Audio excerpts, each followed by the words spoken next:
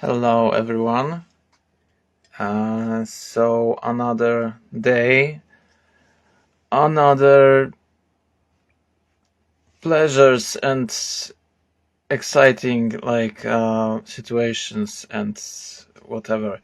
So uh, so today I will ask ChatGPT to ask me some questions regarding art.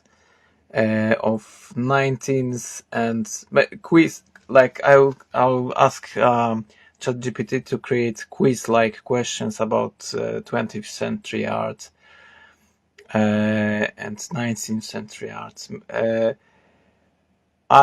To be honest, like I am not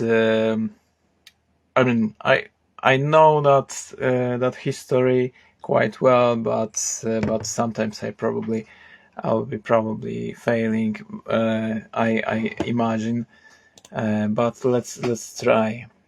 Hey Chat GPT, can you generate 100 quiz like questions about 19th and 20th century art?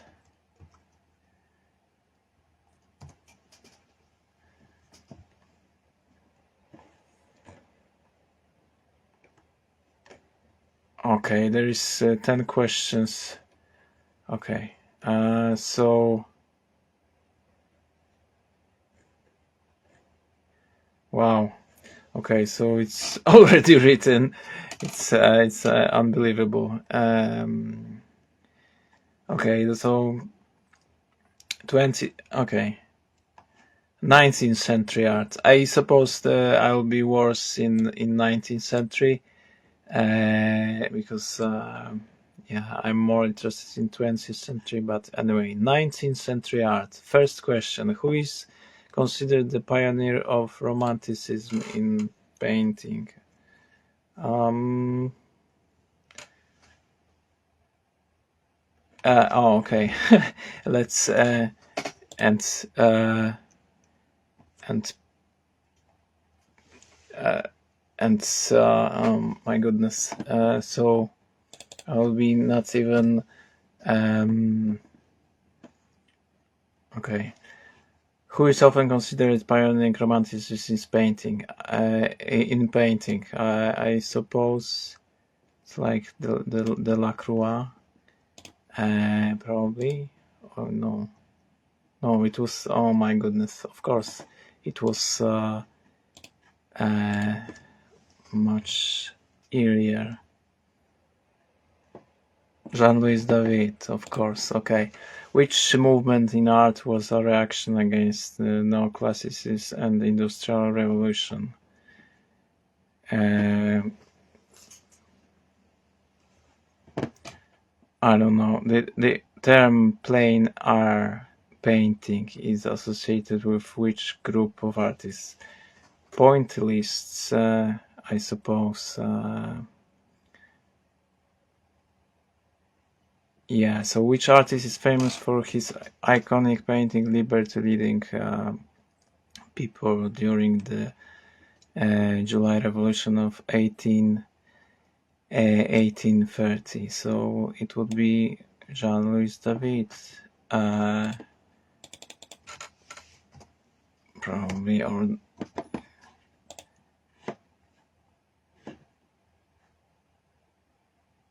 Delacroix. Okay, yeah, of course. Who is considered the father of Impressionism? Monet. The artist Gustave Courbet is associated with which art movement known for its realism? I don't remember. Anyway, what artistic movement was Edward Monet associated with in mid-19th century? Manet, Edward Manet. Okay, so Impressionism, of course. Which Dutch painter, known for his landscapes and influence of post-impressionism, which Dutch painter, known for his landscapes and influence of post-impressionism, lived in poverty during his lifetime?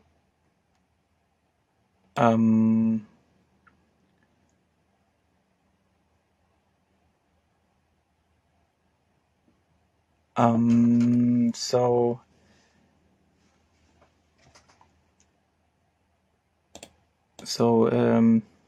Jesus, I've got such a holes in my brain.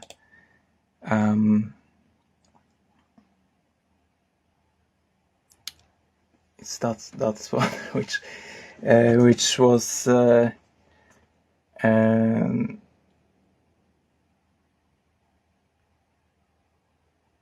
okay. Yeah, so Van Gogh, of course, like so yeah. Who is the sculpture behind the Finker and Rodin and the Kiss? It was Rodin, of course. The Pre-Raphaelite Brotherhood was founded in 1848 by artists such as Dante Gabriel Rossetti, John Everett Millais, and Humas.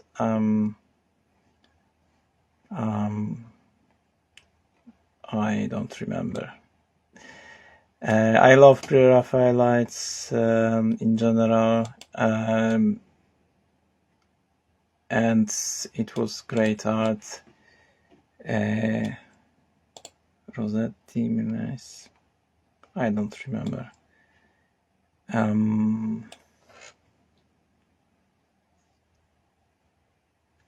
William Morris? No.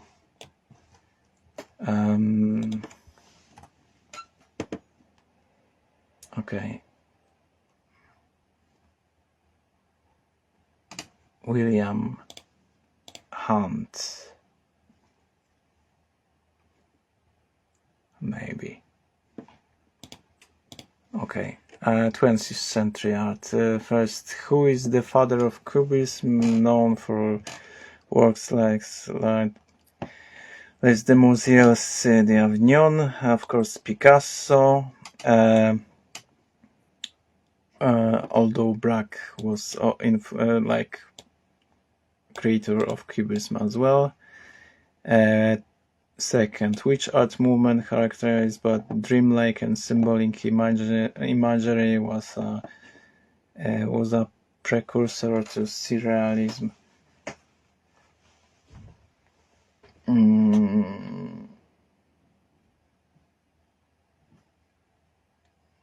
Dreamlike and symbolic imagery.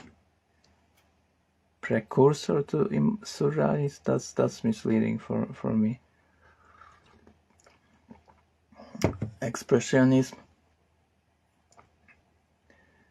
Like we can say that Chagall, for example, was precursor of surrealism, or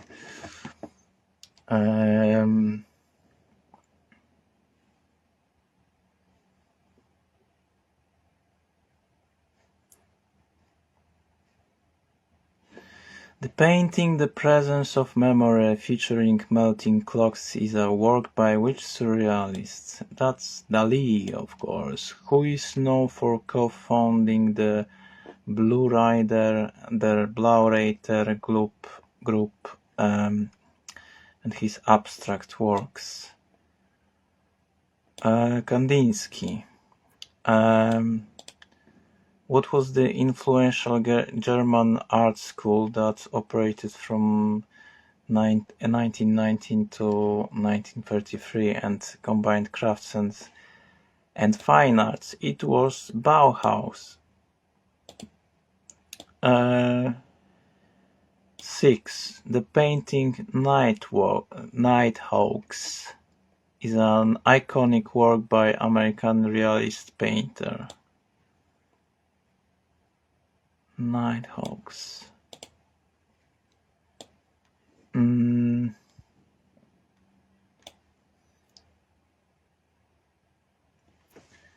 I don't know. Actually, I don't remember so many titles. Oh, okay, Hopper, of course. Okay. Who is the first famous for his mobiles, kinetic sculptures that move with air currents? It was Calder.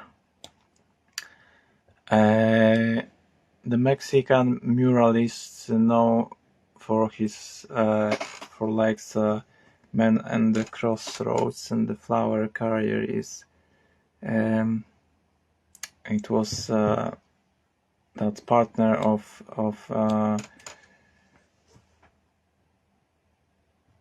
oh my goodness, like Rodriguez or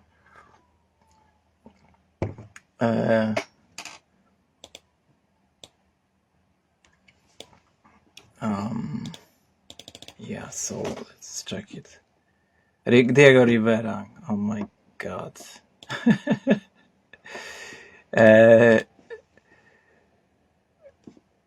This is the partner of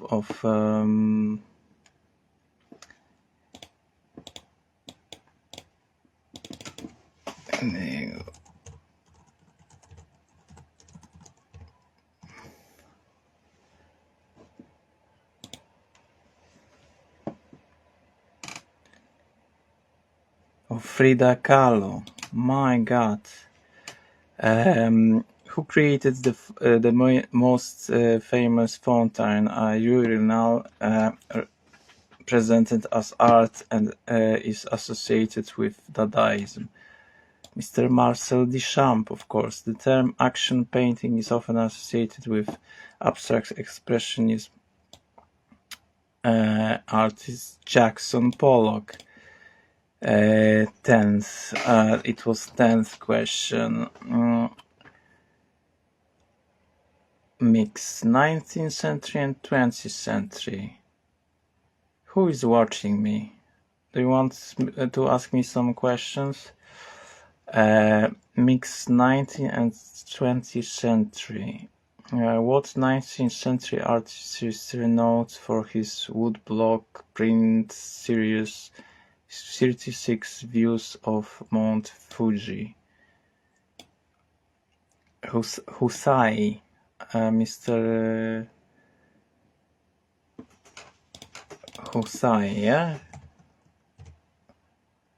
No.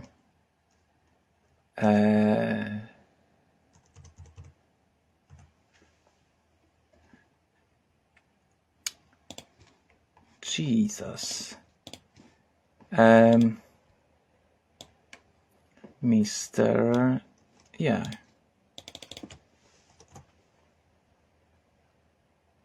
Hokusai. Idiot. Who painted Starry Night and the Coffee Terrace at Night during the late 19th century? It was Van Gogh, of course. Second question, the sculpture, The Little 14-Year-Old Dancer, is the work of French artist Monet. Not Monet, but Manet. Edgar Degas, of course. The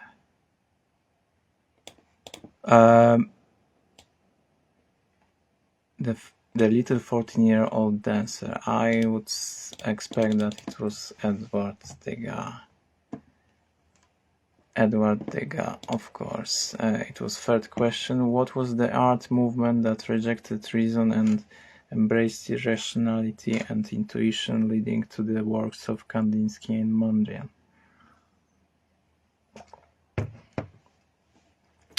Abstractionism, like that's I would say it was abstractionism. Kandinsky and like Mondrian was neoplasticism, actually, we can say, but it wasn't like they rejected reason and embraced irrationality. I would not say that. Absolutely no. So I disagree with that question. I would say Who designed the stained glass windows of the Sagrada Familia in Barcelona, known for his organic and nature-inspired architecture? So, I think Gaudi like designed everything, but did he? Like, yeah, Gaudi. Which artist, known for her self-portraits and association with surrealism, famously had unibrow? It was Frida Kahlo. What influential art movement originating in Italy rejected traditional aesthetics and embraced the chaotic and absurd? I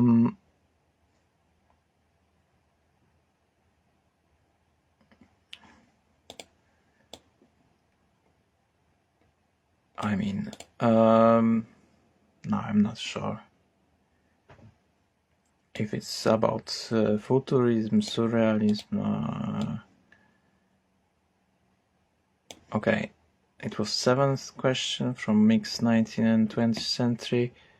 The iconic painting "The Scream" is associated with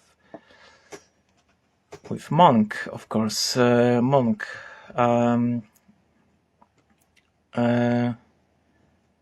Who painted Olympia, a controversial nude, and the Lancion of the Grass? Manet.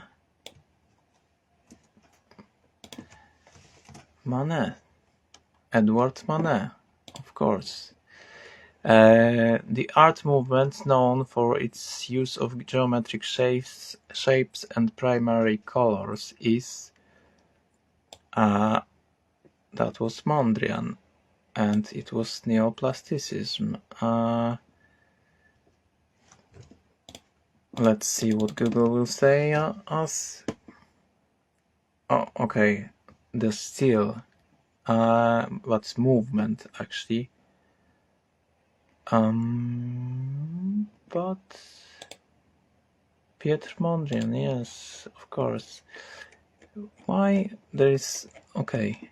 It's not 100 questions for sure. Yeah, as I expected, like 19th century is horrible. Like I don't remember anything, almost.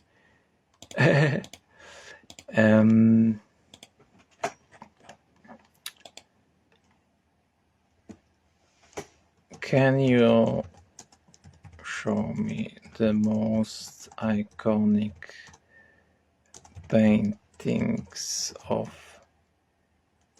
20th century?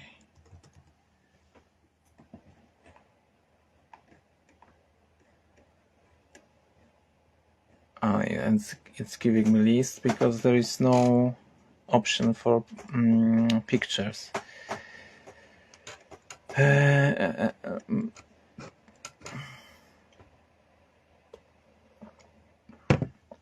Okay.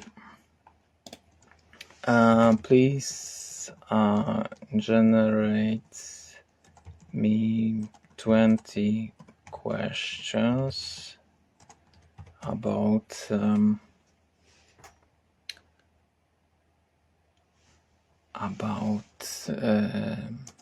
a artificial intelligence, let's say.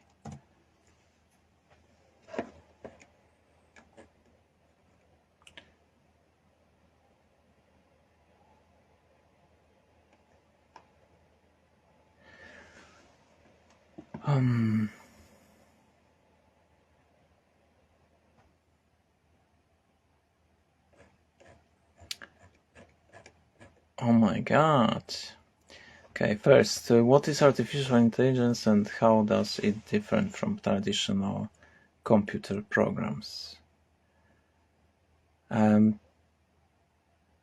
For example, neural networks are trained on examples of, for example, examples of bicycles, of flowers. So each category have some examples, and neural networks are learning on to recognize that category is based on photos, but they are learning on its own, on multiple examples. Although, and like traditional programs are pre-programmed. Everything is defined, very well defined. There is no uncertainty. Programs are based on simple rules. If that, then that. If that, then that, and so on. So it's so you've got algorithms, but artificial intelligence. Purpose of creating artificial intelligence is to create machines which are able to learn on its own, and we can train them to learn like humans actually. So they are more flexible, and neural networks are based on human neural networks and neurons and how they are working. And of course there are huge differences between natural neurons and artificial neurons, but we are trying all the time to model their behavior in a more and more precise way, so we can describe it in the language of mathematics, for example. I mean, of, let's say, computer programming. So artificial intelligence is simply intelligence which is like imitating human intelligence.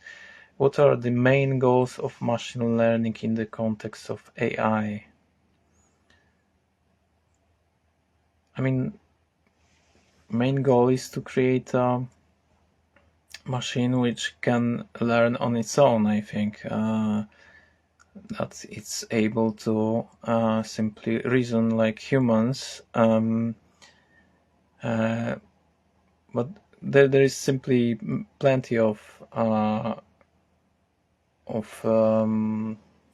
places where you can apply artificial intelligence. You can use that in many different ways. So there is no one answer, but in general, I would say it's creating human-like intelligence. It was second question 3. How does natural language processing contribute to advancements in AI? So natural language processing is simply, those are artificial neural networks trained on big data, on text simply, and these neural networks can predict what will be next, and it's hierarchical. What will be next letter? What will be next word? What will be next sentence?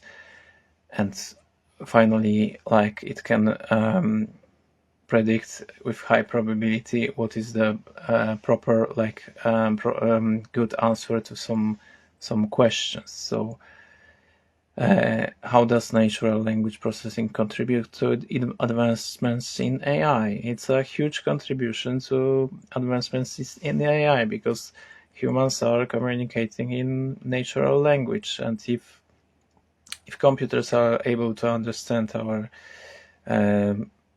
us when we are speaking, it's a huge advancement in most of the human knowledge, but not all is.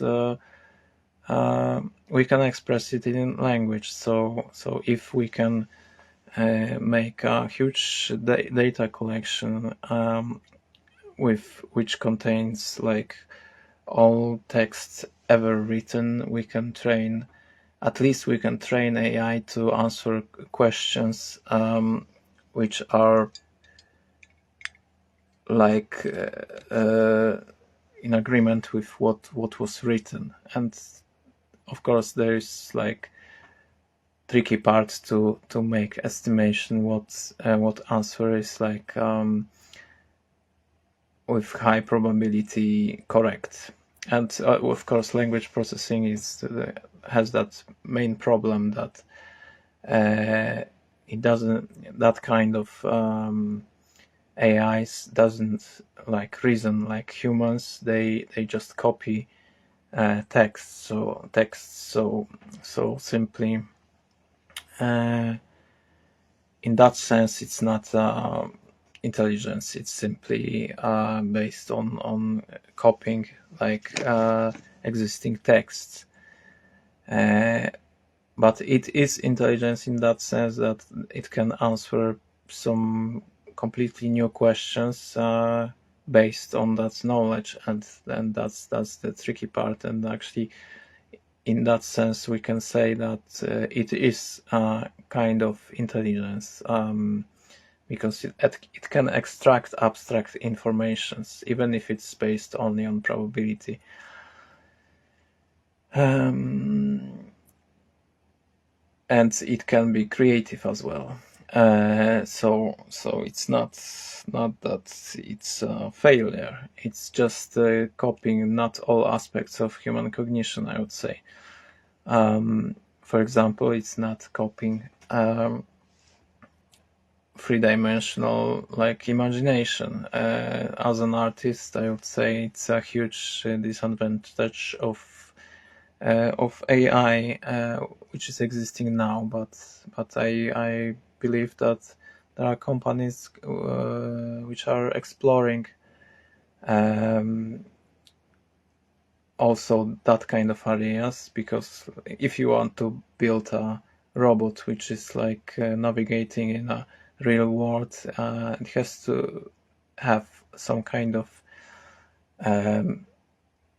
like at least awareness of the surrounding environment, of the surrounding of the environment, of the streets, of the space where that robot is placed. And but in my opinion, in order to reason properly like humans, one of the aspects of that human cognition is to have complex 3D representations in the brain, like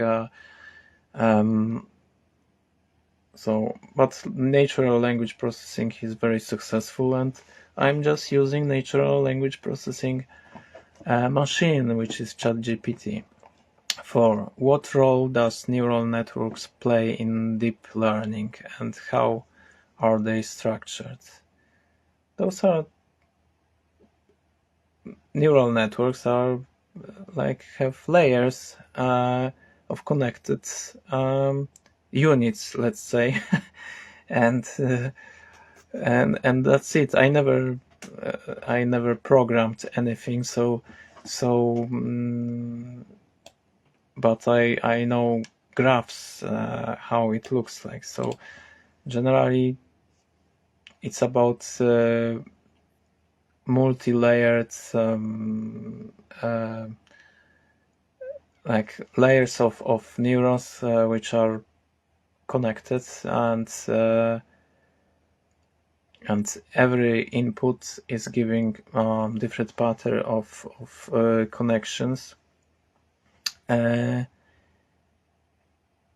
of values of connections, and with every like example of picture which like sensors can detect and represent as a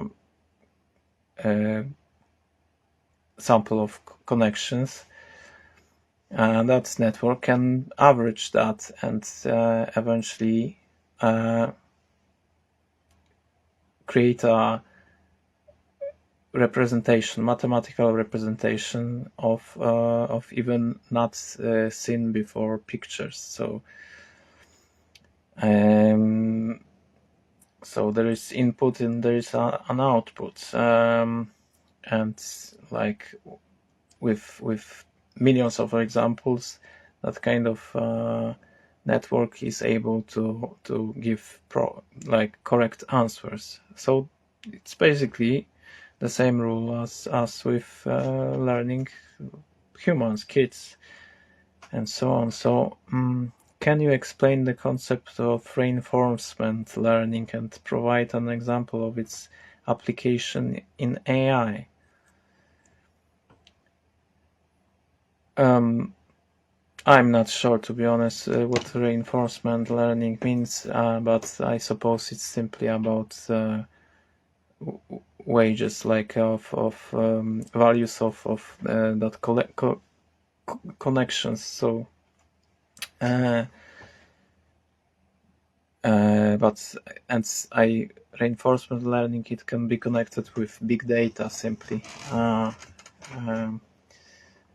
So you can fit neural networks with multiple examples. So it's like, in that sense, like brute force, like anyway, because like that algorithms they are not very smart in that way, that they are not reasoning, but with enough of examples, they can be good enough to recognize, for example, objects in the same, like the same, like that they are as good in recognizing objects as humans are. 6. What ethical considerations should be addressed in the development and deployment of AI systems? I mean, every technology can be used in a immoral way. So you can imagine, for example, some president candidate who is using AI to simply win elections, and then capitalists wins the elections, because if you've got more computers who can spread information about you as a candidate, then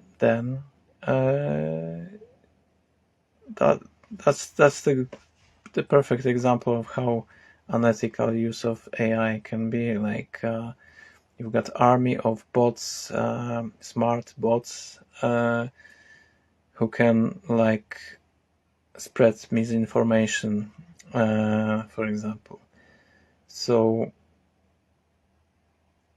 those are ethical concerns, but of course there is more of them, because you can use that kind of systems in military in many ways. So and other concerns are that if we've got artificial intelligence, why do we need humans? So corporations can be completely independent of human resources, and they don't need people. So those are like ethical concerns. There's more of them, because it's like very deeply like if you got true artificial intelligence system, AGI, you've got simply artificial people, you can say, and then you've got like a lot of ethical problems. You can say also that, imagine that AI is becoming a self-aware system, then is it moral to actually turn off the computer? Is it moral to actually like use self-aware system as a tool?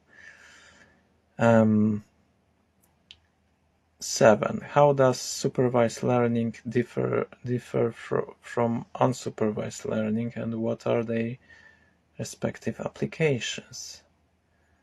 Supervised learning is like you've got set of examples, and you can simply strictly control the process of learning. Unsupervised learning is we've got, I imagine, like system which is learning on its own, but it's probably more specific than that. And what are the respective applications? Whatever. 8. What is the Turing test and why is it significant in the field of artificial intelligence? So Turing, Alan Turing created like thought experiment, which looks more or less like that if you are writing on a piece of paper a question and someone is writing answer on that piece of paper, and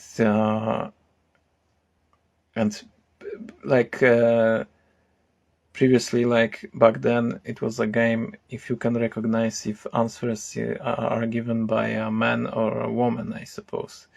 But if you can't recognize if answer was given by a computer or a man, then Turing test is passed, and actually then you are treating simply artificial intelligence as human.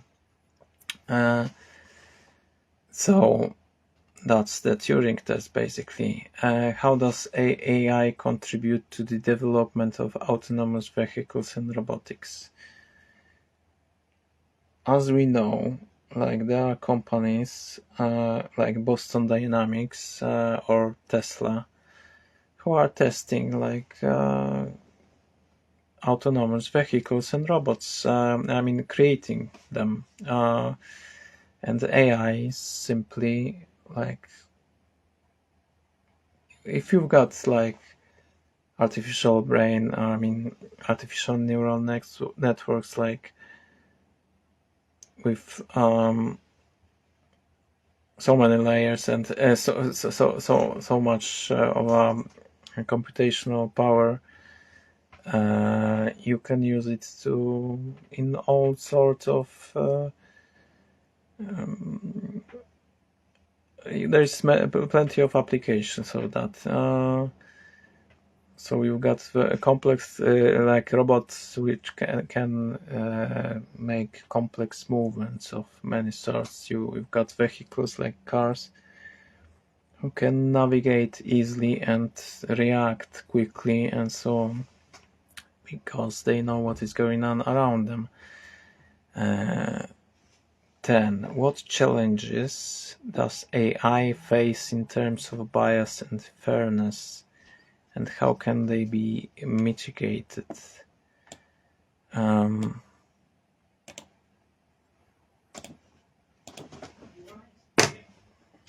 Let's see.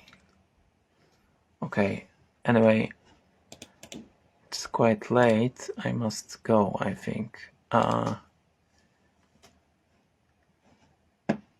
But it was fun.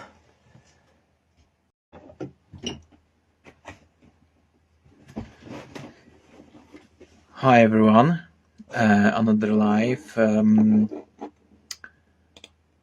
I've got some days off, so I've got some fun. I just had a nice day because I just gave a drawing to one of my customers. Just double portrait. If you want to commission any drawing, just be brave and write anywhere on my fan page. You can easily find my details, my email address and my phone number. You can always call and you can always write, and I will answer. Sometimes maybe with some delay, but I will answer for sure. And everything is possible in my world, so we can make something crazy together, actually. And anything goes. Total freedom of when it comes to commissions. I am ready to make actually any kind of drawing, illustration, whatever you need. Actually, of course, if I will have freedom to choose how it will be made, actually. So today I think I'll just do what I've done before. So I'll ask ChatGPT to ask me some questions, and I'll have some fun in that way. Standard way. It begins to be like a method to make videos here, because I'm usually not planning that videos, so just randomness of everyday randomness. So let's go with some, if it will be possible, because I have to log in, whatever.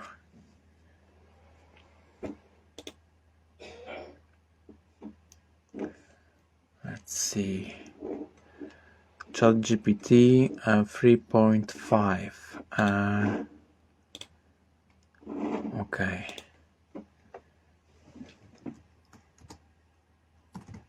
They should actually, ChatGPT, it's such a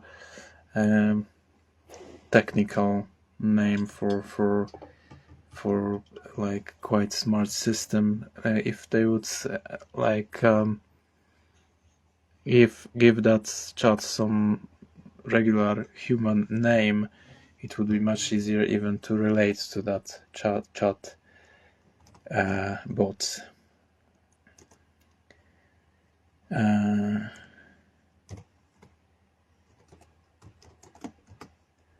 Hey ChatGPT, can you ask me some random questions, please? Generate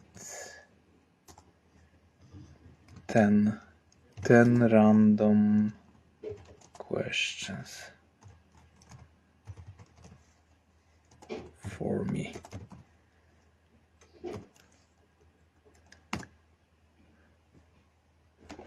Let's see.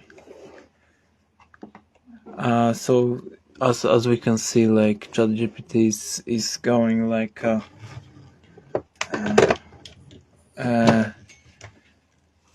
he's using questions which he can find online, which are like from templates, which is quite boring, and I will not answer all that questions. If you could have, and like that's kind of stupid questions, like if you could have superpower, blah blah blah, what's the most adventurous thing? So those are like not original questions. So let's see. Bucket list, stupid, like can you generate more original and creative questions for me?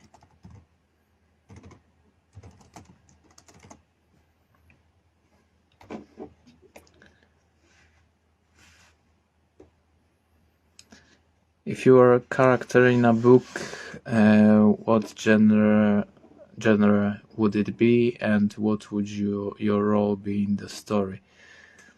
I would love to be a part of a science fiction novel. Some crazy science fiction. But actually our everyday life now is beginning to look like something from science fiction movie. Because actually I think about science fiction as a simply glimpse into the future. Like you can have a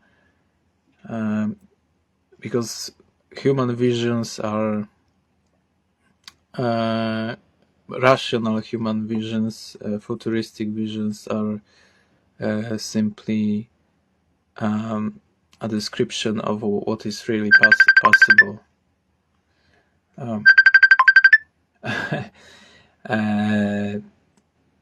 Matthew, you are calling me when I've got live stream. I can't answer. I'll just write him back.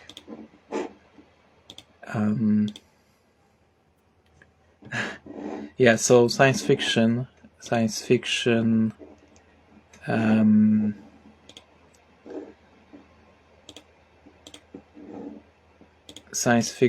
is simply a plan for the future. This is how I think about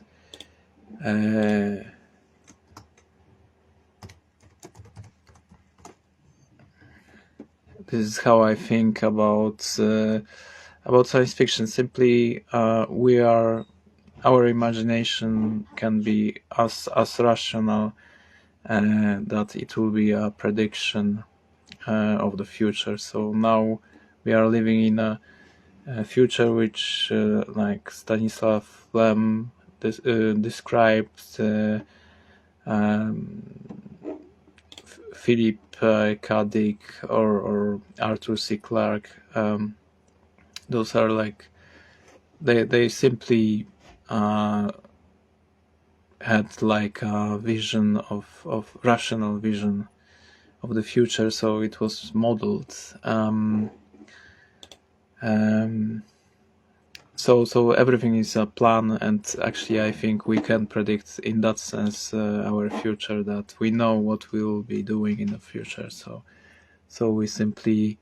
we are doing it, what we planned, and that's why we've got internet, that's why we've got all that new technologies, and simply yeah, we know what is possible simply based on physics, and we can estimate how much time do we need to build some technology, to invent something new, and so on. So but speaking about future, actually now everything is starting to be more crazy, because like progress is so fast that it's very difficult to predict. It was easier back like 30 years ago, because technology was more predictable, and so the more intelligent systems we build, the less predictable it becomes. So this is what I believe. So if I would want to be a character in a book, it would be science fiction, but actually now we've got science fiction. So on like simple biography will do in when it comes to us in our times now. Second question. So this is like another 10 questions which ChatGPT generated when I asked to ask me some more creative questions. Second question: if you could invent a new holiday, what would it be? Like, what would it be celebrate, and how would people celebrate it? That question, I came across that question like 2 or 3 times already on that live streams when I was exploring random questions generators. So we've got ChatGPT, which is copying basically what is in the web, so it's not creative. 3. Imagine you have the ability to communicate with animals for a day. Which animal would you talk to first, and what would you ask them? Dolphins, chimpanzees, bonobo chimpanzees, elephants, or whales, some huge brain mammals, mammals with huge brains, sometimes bigger than ours. 4. If you could magically transform into any object for a day, what would you choose to become and why?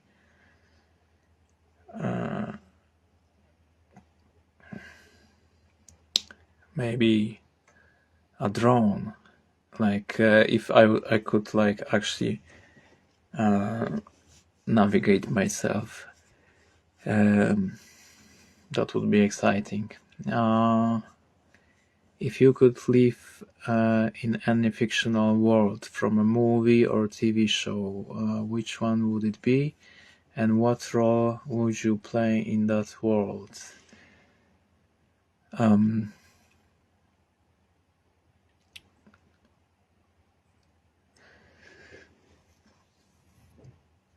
Like Total Recall or something like that. I don't watch TV and movies so much, so I don't know, but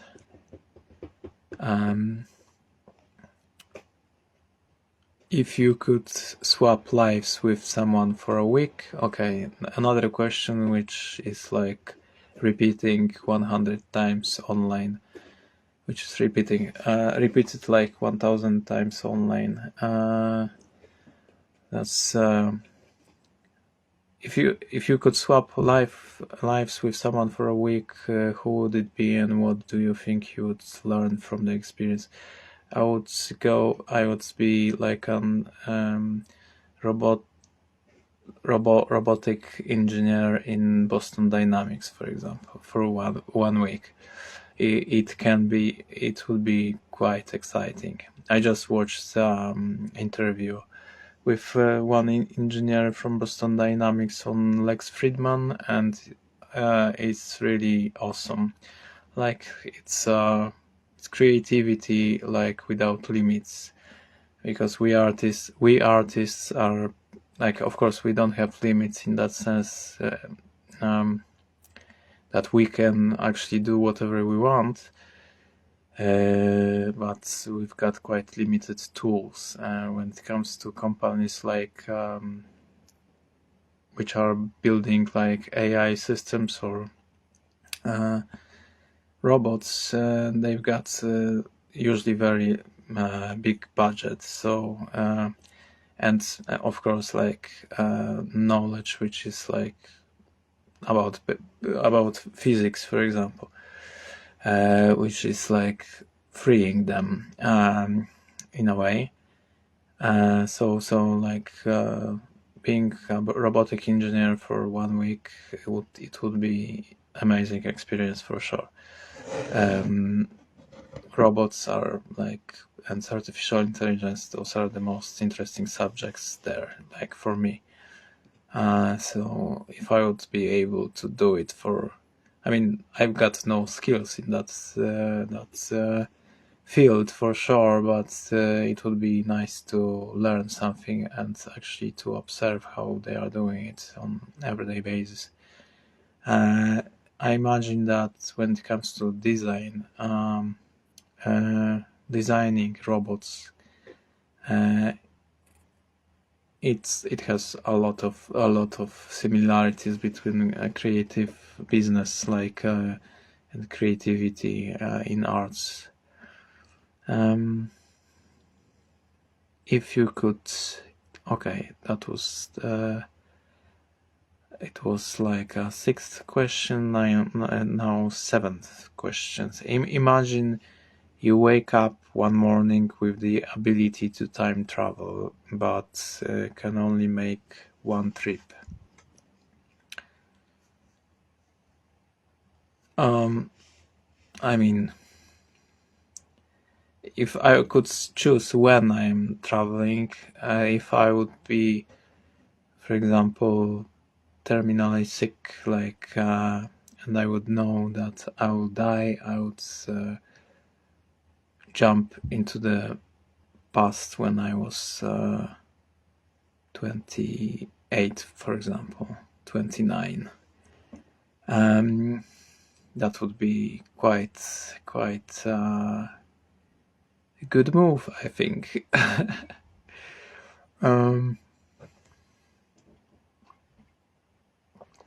But actually, I because I imagined for a second that I would become young again and healthy, but it's not necessarily the case probably in that kind of travel. I don't know. Okay, 8th question. If you could have a conversation with your future self, what's the first question you would ask and why?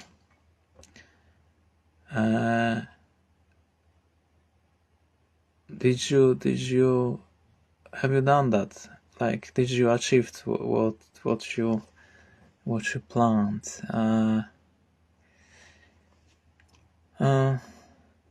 But like, to be honest, like, I don't have any questions to my future self, because like I am here and now. I don't have any questions. I know everything.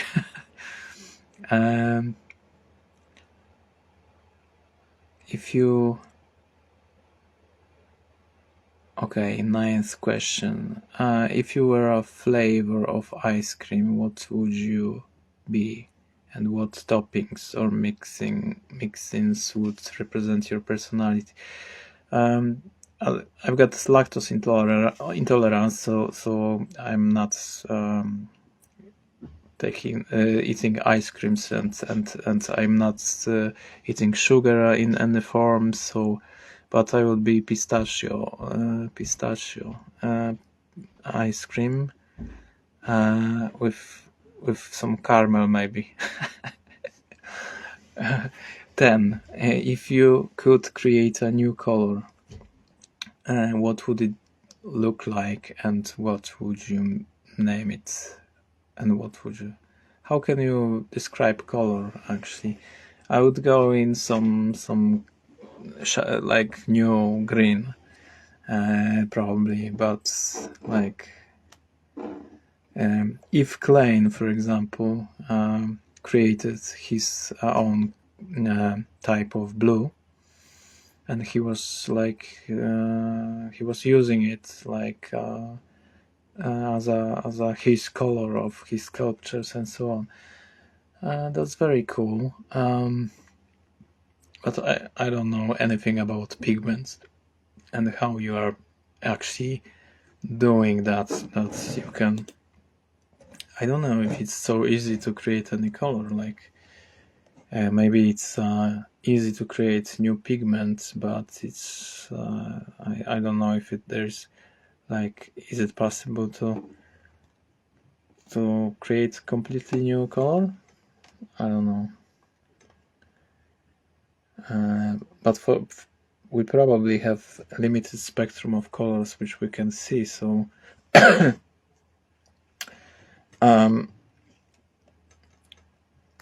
generate more of this kind of questions.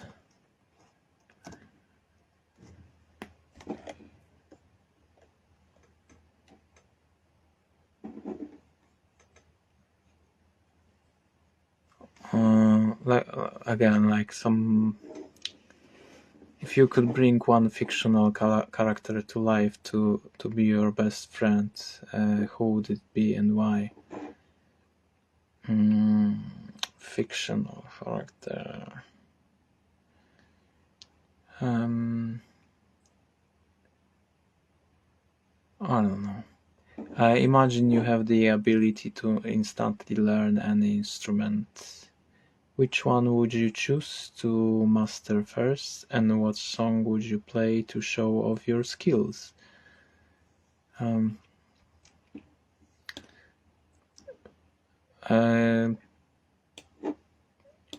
Sitar or guitar, and I don't know what would I play. I really think that we should always create something by ourselves, like so we should invent stuff, not repeat stuff. That's why I'm not realist when it comes to art, but surrealist or abstractionist. I'm calling myself representationalist, or yeah, I'm creating like completely new representations. So I'm playing with imagination, and I think that's what our brains are for. To imagine, to plan, and because of that we can understand deeply. If you were a plant, what type of plant would you be, and where would you choose to grow? What are the tallest trees? The name of the tallest trees. Hyperion. The tallest tree in the world, the Hyperion. The world's largest tree by height is the Hyperion, which is a coastal redwood, sequoia, yeah, that's what I thought. Sempervirens, and is located somewhere in the heart of Redwood National Park in California. Sequoia. If you could have a conversation with any famous landmark of natural wonder, which one would you choose, and what would you talk about? I don't know. I imagine you could teleport to any place in the universe for a day. Where would you go, and what would you do during your visit? I would go in some region where there is high probability that there is a habitable planet. So I'm excited about the possibility of meeting other civilizations from the universe, not from our planet. So because planets are usually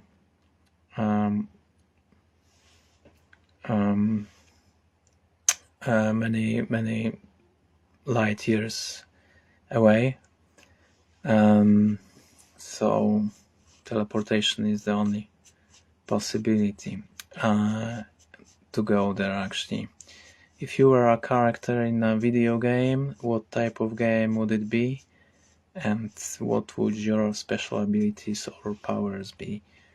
It would be some adventure game, and my special power is to invent tools, for example, in a split of a second. If you could be a fly on the wall in any historical event, which one would you choose to witness, and why?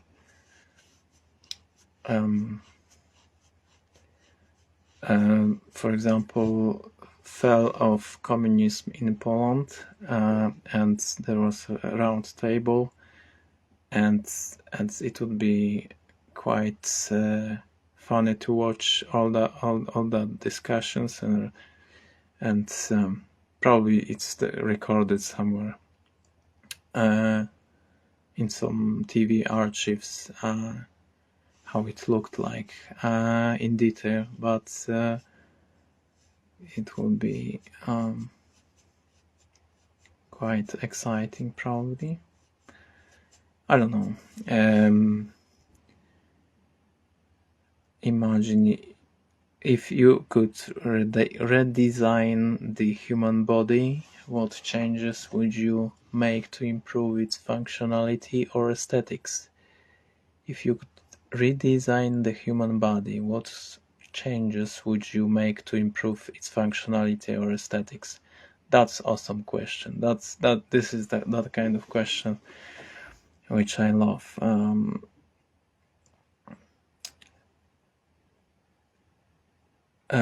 To improve functionality, it would be like we can make ourselves bigger, we can make our legs longer to walk faster, we can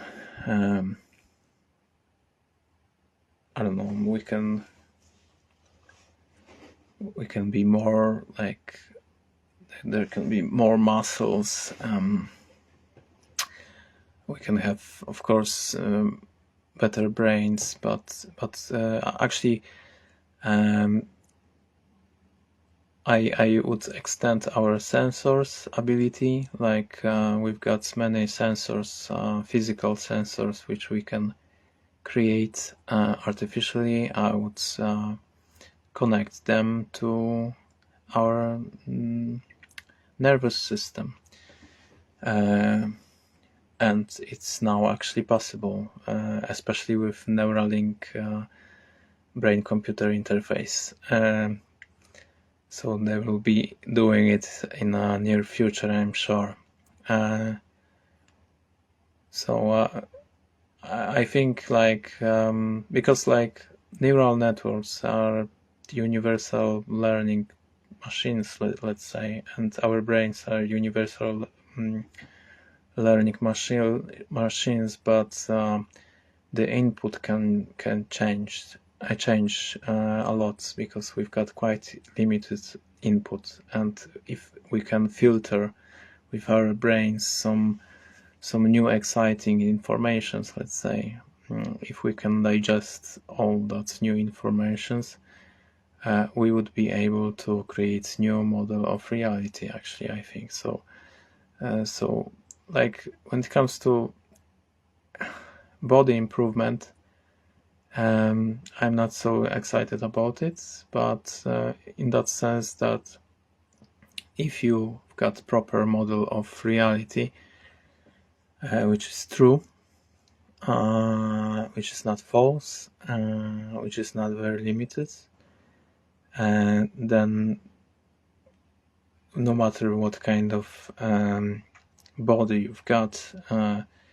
you've got more degrees of freedom, because you know better what is going on. And that's my vision. Then, if you were the ruler of your own kingdom, what would be your first decree, and how would you govern your realm? So first of all, I am against kingdoms, and like I don't see any point of ruling anyone else. It shouldn't be happening, because the more hierarchical structure you've got, the more evil will happen, because that's the nature simply of that kind of structures, social structures.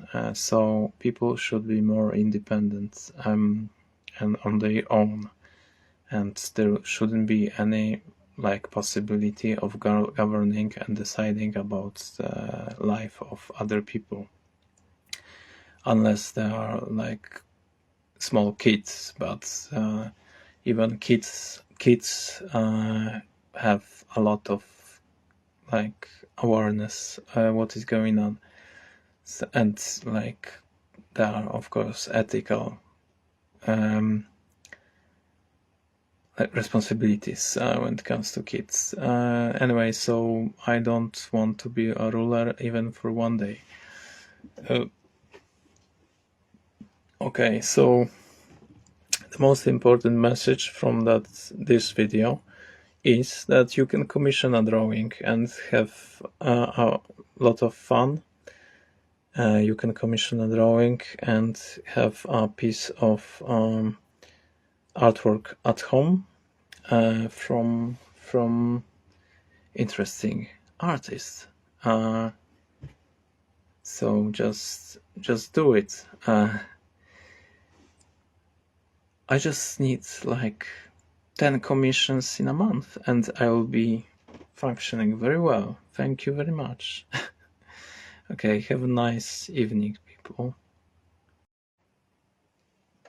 Hello, funny, gorgeous people. How are you today? Good? Good? It have to be good. Because we have to work tomorrow. Come on. Of course, we don't have to. We shouldn't have to. I mean, what I'm talking about. Anyway, so ChatGPT, another episode with ChatGPT in the background as an interviewer. So let's see. What can we ask ChatGPT to do this time?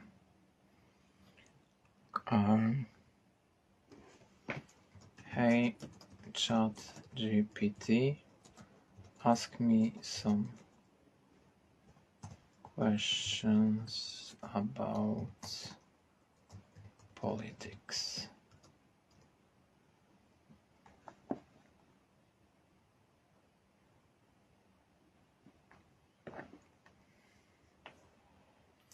What political issue do you feel most passionate about?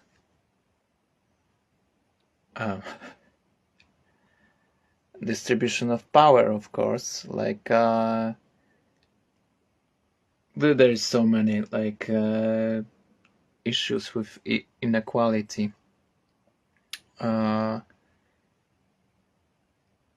Those are the most like important issues for me. I think we are basically enslaved by that system, and we can't choose how our life looks like. We are forced to do stuff which we don't want to do, actually. So, of course, they are trying to pretend that we've got a choice, but we don't have any choice. So basically, if I would start doing only what I love, I would be homeless in 1 or 2 weeks. And I know how they would argue there, like up there. Oh, you are simply not good enough in what you love to do, and so on. Like we know that kind of tricks, psychological tricks. But that's the reality of our situation, that we are forced to do stuff about which we don't care personally. So what political issue do you feel most passionate about? And it's about inequality. And like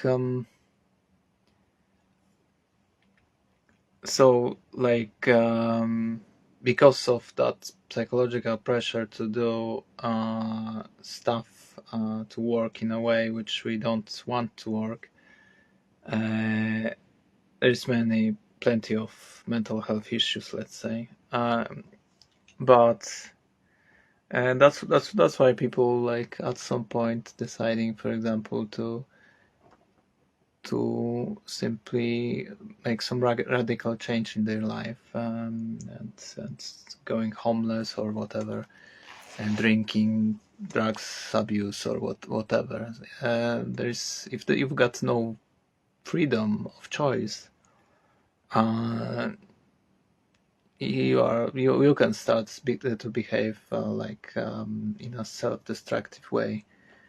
I think, because like what is the pleasure of life if you can't make free choices? That's very simple. Anyway, so those are very serious issues. Like, and if whole your life you feel dominated by someone, it simply can't create anything good. Like, it's a struggle. It's a class war as well. Like, we can describe it in that way. And you are drained, and you are squeezed like a lemon, and or some other fruit, and very often you are thinking for some company, corporation, and they are not giving you back as much money, for example, and power as you should get when you are creating some things, some patents, for example, or whatever. So what political issue do you feel most passionate about? This, let's say, inequality, but it's about distribution of distribution of power. It's those are very complex subjects, and I'm still learning about it a lot. I just found, for example, there is that British lady. I just listened to her today, Grace Blakely. Very wise.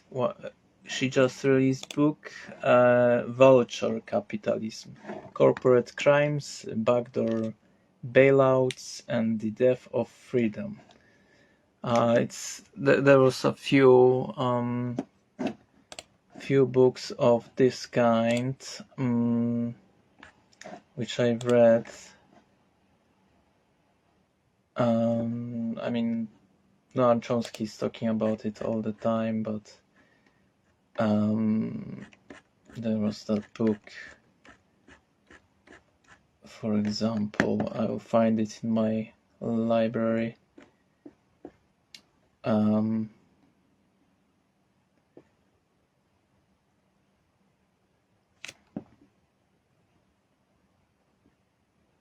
In a second.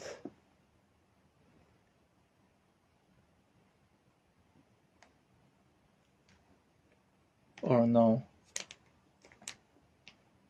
Ramirez or something like that.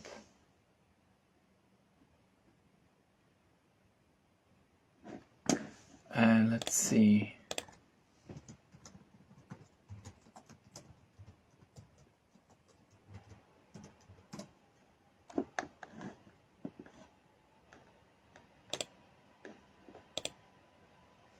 Creating Freedom, that was the title, I think.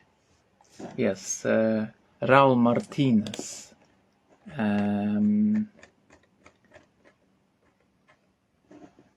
So, Raul Martinez. There is that guy as well recently, Gary Economics, and it's Gary Stevenson, and he just released book as well. The Trading Game. So there is a few figures of this kind, like people very well educated, like people who are criticizing capitalism.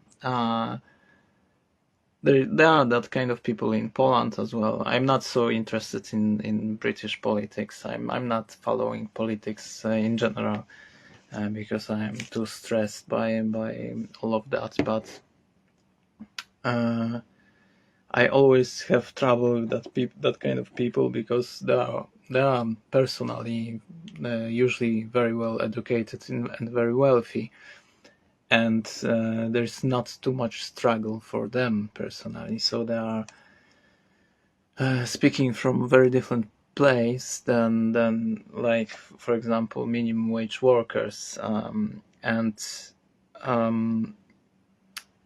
there is a problem with that first of all they are speaking a language which will not get to like average people, but also they are describing like ideological problems, they are describing like systematic problems, problems with system,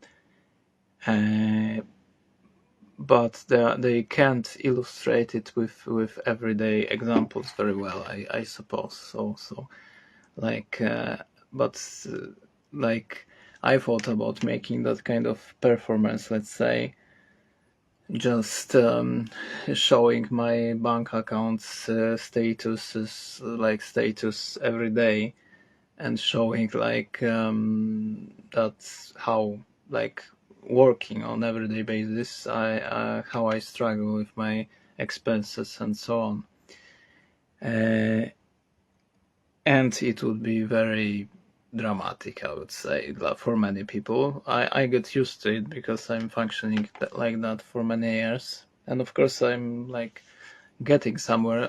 It's not in that way dramatic that I can't like function normally, but it could be like quite fun experience for many if they would never like struggled with money.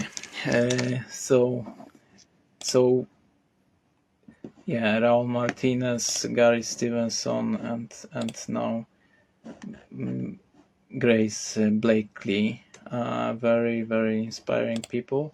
And there is of course like Noam Chomsky, who is talking about it for a long time. But with Noam Chomsky is the same. Like, this is like extremely intellectual person, and simply they are not expressing like properly how dramatic situation of people in a working class is. Like, of course they understand that problems, but as I said, they are always like on that very intellectual level, not emotional level. So, and like I think we should like illustrate problems of average people very well to like work with that problems and solve that problems. It's like for me, it's like for example, surprising how many talented, bright people I met on my way, where I'm working some minimum wage jobs, and they can't escape from some jobs, like so-called bullshit jobs, even if they've got plenty of skills. They know many languages, and I think simply the nobody wants to help them, like, for real. It's not even like about me personally, because I've got some, I don't know. You can always explain in my case, like in some other way, why I've got problems with money or whatever. But I see people who are extremely well educated, and they struggle as well. So it's a like very long story, but but it's something about which I'm thinking all the time, actually. No, I'm joking, not all the time. I am like not social. I'm not going to be social worker. I'm not politician. I'm not going to be politician. I'm just interested in my life and how I can make my life better. And actually, there is not too many ways I can do it. Of course, there are some methods, but um, but it's simply those are systematic problems. Those are problems which will be always there, and it's like nobody's fault actually.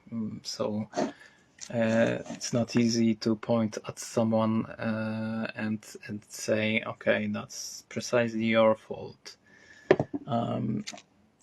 Second question: how do you think advancements in technology are shaping modern political discourse? You are talking about like global warming. Um, um, that's another question, which is like you can write books about it. I am like personally interested in artificial intelligence, and I'm observing like how it's influencing everything. And of course, it's a little bit of hype, a little bit of creating like some sort of new products and new market. But I believe that it's those are very useful tools. And like because of my political views, I believe that it will be used against average people, because the more skills robots and computer have, the less people is needed for making some work. And if there will be no like global solution for that, it will be a situation like recently in IBM, like they are firing staff, a lot of people at once, because they can exchange them with programs. And of course, for a company, for a corporation is great, but for workers is not great. And like it will be more and more often like that. So I believe, as with all technology, it will be used against average people. Like, I mean, not all technology. Of course, there are medical like solutions which are great, and they are for everyone. But actually, I believe that corporations are abusing people like very often, like very often. I'm reading about it. Like that's not my personal experience. I observed, like, let's say I worked in a corporations, let's say for like half year, maybe bigger companies, maybe a few months in general. But usually it was like people were working for 12 hours sometimes, and not always getting money for every hour spent at work. There was a lot of pressure with big projects and stress, and it was like I didn't like it at all. So I don't know if anyone can like it. And money were not such great as you would think. Anyway, fourth question. So okay, third. How do you think advances in technology are shaping modern political discourse? I mean, everything can change because of technology. everything about like energy system now, it's like a very hot topic like in politics, because looking for green energy, ecological energy, where there is no emission of CO2 is very needed, and it will be a topic for many debates, and it will be more and more difficult, I suppose. But there are some solutions, so it's not. I think in general that it's not mission impossible to like sustain cities with green like ecological energy, let's say. What role do you believe social media plays in influencing political opinions? Huge role, but it's politicians are steering all that exchange of informations and of information. So there is a lot of bots, a lot of trolls, agents of some sort, people who are trying to influence opinions, and we have to remember that it's never like that there is like 5-10 people who are like having opinion. There is multiple people who are having opinions, and there is plenty of highly educated people who are having opinions, but we are not hearing them. And of course now it's changing slowly in that direction, that people are more and more brave when it comes to expressing their opinions and thoughts, but we are still not there. It's like I see like that on the Polish like let's say political scene. It's very limited when it comes to number of people who are participating in the debates, and like I see, like for example, when it comes to, I am leftist, and I'm observing what political left is doing, and because those are very often highly educated people, there is some kind of elitarism in that, and it's very very bad for any kind of progress, and it's very bad for democracy if you are not open and you are not listening to people on the bottom. Exactly those people should be heard because they struggle the most. So it's not logical to exclude them from debates because you are afraid of the stupidity or lack of knowledge or whatever. Fourth question: how important do you think it is for citizens to be actively engaged in politics? To be honest, like I hate watching anything what is about politics. At some point I stopped watching any news because I was so pissed off, and like I'm checking what is going on in Poland from time to time, in global politics as well, just from time to time, because it's like the more you read, the more surreal it becomes for you. But citizens, like I think like average person should be engaged in changing their life for the better. And like I'm not speaking about creating companies and other corporations and startups. Simply, I think everyone should think why actually their life is not as easy as you can imagine it can be. Like So everyone should think really seriously, like what they want and how they want to provide that change. And for example, like for me as an immigrant, as a person who is like freshly in London, for example, rent, it's a huge problem. Like a huge part of my income, it's going for somewhere, and it's like surrealistically like simply you can imagine that it can be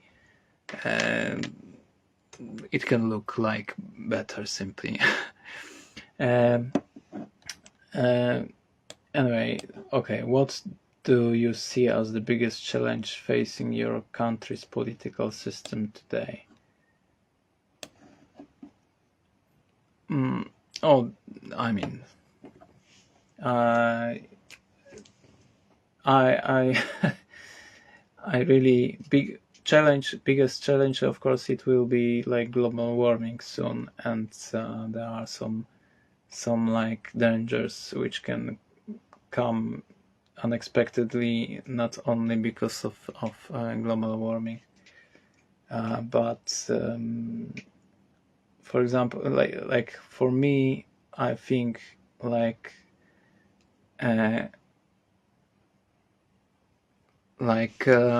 governments should be more brave in making social changes, pro-social changes, which are influencing, like really influencing for the better, like people, average people. And in my opinion, it can be done by simply not allowing, for example, corporations and companies to do whatever they want. They have to respect people, and then, for example, like hiring someone that you're giving them as much money that they can't survive normally, it's unethical. So it shouldn't be like possible to create wages which are not allowing you to survive normally, because how you can live like that? So you can expect after some time that if you will be like abusing people like that, they will like fight back in some way. They can be criminals, or some like problems will be created. They will become like some addicts maybe, or and so on, so on. Like if you are not respecting people, if you are not allowing them to grow, to get rich and wealthy in general when they are working hard, just yeah. So yeah, I would say the biggest challenge always is to create freedom and wealth for individuals, not for political groups or yeah. So how do you think globalization has impacted political landscapes around the world? That's a quite difficult question, very general.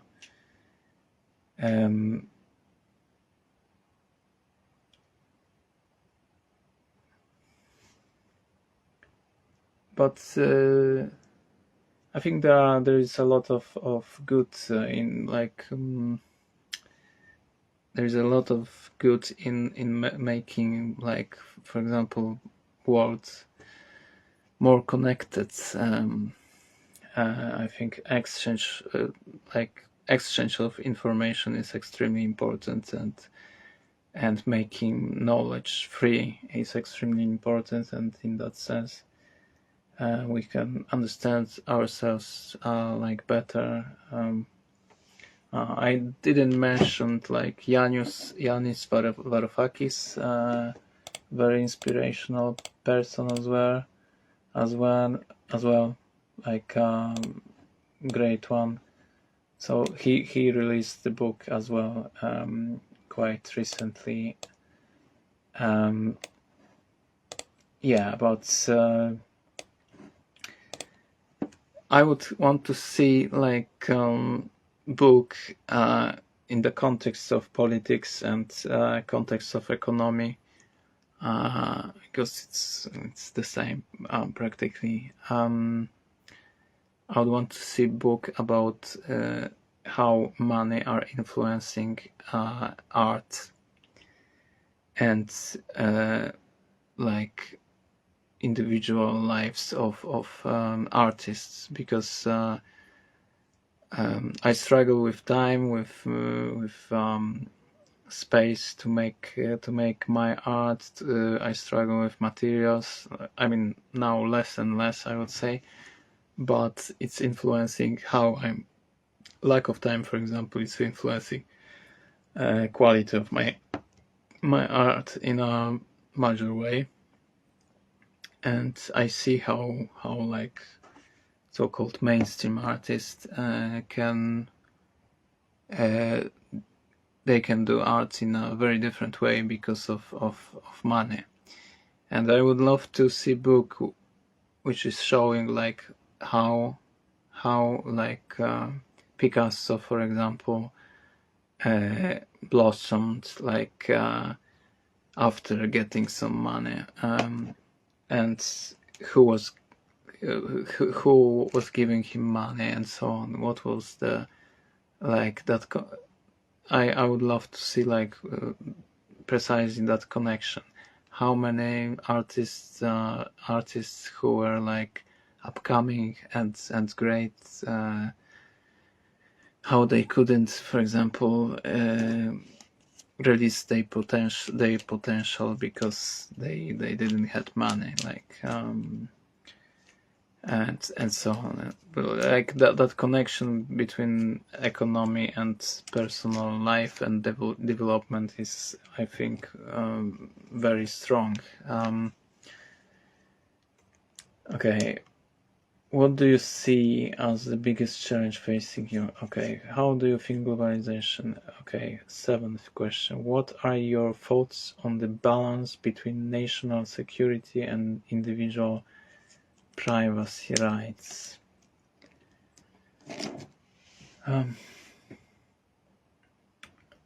Generally, like I don't think that it's allowed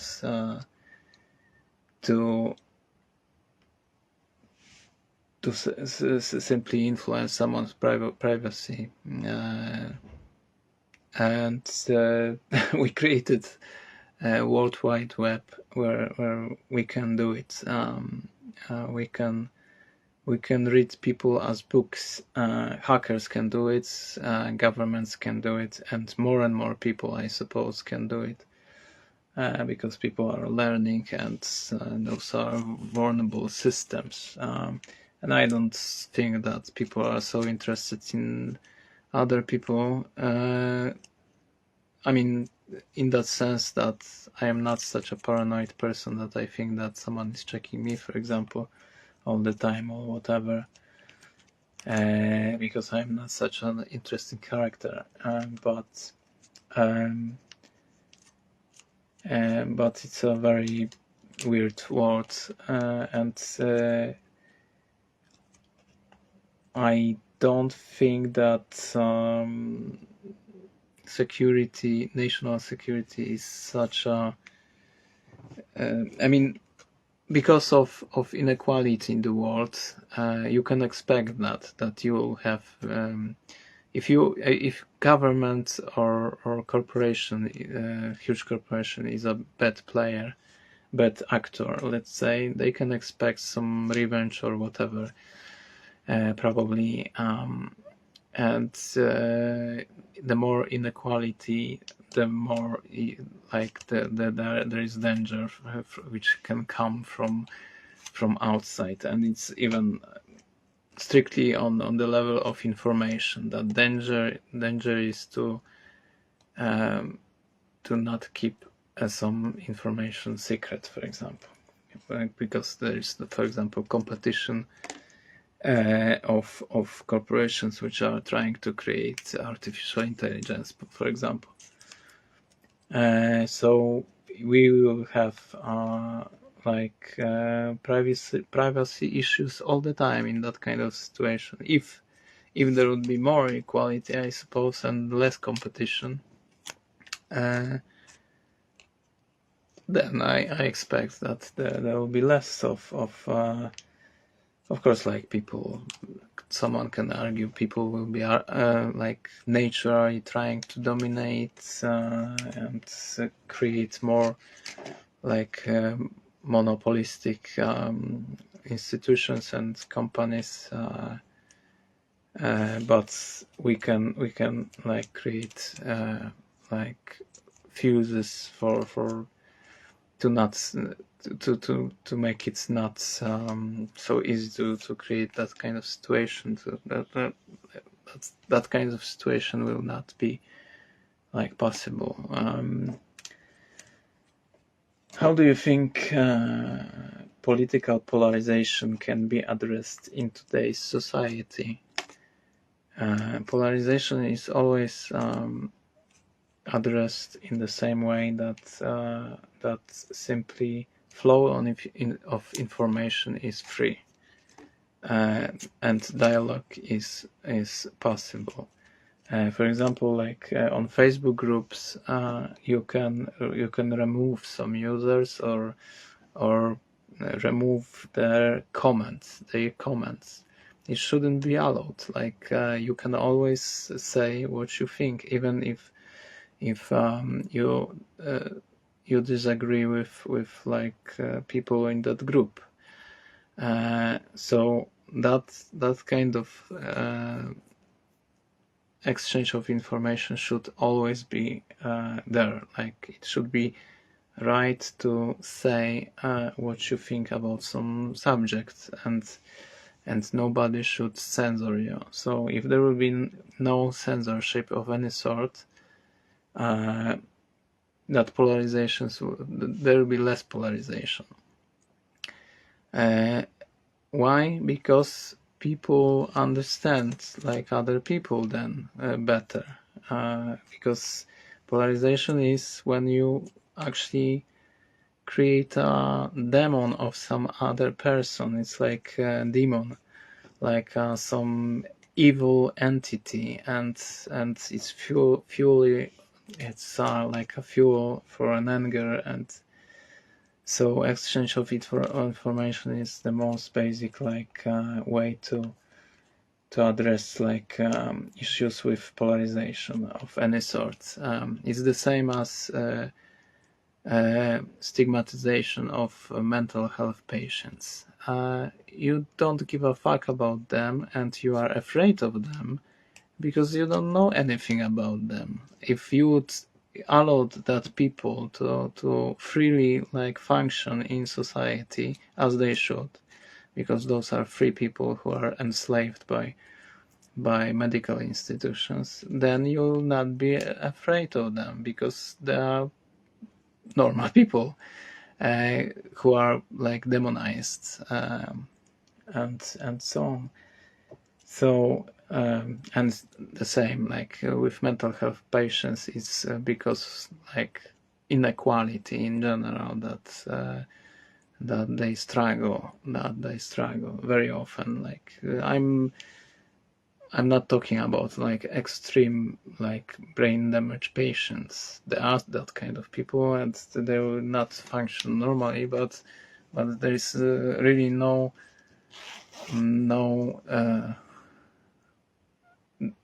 easy to spot difference between mental health patients and normal population, and they are still struggle to find a proof that there is a real difference.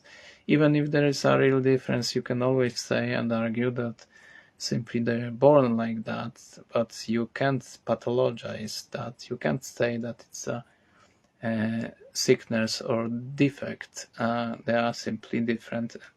Just like, for example, there are different autistic people are different. There are always like, there are people on autistic spectrum, and they are functioning very well in society, and everyone can get used to it, because now you can watch, I don't know, plenty of YouTube channels where people are describing their experience with autism, like, and in the same way it can be done with mental health patients, and the same can be done, and it's done, fortunately, to some extent, with political organizations, groups, and individuals. Like, so exchange of information is the most important when it comes to like creating like space for communication when it comes to politics. It's very important because like many like radicals from the left and right, they are simply trying to solve the same problem with different solutions, and if they can realize that they are actually coming from the same place, when it comes to like circumstances, there can be more empathy, and there can be like chance to create like universal solutions to problems. 9. What role should education play in shaping citizens' understanding of politics and governance? What role should education play in it? It's the same.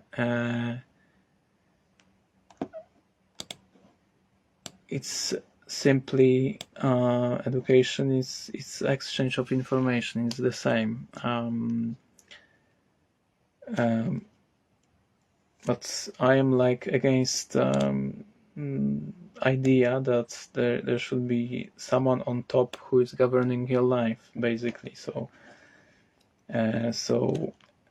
educational system in that context is basically created to teach people how to be polite and behave like sheep, and to agree to everything what figures from government are saying to us. So you can always question everything, and you can apply critical thinking to anyone. There is no authority, and you can do it. How do you think political leaders should address issues of income inequality?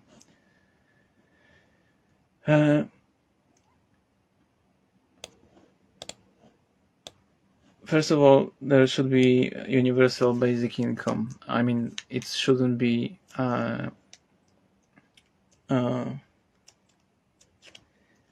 am like I agree that people who are like more skilled and better educated, they can make more money because they are like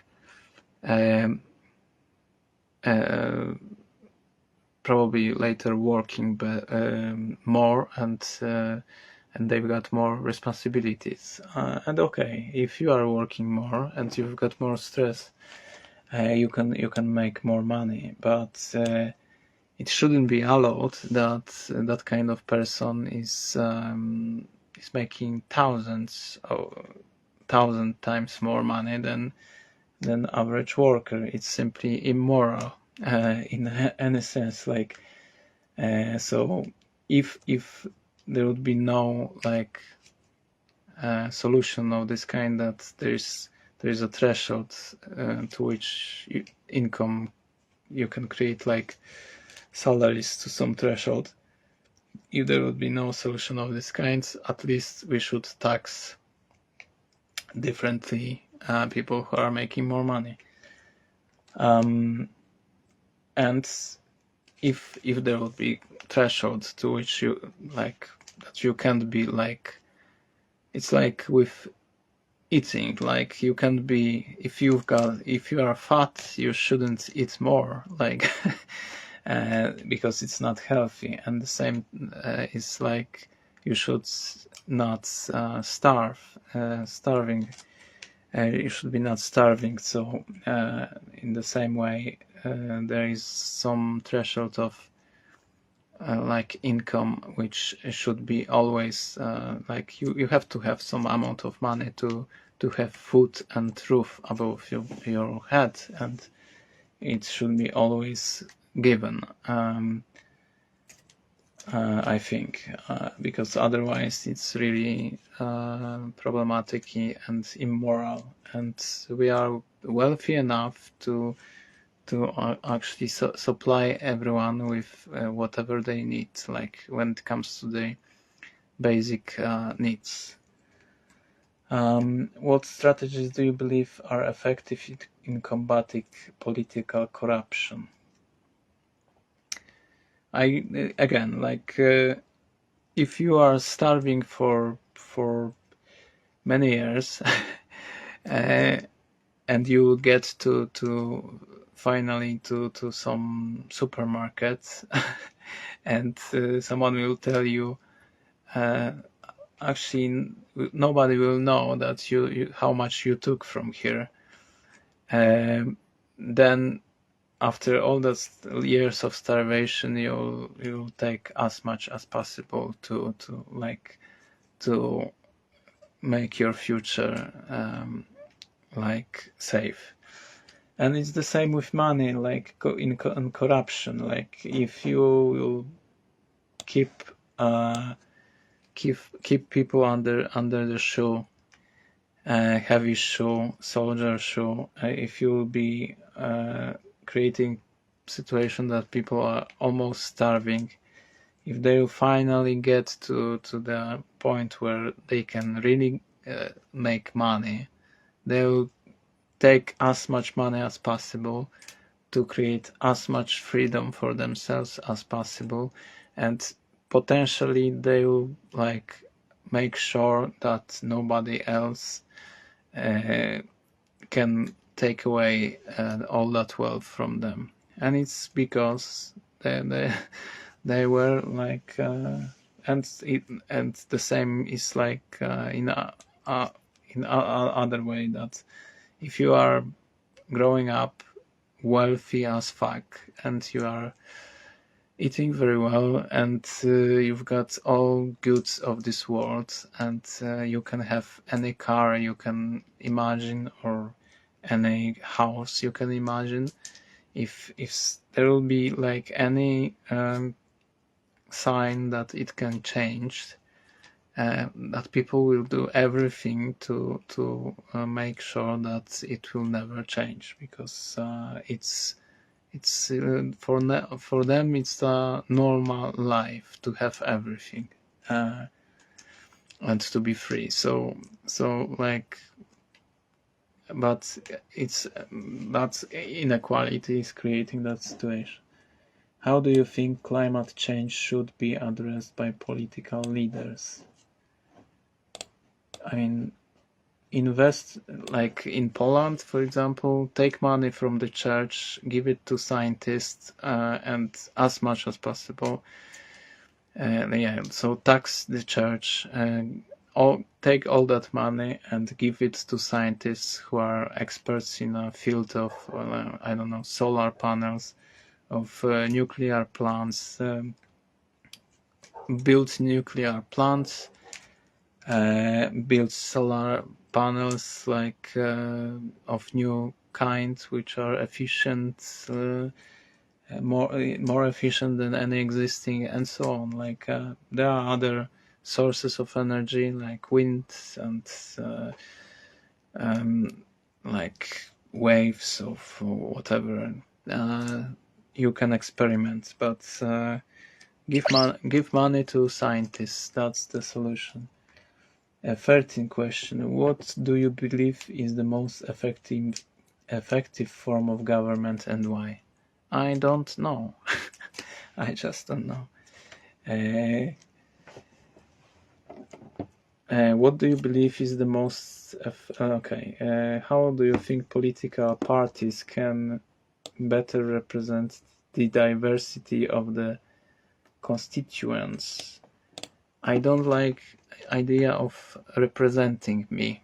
Like I don't want anyone to represent me. I am speaking for myself, and I think everyone feel exactly the same when it comes to like my business. Everyone knows what is their business and what they want, and nobody should actually speak for them. So that's my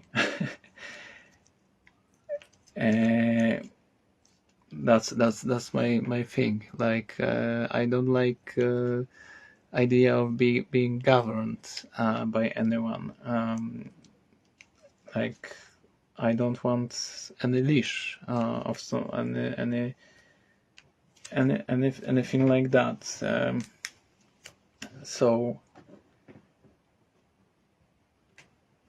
how do you think political parties can better represent the diversity of their constituents? Just there should be diverse people in the government. That's very simple. Like, but of course, like, and that's the problem. Like, so you can't create this, like. There is a limited number of people who are governing, and that paradox will not allow like to represent everyone, because like in order to fully like really represent someone, you would have to like be fully like imagine someone's situation. And to fully imagine someone's situation, the best would be to be precise in that kind of situation.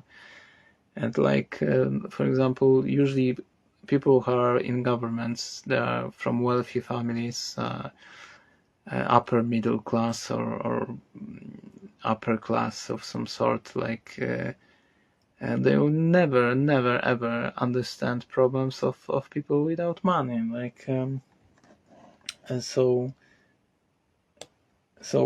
decision process where only wealthy people decide about words of unwealthy people, it will be always a struggle and problem with that. So simply, and the solution would be like to create more representatives, like to simply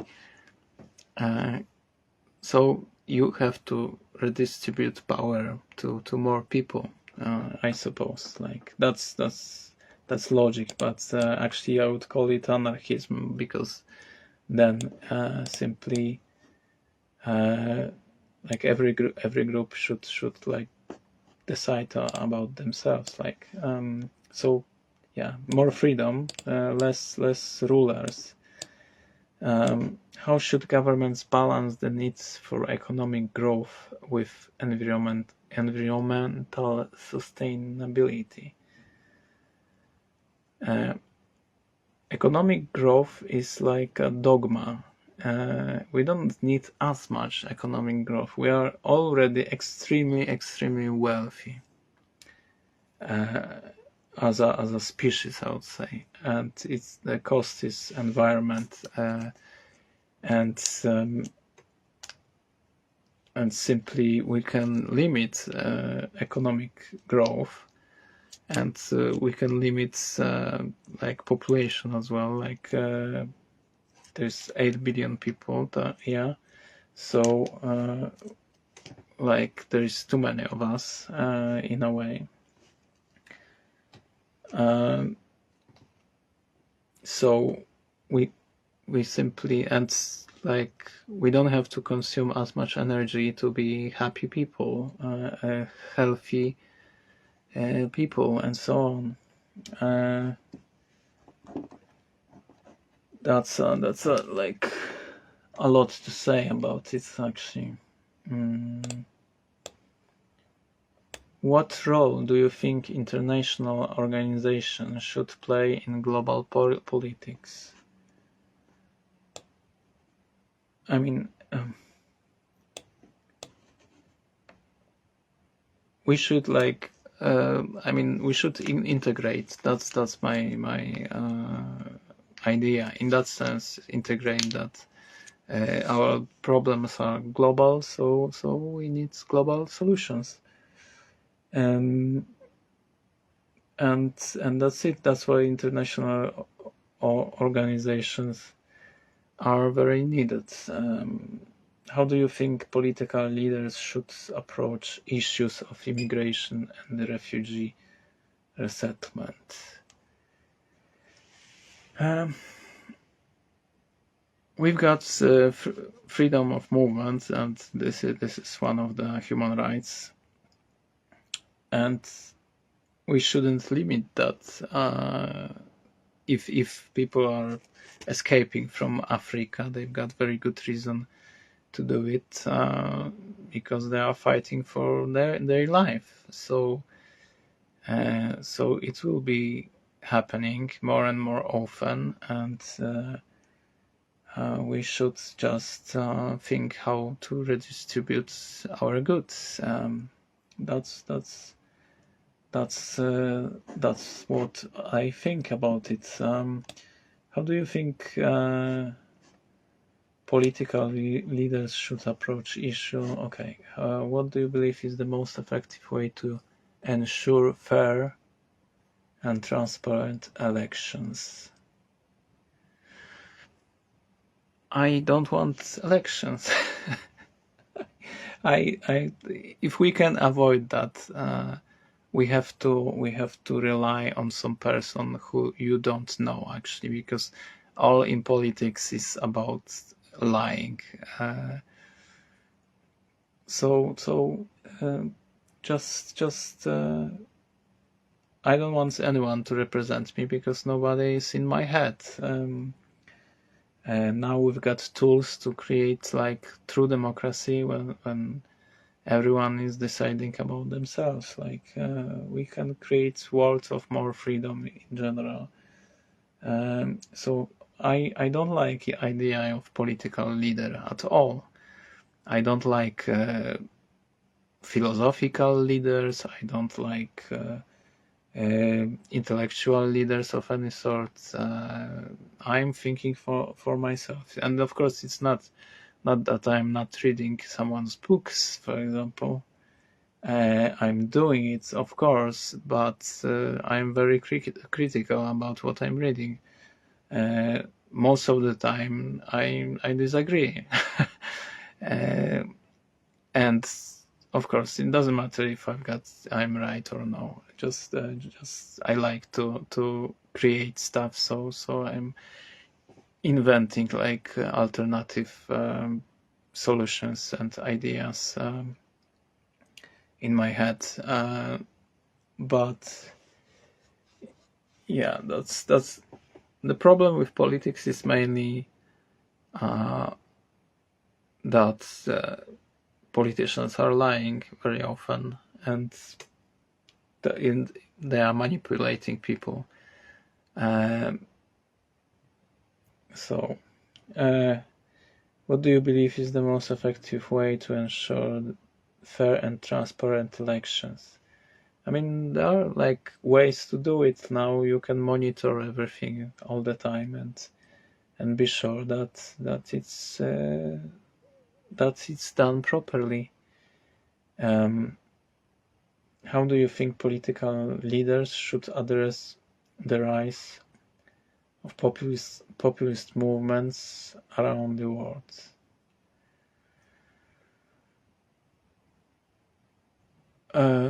Fact checking, like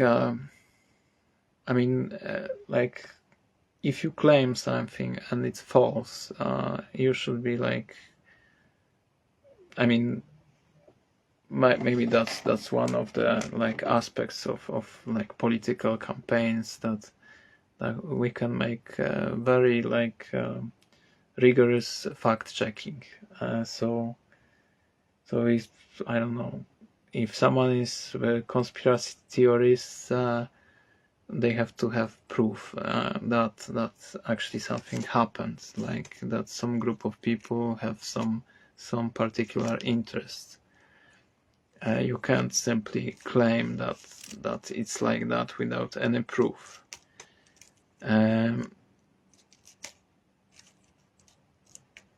Because it's simply spreading false information. And there's probably some law which are not allowing that, but now, because of global connection and the internet, we can very well communicate and like make that fact checking like very well, I think. Anyway, how do you think political leaders? Okay, movement. 21. What are your thoughts on the role of lobbying and in shaping government policy? That's the problem with this system. That system, particularly with capitalism, that it's like, who is the king? That person who has more money, and votes can be bought. Like like if someone is like offering you billions of dollars for making very small like decision which will not influence your private life, it's very possible that you will be corrupted, because it's like that's that kind of money. Like they can create like absolute freedom almost.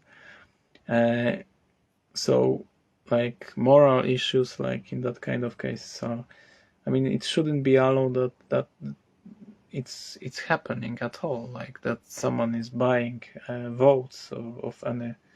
So lobbying is immoral in a way.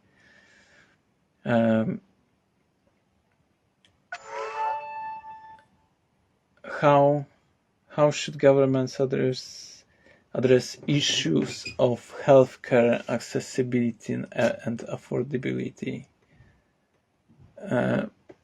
I am pro national healthcare. Like it's immoral to like create a healthy life just for wealthy people. So anyway, so I'm against privatization of healthcare. What do you see as the biggest ethical dilemma facing political leaders today? Ethical dilemmas are funny. That's really funny. I don't want to be too paranoid, but I'm answering questions about politics, and my transmission was interrupted for the first time since I started creating a snapshot of the mind. So but I think the reason was some like technical issue here. But what do you see as the biggest ethical dilemma facing political leaders today? Wars. But politics is all about ethics. Every decision of politician is influencing life of millions of people. So those are very problematic ethical dilemmas on every step, like I think of decision making. 24. How do you think political leaders should approach foreign policy and international relations? I think like we should be more and more like mixed and codependent, and if we'll be more codependent as nations, we will be more integrated, and simply that's good if everything is mixed. Yeah, anyway, just so I'm like pro integration in general, and like nations is very, I would say, ancient concept. We can create global solutions. What do you believe is the most pressing political issue facing future generations? Theoretically, it's a global warming, but I am excited about, for example, artificial intelligence and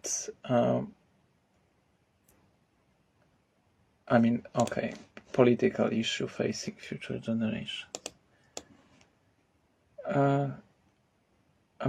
If technology is advancing so much, the polarization will be bigger and bigger because of advancements in technology, and inequality when it comes to power will be bigger and bigger, and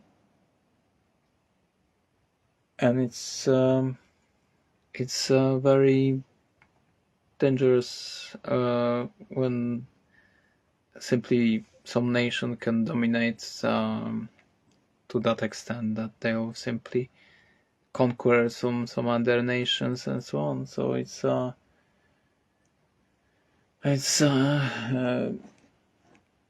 ethical struggle to keep peace there. 25 questions from ChatGPT. I am exhausted because I'm usually not thinking about all that subjects on everyday basis. So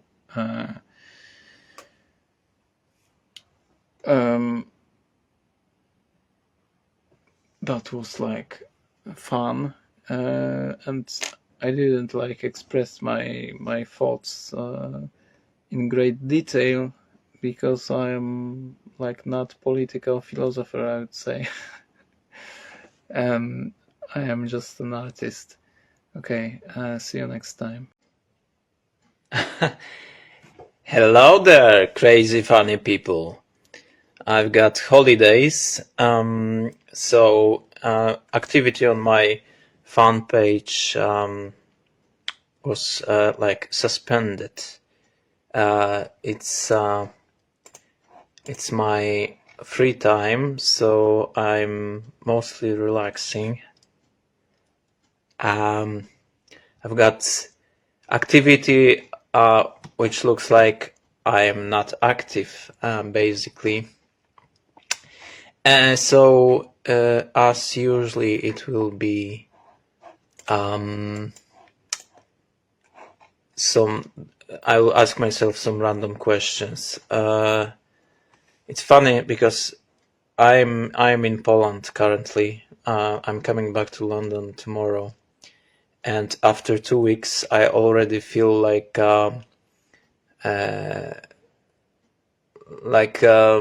it's more difficult to speak in English for me because accent is coming back or whatever. It's funny how brain is working when it comes to languages. Most of my English I've learned in my 30s when I started watching YouTube videos, and basically that's the source of my let's say knowledge of that language, and I still struggle with grammar and so on.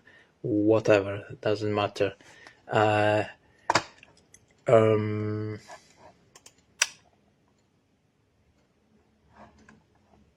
It's a snapshot of the mind. Today it's this is how I called that series of live streams. It's 17th of May 2024, and I'm currently in quite difficult situation. I'm usually in a quite difficult situation, but now I need to change my job, and I'm coming back to London, and I'm actually like just unemployed, so I have to come back there and find a job very quickly. So if you want to offer me something, just do it. So life is unexpectedly funny, and I discovered, like, because I changed my job many times, because usually those are like in London, those are like shitty jobs, minimum wage jobs. It's mostly, I mean, there's plenty of reasons why I'm working like that. Anyway, I will not tell the whole story of my life, but so I am like I'm surfing from one job to another, and I'm getting used to it. So it's funny for me because I'm always mentally prepared that in any moment I'll have to change job. But I'm getting used to it in that to that extent that I'm actually happy when I need to change job, because it's always interesting experience, meeting new people and so on. So I just realized that that I like troubles. And simply it's a weird feeling, because like I always thought about big cities as a like a machine for stimulation, and simply big cities are attractive because there is so many events, exhibitions, there's so much going on all the time, and new jobs are another layer of that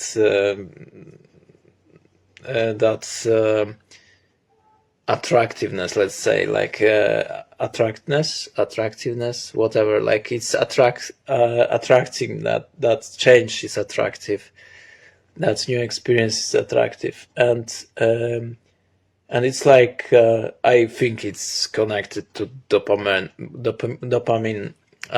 system, like dopaminergic system in your brain, that you simply need more and more stimulation. So it's like addictive. So I simply enjoy changes, even if they are in a way like dangerous for me, because I can stay without money or whatever. And it's a funny thing. So that's the moment of my life. Another one which is like surprising, unexpected, completely unexpected, but because I had like stable job for 2.5 years, nothing, like there was no signs that something will change, but suddenly something changed. So yeah, that's a funny moment for me. I'm in Poland, in my like at my parents' house. Anyway, and I'm finding like Poland very interesting after 1 year break. It's changing dramatically, I would say. Warsaw is growing and everything is cool. Like anyway, like Warsaw is becoming like a European city, like very very modern, I would say. A few days ago, I went to Warsaw and I am like very positively surprised how fast everything is changing. And speaking about changes, now we've got artificial intelligence system which is called ChatGPT, and I will ask ChatGPT to ask me some questions, random questions. So I'm writing, "Hey ChatGPT, please ask me some random questions about art." Again, about art and science with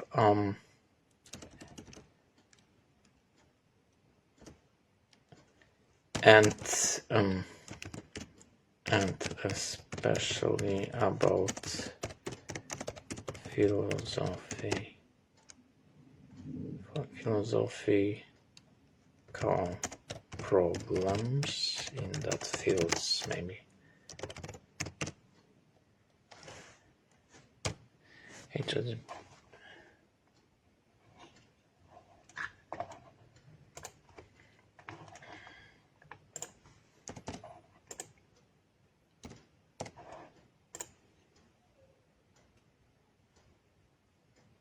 Sure, here are some random questions about art and science with a focus on philosophical problems in these fields.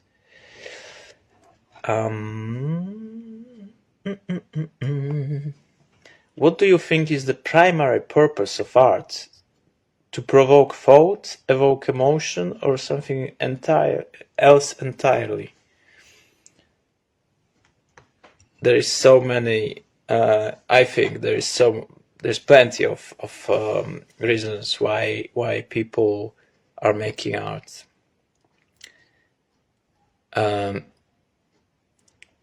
Primary like function, I think it's simply communication of some sort, but it's not necessary on the first place, I would say, because for example, I'm making art for myself and mostly, and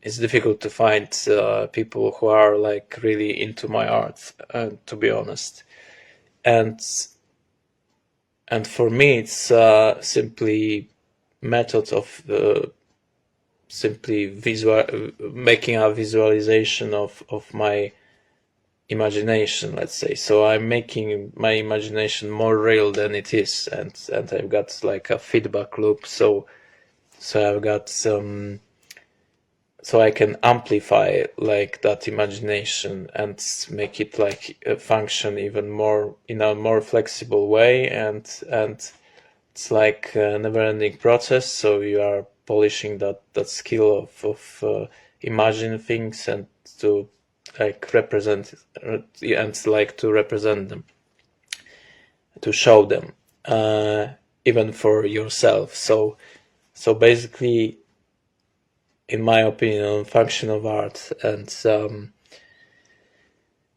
it's like I talked about it before here. Basically, it's like a game. You are and as with games, people are playing games on their own, just for pleasure. like solving puzzles of some sort, and working with like time reaction times and so on. Like it's a pure fun to like explore your potential, and in my case, like when I'm working with drawing, I'm mainly focused on developing my imagination and like to try to surprise myself. So it's a play of some sort. It's developing imagination. It's like making it function in a more flexible way. It's about creativity because it's about surprise. So basically, that's why I think art is like an adaptation, because all that skills, creativity, and imagination are helping you survive in everyday life. So it's like obvious for me that art is an adaptation, even if later people don't see any purpose in it. So play, training, development of imagination, and communication, because later you can realize like that that simply you can like place like communicate some information like in a very sometimes efficient way, creating symbols and simply making like representations of some stories, of some situations. You can very easily communicate some emotions or feel like thoughts and so on. Like there's really a lot of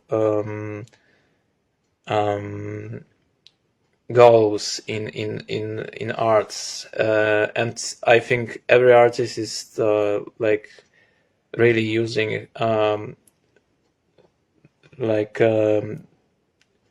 really think about it in a different way. Some people are like making art just to please some other people, so basically they are like making commissioned art, and it's about imagination of the customer.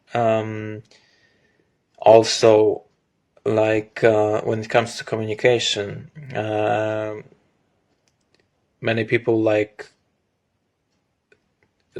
they are forcing themselves to use only symbols, meanings, and like metaphors and so on, which are commonly known. So they are basically using only what is in dictionary, let's say, of dictionary of art, because there are specific symbols just connected to art, history of visual art. And they are not trying to create anything new symbols, new meanings, and so on. I'm trying all my life to surprise myself and to create new symbols and completely new reality, I would say. And you can say that it is a philosophical effort as well, because first of all, you need to understand like that dictionaries, you need to understand like what exists and what was created and so on. Like, and then if you want to add something to that, and you just it's an effort like to create something new and to communicate something new.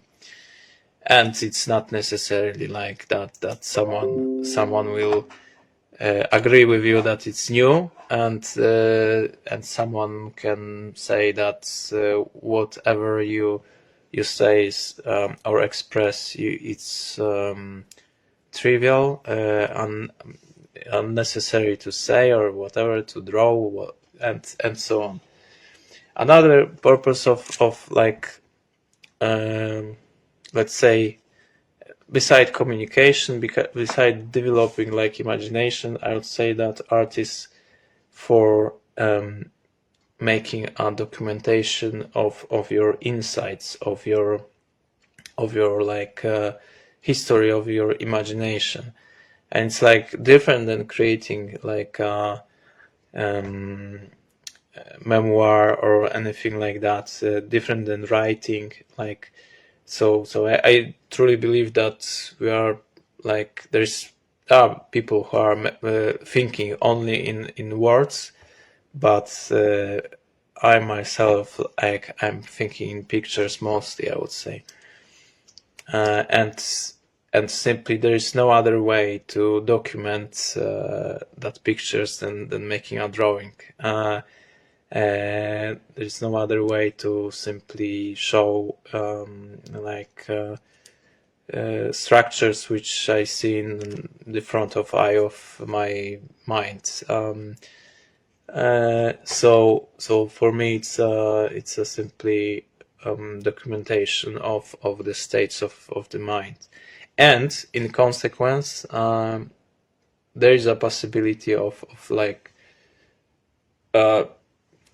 creating like a copy of algorithm, of the creative algorithm, which you like store in your head. So because of that documentation, because of making like notes whenever there are interesting states of mind,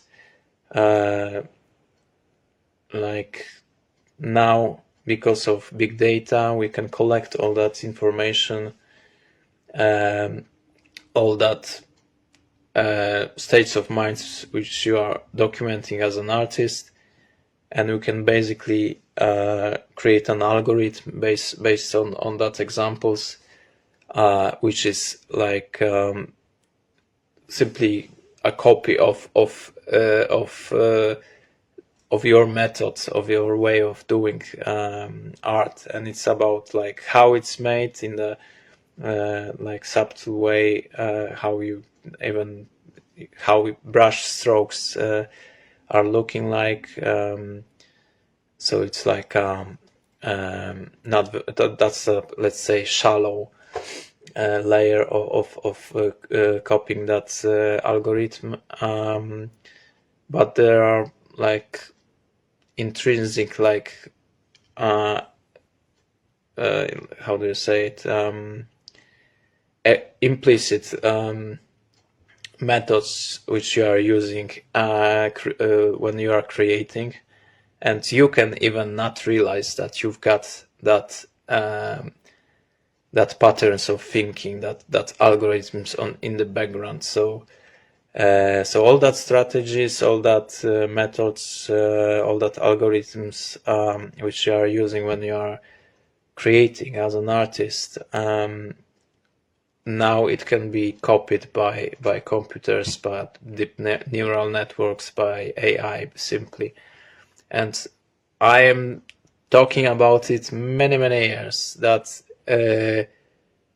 this is what I'm doing with my art. I'm making documentation documentation of states of my mind, and simply some very smart algorithm, some big data collection can copy that methods, and it already happened. Like ChatGPT showed that it's possible to simply make creative algorithms which are based on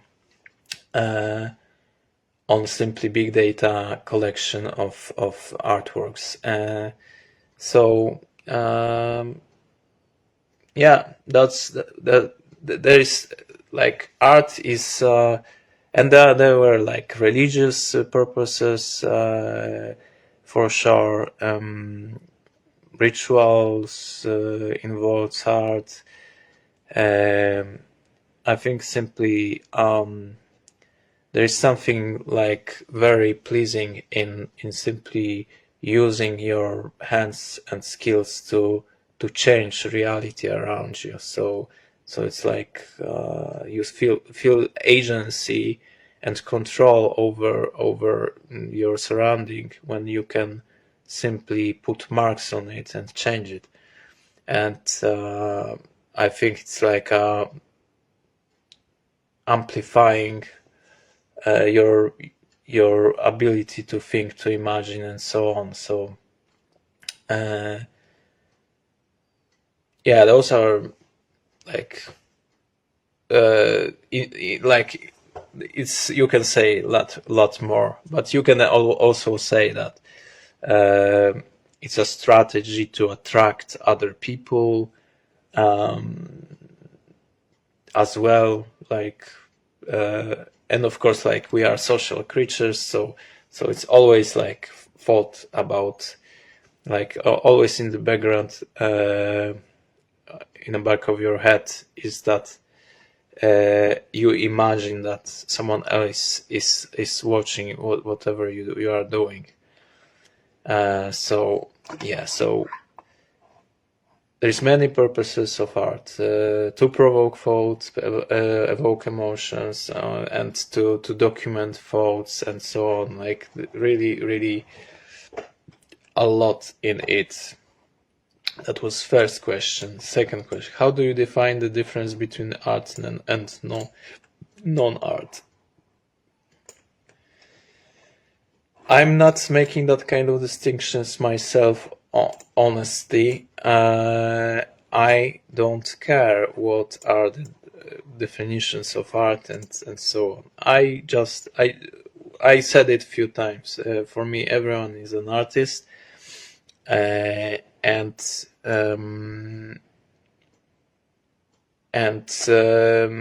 simply art.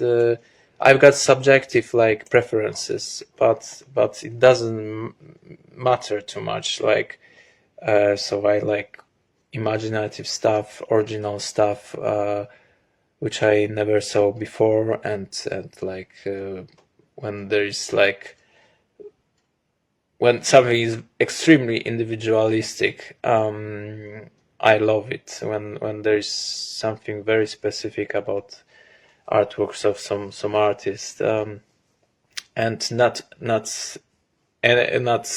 all of artists are going that route. Many artists is very conservative, and they are copying basically some other artists.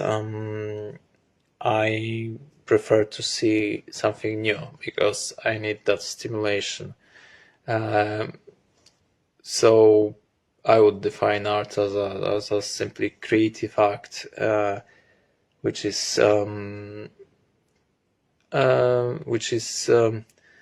showing something new as an object of some sort, or simply which is like as a like written piece of art, like whatever book or whatever, is saying some story, which is original, and which is like discovering something.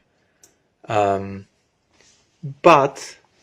at the same time, like, I am fine with repetitiveness. Like, if something is repeating, like even it's like with portraits. Even if portraits is made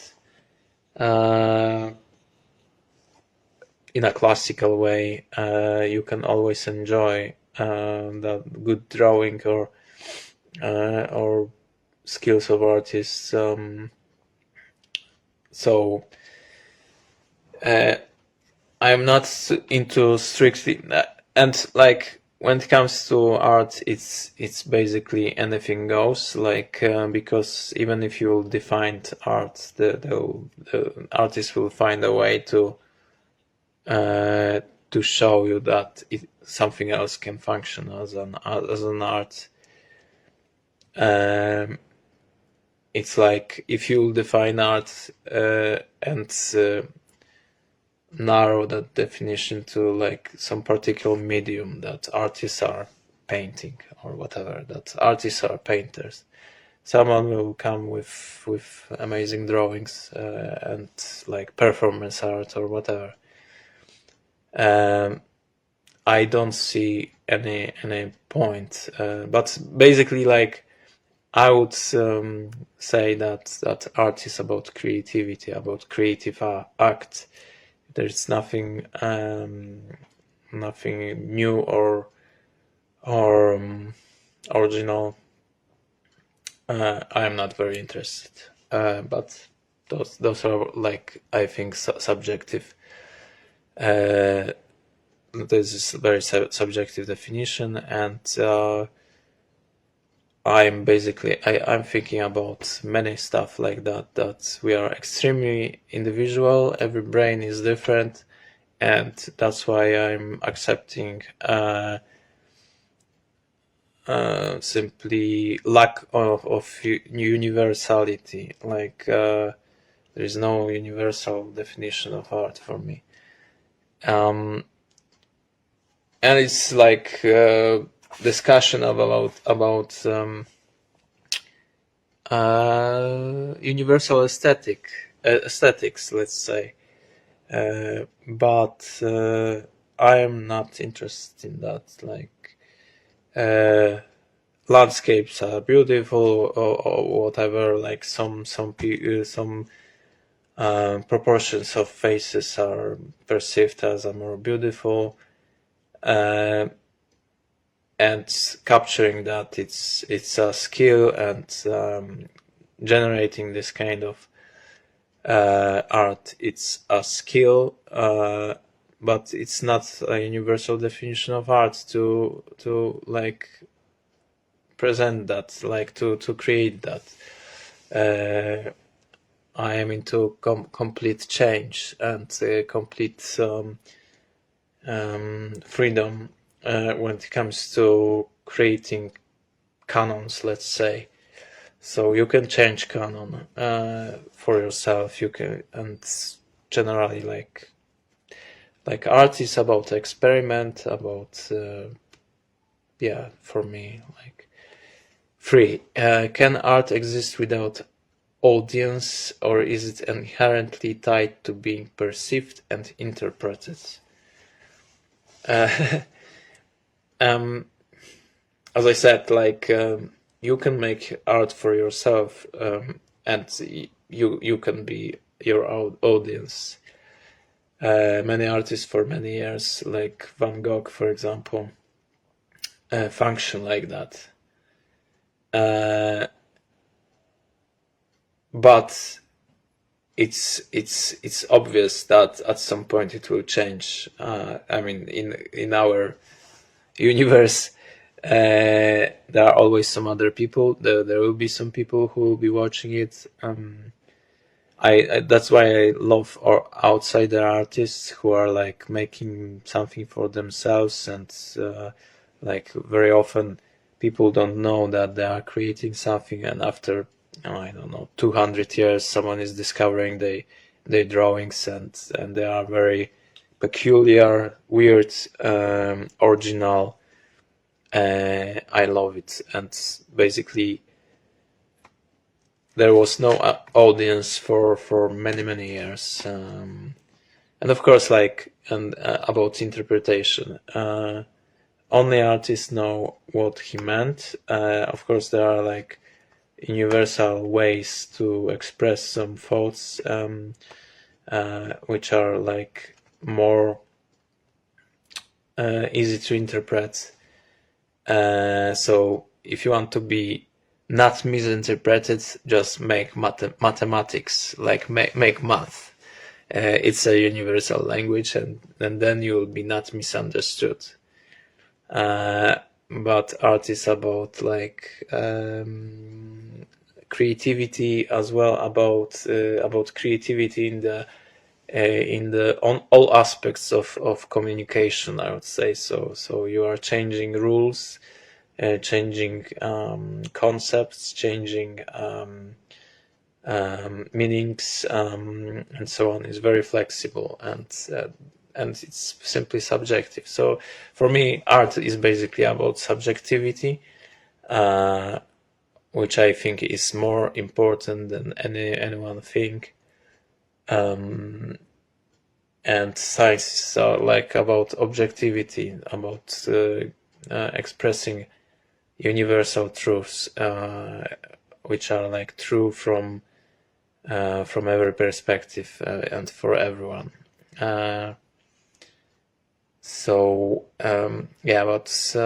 art is about like capturing your individuality, I would say, and documenting it, and it's like simply, yeah. So, 3. Okay. 4. What role do you believe aesthetics play in the value of a piece of art? I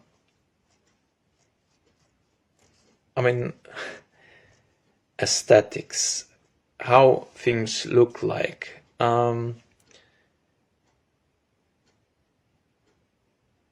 If you'll see like Mona Lisa, and later you will see Basquiat's painting, you realize that it's not about how it looks like, how it feels like. There's nothing in common in that. Like there's no, because it's changeable. It's about simply. And of course, like, yeah, there are not schools of thought that, like, let's say,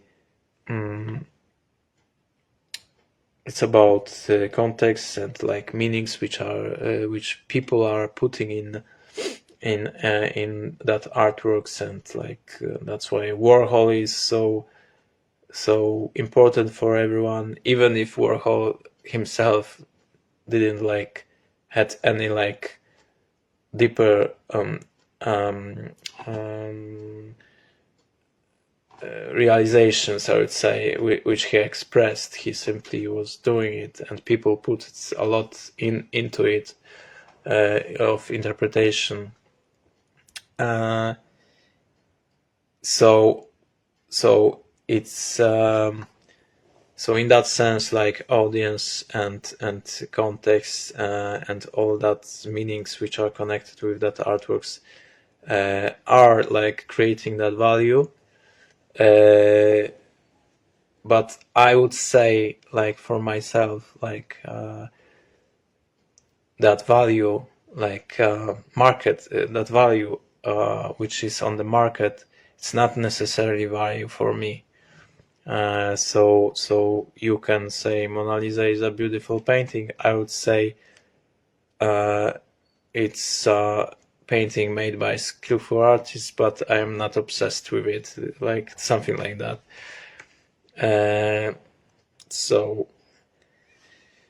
Value is like a subject. It's objective thing in a society, but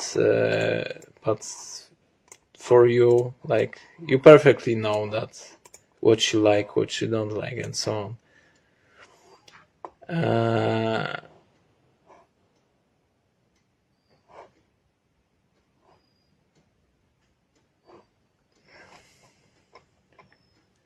How do you think digital art challenges traditional notions of originality and authenticity in art? I don't think like it's changing a lot, to be honest.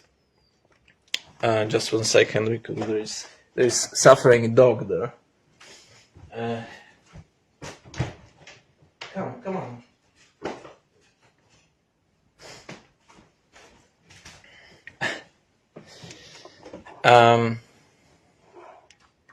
So I don't see any difference between digital art. I don't pay attention to how something is made, like what kind of medium is it. Like even art can be awards,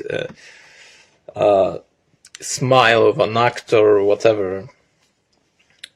So any like creative act of when someone is in control of their expression, I would say. So it's really like, of course, like you've got less limits in digital art, in 3D art, especially. Like there's almost no limits at all. Is there a boundary between art and propaganda, and how can it be discerned?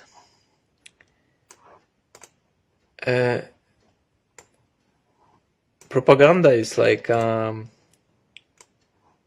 ideological or political agenda hidden in it, and then it's not about individuality, and it's not expressing your personal opinions or thoughts. It's like religious or political, and simply it's serving someone or some group of people. So it's not about individuality. For me, art is basically about individual freedom, total, absolute freedom. Can art be truly objective, or is it always influenced by artist's personal perspective and biases? Art can be objective in that sense that you can follow like some universal canon. Like you can even psychologically test people to say what is beautiful for them, and there were that kind of experiments, psychological experiments, and it will say you, yeah, people prefer that kind of faces, that kind of landscapes, that kind of objects or whatever. You can make that kind of art, but it will be after some time boring as and people are like functioning like that. It's about like dopamine system maybe as well. Simply you need some stimulation, you need some change to you need some element of surprise, so it's always about something new. Well, and of course, like it's like with fashions when you are like a teenagers, the more shocking and different something is than like fashion of your parents, the better. You know, the more different you are, the better. So it's not about universality, or it's universal in some group of people, or it's universal for some generation, maybe, but it's not objective in and universal for everyone.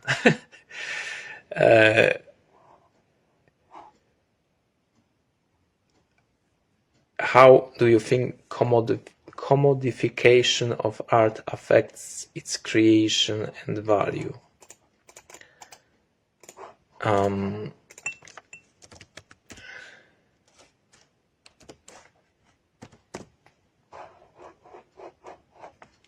Just 1 second.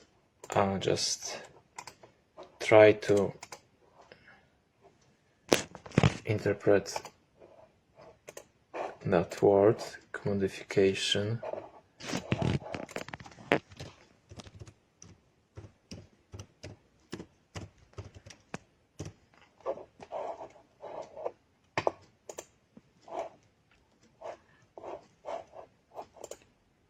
What?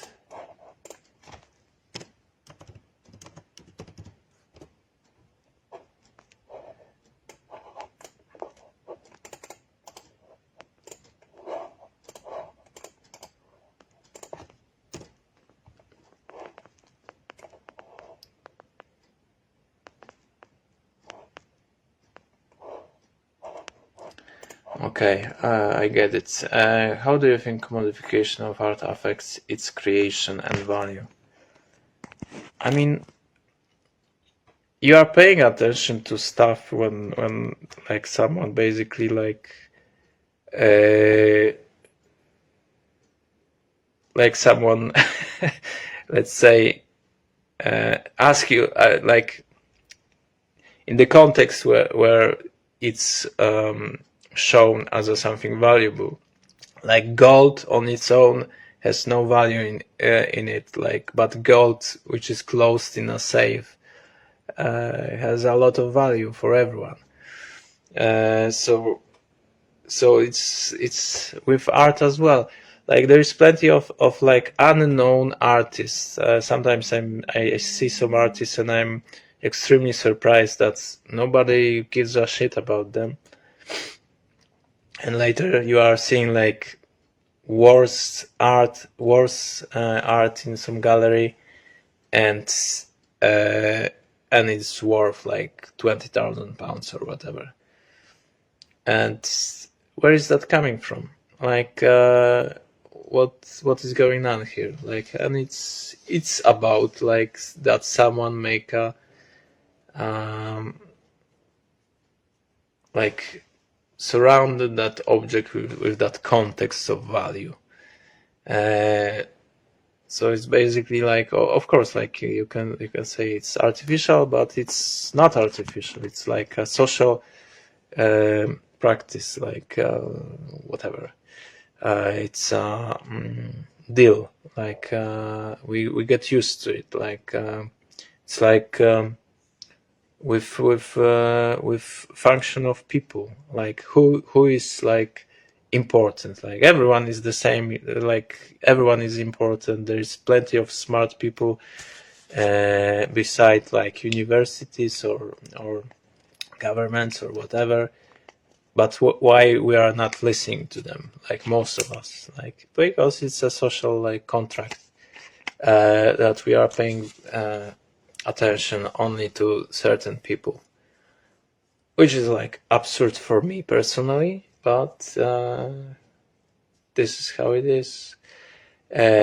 What ethical responsibilities do artists have when creating work that addresses sensitive or controversial issues? To be honest, like I'm convinced that whatever you are doing on paper or like in any other medium, it's like you would do it inside of your brain. You can say or you can express whatever you want. That's your basic freedom.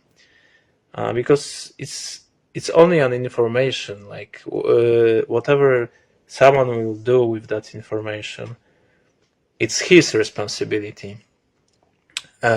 So artist doesn't have any ethical responsibilities. Like you've got no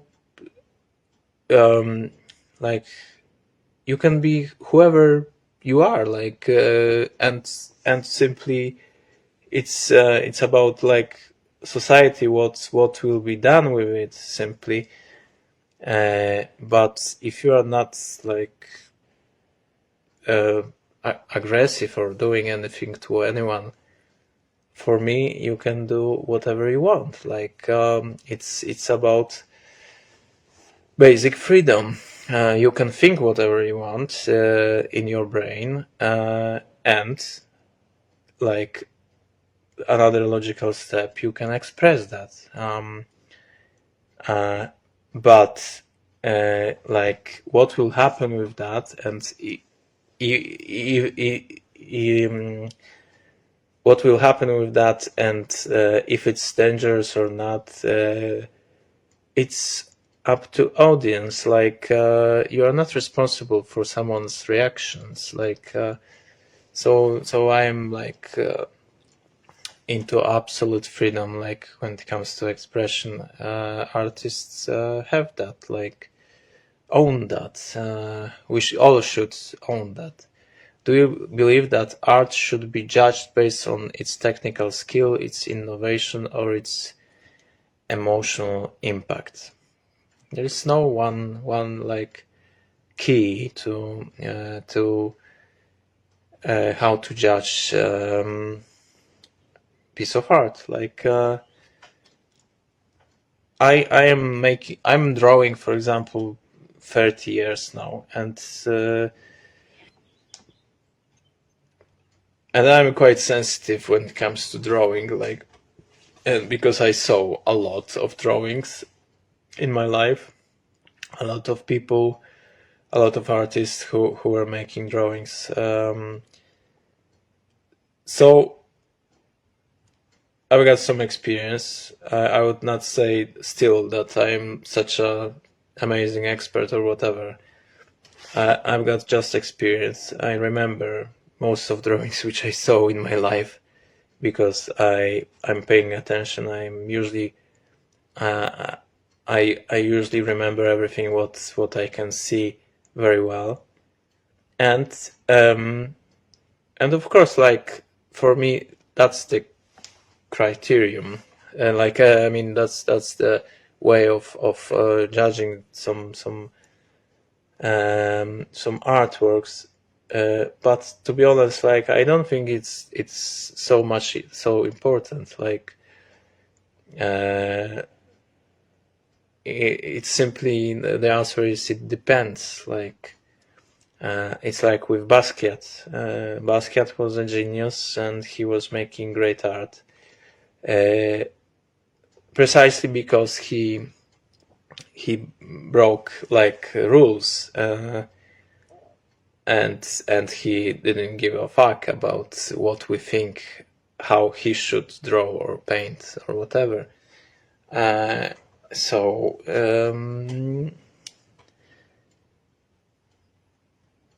But it's like with people, like you can put you can test people on like many in many ways, but it's it's not easy. Like even if you test them like in plenty of ways, you still will have like very your own way of your own way of judging if you like someone or not,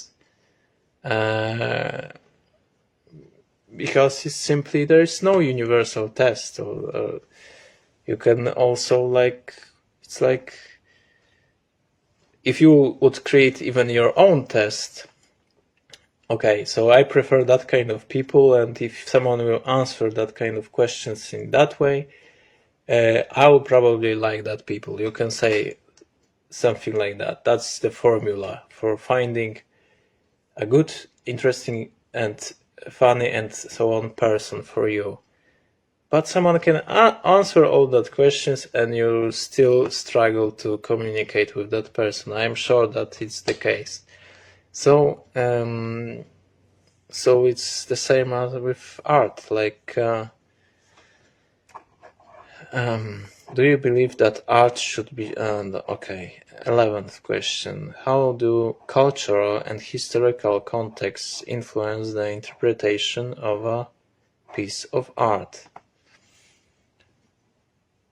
Contexts are quite important, of course, like as well, but but it's like with Van Gogh. Van Gogh is a great example in general when it comes to arts. It doesn't matter if nobody cared when he was alive, because those were like great paintings. And simply when times are changing, the context is changing, and the value is changing, and so on. Like so, it's like like with old technologies. For example, like something can be a discovery at some point and on the edge of human knowledge. In 15 years it doesn't matter anymore because it's whatever, or later it's a historical artifact or something. Okay, 12. Is there a universal standard for beauty in art, or is it entirely subjective? I answered that question. I answered that questions in general in many other snapshots of the mind. And how long I am here? Like, I don't know. I just wonder if I'm really visible. So let's go to Facebook.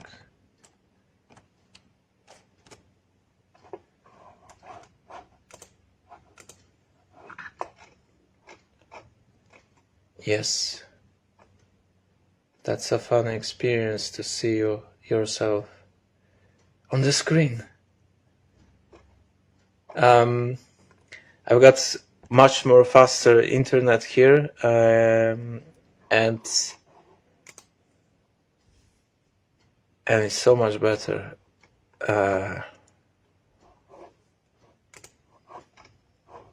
Okay.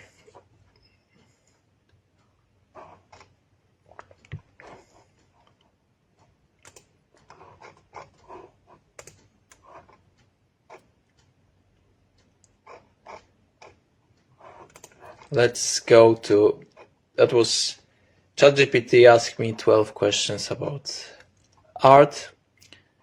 Why there's always 12 questions? That's a puzzling thing. Science. How do you think scientific progress influences our understanding of reality?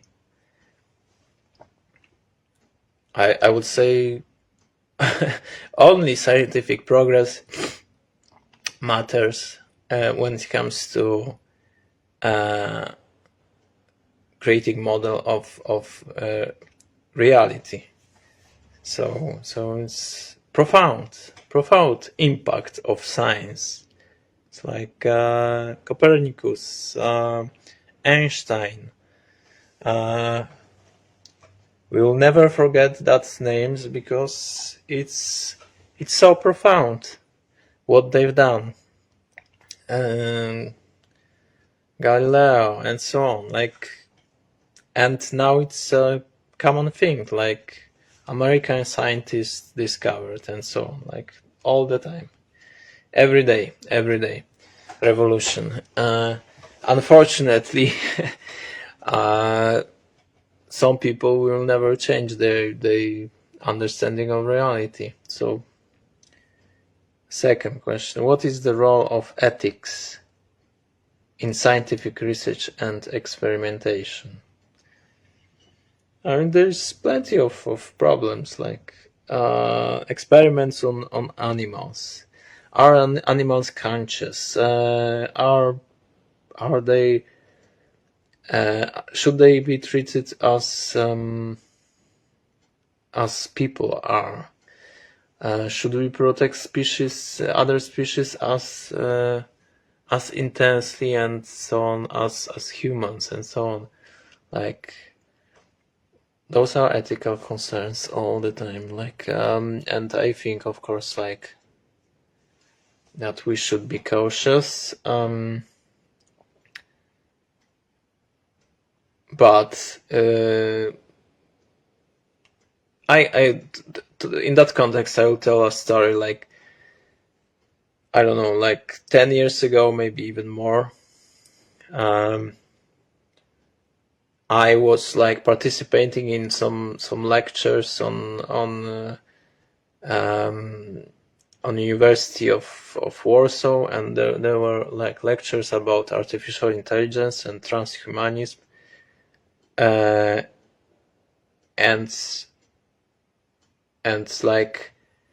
it was like a conference for free, luckily, so I could participate, and all that professors or that students or whatever, they had many ethical concerns about transhumanism and artificial intelligence, but to that extent that I felt that, okay, if these people would be responsible for scientific progress and experiments and like even giving money or whatever, nothing would change for the better, because they would be so like worried about the future. And for me, it doesn't make sense. Like, because it's so much easier to pay attention to negative consequences, and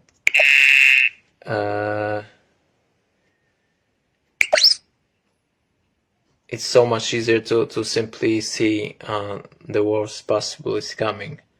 But actually things are getting better. Like now I've got a conversation actually with a chat GPT, so that's the proof that we've got really good direction of progress. Okay, can science provide answer to all human questions, or are there limits to scientific inquiry? I don't believe in limits of science. It's the only limit is people of that sort, like on that conference. You can't be worried before something will happen. Be worried when something will happen. So I believe that we can solve all of our problems if we will be focused, if we will put effort in it. So I'm very optimistic, and I believe that science can create like universal solutions to most of the problems. And yeah, there's no. I think science is the only like source of true knowledge. So and simply we can know about everything what is in our experience. How do you reconcile the need for scientific objectivity with the subjective experience of scientists themselves? There are methods, and those are basically scientific methods to like get rid of subjectivity, because it's about creating like good experiments, and it's possible. But subjectivity matters when it comes to creating like faulty experiments and possible solutions. It's subjectivity matters when it comes to creativity. That's why I think subjectivity matters a lot in science as well, because it's about different perspective, and the more different you are, the more profound and different model of reality you can create in your head, and in that way you can discover something, because your way of thinking may be a solution to some patterns in your head can be solutions to a solution to some problem, to some. You can be able to make some observations which nobody else can actually make. What are the philosophical implications of scientific theories that challenge our everyday perceptions, such as quantum mechanics? I mean, one of the most basic consequences of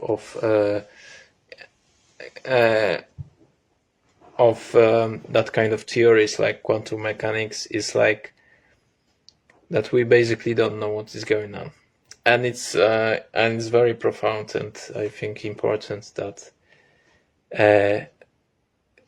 our everyday perceptions, everyday intuitions has nothing to do with how things are functioning on a different level, like microscopic level. Is simply different than a level on which we are functioning, macroscopic, like let's say. So yeah, so we feel that everything is stable, and I definitely don't feel that I am a wave, of some sort, but particles are wave as well. So every particle, all particles which are constitution of me, those are particles which are a wave on a basic level as well. So superposition is there, although we don't feel it. So like when it comes to science, like the most profound and important insight is that you are always wrong, because you are not perceiving reality as it is. You perceive as you think it is. How do you think the pursuit of knowledge in science compares to the pursuit of understanding in the humanities? I truly believe that it's the same. But like in science, simply you are forced to like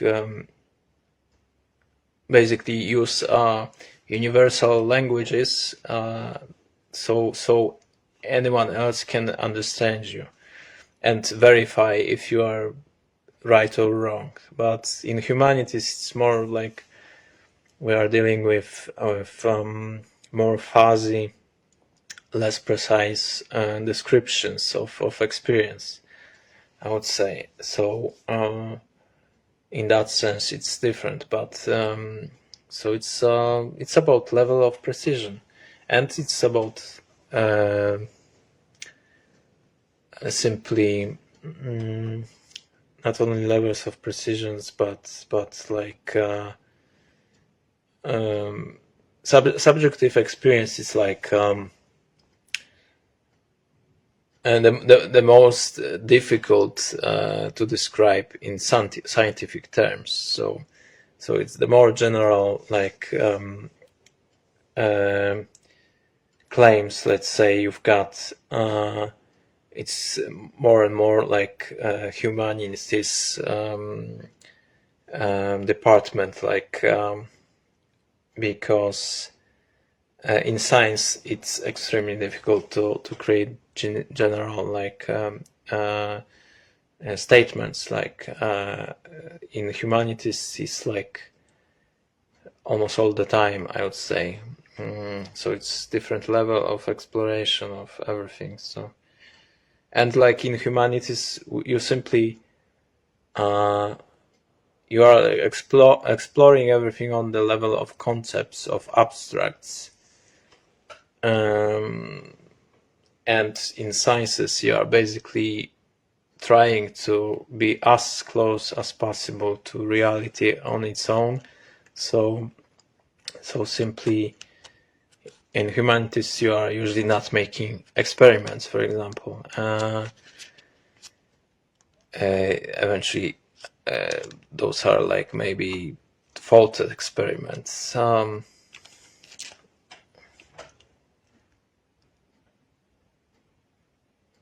So like if you are understanding something in humanities, it's more about intuition, not about fact-checking and experiments, I would say. But it's not that I think that humanities are not rational, not at all. Like everything is rational if you are putting effort to make sense, even if you are dealing with inferences only, not with pure logical math or physical experiments. Is it possible for scientific discoveries to be value neutral, or do they inherently carry moral implications? I mean, discoveries are of course neutral, but moral implication is, in main moral implication of scientific discovery is to I mean, intrinsically in science effort there's nothing like moral, like it's simply description of reality as we can say now at this moment, like. And I mean, moral implication is, in my opinion, like to actually use that knowledge. So if you know that, for example, we've got global warming and it will influence our lives in a very dangerous way, our moral obligation is to like simply use that knowledge that it's the fact. Yeah. How should society address the potential risk and benefits of emerging technologies like artificial intelligence and biotechnology? How should society address the potential risk and benefits? I mean, I'm not sure if we really realize what kind of dangers or like benefits are coming from that technologies, because my claim is that we need to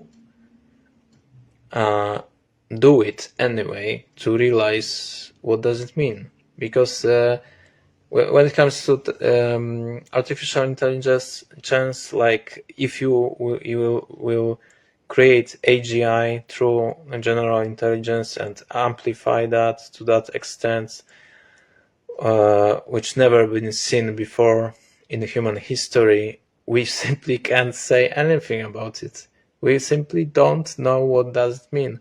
So all speculations like are like theology. They are not making sense at all. It's simply, in my opinion, insane to try to predict that. So, and the same is like with for example, biotechnology and genetic changes. You have to do that, like, because genetics, for example, is like we don't know everything about genetics, and we don't understand like that complex machinery which we are like, and simply you need to make that change, risking, of course, to really realize what the consequence will be. And of course, like, I'm not saying about like some dramatic changes that we should risk with dramatic changes, potential dramatic changes. But we can try to change something on a smaller scale or whatever, on petri dish or in some animals eventually. What is the relationship between scientific knowledge and wisdom? There is no wisdom without scientific knowledge, because even if you say that some old sage, you say, like, some old enlightened person has some wisdom, it's because of experiments with their own mind. And experiments with your own mind, those are scientific experience in essence. So there is no there is no wisdom without science, I would say. Can science and religion coexist harmoniously, or are they fundamentally at odds? Can science and religion coexist harmoniously? I would say no. I am scientific fundamentalist. I am like a scientist. So science is like main root of knowledge, and simply. But there are different kinds of religions. Like if you've got, let's say, a religion of insights, I would say, like Buddhism or Advaita Vedanta, it's completely different than claims about gods of any sort. So I think religious figures can make claims about mind, which can be true as well for you, but religious claims about outside world without experiments are worth nothing. So I don't think that harmonious coexistence of science and religion is possible. How, and it's actually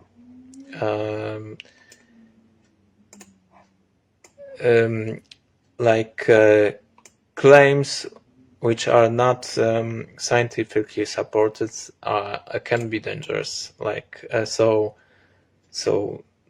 I see it like that. So it's there's no harmony when you got people who are lying, basically.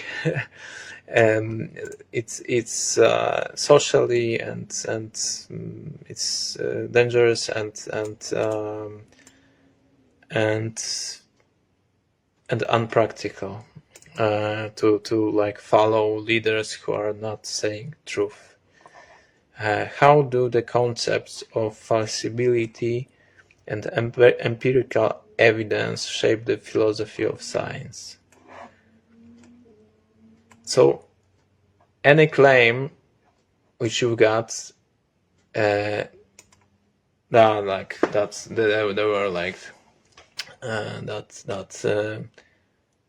philosophers of science like Karl Raimund Popper, who had like, there was some school of philosophy which were telling that claims should be, or theories, scientific theories should be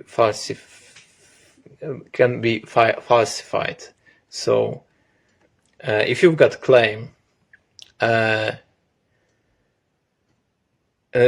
should be a method, like to say if it's true or not. So there should be a way of making an experiment which will answer the question, very specific question. Like for example, is light, is gravity influencing light? And there were made experiments which were showing that the gravity of sun is influencing light which is coming to Earth from some stars. That's a very specific claim. That's very specific way of determining like if it's true or not. So simply, but if there are claims which are so general that you can test it, if there is no empirical evidence, so like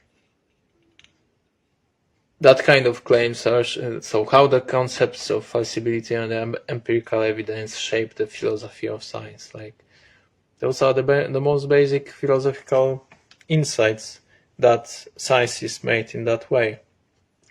That every claim has to be tested, and it's not even like deeper that logic on its own, or insights, your own personal insights on its own, will not make science, because they can be false. You can be deluded.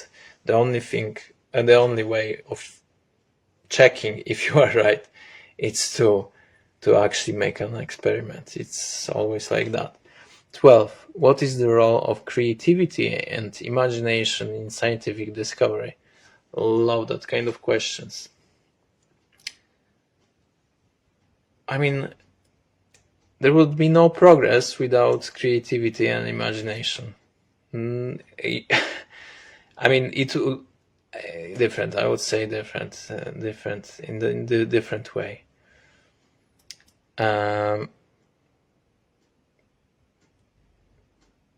So you have to simply imagine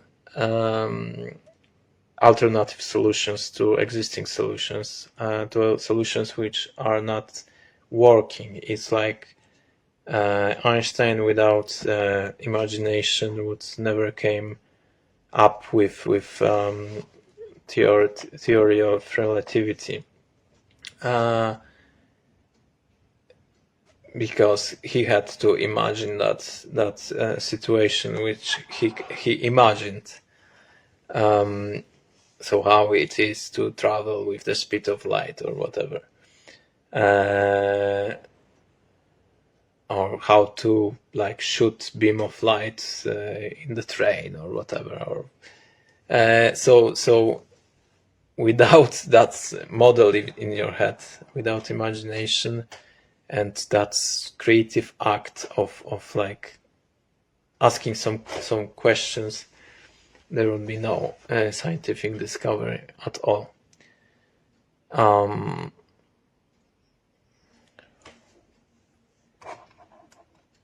There is 10 another questions. Philosophical problems in art and science, but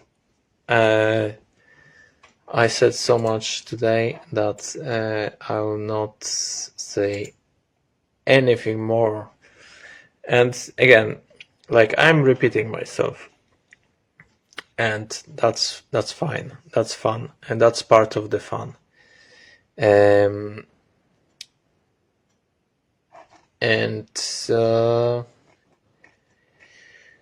Yep, I've got limited time in general. I've got tomorrow I've got a flight early in the morning, and I can stay with you much longer. So just check my drawings online, check my artworks online. Unfortunately, in the near future, I will have much more trouble with documenting my artworks, which I'm constantly producing. So you can't expect new artworks like very fast, like that. I'll post it soon. But who cares?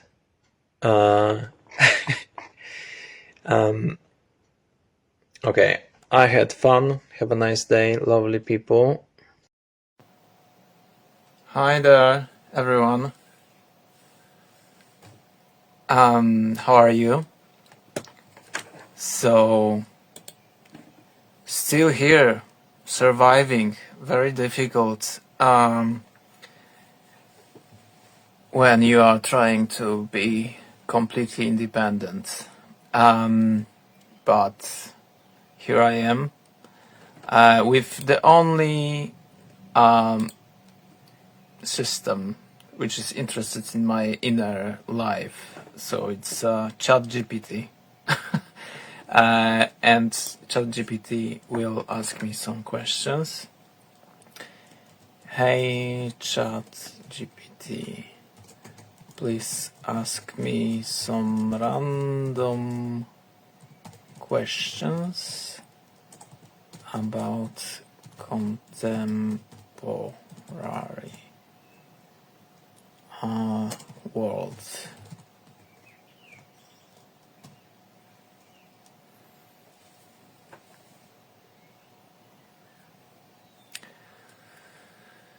And it's still writing, and there is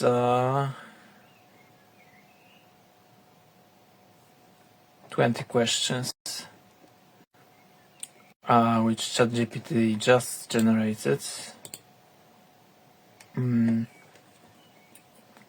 Oh, I just wanted to read you a quote from Jean-Paul Sartre, which I found today. No, yesterday, whatever, it doesn't matter.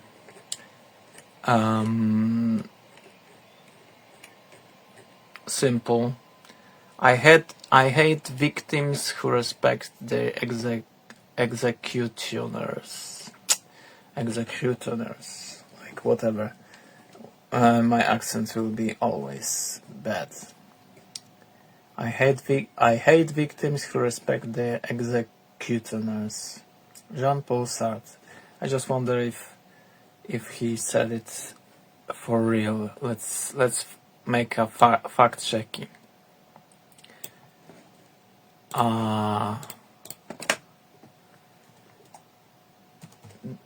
Did he really said that?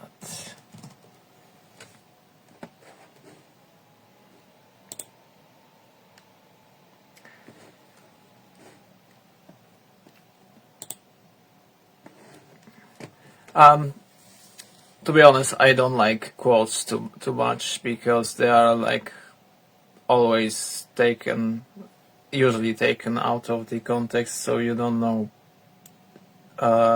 what is the author referring to. And of course, it's convenient for many people to actually don't know that the context, so they can use all that quotes in the way they want.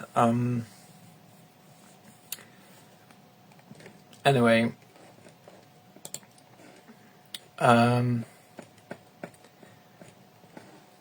we are all victims of the system all the time. Like we are doing what we don't want all the time, and it's quite a big problem, I think, moral problem, and it means for me that something is not right. That's why people are exhausted, burned out. If you are doing whole real life not what you want to do, it's not healthy situation for anyone. It's not healthy situation for you, even if you are making a lot of money. You'll have problems of some sort. So we are victims of the system, and we are convinced. We believe that it has to be like that. It have to be like that. That's the worst part, because how to convince others that it can really function better.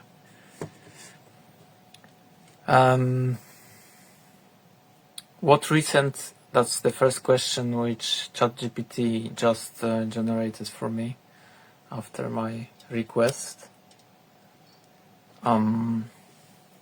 What recent technological advancement do you think will have the biggest impact on society in the next decade?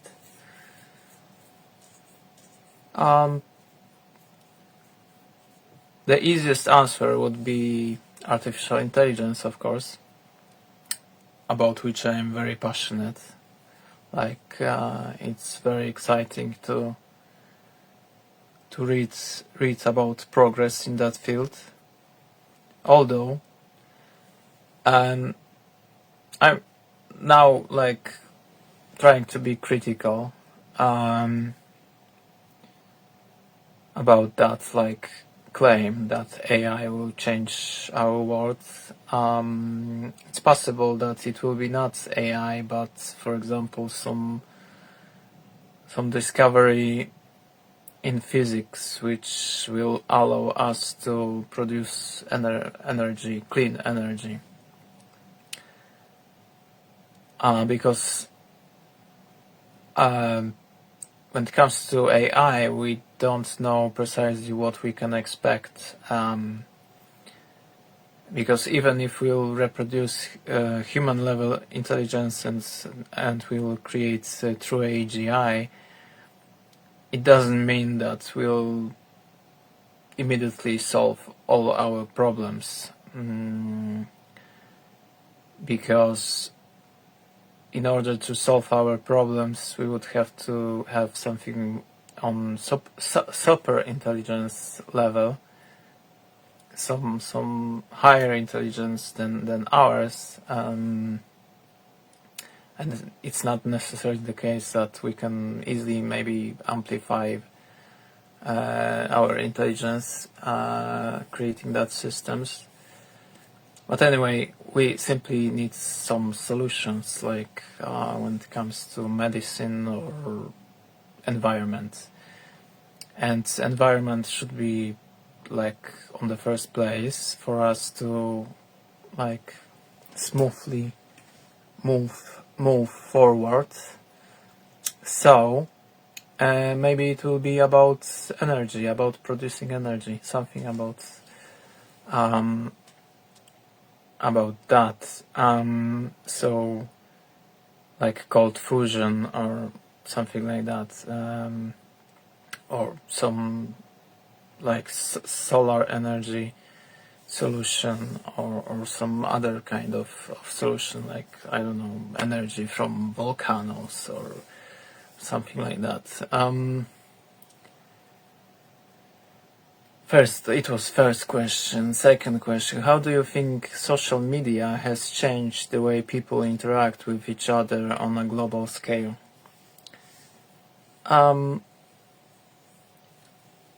The longer I'm using social media, I am more skeptical that it's changing anything. Social media were cool when it's all like started, because I think like social media, it was like a social experiment, which is run by governments all over the world, and it's still ongoing process. And I think when governments, corporations, and all that people in power realize that how like powerful tool it is, and that actually it can undermine the order on the world, social media has changed for a bit, in a bad way. So basically, it's like with all communication, like first it's free, everyone can interact and like test it and see how powerful it is and how fantastic it is, cheap access to information and so on, but it's only to catch a future customers. So now all of that goods will be paid, I suppose, in nearby future. Simply all that, like simply because it's a powerful tool, and actually you can organize people, unionize people, you can, for example, fight with some employees, people who hire you, or with corporations, with governments as well. You can organize yourself independently, and simply, in order to avoid that, they will create a threshold of income. This is what I see, that tendency that, for example, like on Twitter, now X, on Facebook, on YouTube, in order to be visible you have to pay. It's almost the rule. TikTok has changed that, and that's why it's become like extremely popular. But still, like TikTok has the same pattern. Like you are visible to some threshold to to like overcome, like to be visible on a bigger scale, you need to pay. I think it's because simply people in power realize that it's a dangerous tool for them, so they can't like dictate what is the truth anymore, and they can't control people who are malicious in some way. So like, because there are that kind of people, and there is no doubts about it. So I hope it will evolve into like freedom of speech model, like that's like everyone should be visible in the same way, and it shouldn't be like it should be like, in my opinion, in democracies regulated by governments, that simply people are visible to the same extent, no matter what is the level of income. Then it would be like a true democratic tool. But then you are like, the true value is coming from simply like democratic choices, because if you see that someone is popular, it's because people choose that person to be popular, for example, like a musician. So there will be natural selection, but now it's a selection because, like, for example, musicians are promoted by some huge corporations, so they are visible just because someone puts its money in them. So it's all it's the same about all fields of arts, and it would be the same like comment about politics, like if that mediums would be like truly democratic, it would be everyone would start in the same place, and there would be no option that you are paying $1 million and you've got a huge campaign. So I think it's not democratic in that way. That's simply, there is a selection. You've got people with money who are like kings, and it's not because they are creating value. They've got simply money to create value. If you know what I mean. Like, everyone without money know what I mean. So, how do you think social media has changed the way people interact with each other on a global scale? In the beginning of the internet era, it was a huge change. In the 90s and early 2000s, like, it was very different because people really interacted. Like, now it's a tool for speculations and manipulation and propaganda and so on.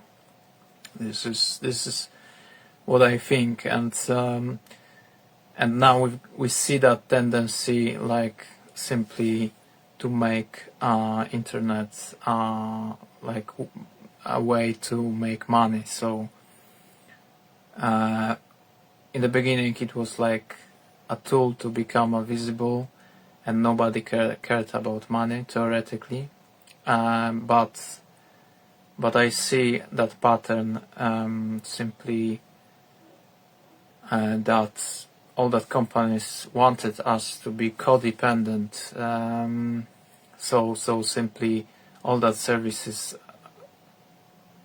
have to be first, like, it seems for us, for users, as that you can't live without them, and now they are starting to ask for payment for that services. So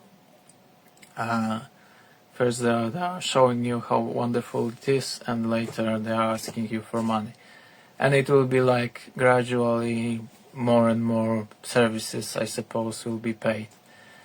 And of course, like, services will be more and more fantastic. Like, for example, like, I don't know, you can consult your problems with artificial intelligence, but then you'll have to be a huge company actually to pay for that kind of services. I hope I am wrong.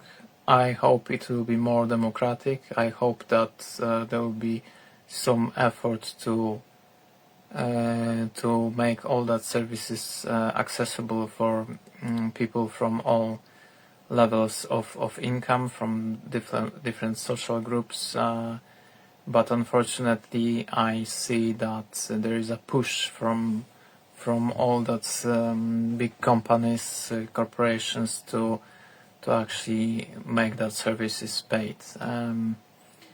It's not going in the right direction now, I think. And I said it, I think, before in one of the snapshots of the mind. I think that if Western world wants to, like, save their values, like freedom of speech, they should not, like, allow that kind of situations that like in medias, corporations are like deciding about everything. That's the sick model, and there should be like more freedom and more visibility for people from the bottom, because there's plenty of really smart, talented people who like now, like, they will not be visible at all in the social media. So social media has changed, like, the way people interact in that way that simply we've learned to use that social media. And but to be honest, like, on the beginning, like when I started using Google or YouTube, whatever, I've been more curious about everything, but at some level, at some point, I think, like, people are stopped seeking new, like, new stuff, mostly probably because the content is, like, artificially created. It's not content which is created by real people, but by fake people who are, like, trolls or some hired people by some companies. And so it's a very different experience when you've got no authenticity in all that social media. I want to use like social media in my specific way, where I'm very open, like, about my life and my art. But I've got almost no visibility, so at this point, I would say. So, third question, generated by ChatGPT. What are your thoughts on the increasing role of artificial intelligence in daily life? I think it's fantastic. Where we can use artificial intelligence, we should use it. If it's making everything more efficient, fast, and if it's making life easier, I am the most excited about, like, using artificial intelligence in medicine.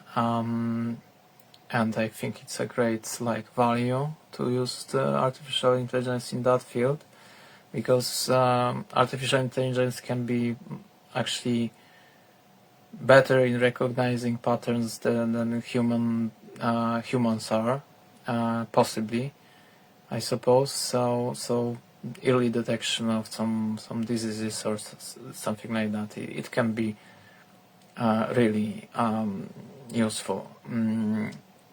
In daily life, I'm also excited about robotics and how it's like influencing that field, and simply there shouldn't be like minimum wage jobs that you are simply using your body in the way which you shouldn't use your body actually. So it would be great if robots would do it, but at the same time, I think that universal basic income is like a must have. Like we have to have it. So, I mean, artificial intelligence, it's a really big deal, and I believe that it's possible to create through artificial intelligence, like through AGI. But how consequences will look like, I'm not sure, because I am the most concerned. I am opposite to many contemporary thinkers in that sense, that I am more afraid of people who have access to artificial intelligence than of the artificial intelligence, because people in power are not necessarily as ethical and good as we think, and those are people who actually create artificial intelligence. So I would be less concerned about ethical consequences of artificial intelligence if it would be more democratic, if like everyone would have like more access to artificial intelligence tools actually. Fourth question: how has the COVID-19 pandemic reshaped the way we work and learn? I don't know if that impact was so huge, because everything is coming back to this, like, I think, to the old patterns. It wasn't like that kind of change that everything will be different, like, and people were trying during COVID pandemic to try to work at home, but for many that model doesn't work properly. Fifth question: what environmental issue do you believe should be prioritized for immediate global action? I mean, pollution and CO2 production. Like, we simply can like avoid that to a huge extent. I truly believe that. How do you think the rise of remote work will change cities and office spaces in the future? I don't know if it's truly like remote work is truly on the rise. I'm not sure about it.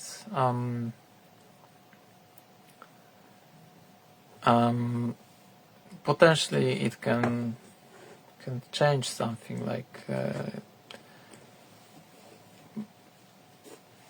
but I'm not very interested in that question, to be honest. Like,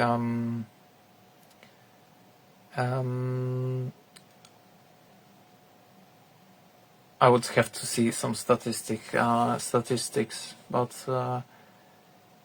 I think like that people will, even if it will be on the rise, like remote work will be on the rise. At some point people will decide, okay, we are going nowhere with that pattern of behavior, because people are extremely isolated nowadays, and I know that from my experience, personal experience. It's extremely difficult to actually like have true.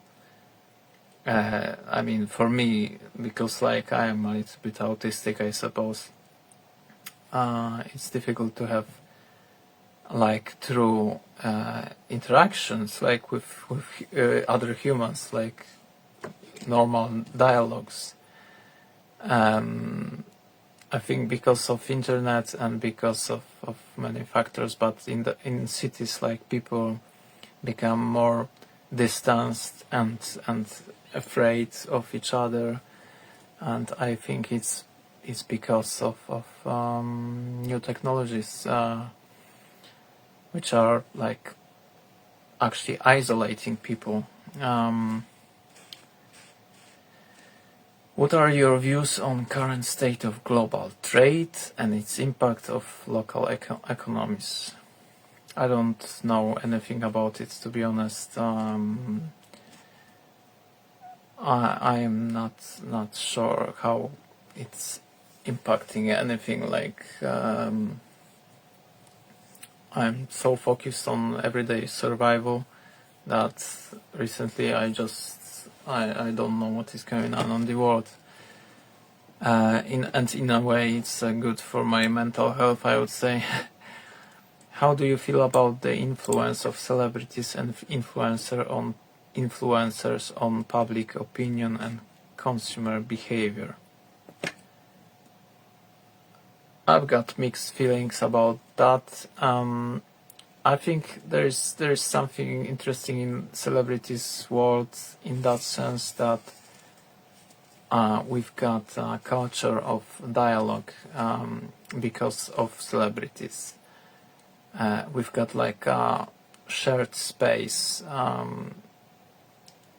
We've got like a theater, contemporary theater. We've got some like people who like have some agendas there, and I'm not saying that they're acting in a natural way, that they are like really authentic and so on. Not everyone is like that, unfortunately. People are like very political and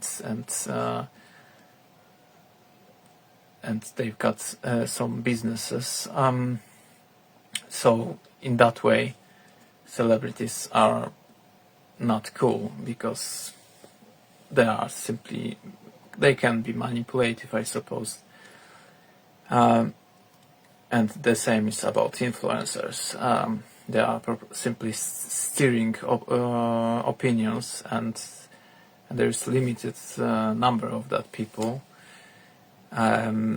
which is not good for democracy, I suppose. Like if you've got like very homogenized like opinions and thoughts expressed, it's simply not creating good culture of dialogue, I would say. Everyone should have like opportunity to express their opinions. I'm observing it from the perspective of artists, for example, and artists are simply invisible, like even if there's plenty of them. So we know just like some major names which are like mythology. There is created mythology about them, and it's like marketing strategy as well. But simply there is plenty of people on this world, and we know only few of them, which is not good. It's not working for average people very well, because nobody is representing them. So it's like I've got mixed feelings about that. But celebrities are like very often like I am like pro equality, and in capitalism I think like that equality can happen that in that way that some random person is becoming a celebrity. So suddenly some random person, not necessarily extremely talented or smart or whatever, that person has money in some way, and simply in that way like wealth is redistributed, I would say, because unfortunately there is no other way to redistribute money and power in society, in capitalistic societies, I think, like because everyone is afraid of social services and giving money for nothing in capitalism. So in that sense, like celebrities are like more close to average person than any politician or someone who is coming from rich family or whatever. So that's why like celebrities, it's an interesting phenomenon. Like it's like I'm not obsessed with celebrities, for sure. There's they are fake. In many of them is fake probably, and they are like they've got some agenda there. Like it's not that they are truly natural. They've got some businesses, I suppose. So that's the worst part. Anyway, I'm repeating myself. Ninth question: what is your So how do you feel about influence of celebrities and influencer? I would love to see more, for example, influencers from science field or philosophy or anything like that. People who have like more knowledge and expertise than celebrities. But on the other hand, elites are not representing like real people, I would say. that's why like it's like with musicians, it's those are much more interesting, like socially much more interesting. I am much more interested in like bands like Nirvana or I don't know, some like bands which are coming from middle class families or poor families. I'm much more interested in that kind of artists than anyone who is coming from some very wealthy background, because they simply don't know what is going on in the world and how everything is functioning. And it's very bad that we see mostly that kind of people.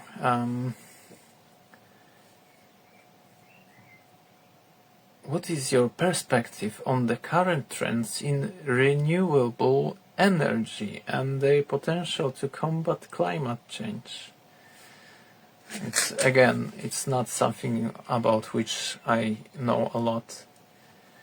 Sometimes I'm just saying that they created some new methods to store energy. They created some new batteries, which will allow to create more like better like electric cars and so on. I believe that's fantastic, but it's still like you have to burn CO. I mean, emission of CO2 will be huge when you'll be producing all that electric cars and so on. So I mean, solar panels are great, blah blah blah, whatever. But I believe that nuclear energy or like cold fusion, it will be it. This is the direction, because we need much more energy than we can produce with known renewable energy sources. I think probably, but I'm not like following very like, I don't know too much about it. 10th question. How do you think advancements in healthcare technology will affect patient care and medical research? It will be like already like you can get some diagnosis online by artificial intelligence, and I suppose it will be it will influence lives of doctors in a good way, in that sense that people are coming to hospitals with not very serious issues very often. So hospitals are stuffed because of patients which don't have to be there. So if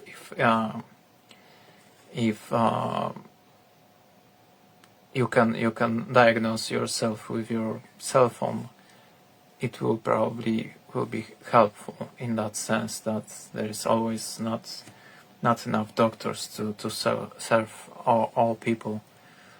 On the other hand, and like now, I suppose you can be diagnosed better, so you can detect some, for example, cancer types in a early stage, and it will simply influence survivor rates. Like there will be, it will be better. And it's like, I believe that artificial intelligence can detect patterns which regular human doctors are not able to detect, and it will be great advancement. I believe also as well in longevity studies that we can find patterns which lead to I mean we can find the causes of like getting old, simply. I mean, why we are getting old and so on. Like on a cellular level, we can discover some mechanisms which are responsible for getting old, and we can simply find solutions for that problem. So I mean, this is the most exciting potential consequence of creating like strong artificial intelligence, that we can find cure for being old. I am 42, and I would love to see some advancements, because I'm not like feeling better and better. I feel awesome, but I see already like influence of time on my body. What role do you think cryptocurrencies and blockchain technology will play in the future of finance? Because I am a person who struggle with money whole my life. Like I struggle with money all my life. I don't know anything about it because I never had money to invest in anything or to spend money like actually on some like cryptocurrencies or whatever. So I was never interested. If I've got money, I spend it on my art, and that's my investment. So when to be honest, like when first time I heard about cryptocurrencies, I thought maybe it's a good idea. But later, finding out how it works, I was not excited at all. I am very suspicious when someone tried to sell something as a like solution to too many problems. It's the same like with artificial intelligence. I'm like excited about it because it's better than religion, for example. But I am skeptical at the same time. Maybe it's another like scam. Maybe it's another speculation of some corporations and simply like parasitic type of activity of big companies. Okay, people are such naive that they will believe in artificial intelligence. Okay, let's create a hype for artificial intelligence. It's the same with longevity as well. But so far, I believe that there are true like scientists who truly like invest time and efforts to solve some problems. So it's like it's a little bit of hype, a little bit of true excitement. How has the global political landscape shifted in recent years, and what do you think are the main drivers of these changes? People are more and more radical, probably.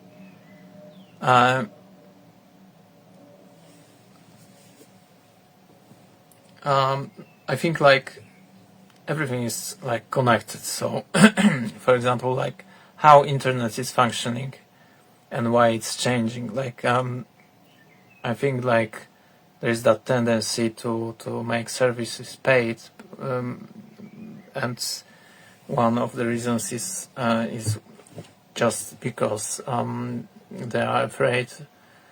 People who govern us, they are afraid of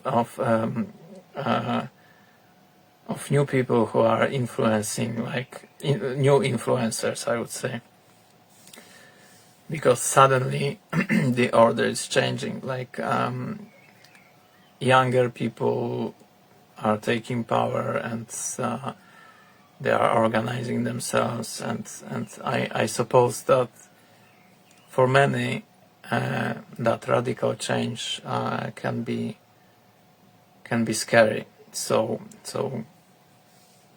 I believe that many like conservatives, many right wings parties will be fighting back, and those are like people who support huge businesses and so on. So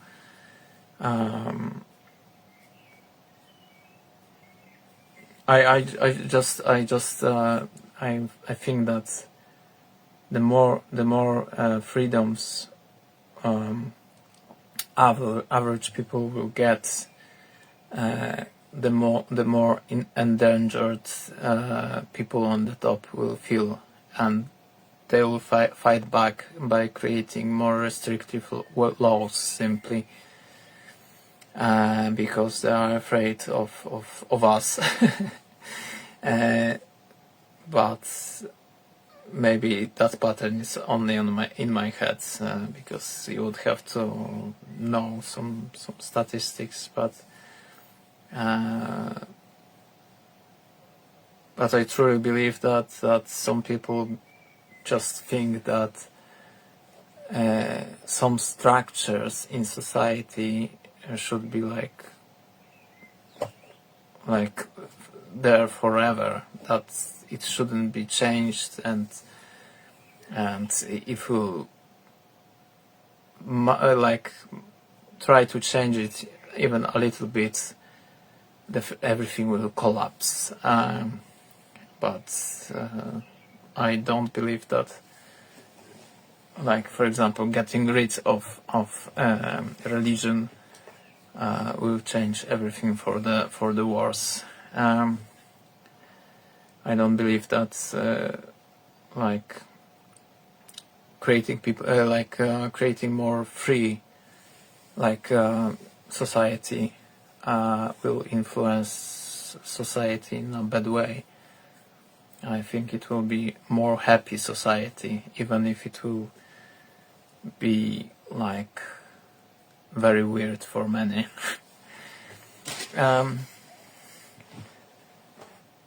Okay, 13th question. What are your thoughts on the rise of esports and its impact on traditional sports and entertainment?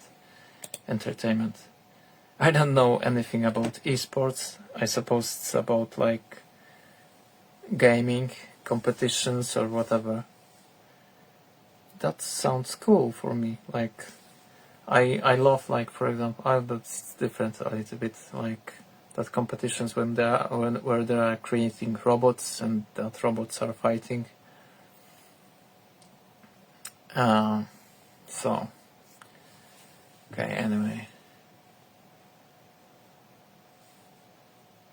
14 questions. How do you think the ongoing development of the metaverse will affect how we socialize and conduct business?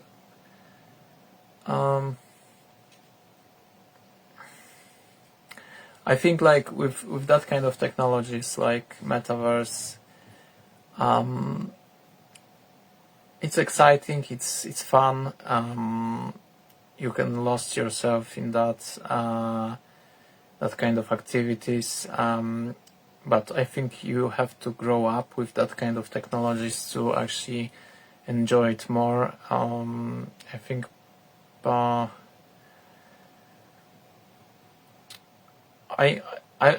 been always like very excited about virtuality in general, but if it can give you really like experiences, like real life experiences, so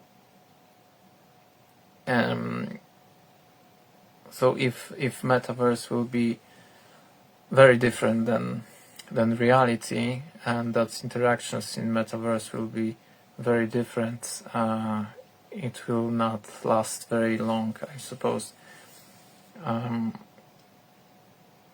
There was like when I started using like web, there was like that game online, like you could meet with in the like virtual world with people, and it was exciting to some extent for me because you could actually interact with real people, and sometimes we had some dialogues there. It was Second Life, okay, but because it had like graphic designs were like very like low quality, I would say. It wasn't fun because of that, but it was like, actually it was more fun than internet for sure, because you've got like physical, let's say virtual physical representation of someone who you are interacting with, but if it will be not real life, like realistic it will be not fun, I suppose. I don't know. Just it has to be very well made, and I don't think that technology is there. But if internet will be faster, and now it can be millions times faster, as far as I can read, like about the technology now. So it can be really exciting, because if we will have in virtuality real life, real like realistic people, or avatars, or even artificial intelligence, it can be really exciting.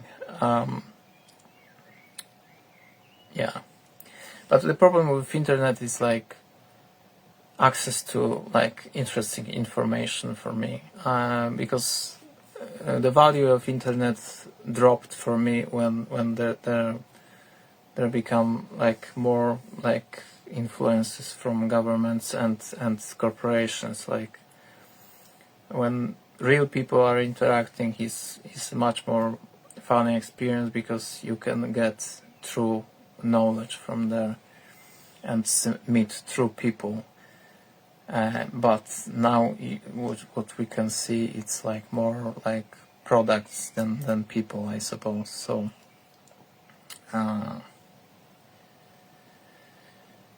I don't know where are the real people. I can't interact with them in real life, and I can't actually interact with them online. I can't find them, like so internet has become like a more and more isolating experience, and it shouldn't be like that. It's not the tool for like isolation.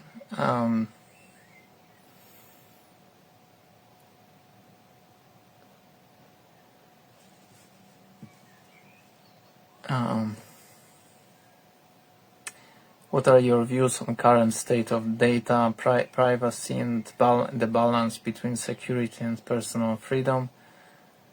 My account has been hacked here on Facebook. It was quite scary for me. So if we can avoid that, that would be grand. But I'm not afraid of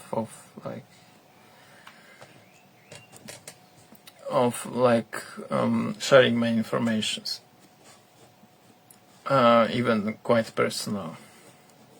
Not that I'm such an exhibitionist, but I don't believe that it can really influence my life in a bad way. So far, I don't experience any bad consequences of that, of sharing information about me.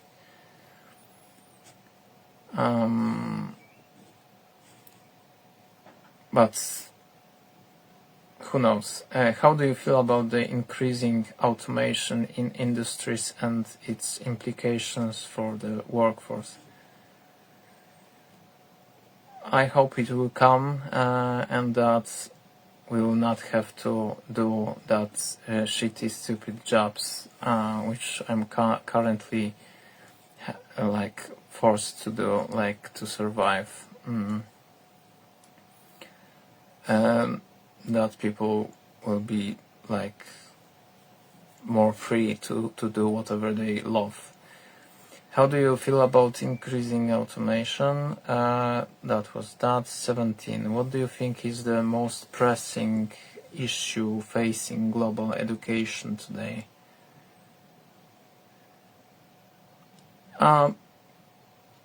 We simply don't know what is valuable knowledge at this point. I don't think that you can predict what is useful anymore. It's very, very different environment, a very different world we are living in. That's why we should give people more freedom to choose what they are learning, because nowadays, like, choices are limited. Even if you've got some some like spectrum of possibilities. There's still not enough, and people are now self-educating, I suppose, because you can get access to necessary informations about many subjects, and there should be like a way to use that knowledge, even if someone doesn't have a degree. Like I am making art. I didn't finish like studies, and like I'll be doing that art, and I'm not going to finish any studies. That's my decision, and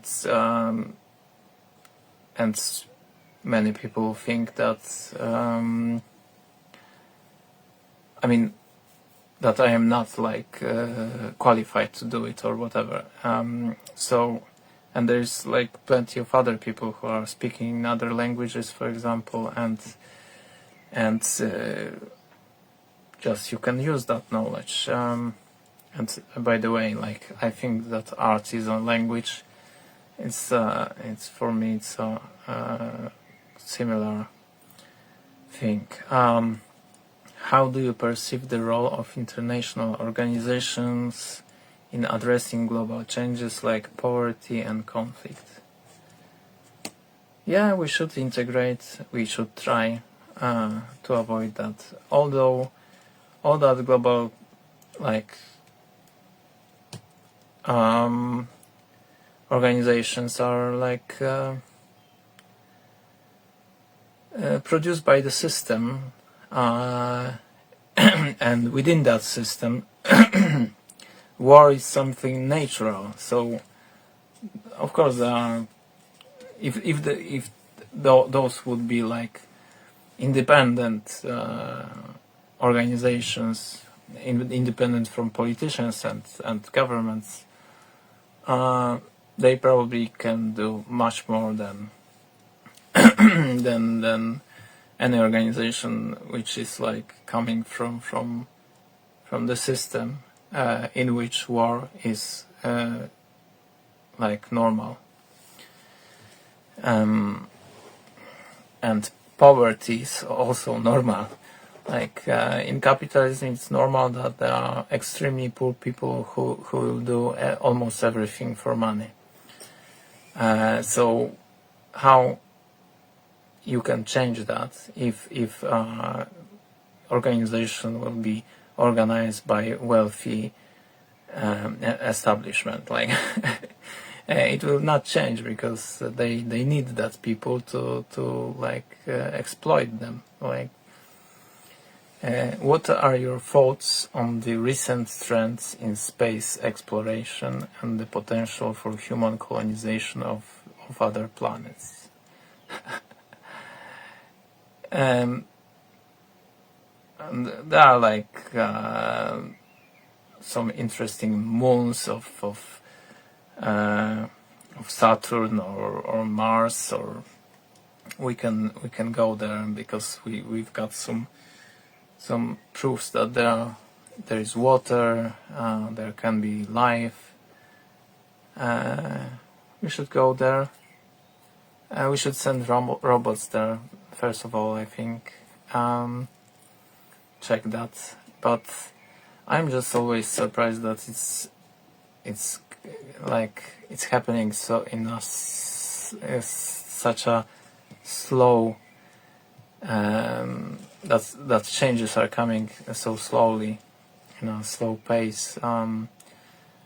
We've got already rockets. It's not difficult to build a robot. Why we are not sending like robots to the moon like on everyday basis? I am surprised.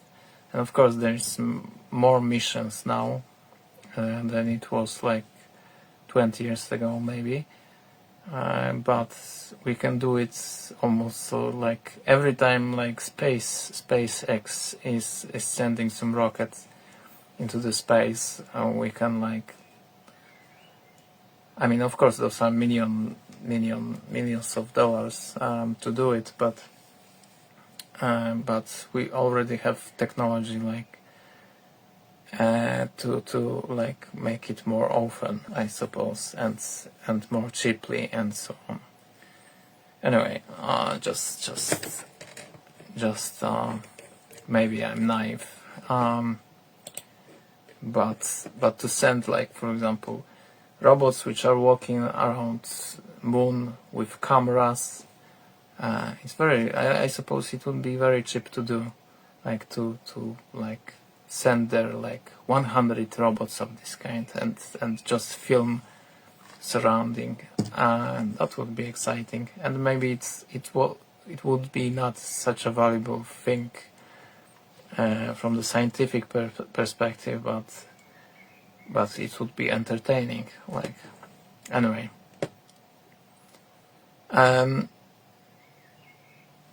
as usually, no public here, and that public will appear later.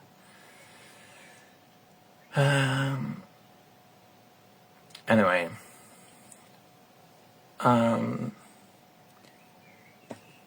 I forget how to like actually use that social media in a proper way. I should do that snapshot of the mind more often, I think. Okay, it was fun. See you. Hello there, crazy funny people. So I decided to entertain myself by going crazy online, by going live.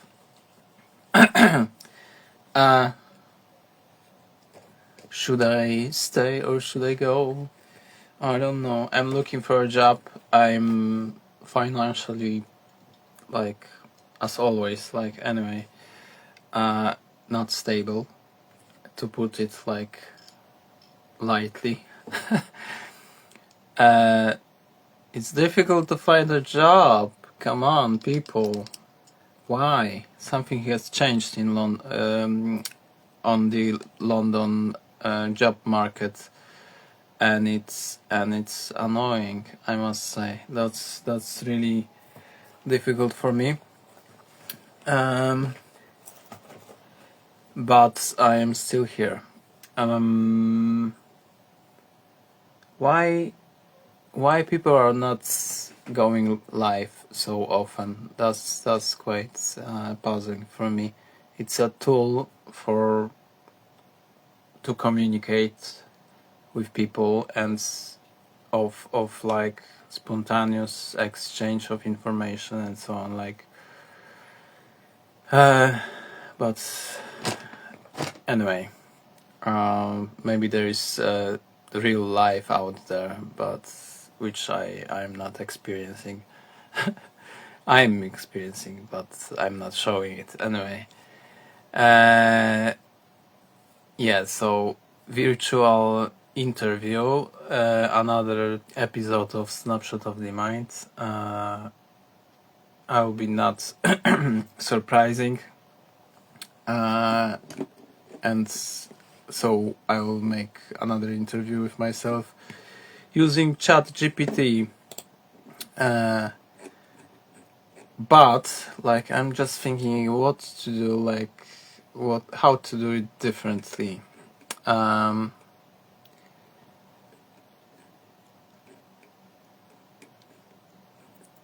How to do it differently than previous snapshots of the mind. First of all, you can ask me some questions if you want, but there will be no viewers during that live stream, so let's try to do it using ChatGPT.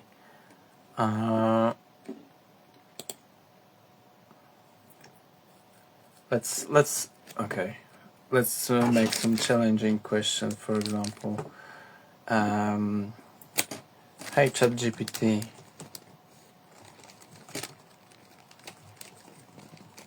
what do you think? Or in differently, hey hey ChatGPT.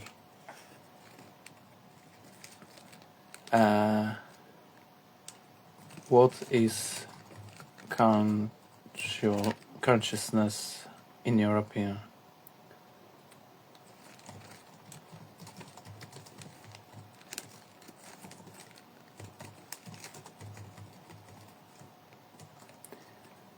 What is the consciousness?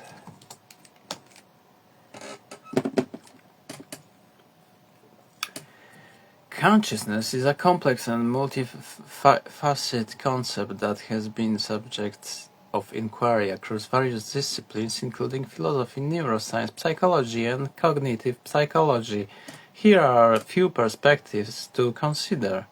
Philosophical perspective. From a philosophical standpoint, consciousness is often described as the state of quality of awareness, or of being aware of an external object or something within oneself. It's the ability to experience thoughts and emotions, sensations, and self-awareness. Philosophers have debated its nature for centuries, with questions about whether it can be reduced to physical processes or if it has non-material essence. Non-material essence. What a bullshit is that? Like, there's no other essence than material essence.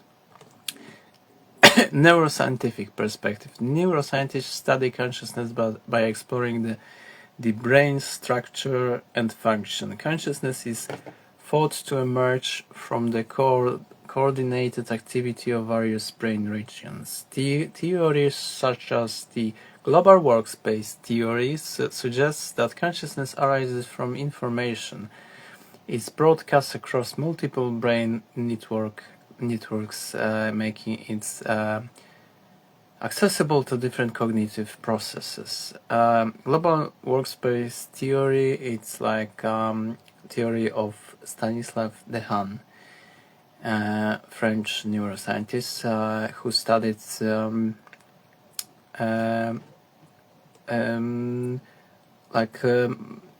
brain regions connected with mathematics, as far as I remember, like mathematical skill. Like, anyway, he's like neuroscientist who theorize like about brain and consciousness in general.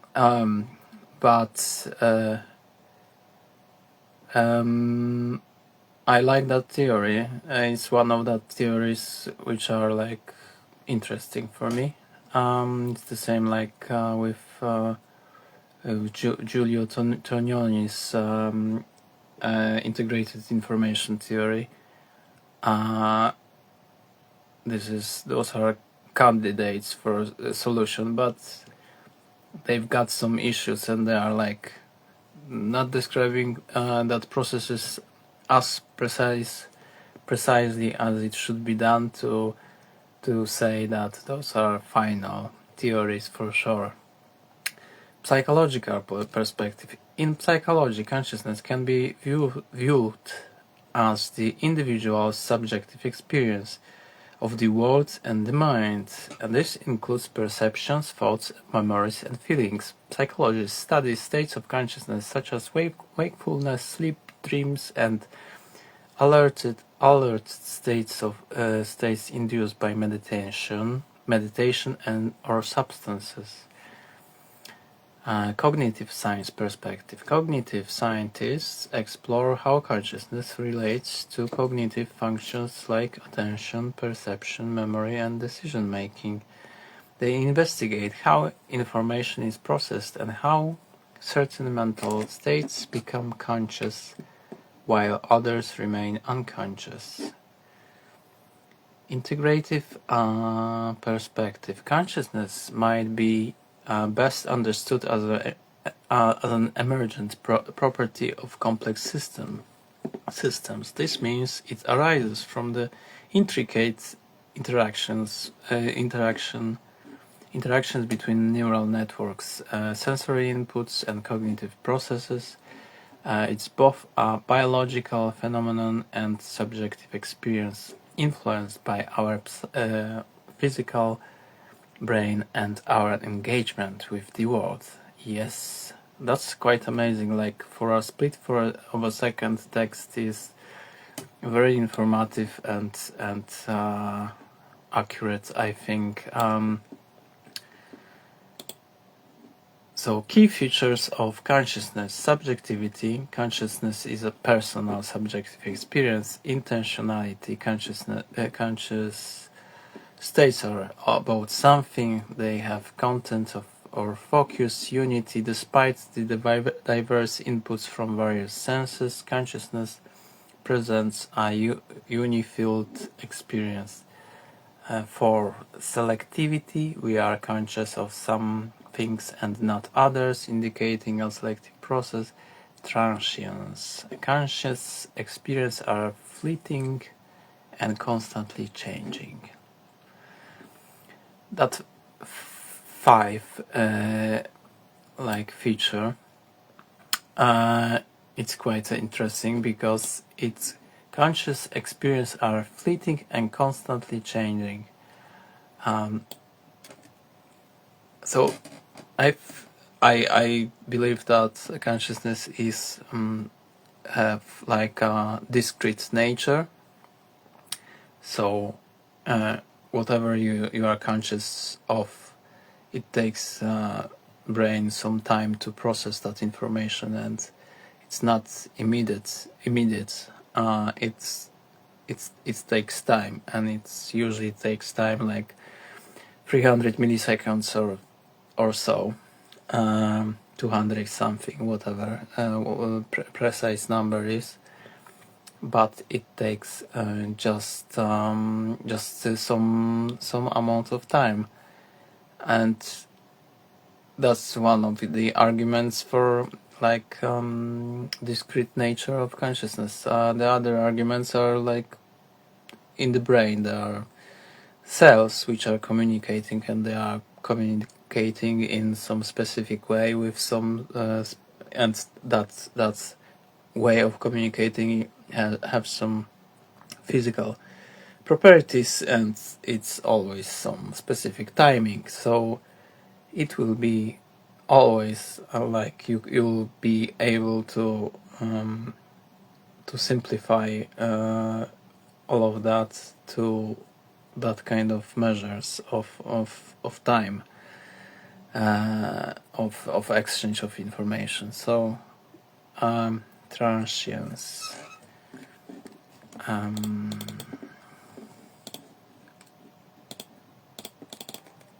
But actually, ChatGPT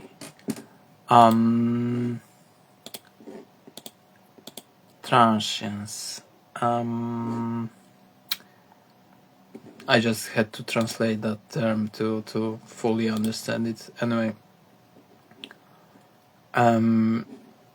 so like ChatGPT didn't give a final answer, which is quite smart because there is no final answer so far.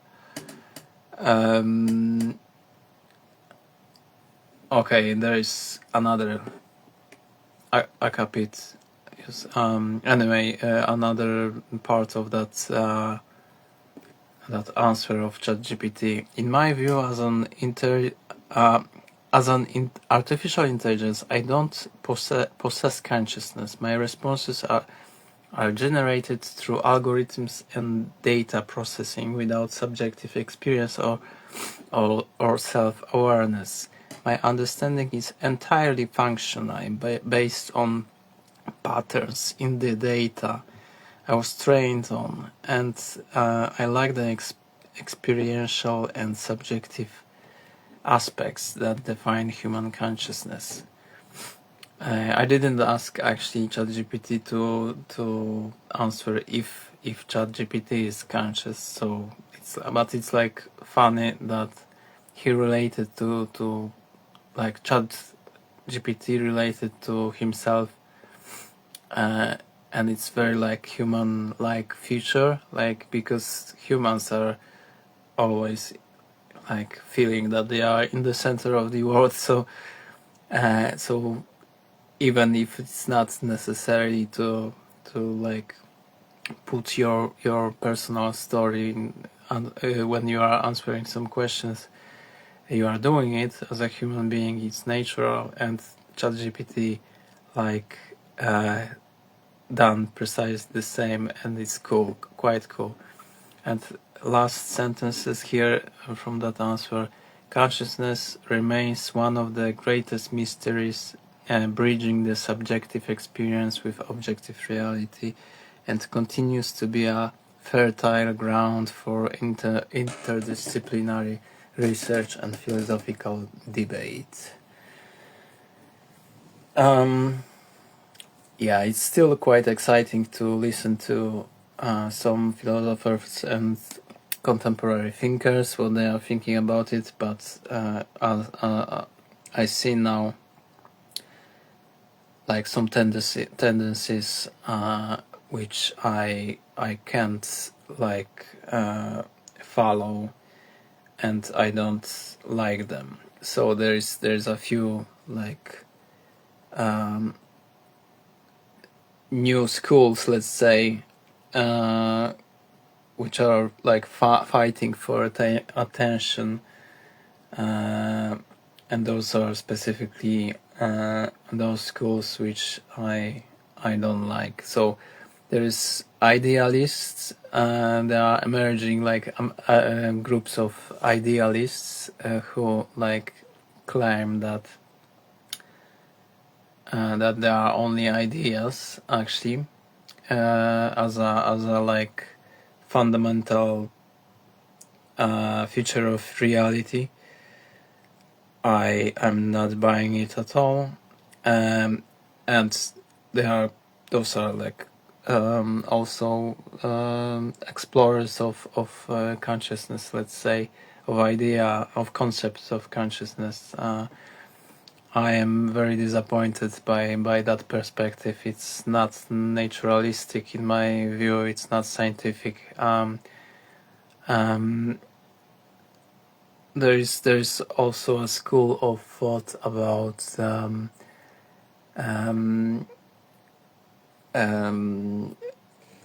consciousness as a like what I wanted to say. Where is that word? Quantum physics, like is involved in consciousness. So Stuart Hameroff and Roger Penrose are on that side, and they are claiming that, and there are some proofs of like quantum states in microtubules in neurons, but there is no proof that they are involved in like, let's say, global processes which are taking place in the brain. So there's no proof that they are influencing, let's say, computational states, that they are not. There's no proof that they are influencing computation in the brain. So I am not buying it. Even, and like there were arguments from Max Tegmark, for example, that if there are some quantum effects, and quantum effects, we would mean that superposition is like used by brain for computation, but Max Tegmark had argued that if there would be like any quantum states in the brain, like collapse of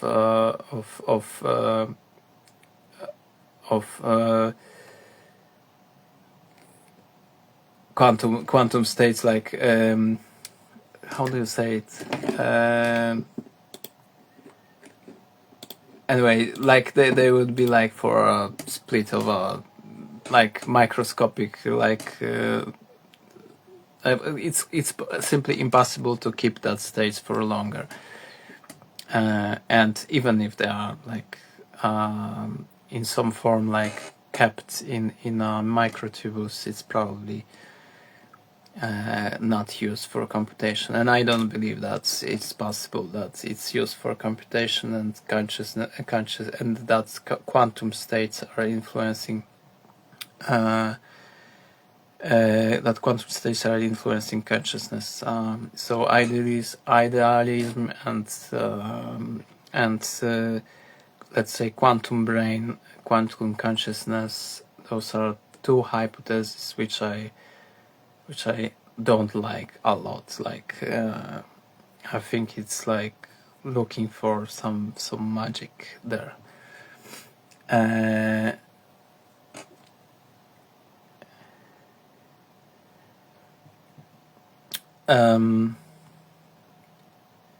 Anyway, there is a third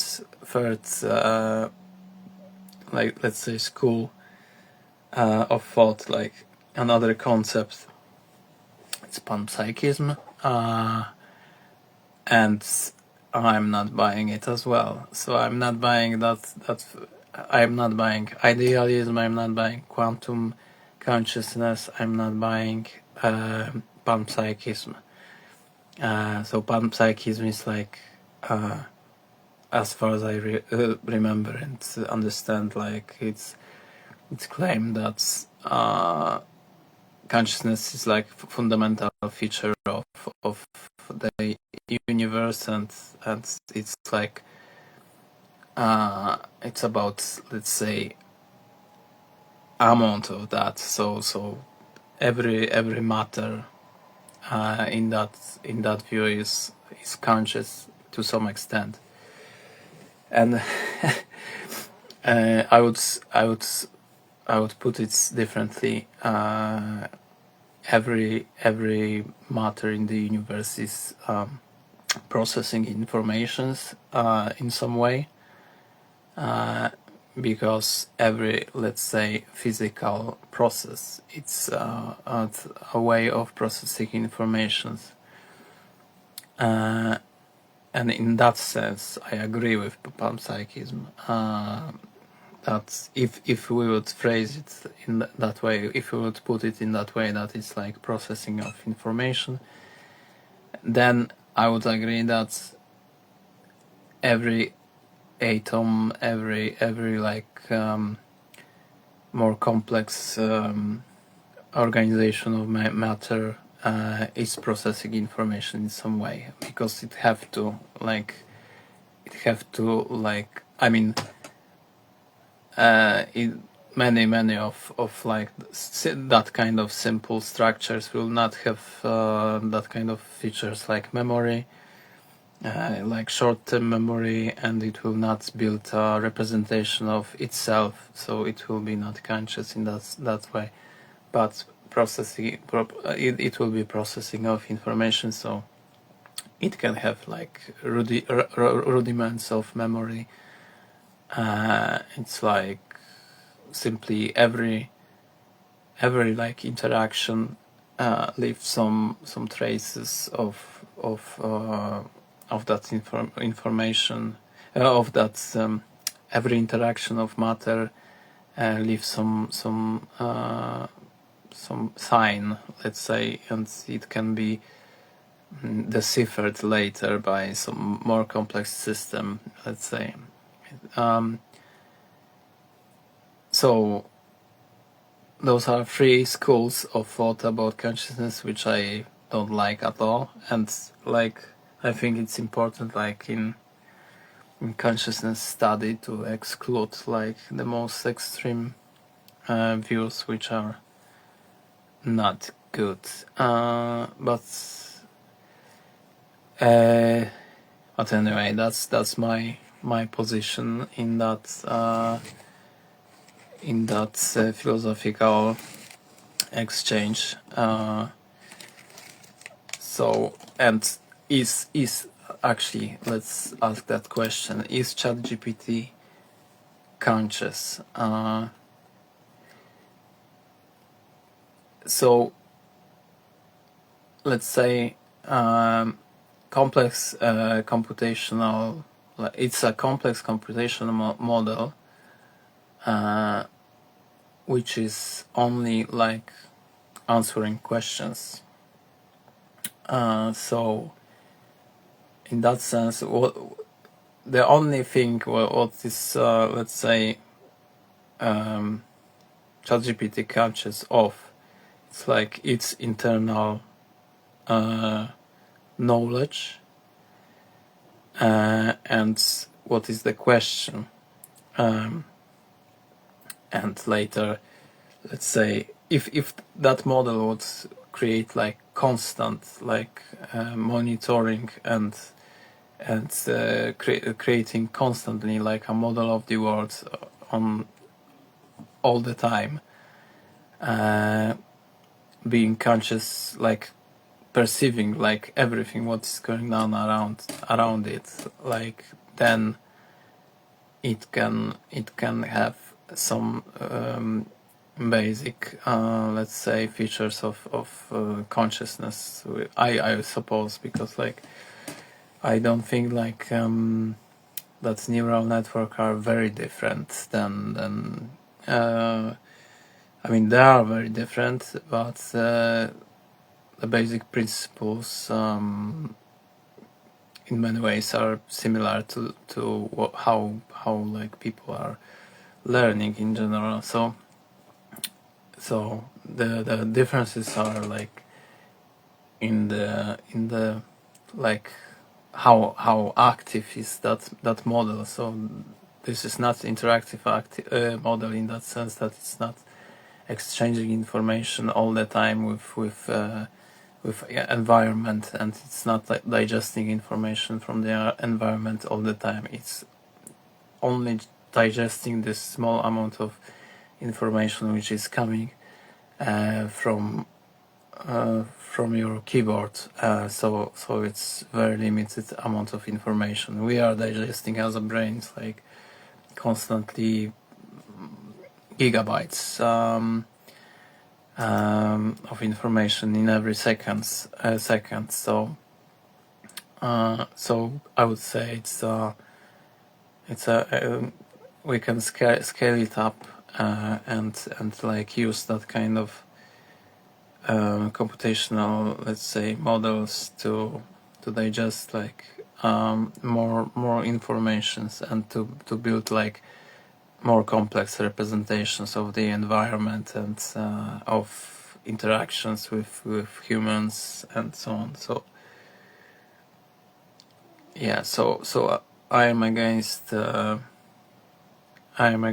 like quantum brain. I am against idealism. I am against panpsychism.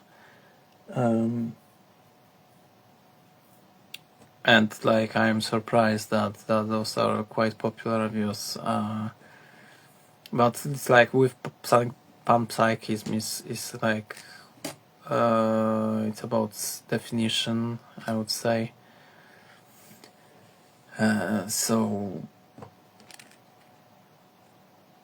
So anyway, just if we would define consciousness as a computational process,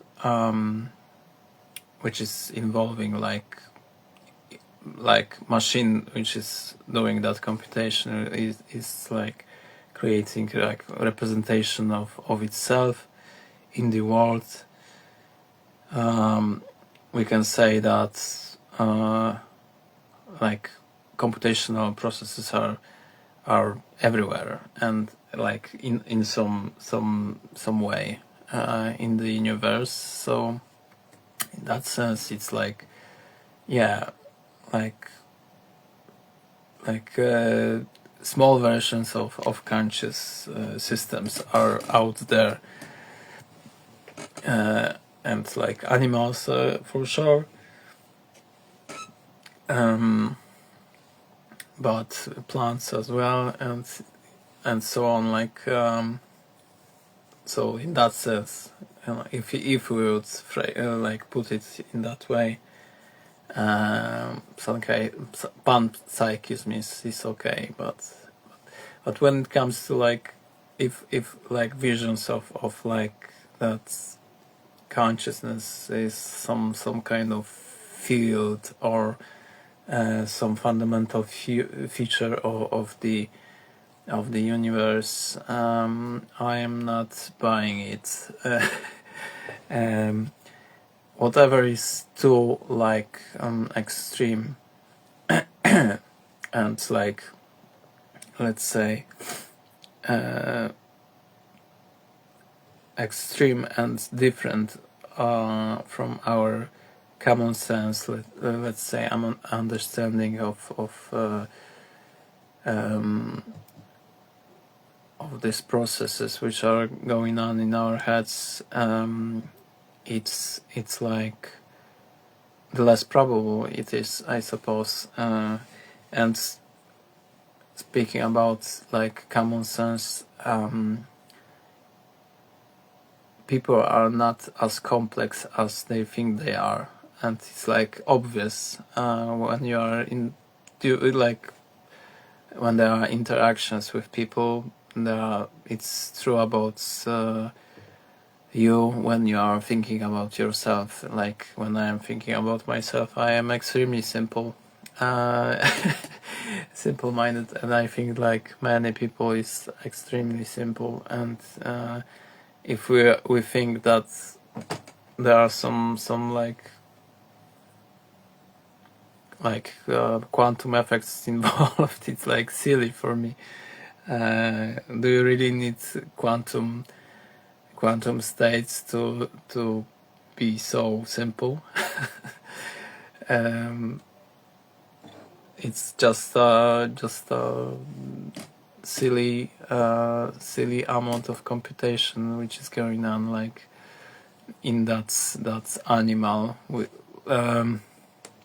Anyway, yeah, it's like improvised speech about consciousness which I didn't plan. It's just something which I am always thinking about consciousness. Like it's one of my interests, let's say. Let's ask.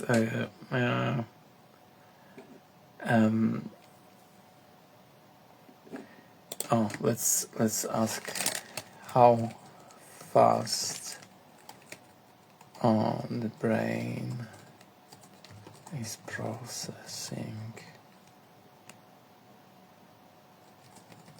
the stimulus.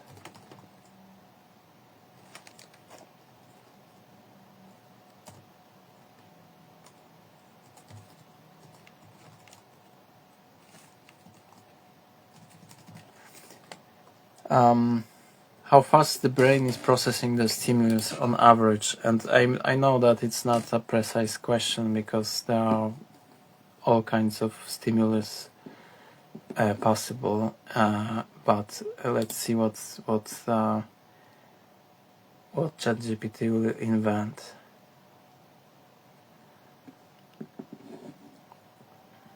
Oh, that's awesome answer.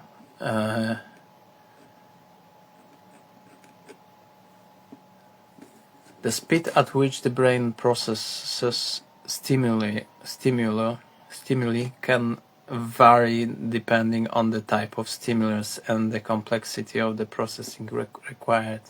Here are some key points to consider. Simple reflexes.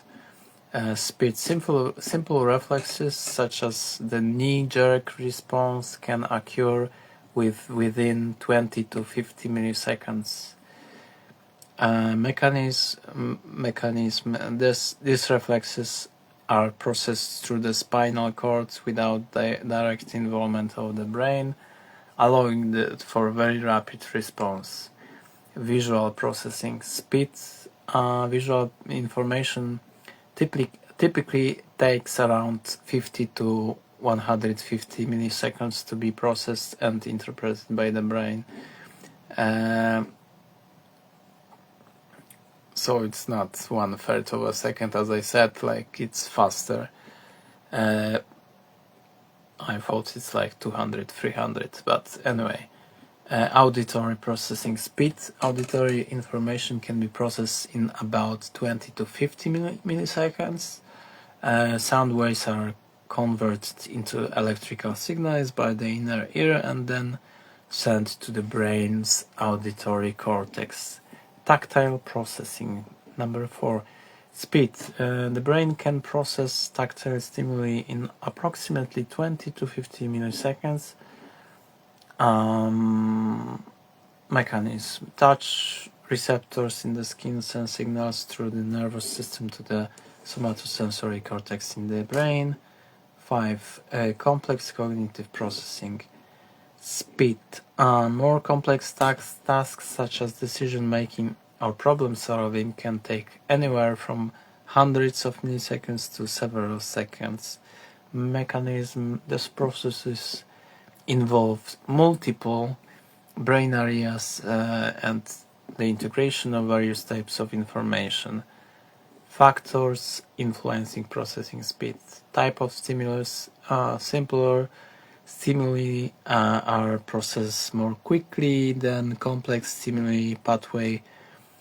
Second, pathway length. Shorter neural pathways result in faster processing. Neuron type. Oh, that's interesting. Like digression. Like note: a pathway length. Shorter neural pathways result in faster processing. Doesn't is it? Even that sentence on its own is saying a lot about consciousness. Simply, it's physical. It's if your response is dependent on this physical distance, which some signal have to take, like go through one point to another. Like this is like simply physical process. It's obvious. Like 3. Neuron type. Myelinated neurons. Neurons with a myelin sheath conduct impulses faster than unmyelinated neurons. Again, of course, there are some diseases which are influencing myelination and processing speeds. It's like dropping, and with age it happens as well. Your myelination is influenced by that processes of aging, and your diet is influencing myelination. Anyway, but that's all about physics. Age. 4. Age. Processing speed can vary with age, generally slowing down as people get older. Yep, unfortunately, that's true. 5. Health and condition. Neurobiological conditions are involved. Our overall brain health can affect processing speeds. General estimation. On average, the brain can process simple sensory stimuli within tens of milliseconds. For more complex cognitive tasks, processing times can extend to hundreds of milliseconds or longer. This processing speeds enable humans to interact with and respond to the environment efficiently, often without conscious thought. Yep. So if there is a speed of all processes, it means that those are like very specific, like physical processes. Anyway, extremely interesting, but ChatGPT is making a great job, I think. I'm not surprised that many scientists will be using that tool to write some papers, and it will accelerates progress in science, I suppose. If you are not wasting your time like looking for information simply. Okay, that was me. That was Luke Ratz. LukeRatz.com. Visit my website. I am an artist. I am crazy artist, and I am making crazy drawings on everyday basis. I'm not neuroscientist, a scientist, so don't listen to me when I'm speaking about consciousness, because if you listen to me and you believe what I'm saying, someone will decapitate me.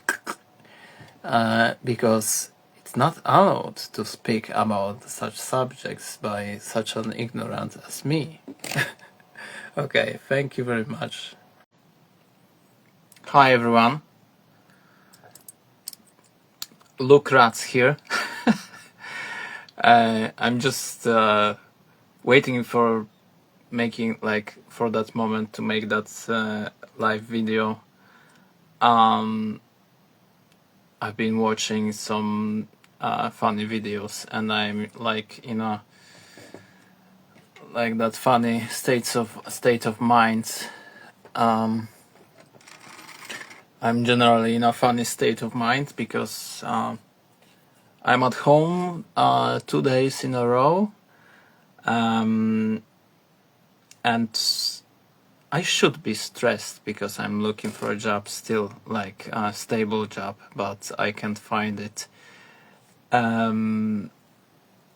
I've got some part-time jobs from time to time, but still, my situation is not very comfortable, let's say. So I should be stressed, but if you are you've got that time for yourself, your true personality is kicking in. You're catching up with your true self, let's say. So I've been drawing a little bit, I've been reading, I've been watching some funny movies, and I feel great, actually. And I should be stressed, but I'm not. It's like I've been always be I am like a happy person, and many of my life problems it's coming from that state of mind that I am too relaxed usually, and I get used to difficult situations. I had many difficult situations in my life. I will have probably many of them, but I've learned that skill to be independent of what is going on in my life in general. So I just learned that skill to ignore all that bad what is going on around me. And I'm always trying my best to work as best as I can, make my art the best as I can, and to have relationship with people as best as I can, and so on. And if that's not enough, then I'm just a happy person because I've tried to do whatever I could. So, but basically, I think that people are blaming themselves too much, and usually those are circumstances and situations in which we are not responsible actually for anything. Everything is happening on its own. You can call it samsara of some sort. You can call it determinism of some sort. Simply it's like whatever is going on, it's like there were like there were preconditioning, let's say, and that it will be like that. And actually, you should feel relaxed all the time. That's what I believe. Even if like people don't want you to be happy, actually. So yeah, my situation, like, yeah, when I'm drawing, when I can draw something, when I can read something, when I can go for a walk and see something new, I am extremely happy person. Euphoric, I would say, almost manic. No, I'm exaggerating, of course. Like, I am not as manic, but I think people need like free time and time for themselves to like know themselves better and to like discover who are they for real, like, because if we are constantly in that work mode that someone is asking us for to do something, we are doing it automatically, and it's like since primary school, high school, college studies, everyone is telling us what to do, and people don't know what they want to do, actually, what is truly deeply interesting for them, what are they capable of, like what they can do actually with their brains, and I believe that brains are like extremely efficient tools, and we can make with them much more than we can imagine. Yeah, sometimes I'm just reading more and I discover that, okay, I can understand that, I can get it, it's simple, what more I can understand, and is there any limit to that? Like, anyway, drawings. I am so much. I feel so much better with ink and paper than with painting of any sort. Of course, it's because I had much more experience with paper and ink. But I am so like relaxed with paper and simple drawing. Like, it's probably it's because like when you are dealing with that kind of form of art, it's simply like low cost of all that fun. Paper is cheap, all materials are cheap, you don't care so much, so you are not so stressed. Like, if I am dealing with canvases with expensive materials, and like, of course, like, those are not extremely expensive, but they are quite expensive. If you want to paint a decent painting, you need to buy like, you need to spend like around £200, like, really to make it like a decent product. It's not a joke. Materials are more and more expensive, I think. But when you're like making a drawing, it's like maybe £20 cost, let's say, like, and I'm like it's more than I said that it's more like for real it's less. Anyway, so you can be relaxed when you are making drawings and sketches, and you can actually then like free your imagination, and you can have more fun. So sometimes I'm trying like to reproduce that sense of play on the canvas, but usually doesn't work so well. I never could like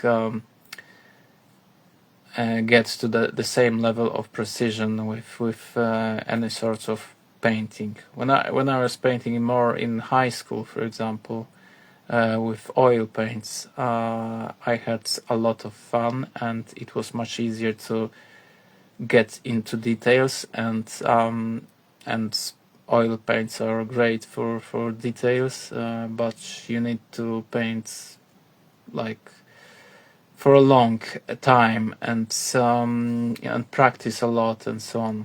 And generally, like art, it's like that. You have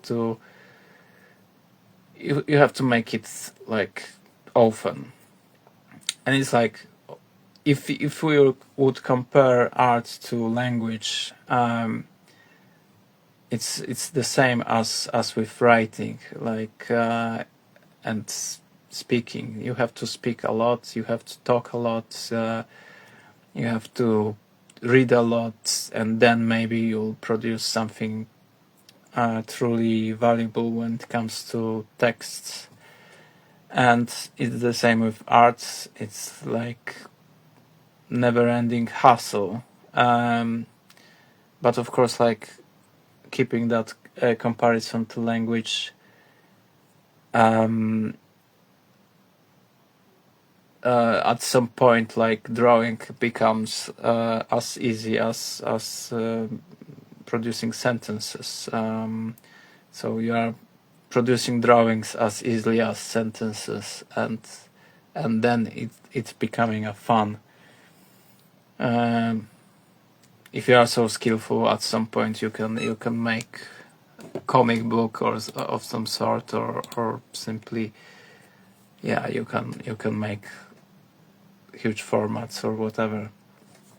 But I still struggle with time for arts, and it's simply because however good you are in arts, plumbers are more needed than artists.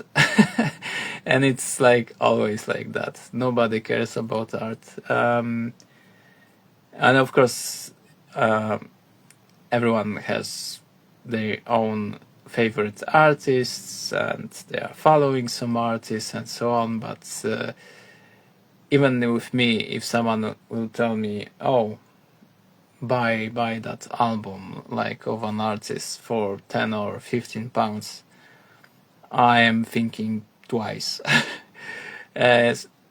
Here in London, like because books are quite cheap, I started buying albums finally.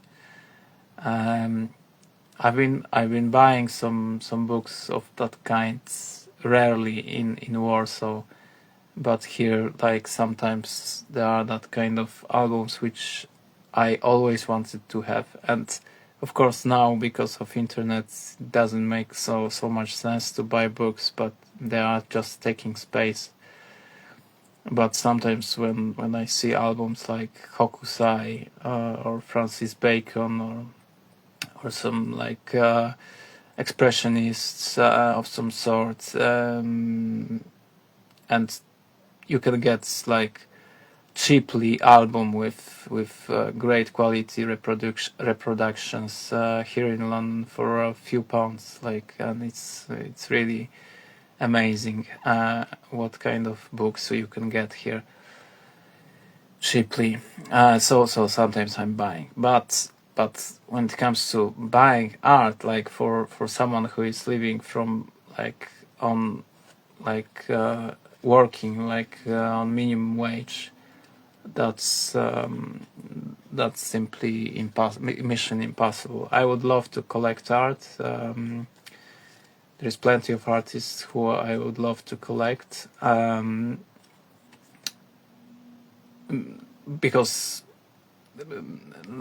one of the reasons why I would like to collect art is to meet artists in person. That would be cool. But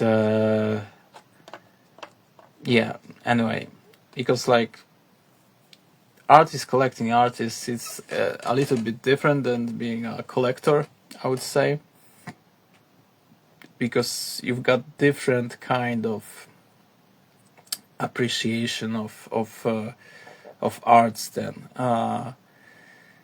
it's yeah, I am quite critical to everything, actually, and especially to other artists, even if, of course, my art deserve criticism often as well, but who cares? Yeah, but there are that kind of, let's say, people who represent the same kind of love of perfection, and who really are into it deeply, and that kind of artists I would love to collect, because there are artists who are making it professionally for money, but actually not to say something or trying to imagine something original.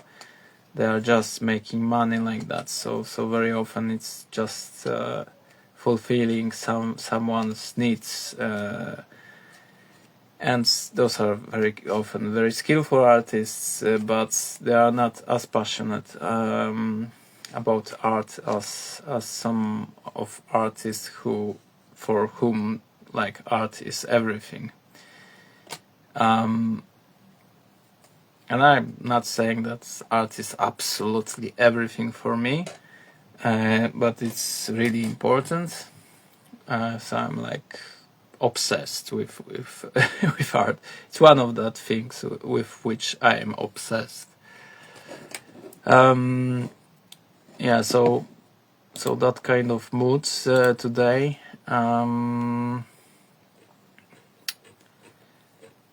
What can I say? It's funny, I've got that's funny moods. I'm happy person. I don't have stable job. I'm making drawing, and I think it's absolutely awesome. And I later have one on Instagram or Facebook. That's my reality. And that's a reality of poor social media, let's say, user. But anyway, what else we can do today?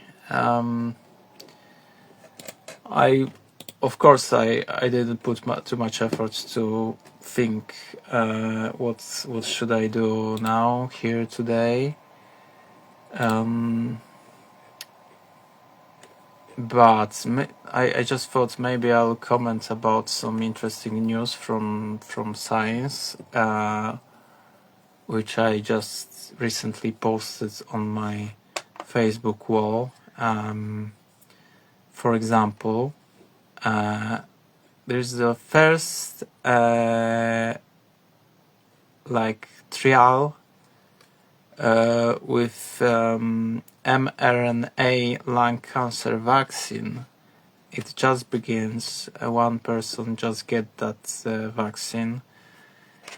I'm very excited about cancer vaccines, because as I said a few times, cancer is running in my family, and I hope that at some point I'll be able to get the cancer vaccine of some sort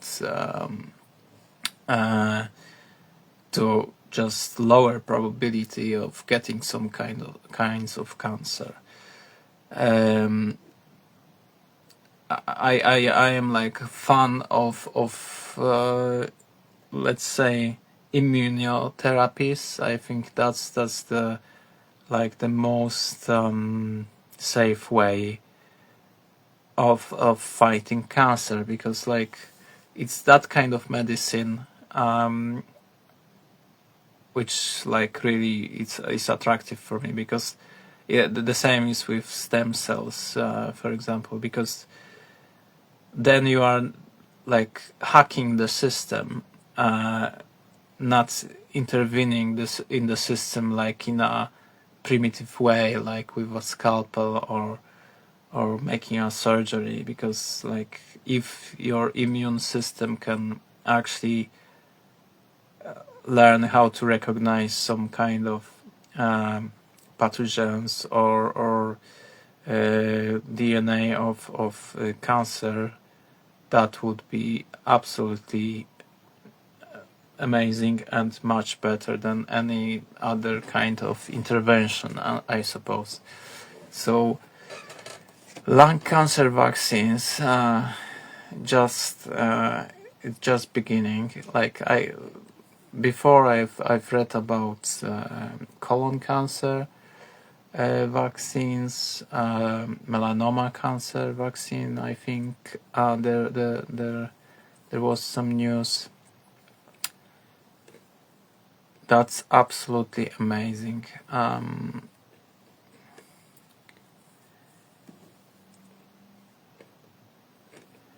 And that kind of news. Engineered bacteria destroy antibiotic resistance DNA in wastewater. So now you can like design bacteria. How cool is that? Like that's absolutely amazing. Please check my YouTube channel. Look, Ratz. I've got like 456 videos there. And I explained that before, but I'm making video documentation of the process of creation of making like some of my artworks. Usually I'm making that documentation in circumstances where I don't have too much time, so it's like that's a method of creating contents for social media actually, but yeah, I'm usually making improvised drawings like that I'm documenting the process of like creating, and I simply, of course, like I've been inspired by all that videos with Picasso, who was like drawing on the glass, and it was filmed, and of course it's not the only like inspiration, but I think that kind of documentation will be can be used in the future to like teach machines some algorithms how to make art which looks precisely as mine. So it's my long lasting project that I'm making documentation of the process of creation specifically for that purpose, that in the future maybe I'll be able to get to the some learning algorithms which can be or machine learning computers like equipped with machine learning like systems, and maybe creating that database with my videos, I'll be able to teach all that algorithms to create as me. This is like project for whole life. My whole website is about that. It's a data collection about my art, and basically I'm documenting everything what I'm creating, even if I don't like my drawing, I still put it online. So like my website's like archive of all artworks which I made, almost all artworks which I made during my life. They are not perfectly like documented. Sometimes photos of that artworks are not the best quality because they've been done like 20 years ago or so. Yeah, almost 20 years. That first photos of my artworks. I want to like make new photos of that old artworks, but it will take time to do it for sure. But anyway, check my YouTube channel. There is 456 videos. Some of them are great, some of them are quite boring, and this is how it should be. Like when it comes to that kind of documentation, you can't expect anything extremely exciting. I'm making that videos without any sound usually, because it's actually about purely visual information, and I would love to make my own music for that, but I can't do it at this moment because of lack of guitar, lack of recording devices or whatever. I would love to make like a total art where I'm doing everything myself, but because I'm not able in this situation, I am sometimes like putting some music there when under some videos when I'm creating short videos, or when I'm posting on TikTok, and they've got like so much like music there that's like I'm specifically choosing like music specifically for every like drawing, every artwork has some mood in it, like hidden mood, and I'm trying always match that mood, like music to that mood. So, but I would prefer, of course, to play my own music if I would be like skillful musician, which I'm not, of course. I've got just ear for sounds. I've been doing a little bit of music a few years ago, let's say, but I not consider myself a musician. Like I don't see myself as a musician, for sure.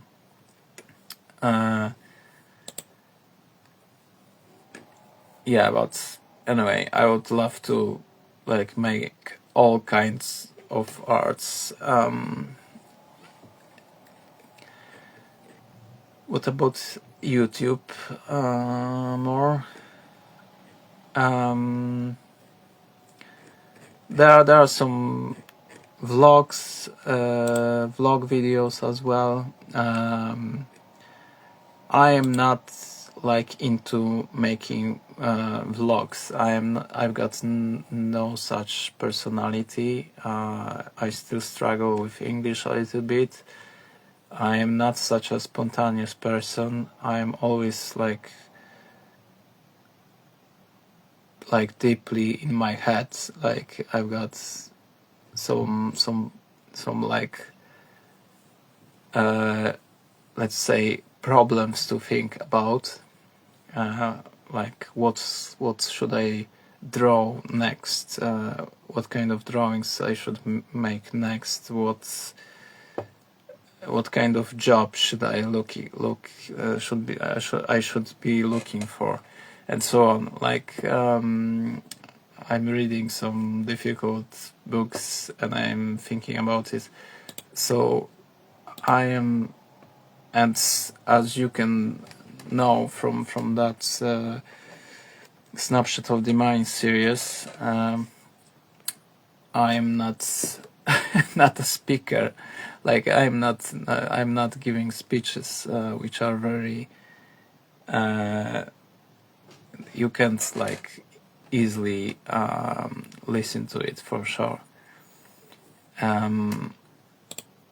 So far I've made how many vlogging like videos? Not too many.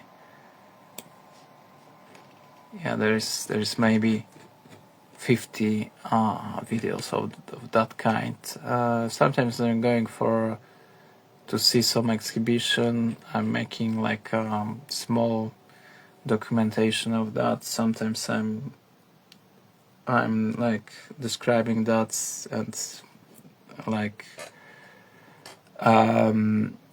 saying what I'm thinking about it. But when it comes to like reviews and like opinions about art, I prefer to not to say too much, because I am so critical, and I know that people are extremely annoyed when I am judging artists, because like so, and at the same time with that whole my criticism and like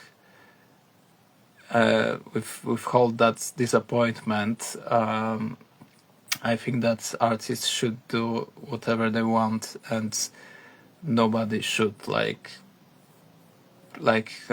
intervene like in any way. Like this is about private worlds and like very personal experiences. So anything goes. Actually, I truly believe that art is about doing whatever you want, like to the extreme, like creating your own world and creating your own rules in that world. So whatever opinion I've got, it doesn't matter, because art is not about universal truths, but about your subjective truths. So that's why, even if I'm making vlogs about art, showing some exhibition which I just saw, I'm not telling stories about it. And very, very often I am like simply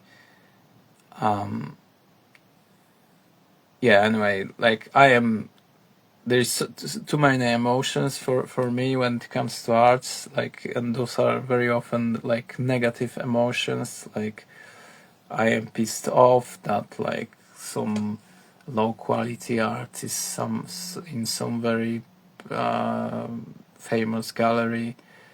I am pissed off that simple, naive, and stupid art is showed, and so on. Like or contemporary art, which is completely not modern or innovative or so on, like is like more popular and selling better than any like more experimental art and so on. Like anyway, it's like it's always like that with arts. But yeah, I'm not going to expose my negativity in vlogs, because I don't want to like put people in that mood as well. So this is my compassion towards my viewers, potential viewers. And nobody is watching it, and I don't care. I'm making documentation of my life in general for myself. So that's my YouTube, basically. I'm making documentation of my own exhibitions as well, because when finally I've got that opportunity to show my artworks, what is like extremely rare, and very problematic for me in my situation, because I don't have money all the time, and I have to like spend a lot of money on that kind of exhibitions, for framing, for traveling.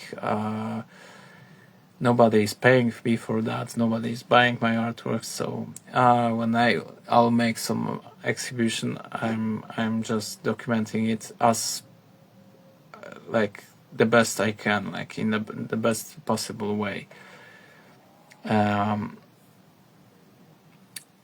Yeah, so there was a few exhibitions of that kind which I organized in London, and it was very difficult to organize that exhibitions in London, but it's funny that like it's easier to organize the exhibition in London than in Warsaw. That's my experience. It's sometimes better to be like a stranger, to be an alien, and it's sometimes better when nobody knows you. Sometimes it's simply easier, because you are like a fresh face, let's say, fresh person, and maybe then someone will be more interested with you. But in general, people are not interested. I don't know who is like going to all that exhibitions, in all that Gagasians and Tate Modern and so on. In Tate Modern there are crowds actually, but like I rarely think that people are like deeply into it. It's more like entertainment of some sort, like some sort like conversation starter, like exhibition. You are going with girlfriend there to actually just talk about something. It can be anything. So you are going to gallery and you are watching all that paintings.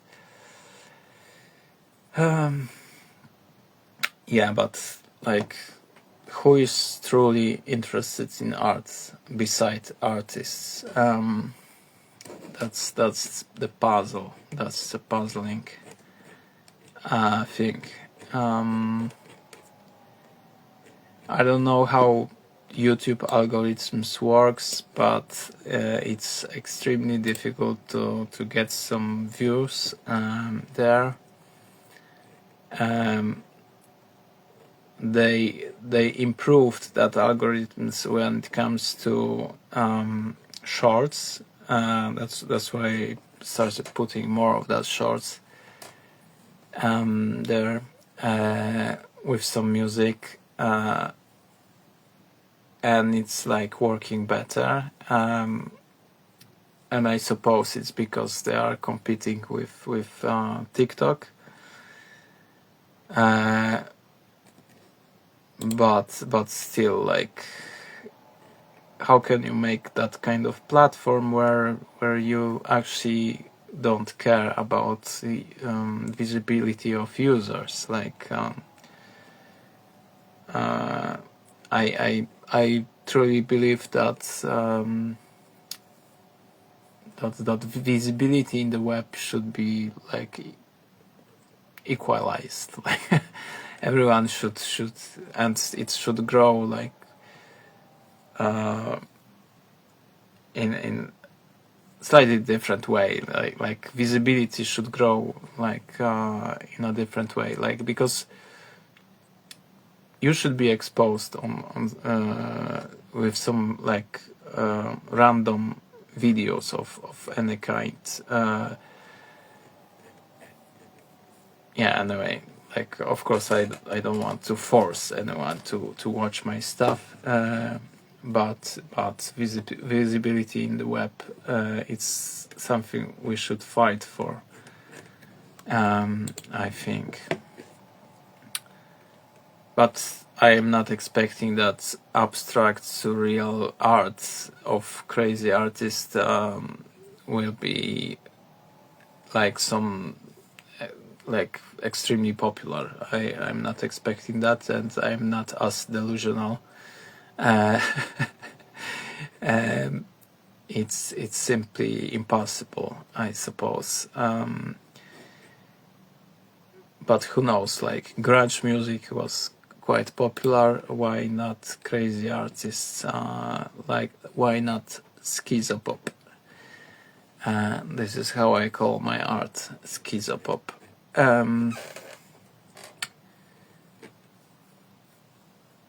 What else? Okay, let's if we don't know what to do, let's ask ChatGPT as usually to ask me some random questions. Hey ChatGPT, ask me some random questions about anything you want.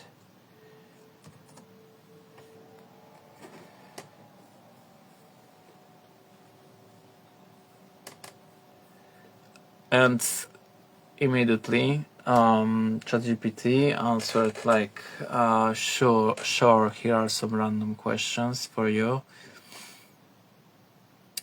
10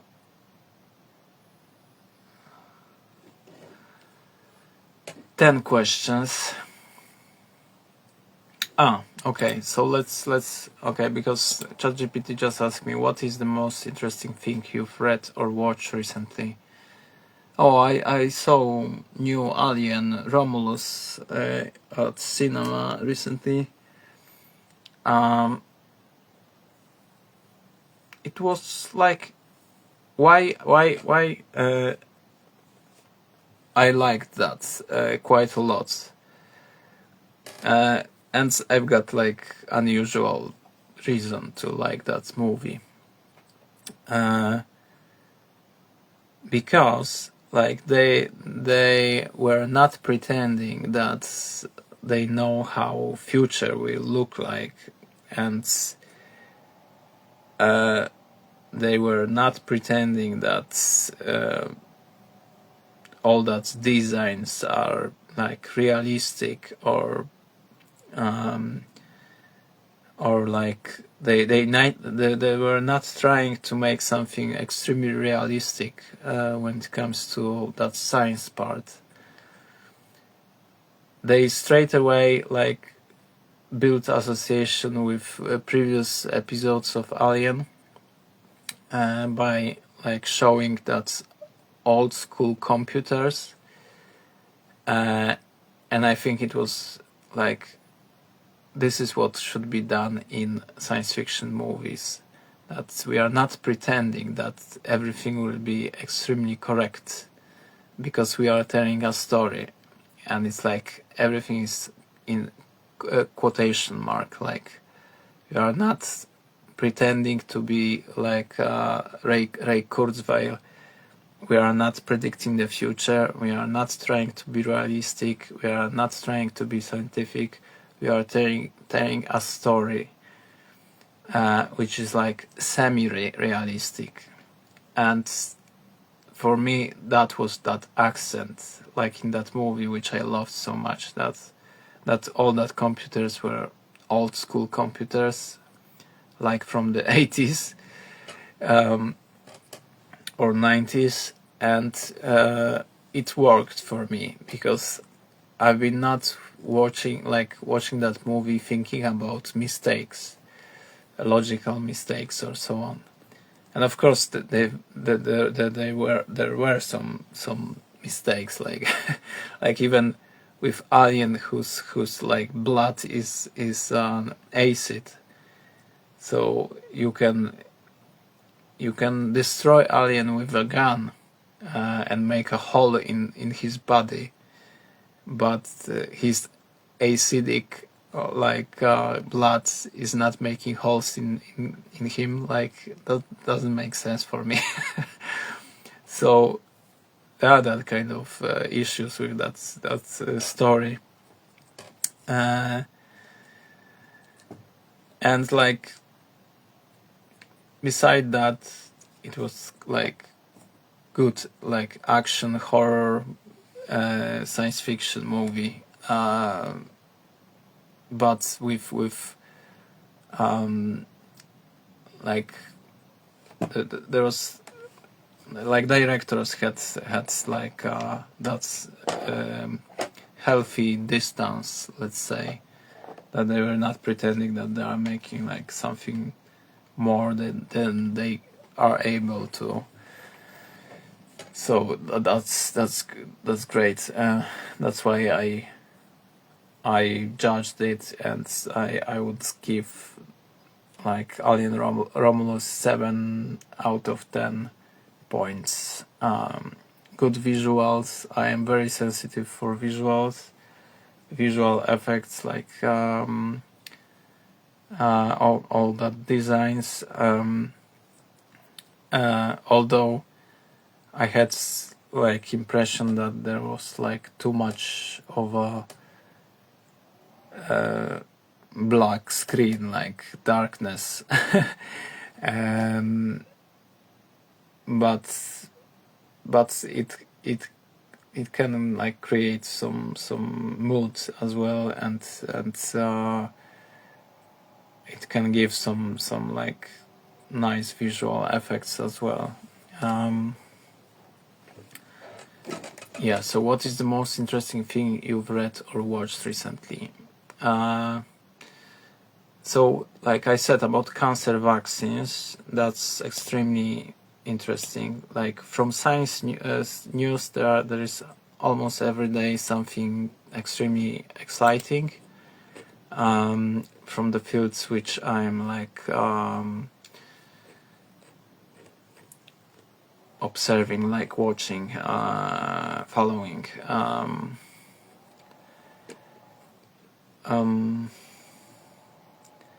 Another news is like another Neuralink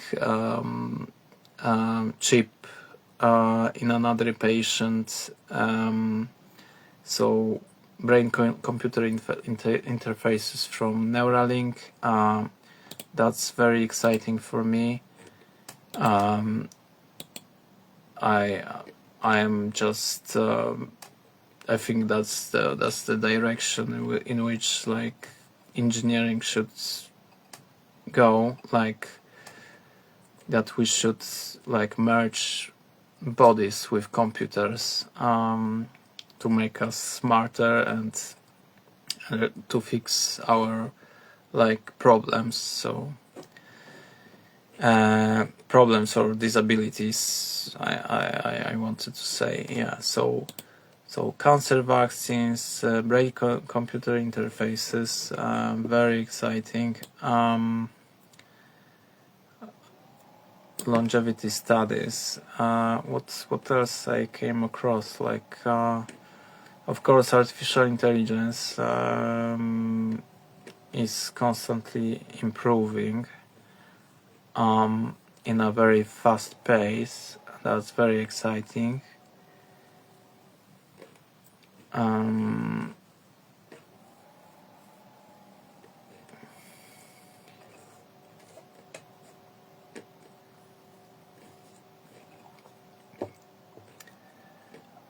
just scrolling Facebook wall to remind myself like what I've been posting, like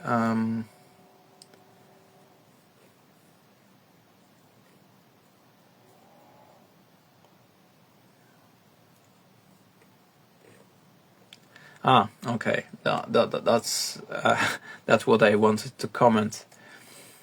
So some research group in China has shown that many entangled photons can be generated inside the myelin sheath that covers nerve fibers.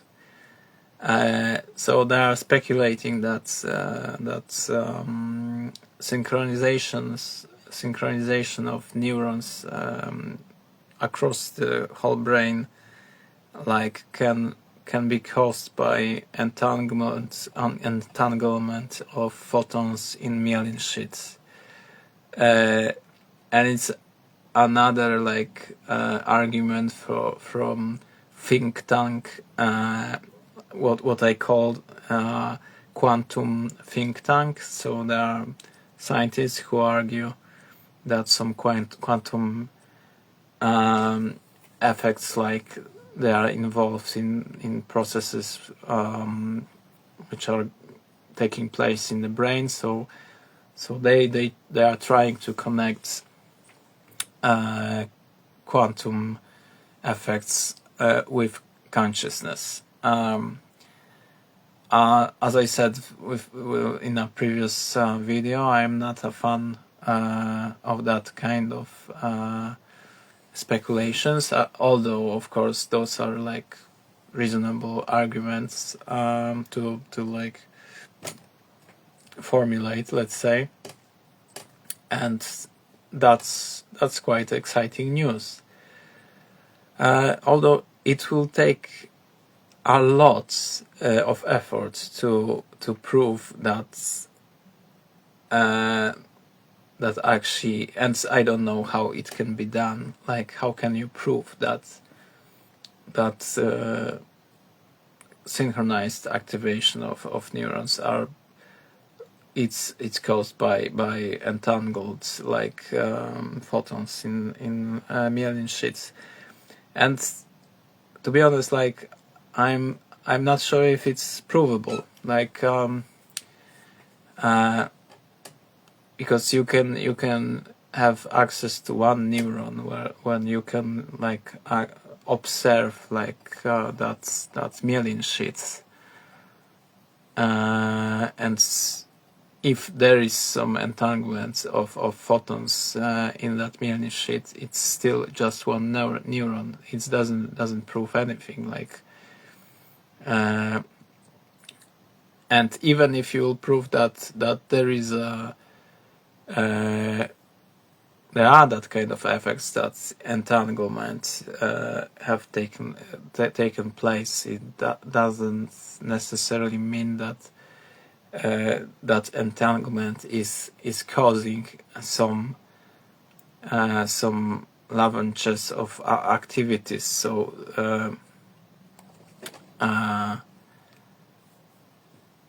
so like I believe that consciousness is like, we can explain consciousness in the frame of like classical physics, because we are like we are as a biological machines, quite big. We are big objects where like quantum physics is not like necessary to explain our activity. Like, and I believe that most of biology is working based on like, we can make a description of biological mechanism within the classical physics descriptions. That's my belief. But you have extremely difficult like task to prove that quantum effects there in microtubules or myelin sheets, that's effects, even if they are there, that they are involved in consciousness, like in the processes of like higher order processes in the brain, which are taking place in the brain. I simply think that it's wishful thinking, and that they are looking for some extreme like solution to the problem, which is very complex but and difficult. So they think that if they can't like grasp that, then there should be involved some more like complex process. But simply because of complexity, there is plenty of like complex systems in nature which humans can't grasp easily, and I think that consciousness is one of them. Like, but still in the frame of classical physics. But it's like a bet, because I'm of course like not a scientist, and that's the problem with that kind of, let's say, hobbies. If you want to like read about neuroscience, neurology, and how brain is constructed, it will give you almost nothing, because you can have a lot of details, descriptions of all neurotransmitters and of architecture of the brain, but you need that kind of experiments, like with myelin sheets, to actually see what is going on there in a real life. Like so I think it's more about experimental studies. So all that information is not in a books, but in a simply in some universities where people are like making experiments. So Brain Initiative, Human Brain Project, I suppose that they've got huge database about brain, and somewhere there is hidden answer to like question how brain is making what it's making, like. And I believe that we are actually very close or almost there, like, and that will like build machines which will be quite similar quite soon. But maybe I am over like optimistic. But anyway, so that's the news. Like photon entanglement in myelin sheets. I am not a cheerleader of quantum brain think tank.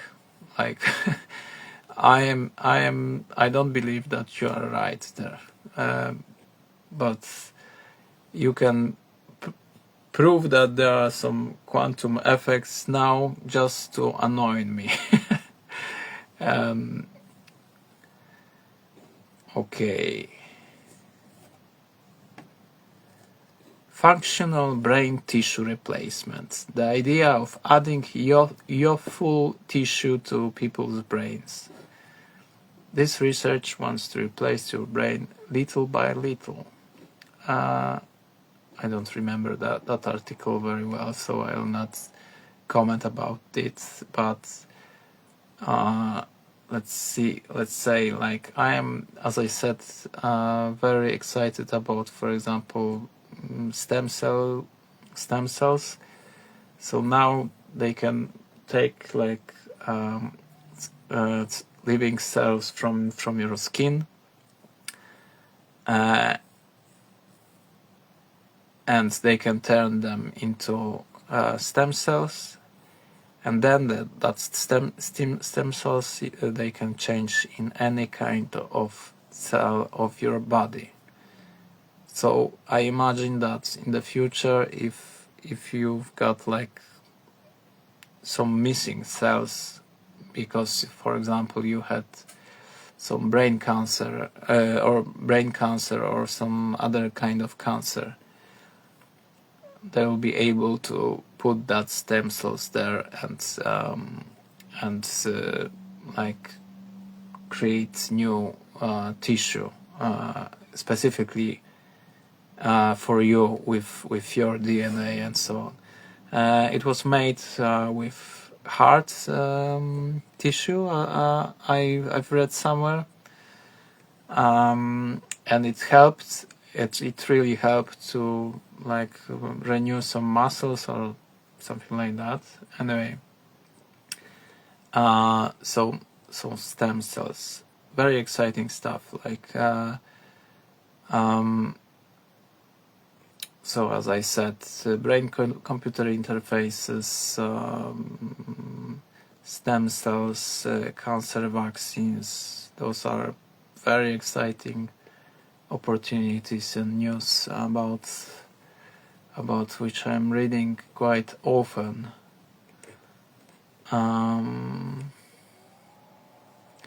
Cutting-edge brain implants gives patients with ALS his real voice back with a little help from AI. How exciting is that?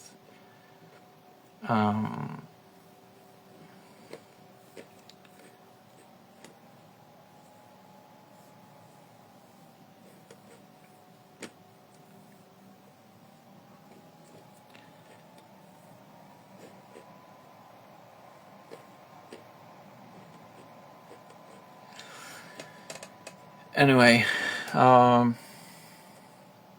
let's go to ChatGPT again.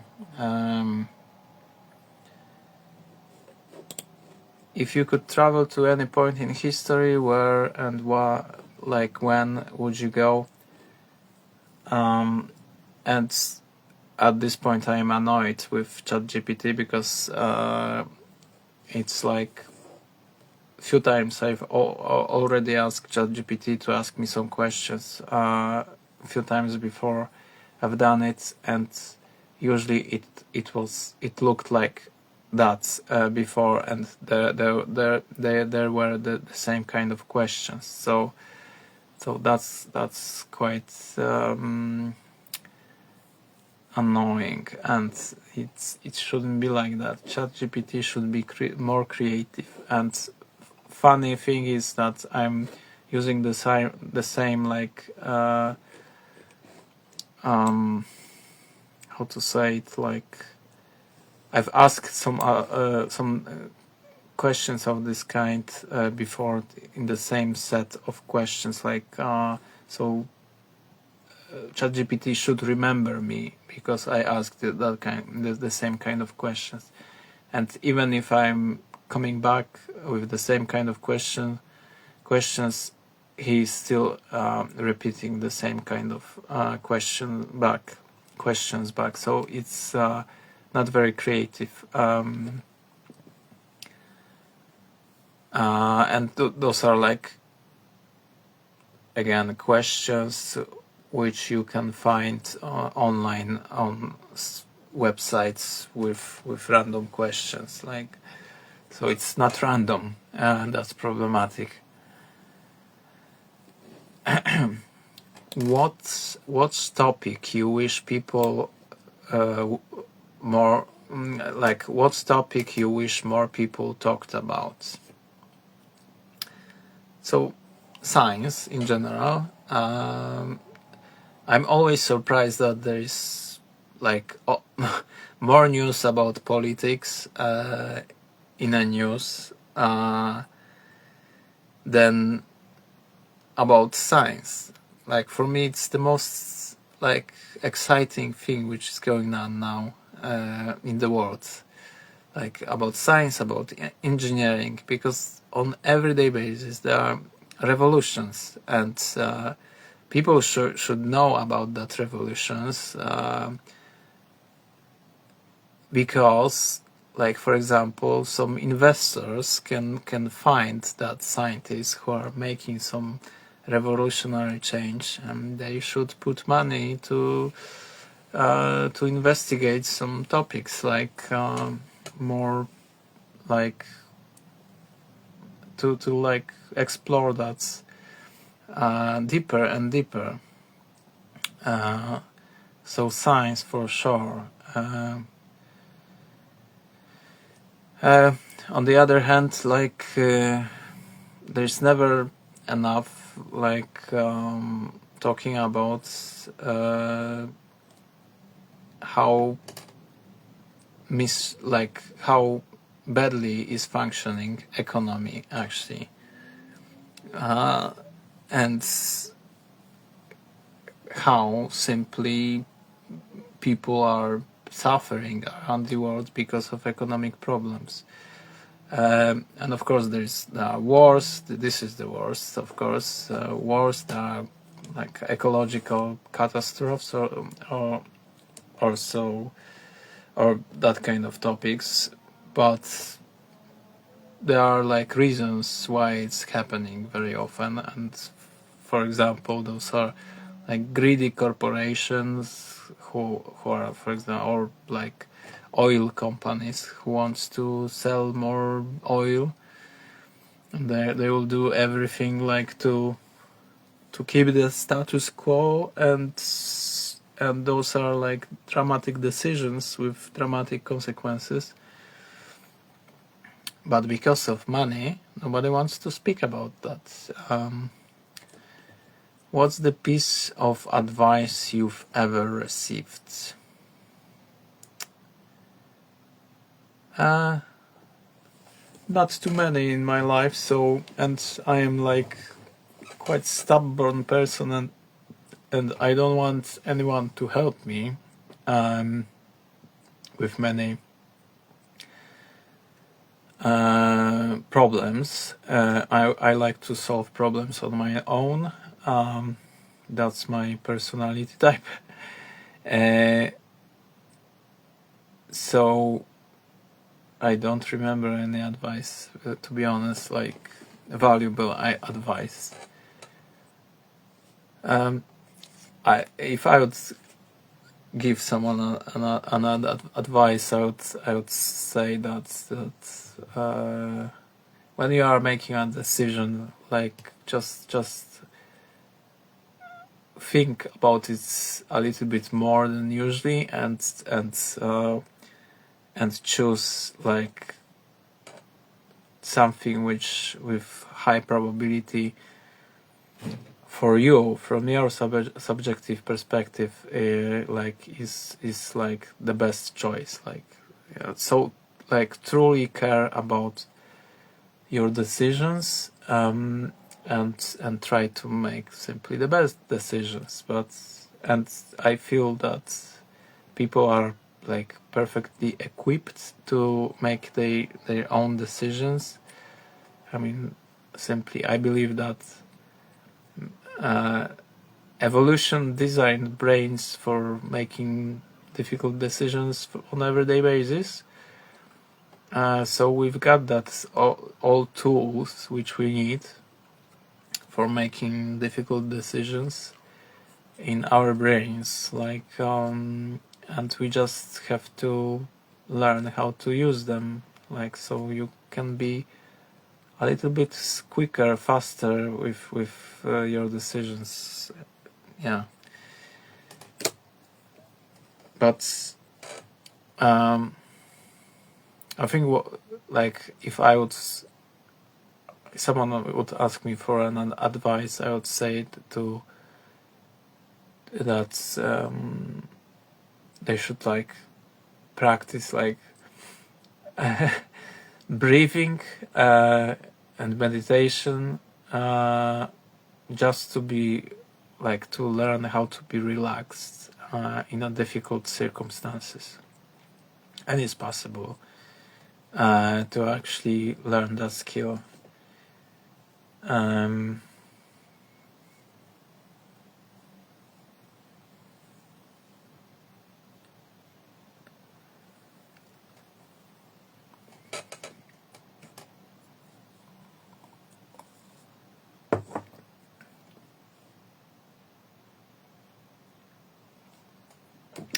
There's a few more questions which I will not answer because I've answered that kind of questions before. So my ideas how to use ChatGPT now evaporated for a moment, and it's like, and that's problematic part with ChatGPT. That's simply you have to be very creative to use that kind of tool, and it's the same with Google. Like you can have, like theoretically, you can have any kind of information you want nowadays, but I don't know if people like prefer to actually use that tool to dig into like details and like to solve some problems, or like people. I think people are more using like internets to entertain themselves and to create some kind of randomness in their life. So they are not investigating any problems, but I don't know. Maybe it's only my experience.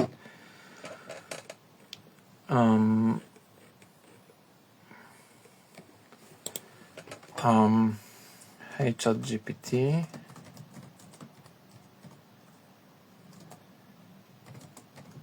what are the most interesting contemporary artists in your opinion?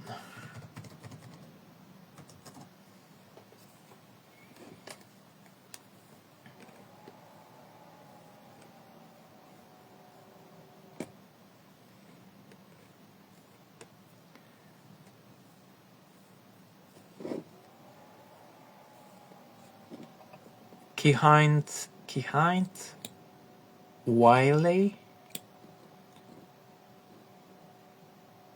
known for his vibrant, larger-than-life portraits that recontextualize classical portraiture by placing black subjects in traditional, often European settings. Oh, okay. I think I remember that artist. Yayoi Kusama, who I know perfectly. Ai Weiwei, I know him. Banksy, of course. Kara Walker, yes. Olafur Eliasson, a Danish Icelandic artist known for his large-scale installations that play with light, water, and natural elements to explore human perception. Let's see. Yes, looks like something I would enjoy. I see that that gentleman is using glass and transparency as often as I use it in my drawings.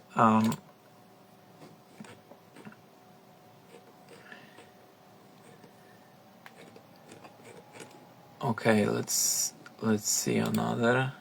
Marina Abramovic, of course. Mark Bradford, an American artist who creates large-scale abstract paintings and installations using materials like paper, string, and other everyday objects. Let's see. did I saw that?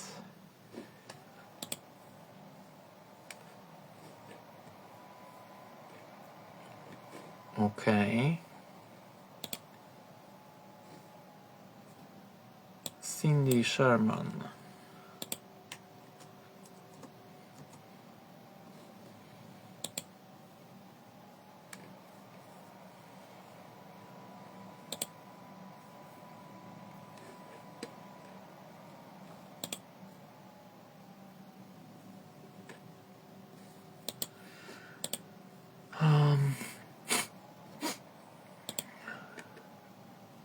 Takashi Murakami, Japanese artist who blends traditional Japanese art with contemporary pop culture in his colorful and highly stylized works. Yes.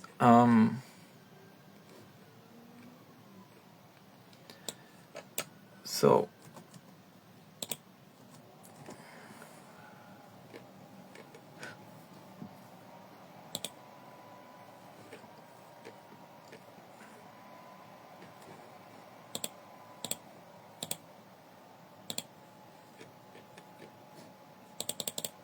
I'm just checking that artist if I saw them. Most of them I saw before.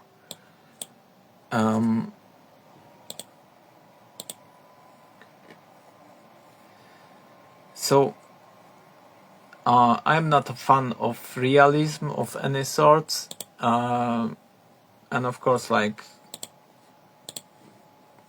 those are like all skillful artists, like, who are dealing with like reality, I would say, and there are better and worse and so on, like, but I am not, like, I create art to create some completely new worlds. So I am into artists like Yayoi Kusama, and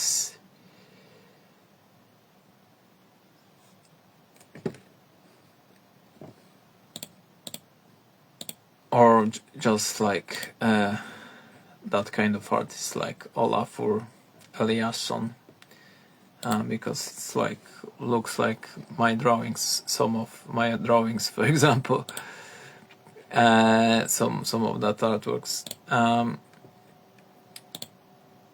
Anyway, so I want to like use art as people are using drugs, and I am against drugs, I am against alcohol, I am against mushrooms or whatever.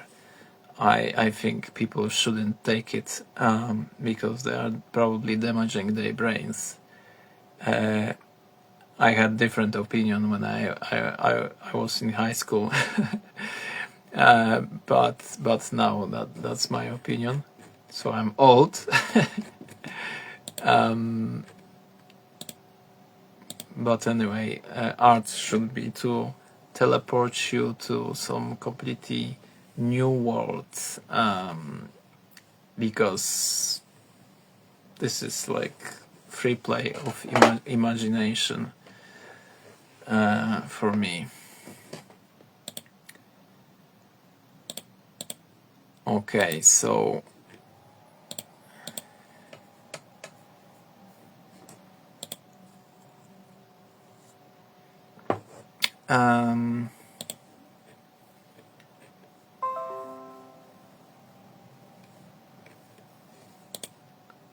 what else with ChatGPT?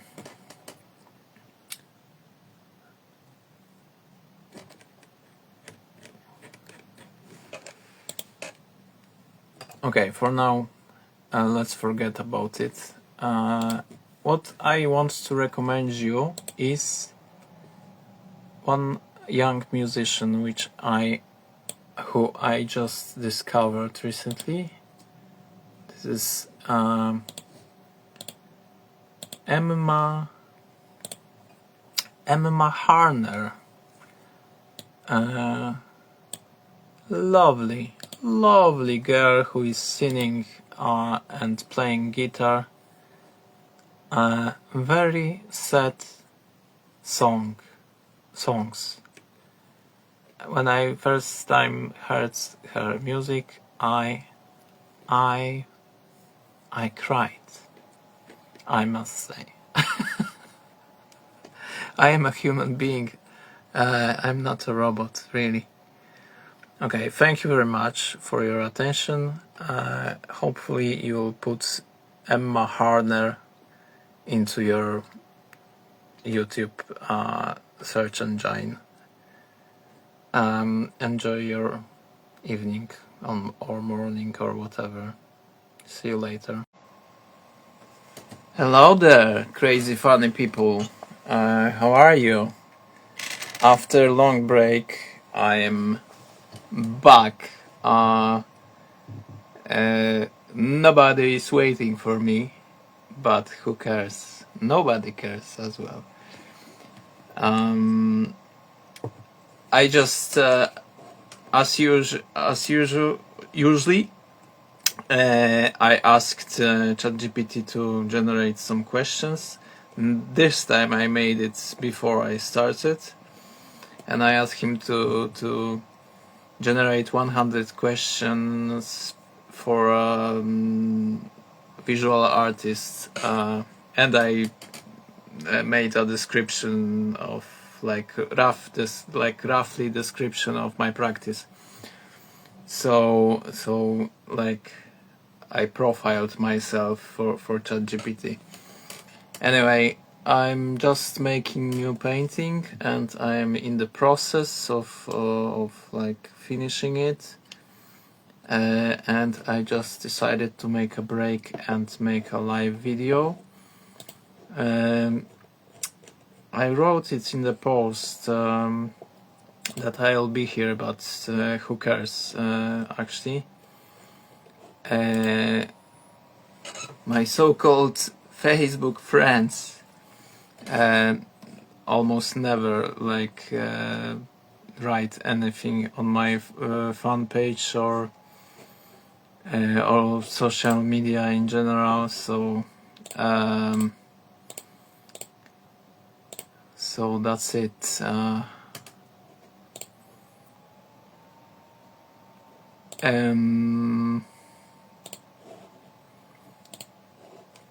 Anyway, recent news about which I am excited, about they just opened Museum of Contemporary of Modern Art in Warsaw.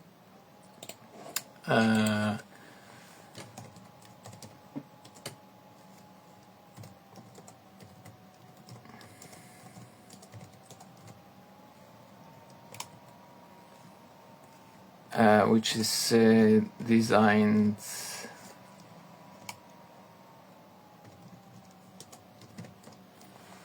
by Thomas Pfeiffer. So the story is like I am let's say from Warsaw underground art world. Nobody cares about me. Nobody cared ever. I finished some art schools, but since high school I am generally observing Polish art scene. So let's say I know artists from Poland quite well, because I regularly was visiting some exhibitions, museums exhibitions and so on. And for a long time I thought I'll belong to that world. So I perfectly know how modern art, Museum of Modern Art in Warsaw is needed.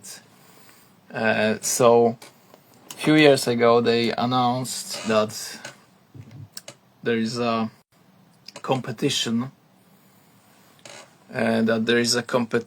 for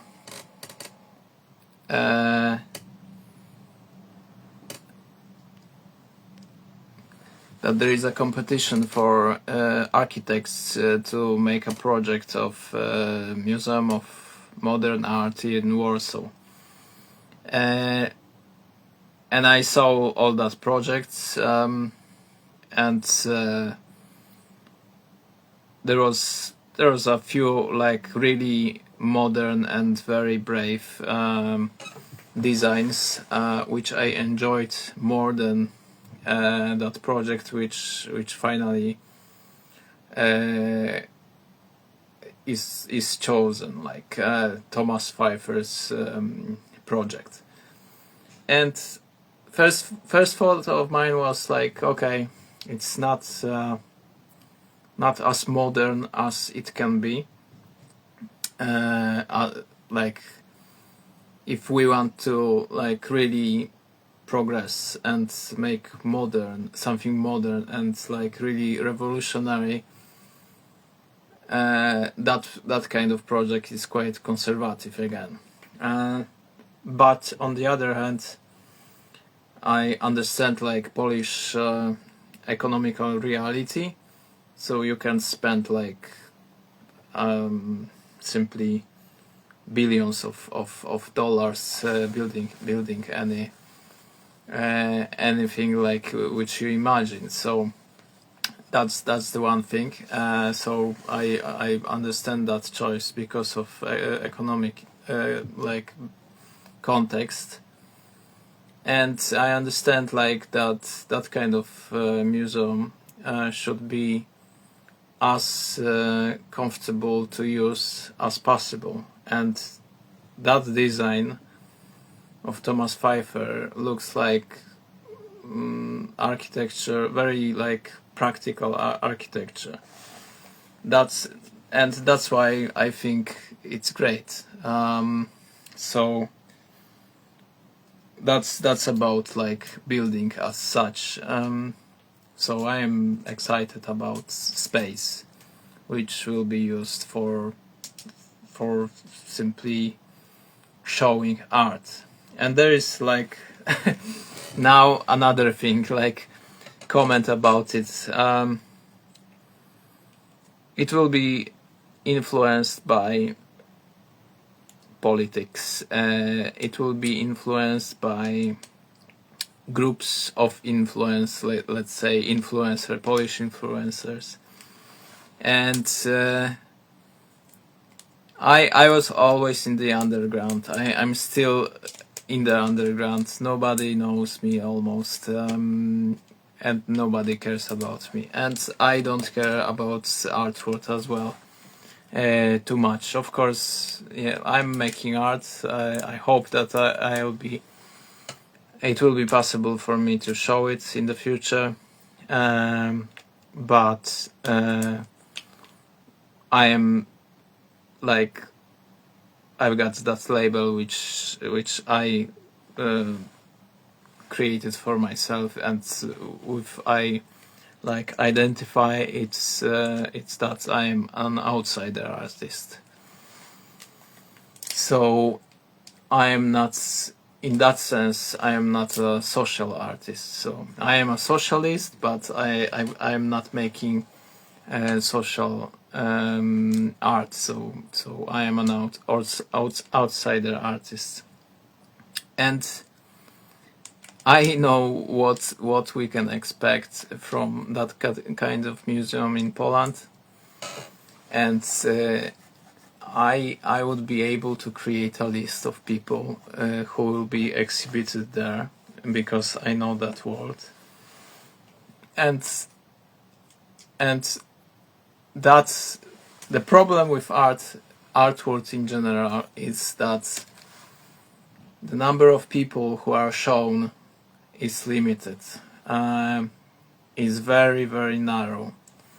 So we've got like 20 surnames which are constantly like showing up, but the rest is invisible. And it's not because like artists are not trying to create something new.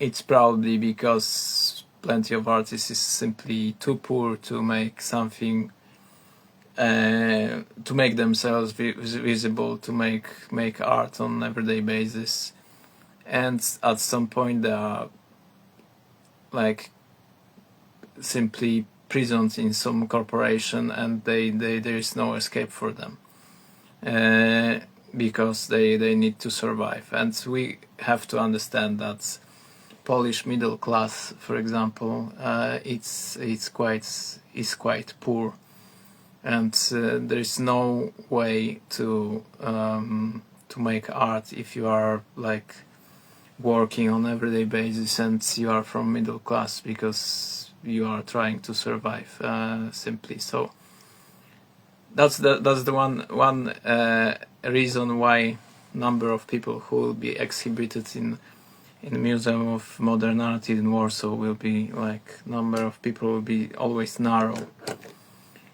But I think if the stakes like are bigger, so if there is more to gain and more to win, and there will be more like fights for that space and dirty place, and I hope that museum will be simply will have an open formula, and this is what I imagine that should be done. Simply more randomness, more underground artists visible, more openness, without like checking who has what to say and to show. So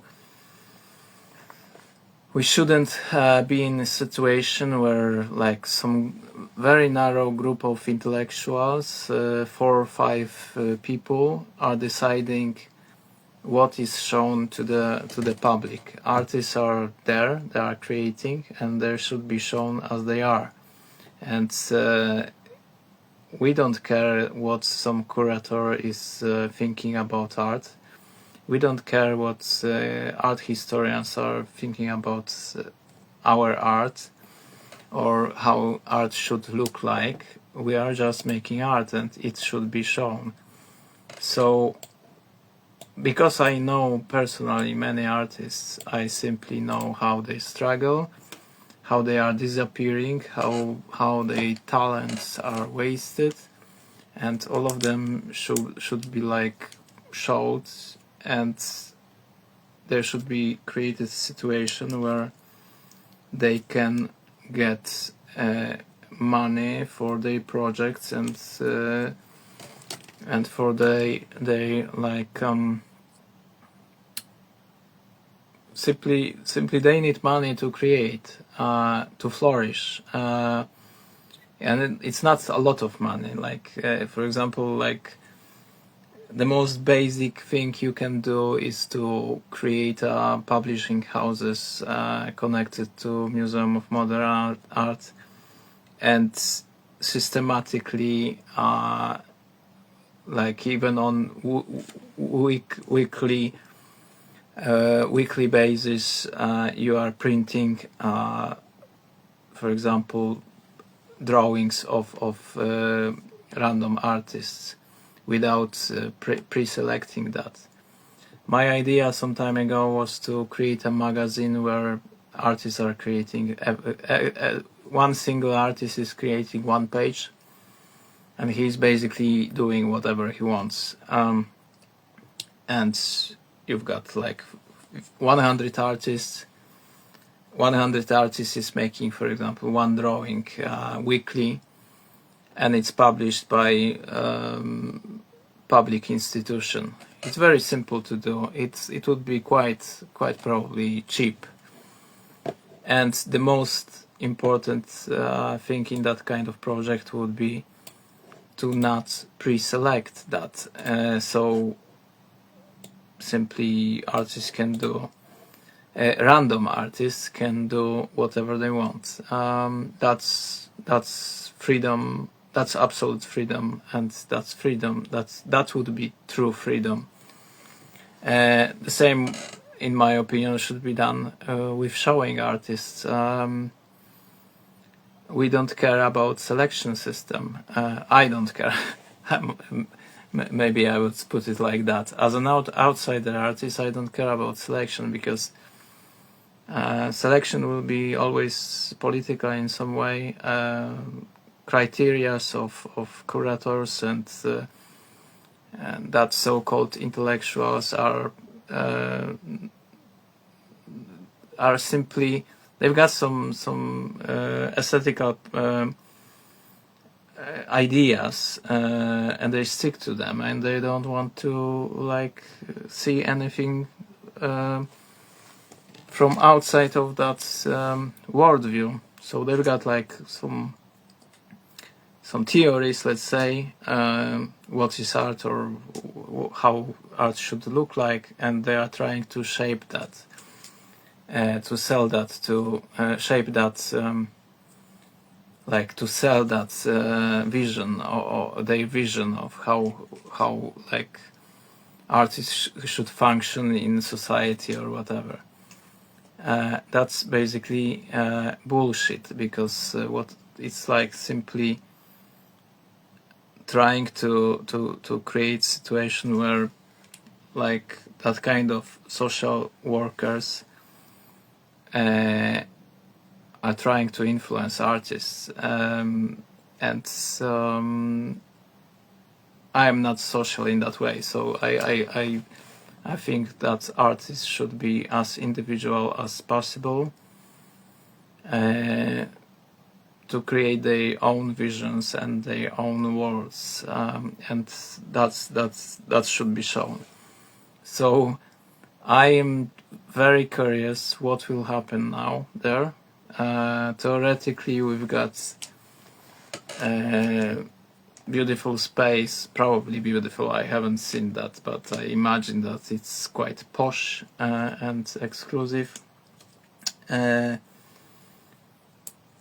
And theoretically there is plenty of space for making art, but exclusion now will be even more painful than before.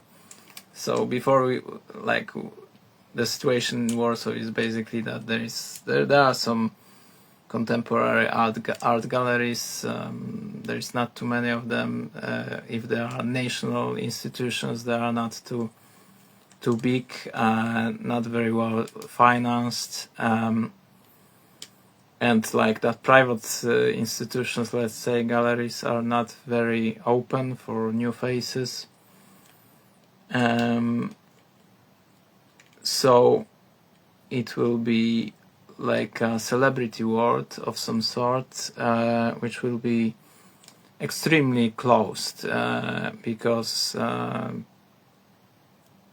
there will be like a public from all over the world, and there will be more to gain, and you'll be like, there will be like dirty games around that, I'm sure. Anyway, it's usually like that,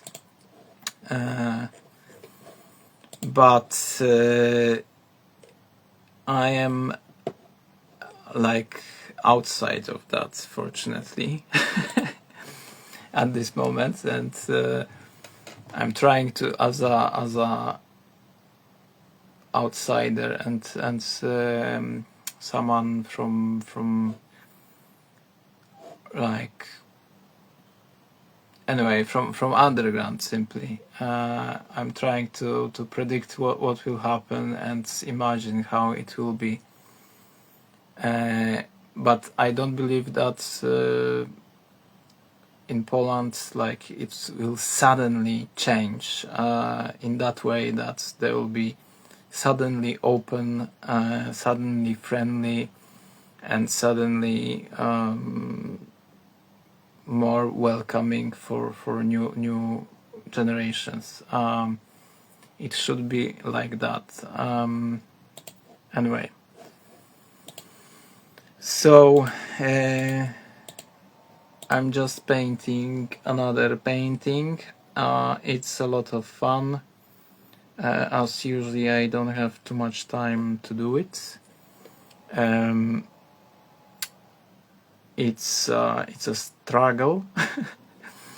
Life of an artist, it's never easy. It can't be easy. But anyway, it's a lot of fun. I've got some pain in my neck, trying to like not thinking. I'm trying to not think about it too much.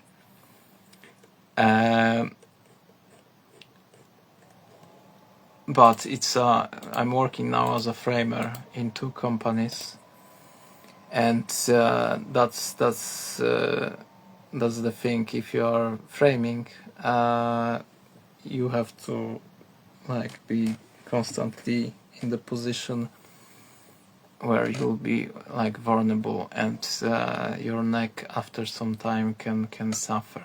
Anyway, it's not so bad. So seeing like videos from that Museum of Modern Art in Warsaw, I like that space. I like it. And like I thought about I had my favorite like project of that museum, which was like very biological. It was like drop of water, but very very organic. Like it looked like a spaceship, and it will be. And I know like practically how later, after 50 years, that kind of projects looks like. They are getting old in very sad way, because we had social realism in Poland during communism. We had plenty of like modern buildings, which at some point started to get like really old and rotten, and it looks quite dramatic very often. So the simplicity of that kind of project is simply it's working like it's a good idea, because you can easier like sustain that like quality of elevation or whatever of the outside look of that building. So that's one thing. Another thing, if you've got completely flat walls of the building, which are perfectly white, you can project videos on that, and you generally have quite modern building in that way, because you can make a lot of designs outside of that building, projects done by artists, and I think it can be done, and it will be done, I suppose. So it's another argument for enjoying like minimalist architecture. You can simply make more with that. You can like artists can creatively use that space because it's simple. So I think that's why that project was chosen. Anyway, so now I just wonder how that game will be played with artists in Warsaw, because when I was in Warsaw, since like I left studies, I tried to approach many galleries and to make something with them. Usually they don't even respond to emails, they don't respond to like if you are going there, and it's the same here. It's very closed world, and that practice should change. If you are really social, that practice should change. Because only practice can show that you care about artists. If they will be writing to you like all the time and like visiting you and you will not respond, it's simply not culture. It's not, in my view, it's not proper behavior. So if after a few times, like trying to approach some galleries, I simply I'm not trying anymore, and you are becoming an outsider and anarchist more, and that's the simple consequence of that. Okay. Here's a diverse set of questions you can ask this artist, exploring the inspirations, creative process, philosophical leanings, and more. I've grouped them a bit to make it easier to follow different areas of inquiry. Let me know if you'd like any focus on specific topic. Okay. So, my creative process and artistic practice. First question. What emotions or ideas are you aiming to evoke in your abstract and surreal pieces? That's ChatGPT, amazing, like a so good question. Oh my goodness. Like if ChatGPT would know me, emotions and ideas. When it comes to emotions, like I like to capture like that energy and flexibility of the mind, and it's simply like a joy of living, I would say. And joy of creation. So it's about like manic, ecstatic happiness, which is unleashed during the process of creation in general. So that's usually like that. I am very often like in that kind of state of the mind, and I like puzzles, so I like visual puzzles. I like complexity simply. So I like to live in the world of my imagination, and it's like purely abstract very often, and I simply can see in the front of the eye of my imagination like whatever I want. So I just want to show it. It's like if you are just thinking about it, it's like you could like create anything in your mind, and you can't show it to anyone. So it's like you are like enslaved by that lack of communication with the outside world. So you can share your insight, but art is like allowing you to do it. So I simply, so basically I'm using art as a documentation of my imagination. I wrote it some time ago somewhere. So this is like archive of the forms which are appearing in my imagination, and I've got like some personal like goals, and some kind of aesthetics which I prefer, and simply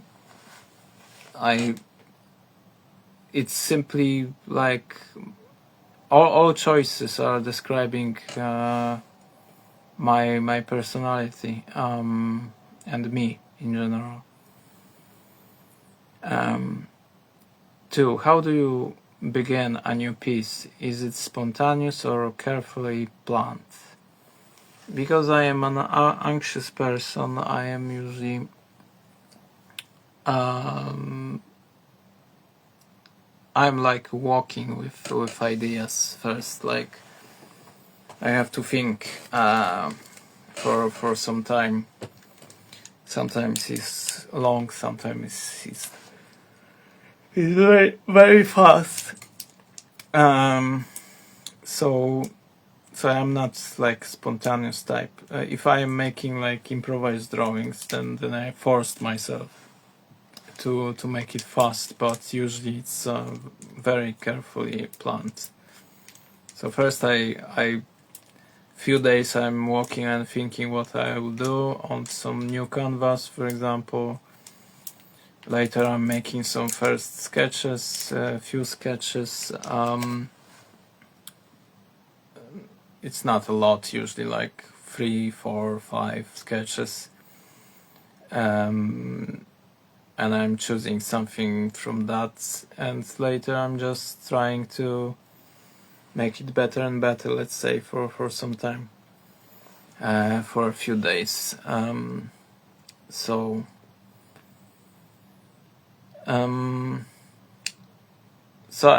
I don't like so much spontaneous improvised art because I like complexity, and if you are making improvised art, complexity is not there, because complexity demands time. It's sucking a lot of energy from the brain. So if you want to make something really interesting, new, that's the thing which I didn't set, like answering first question. I want it to be complex and new, so I'm trying to not repeat myself, and it's another layer of difficulty. So it's a lot of working with memory and visualization all the time, what is possible actually to achieve on piece of paper or on the canvas, which has specific size. Anyway. 3. What's the typical journey for one of your works from concept to completion? As I said, like for a week or so I'm walking like and thinking about what I can do actually. Later I'm making some sketches and later it's a process of actually doing it. And I now, because I've got like plenty of things to do all the time and I'm constantly busy, it's simply maximum like 1-2 weeks to complete some piece. Like if it's like something bigger and more serious. Yeah, if I've got time. I made a few really big projects here, and it was longer, but it was really exhausting for me. And it's like I've got no studio here. I had before, but so I made a few projects on Roman blinds. Which I thought is a great idea, and it is a great idea, but to work with that kind of sizes you should have a space. So I started making it outside in some parks or outside in general, in random places, but it's a hassle. So it's really difficult to make it without studio, and it's usually then process of making that kind of bigger pieces. It can be even a few months. So, and it doesn't make it much better, like in that sense that if you are like, sometimes I'm going for a walk with some canvas or that Roman blind, and I'm taking a longer walk, so to find a proper place where I can put it on the grass and start painting, and start to paint, and it's difficult to find that place, so it's a long journey. So you are tired before you get to the proper place. Later it can start raining or something like that. It's not easy without studio when you want to make really big serious projects. So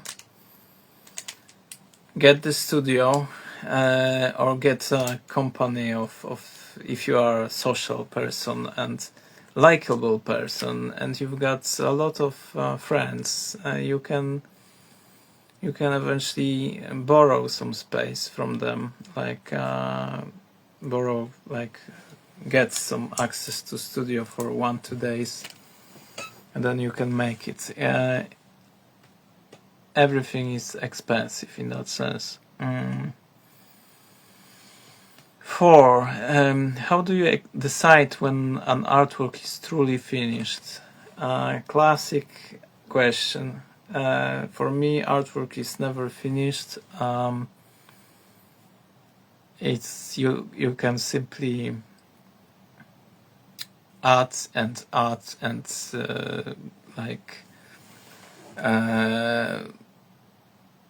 remove some parts and so on. Like, you can do it all your life. You can paint for 10 years one painting. It's very easy to get lost like that. Simply like, I'm putting on myself like that limitation of time mainly. So I just say to myself, I will complete it in 1 week, because I don't know, quality of that canvas is not amazing, so I'll not put too much effort in making that painting. It will be more sketchy, and then I'll do it in 1-2 days. If it's better quality material, I'll give it more time. If it's bigger size as well, I'll put more effort to make it better. But I'm usually like, okay, I'm finishing paintings when I am tired of that painting, and when I think it's good enough to show,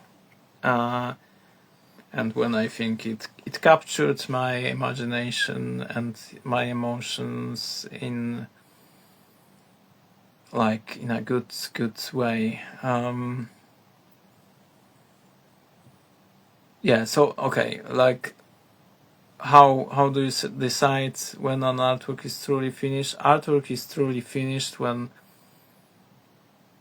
like it looks similar to what I have imagined, similar enough that I can say, okay, this is what I imagined, and this is actually an artwork. So if my vision is like captured in a clear way, that someone else can share, that's that imagined like objects or situation or whatever, and then I'm satisfied.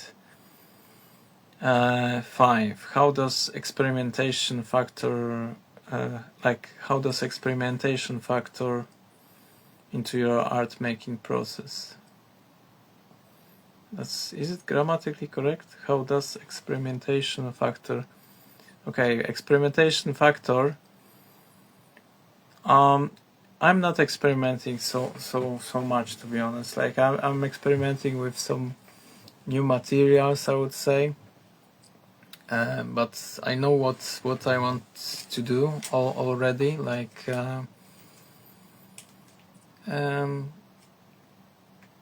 sometimes I'm just making improvised drawings, and then it's simply pure experimentation. I've got enough blank piece of paper or whatever, and I'm doing it spontaneously, and I don't know what will happen, and in that sense it's an experiment. I'm not experimenting so much with new media because it's more time consuming, would be, and simply I like simplicity in that sense of technological process.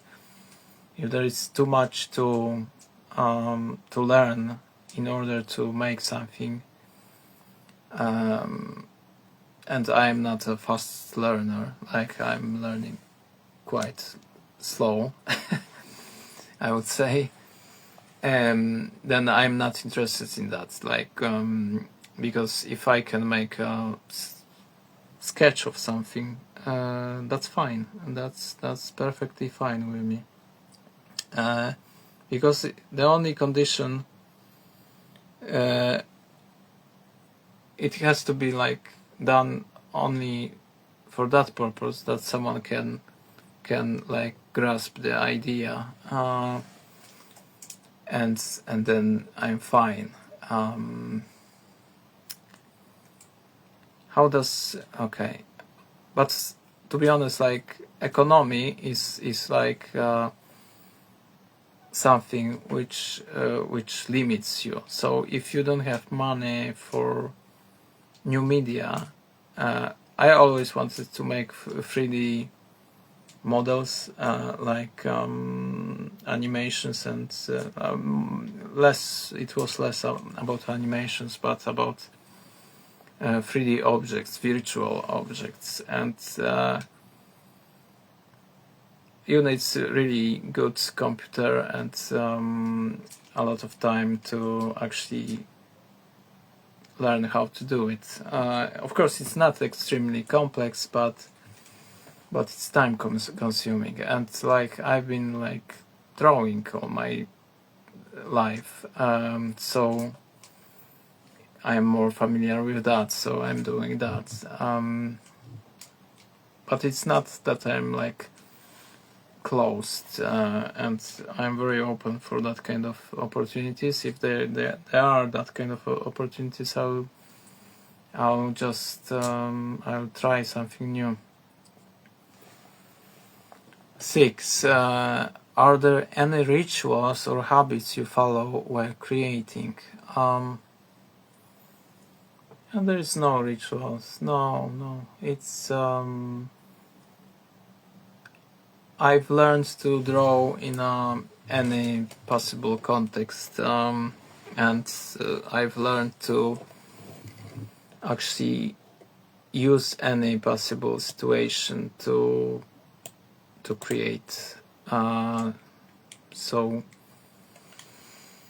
you can like use every situation of your life to create. So it's I would even say that I'm avoiding rituals and habits, because it's like repetitiveness, like it's killing creativity, I would say. Of course, like iteration is necessary, like to like gain a skill, learn something, and of course in that sense you are repeating some activities, but it's always good to be inspired, I think. 7. Do you use digital tools, traditional mediums, or a mix in your work? So as I said, I am open to new mediums, but they cost me a lot, I would say, time, and simply you have to learn how to use them and so on. So I'm not trying so often, but I know I should. It would be great. But it's mostly about time and money. 8. How much time do you typically spend on a single piece? As I said, it was 8th question. It depends. It depends, like, as I said, there are some factors which are determine how long it will take. The more time I've got, the better, because I am like slow-mo, and I like to think a lot about what I'm doing, to make it in that way that I will be satisfied. So it's the more time you've got, the better. The best drawings which I made, those were drawings where I worked with them like 1 month. One drawing was, of course, not non-stop, but some just few hours daily. It's also that thing that I don't like to be tired with the process, because I hate what I'm doing then, so I'm making it as easy for me as possible. So I don't like to hate the process. So I'm working that way that I am not tired, never tired. I always enjoy the process. So if I am pissed off or whatever with the process, I'm just stopping and making a break or whatever. So, but the more time you got, the better. So there's no fixed number, but I would say the minimum time is like few hours to make something which looks in a satisfying way, I would say. How has your style evolved since you first started creating? Oh my goodness. Yeah, so I'm giving myself more time, definitely, and I think it's a good practice. If I just don't like pressure, and of course pressure is like provoking you to make something new, to make it faster, to learn, make it faster, and that's good. But there shouldn't be as much pressure that you hate the process simply. So that's the thing. What's the most challenging part of your practice? Ideas. It's always about ideas. It's like, I don't care if it's drawn in a particular way, or I don't know. Some time ago when I was younger, I cared about how something is made, but now I don't care how something is made. I like simply when those are interesting representations, I would say. Captured mental representation, symbolic representation, or whatever, but so it's always about ideas. Ideas are the most challenging. and that's the creative essence of anything what I do. I would say, are there any techniques or materials that you are particularly drawn to? I love ink. Ink is my favorite tool. I love pens, but it's ink as well. I like that Zen simplicity, and you can have anything like with ink. Now I'm starting painting more because I've got access to materials, and I enjoy it as well.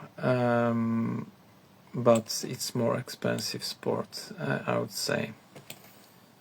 Do you think abstract art can be taught, or is it purely intellectual? So, like, what I think about art is basically about ideas, and in that sense, I am a conceptual artist. It's not okay. Do you think abstract art can be taught, or is it purely instinctual? Sorry, not intellectual, instinctual. I mean, artists should make anything what makes them like happy, in a way. So I mean, you can make a horror drawings as well if you like that kind of pleasure as fear or whatever. Everything can be taught. Like abstract art is taught like as anything else. Like, but the main thing with art and creativity is that artists don't know what they are doing, because they are doing everything for the first time. So you can learn to be familiar with that process, and to be comfortable with not knowing, simply. So you simply lose that fear of making mistakes and so on. Like, you are just doing it, and this is how it should be done. Like, so, but yeah, everything is about practice and learning. 13th question. What role do color and texture play in your art? This is a question like generated by a computer. I'm not using color as painters do. Like, I don't care about color so much. I mean, I care about any aspect of what I'm doing. Of course, like, I'm thinking about it, and it's about like making it in that way that I like final results. So I'm looking for colors, but I'm not obsessed with color. For me, it's about simply forms, three-dimensional forms, and color is mainly to make it more visible. And of course, color is about emotions, but like, to be honest, like, I'm not thinking in colors. I'm thinking in forms, three-dimensional forms. So of course, I always imagine what color should be where, and so on. Like, how to use that color, and like, I'm thinking about like symbolic, like, let's say, consequences of use of some color. Like, if I'm making quite aggressive abstract forms and I will use red, for example, it will be like a dramatic scene from horror movie actually. So so I'm trying to avoid that kind of effect because I'm not creating a horror scene.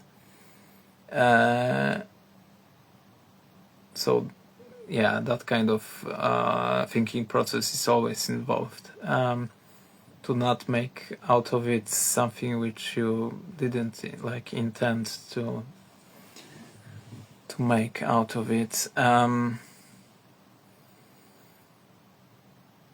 Yeah, but I would say like you can't answer easily if something is instinctual or like very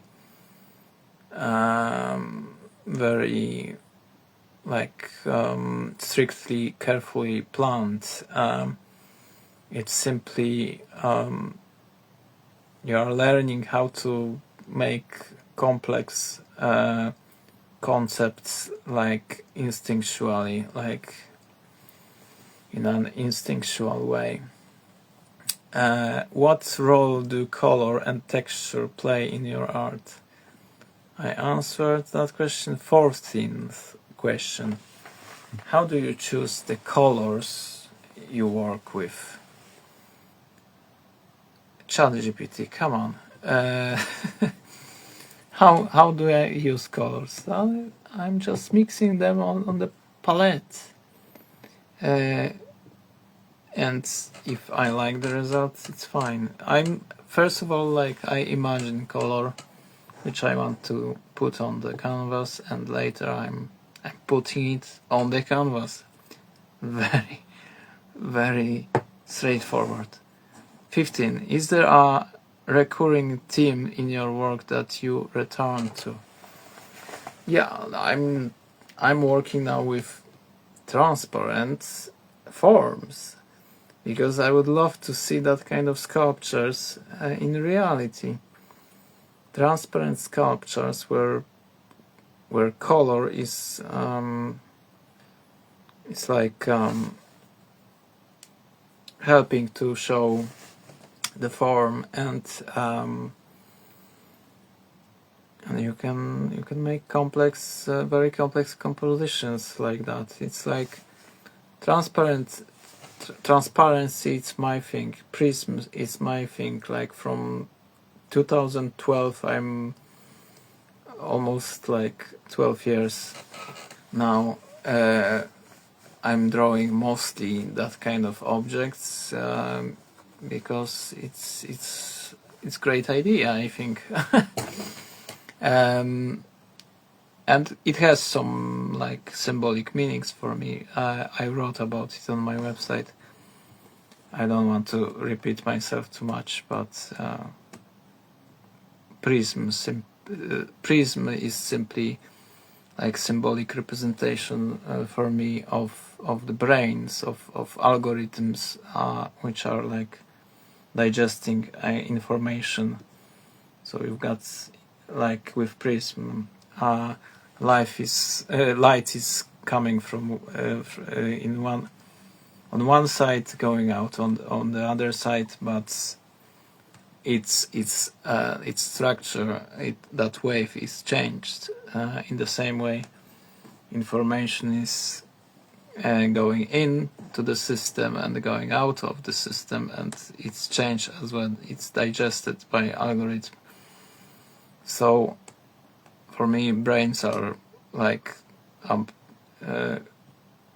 bunch of algorithms which are digesting information in that way.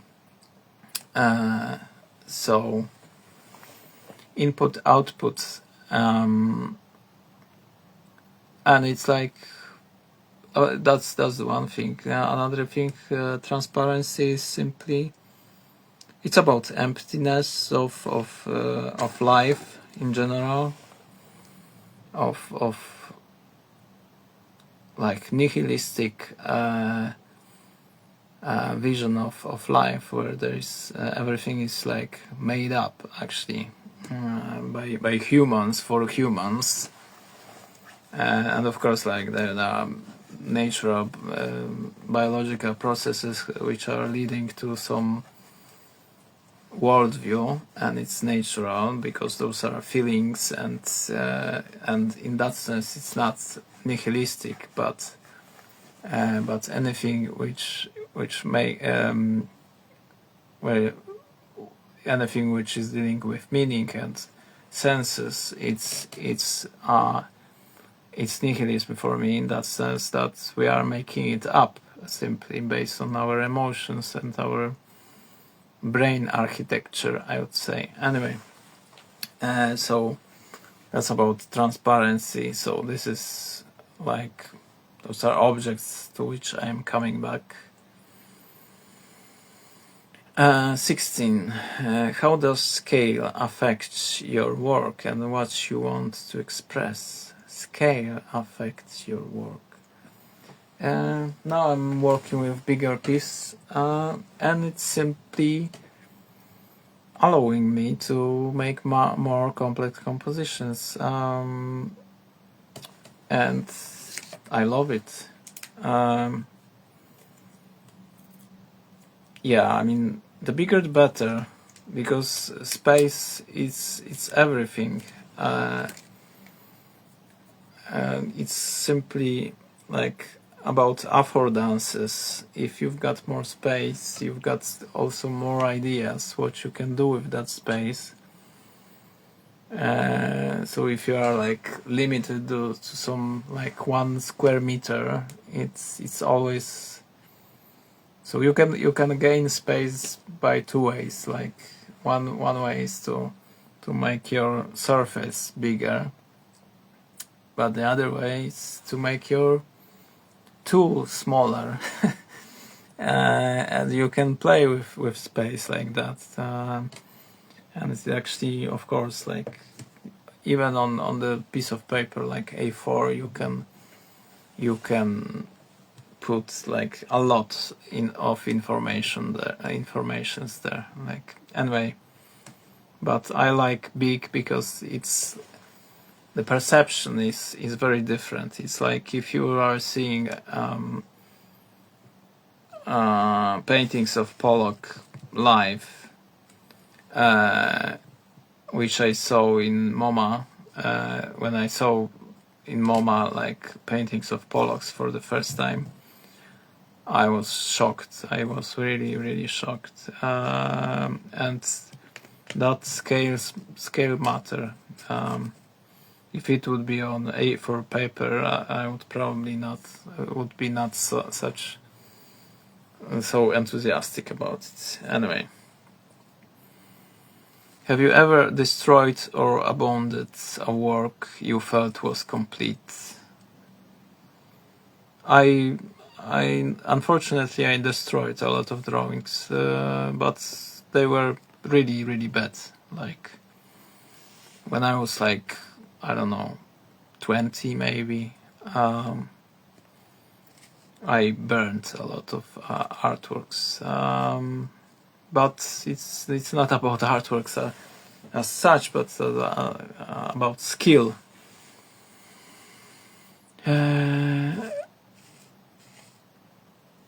So, I mean, I destroyed artworks as well, trying to fix them, like to make them better, and yeah.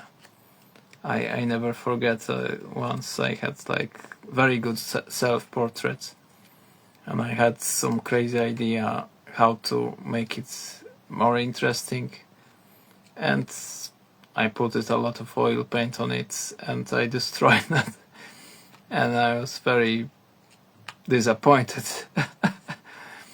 Anyway, it was like that kind of mistakes. It's very easy to make that kind of mistake in art. Like you have to be very careful.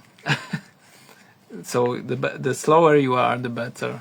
Actually, in art, like in a way, like to make it work. Like you have to be very precise. Simply, how important is the viewer's interpretation to you?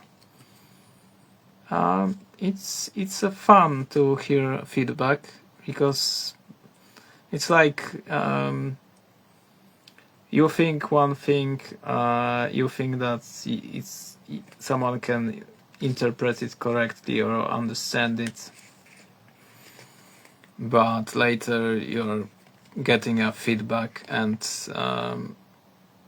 you realize that someone is seeing it completely differently. And it's like I think that something is complex and someone is telling me that it's bullshit and it's simple. And that it's primitive or something like that. So those are like never-ending discussions of this sort. Of course, I don't have too much of that kind of feedback, fortunately, because on the end of the day, I don't care too much. Like I'm making it in a specific way for myself. And I'm not selling to many artworks. I just hope that in the future I will be able to show it in some gallery. But it's like with communication. Of course, I care if someone understands me correctly when I am saying something, because sometimes people are misunderstanding like massively, like because they don't understand your intentions and your ideas and so on. But you are doing the best you can to express yourself correctly, and that's it. That's all you can do. Do you believe that your art has a universal message, or is it more personal? The only universal message from my art is, I would say, that personal can be captured, that personal can be copied, that personal is reproducible, and it can be understood, and like so I would say so, because my idea about art is that it's an algorithm, and that basically it's a copy of the processes from your brain, and in that sense it's like a neurological documentation of your insights, of your insight. And I'm treating it very seriously. It's like whatever you are drawing, it's about you in a very deep sense, because even the method how you are drawing and what you are drawing, everything is telling the story about you. And in that sense, that documentation, especially if there is like thousands of drawings, you are simply documenting your process of thinking, and that's universal. That everyone can do it in that sense. But to have universal message, it's a role of science, I would say. You've got universal message about universe, and you've got physics, and that's the most interesting stuff about messages in art are always subjective, so it's not universal in that sense.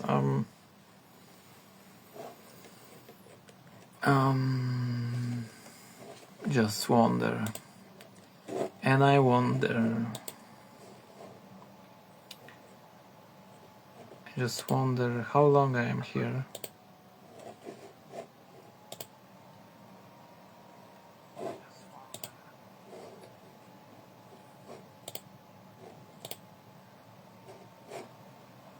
trying to pause it.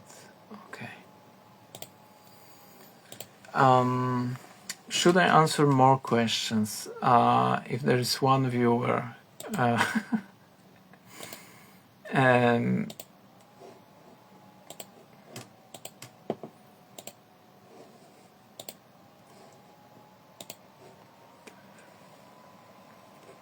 I answered 19 questions.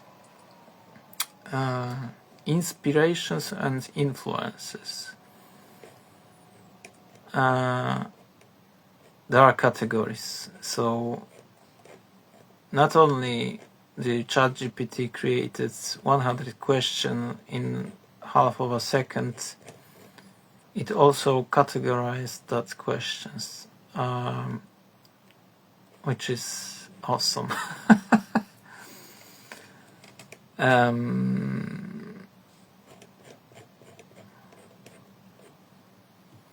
Inspirations and influences. 20th question. Which 20th century artists inspire you the most and why? Oh, there's plenty of them. I mean, it was like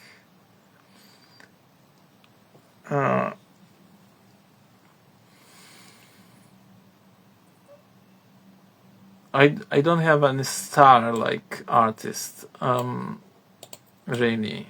I love Deschamps, like Richard Serra, sculptures. Yeah, Richard Serra, Frank Stella, that kind of artist, sculptures.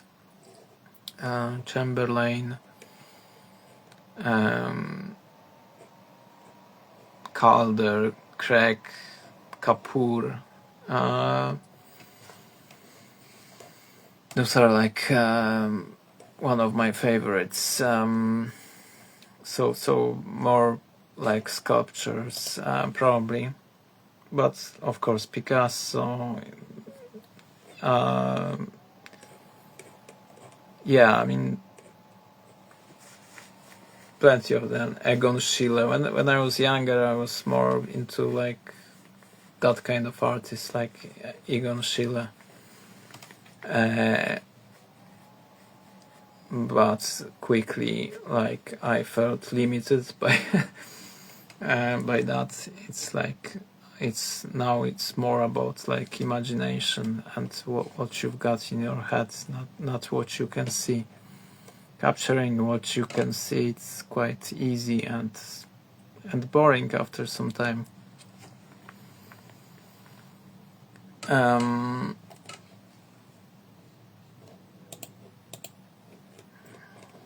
Okay. Let's see.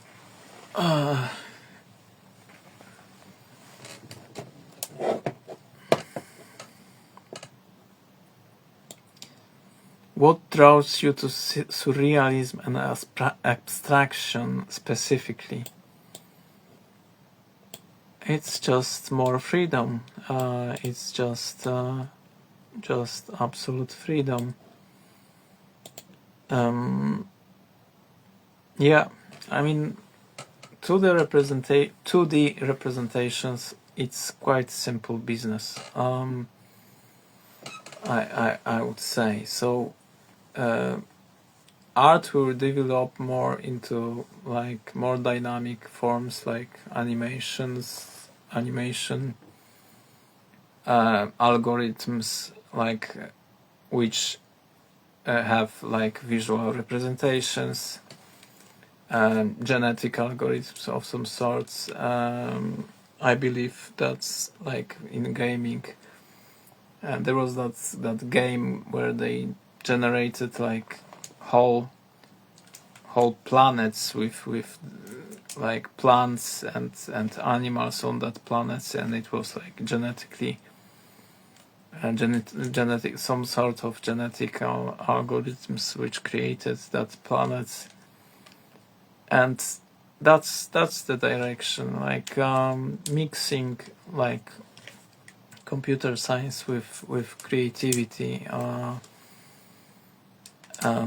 So basically, like, the more freedom you got, the better. So if you can create your own world, your own rules, your own physics, in that way, I think that art will like will go in that direction. So it's basically, art will become more like science. I believe that will be the story. Like, if finally we will have virtual reality, like in a cheap enough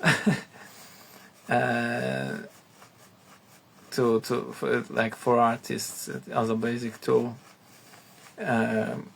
then crazy stuff can have taken have like there will be crazy stuff going on if we'll be able like to create, like, as an artist, some algorithms, and like now with chats like ChatGPT and artificial intelligence in general, we'll be able to communicate with computers in a more flexible way. So we'll create comments, like you can create comment, like create algorithm such and such that every 5 minutes, whatever, like something doubles, something triples, and it can has like 3D representation, and so on, and you can program moves and so on. Like, it can be absolutely fantastic, and it's probably many artists is doing that, but they are not on Instagram, and I don't know about it. So, but they are on some MIT research lab or whatever. I'm sure that it's going on.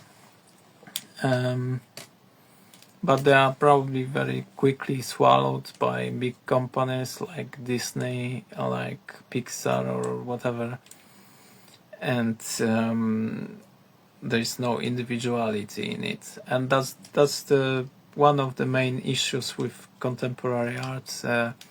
That if you want to make really modern art,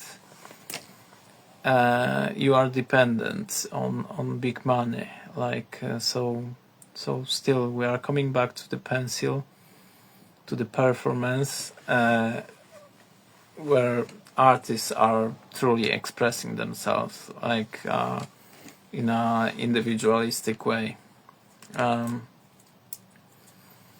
because you are not dependent on someone. Like, it's your art, it's you.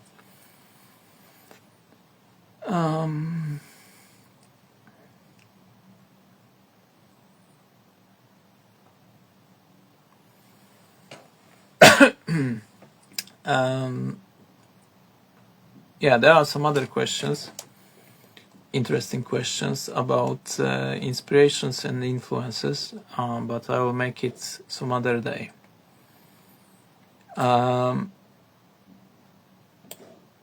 As usually, someone like just looked at me once or twice on that live, but nobody asked any question. Let's refresh that. Maybe there was some question. No. Anyway, that's all I had to say today. See you. Hello, everyone. How are you? Unexpected live again. I never planned it. It was never planned. So it's for crazy people in general. Last time I asked ChatGPT to ask me some questions about my art practice. He generated, like, ChatGPT generated 100 questions in split of a second. It was really amazing. So we've got plenty of questions, unanswered questions, and potentially we've got like unlimited number of questions, which I will try to answer all of them. So I don't know if you realize what happened, but it's official. Elon Musk has now owns all money, all world's money, and he can make full body transplant. So that's fascinating. So congratulations to Elon Musk. That he owns everything and everyone. Now he can change his body completely. So congratulations. So anyway, I stopped. I think it was 19th question. It was about universal message, and I answered that actually there's no universal message. It reminds me answer of Dali, who answered about that kind of question, that there is no message.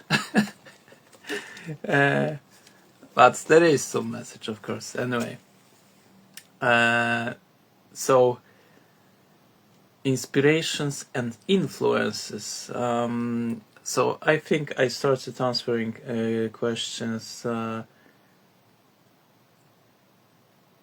I remember that question as well. Which 20th century artists inspire you the most, and why? I'm not going to answer that questions again. What draws you to surrealism and abstraction specifically?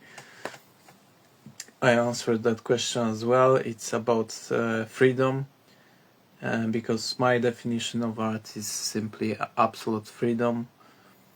In virtuality, you can do anything you want. That's my position. Let's say that's so. Whatever you imagine you want to have or see, actually it's about, in visual arts, it's about what you can see. So it makes sense because it makes you happy. But of course I suppose, like, it's good to save energy in general. So information, we can try to shape information, like, as the most, like, interesting information, let's say. Yeah, but you as a living entity, you are interesting enough to actually decide what you want to do with your like part of virtuality, let's say, virtual world and or worlds. How do you think your work differs from your influences? I don't think I am making extremely innovative avant-garde or like art. Maybe there are artists who had the same kind of ideas and I don't know about it. And it's very often the case that simply we don't have access to like archive of all art which has been done like before you were born. Like simply there is it's impossible. And I suppose like museums are full of art which has been never showed. So there is probably plenty of loops and circles in history in general. But in general, I think it's good to not be.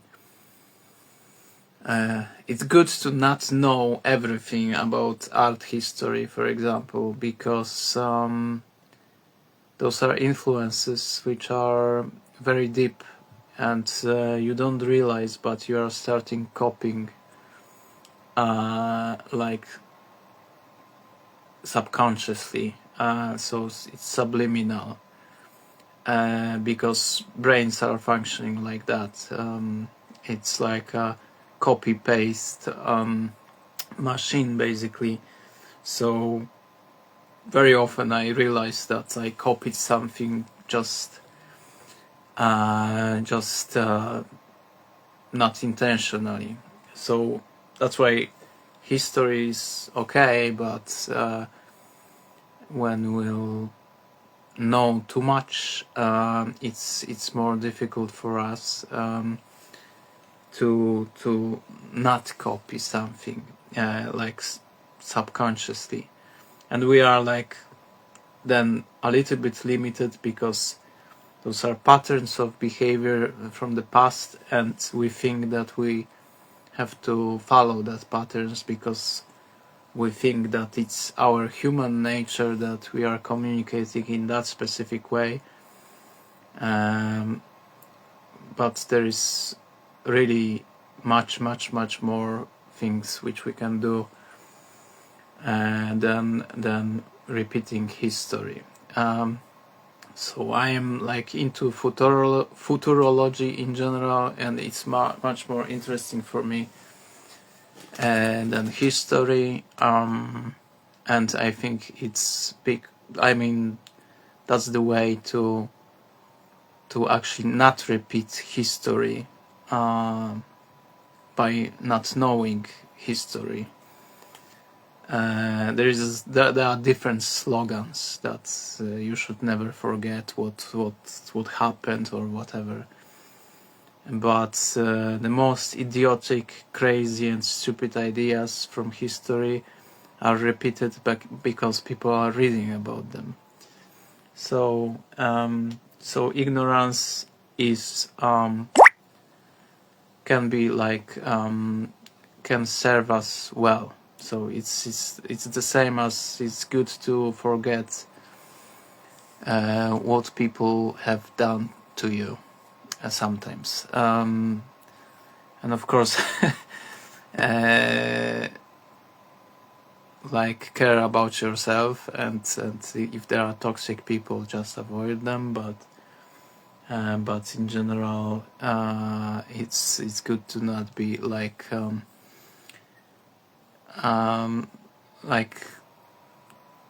it's making you like too slow and too heavy and too depressed sometimes when you remember things too well. Anyway, I am a preacher now. Actually, sometimes I realize like every Sunday some weird preachers are like they've got toxic preaching, like every Sunday thousands of brains, millions, billions of brains are intoxicated by some influences from random guys who are like ignorant in plenty of subjects, and hopefully we can stand against that by using internet in a proper way. Is there a particular artistic movement you resonate with? So okay, so first of all, like conceptual art, I always loved freedom of conceptual art, because it's like you are not limited to materials, to techniques, to skills even. Those are ideas, and this is very good way of thinking about creativity, I think. That's the first thing.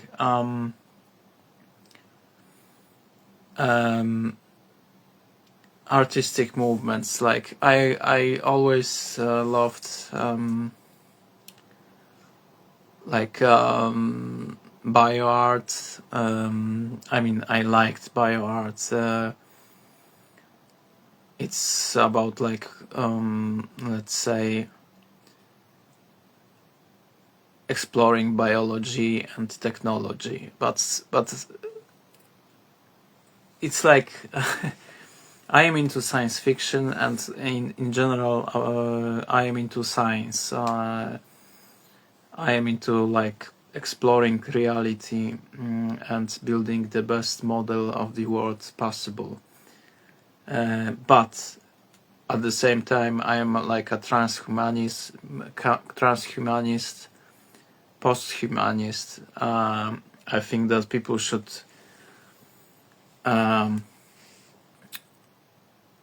like merge themselves with machines, and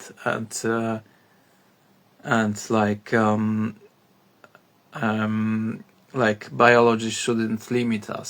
So we should escape from biology because it's our prison, and that's why we are basically mortal. So yeah, in that very like general way, answering like, so conceptual art, bioart, and simply transhumanist philosophy or posthumanist philosophy in the background. So there were that movements like futurists. Unfortunately, they had like sympathy to war as well, which is absolutely unacceptable for me. Personally, I think it's absolutely sick. We should be peaceful. Is there a particular artistic movement you resonate with? How have other disciplines like music or film influenced your art? So all kinds of arts are influencing me, because like I am a full human being, and like I love like taking inspiration from all possible sources, and music is a big one.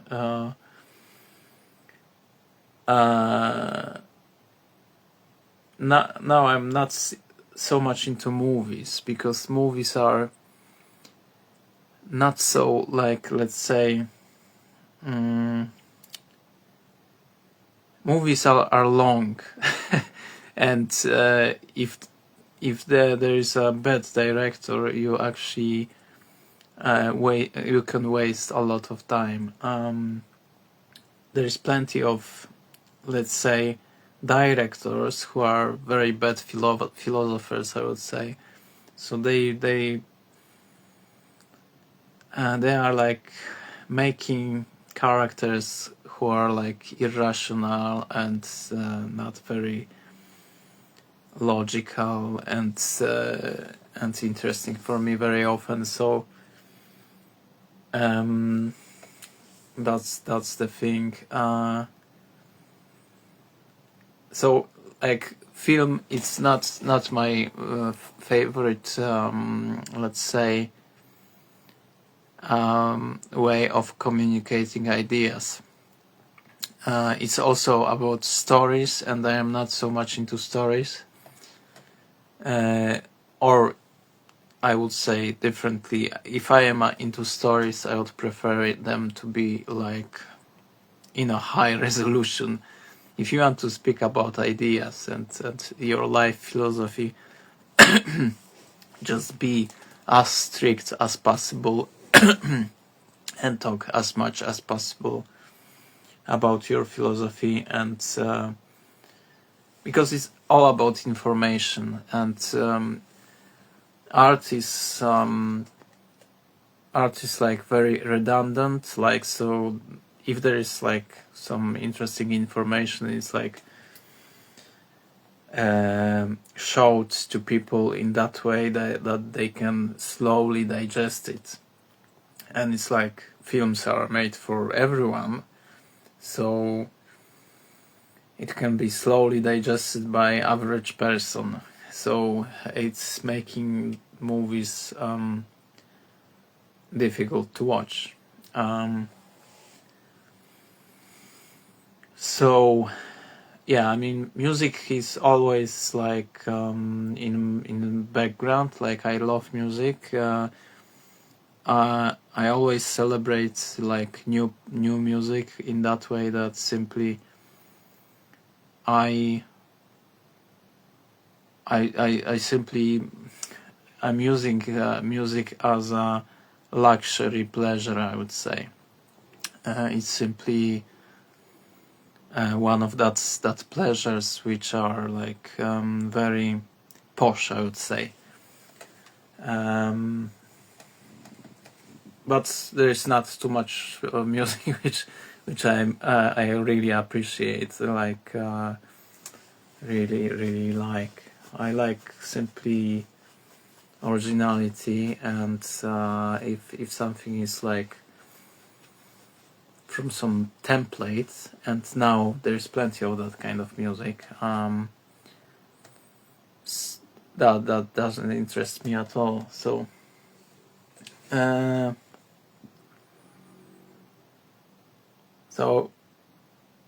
yeah, music, like, so I always say that I am like a sculpturer, because I'm thinking about three-dimensional objects, but even sculpture is not as inspirational for me as music, I would say. I think it's because of level of abstraction, and simply music is some, like, there's like more condensed information. I don't know, and simply there's not too many sculptures which I like think that they are like brilliant, like amazing, and so on.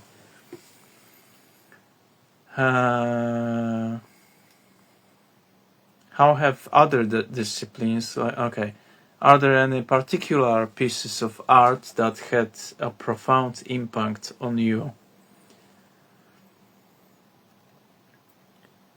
Yeah, I had that kind of artist when I was younger. Now it's like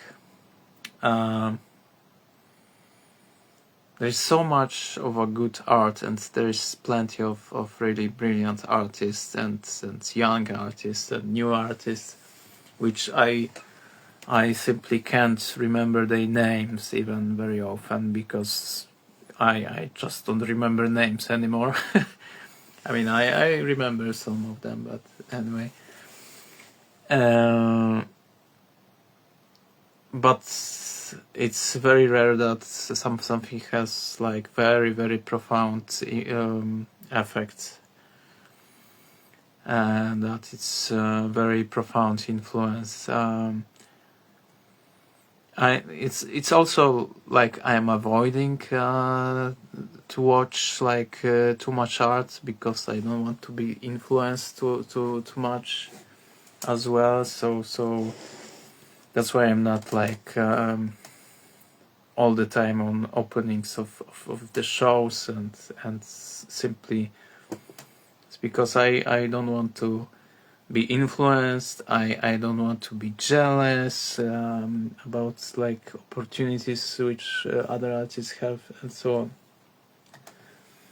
So I don't participate. And when I see like that thousands of pounds spent like on canvases, on studios and so on, like it's crazy. Like that industry is like sucking money. Like I mean, it's very very like exclusive to be an artist in general. So how have other disciplines like music okay pieces of art and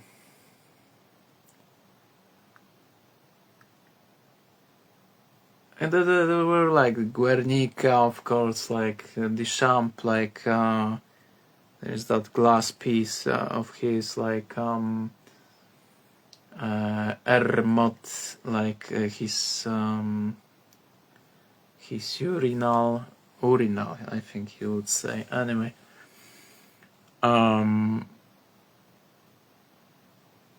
but yeah, futurists in general. I love futurists always. Balla and so on, like but yeah, Pollock. But it's like with art, it's not about like I would say specific pieces of art. It's about like also about that very deep, like profound self awareness, self-expression at the same time, and self-exploration, and that exploration element, that you are building something, and it's completely new, and it's connected with freedom, and it's that energy, and it's like across centuries.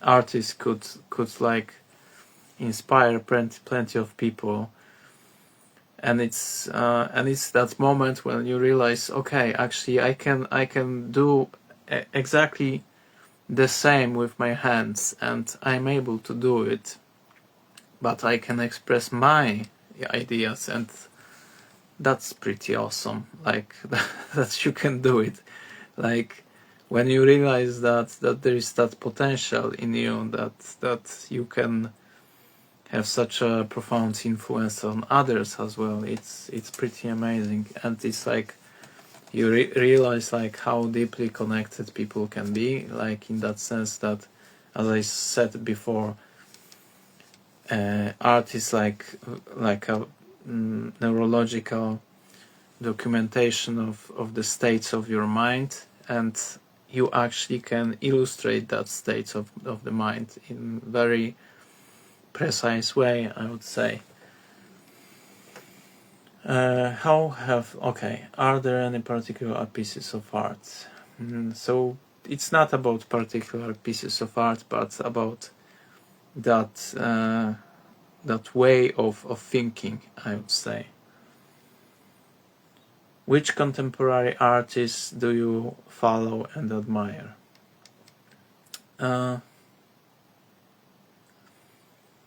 Should I give them that privilege? I mean, I'm following all that British stars. Like, it's like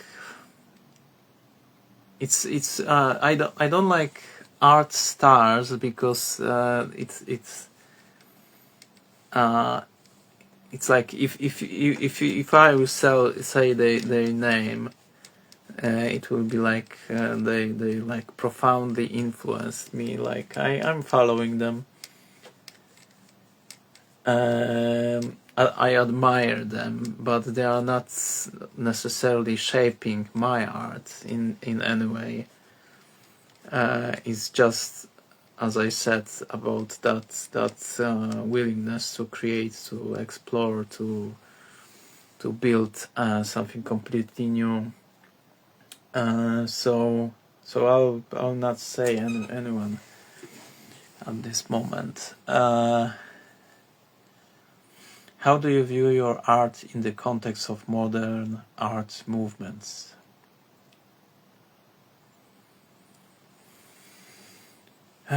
So, as I said, like for me, art is some very personal algorithm of so the way you create and the way you are changing your art. It's very profound expression of your of you, like very profound expression, like and I believe that there is a deep connection between your art and your brain and your consciousness and so I don't remember that anyone have been like telling that story in that way.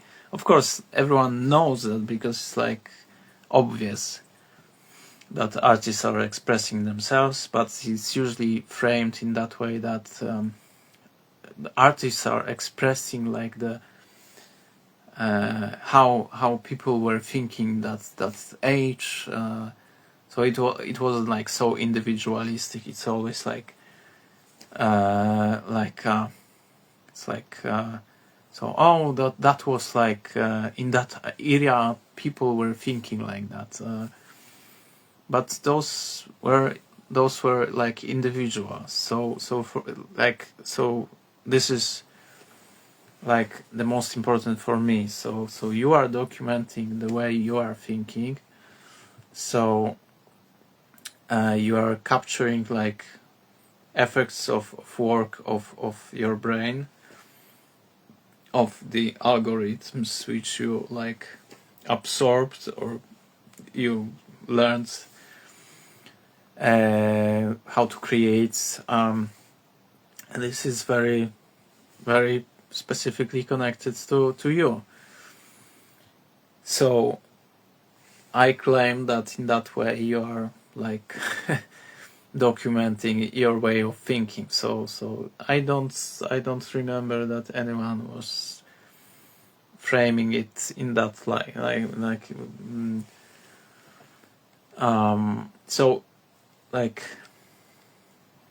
how do you view your art in the context of modern art movements? So for me, like documentation of artists is very important, and simply like the most important, like from what I'm saying, is that we can copy that algorithm of how we are making art, and that personal can be copied, and simply this is possible now with artificial intelligence and new technology.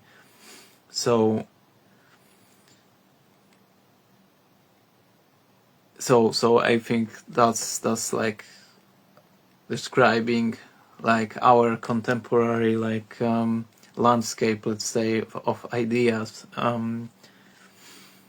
that we can do it, and simply my activity is not very different than any other artist from 20th century, but we can simply document it better,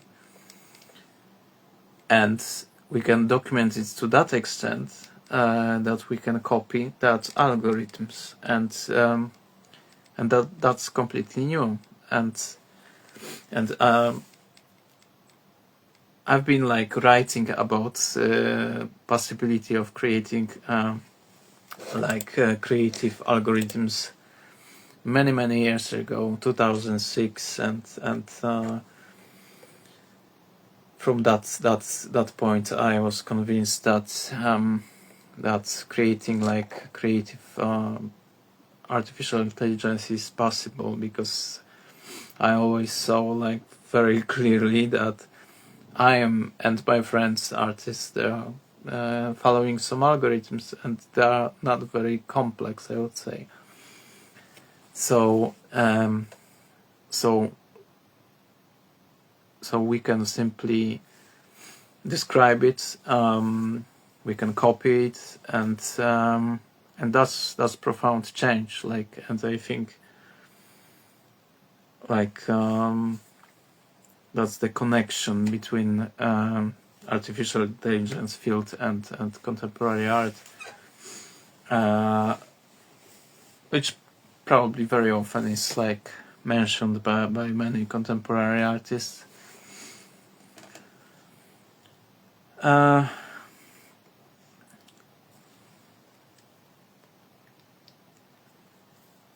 Yeah, but to be honest, like, I am not like a proper philosopher, in that sense that I am not reading about contemporary art very deeply, I would say.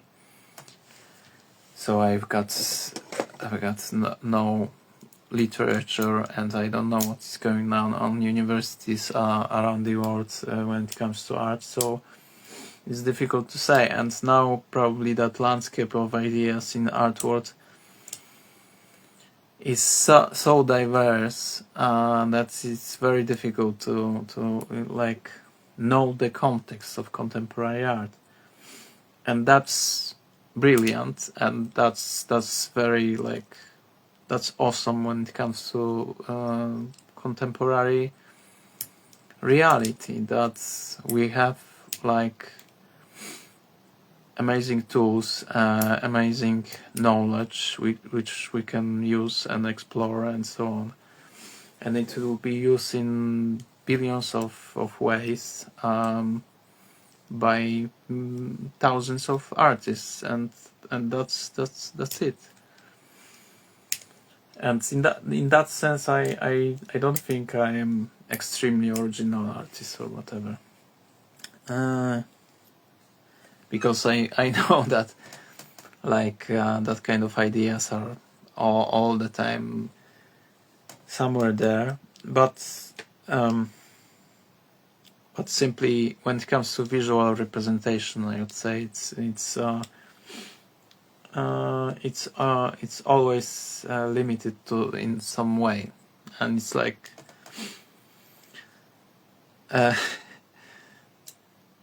yeah, I mean, maybe I would say about art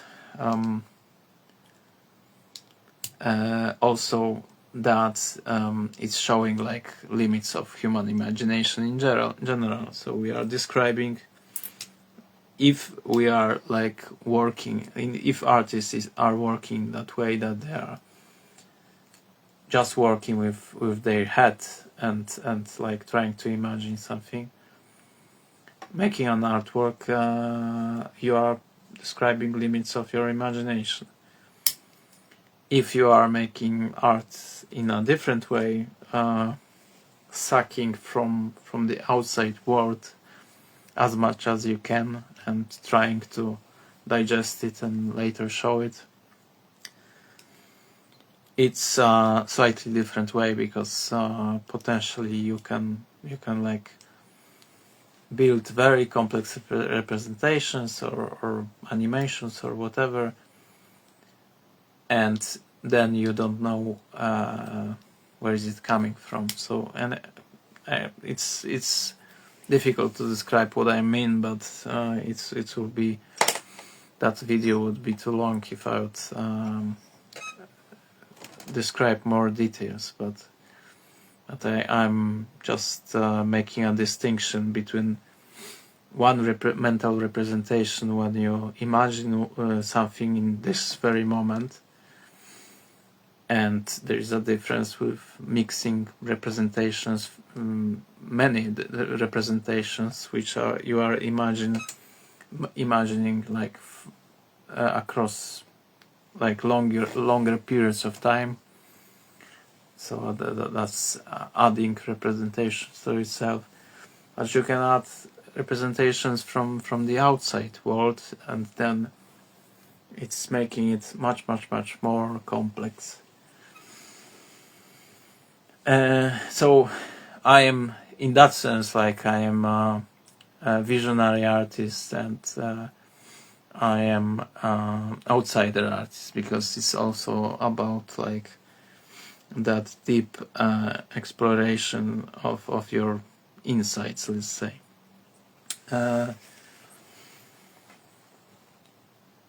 Do you believe, do you look to philosophy for inspiration in your work? I mean, everything is everything is influencing how you are creating your art. It's not that I am reading specifically like philosophy to like digest it and put it into my art. I've got no intention of that kind, although I've got like symbolic like stories told, and as I said, for example, prisms, and it's very like profound and important symbol, which means a lot, and it's about like actually epistemological, like epistemology in general. What we can know and what we know, and anyway.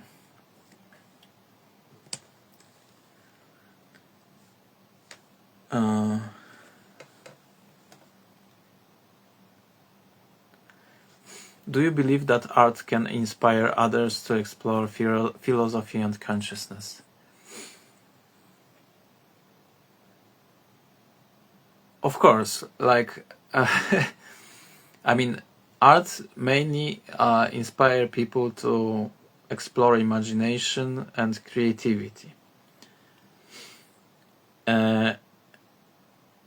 But it's like drugs a little bit. So if you've got no philosophical background, or you are not reading philosophy, and you've got no theory of truth, and yeah, so you can be lost in that. It can be psychotic. Like if you've got only imagination, you are psychotic in general.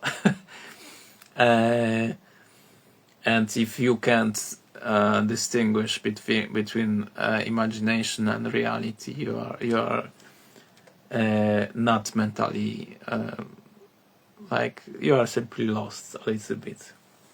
And it's always about extent and so on, like, but so do you believe that art can inspire others to explore philosophy and consciousness? Yes, absolutely. Art can like inspire to many things, and among them there is a philosophy and consciousness. But for me, it's like art. Just it's a message from the past usually. It's like capturing that mental state, and when you, it's like with reading, like this is message from the past, from some other human being, and someone wanted to say something profound sometimes. So like the process of communication is always like provoking to think more, and that's good. Like are there specific cultural or historical influences in your work? No. I mean, I am not attached to history. I'm avoiding even like history, and in that sense, I don't want associate yourself with any specific artist from history and so on. Like it's simply enslaving people. Like it's simply, you don't, because art is like that kind of activity that people love, that references to the past, and I think it's limiting art field in general.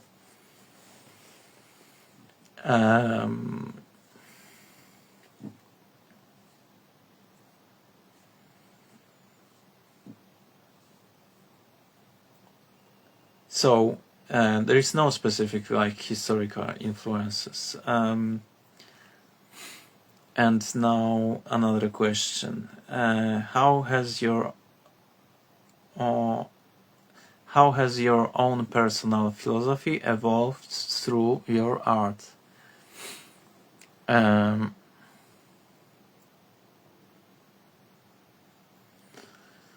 So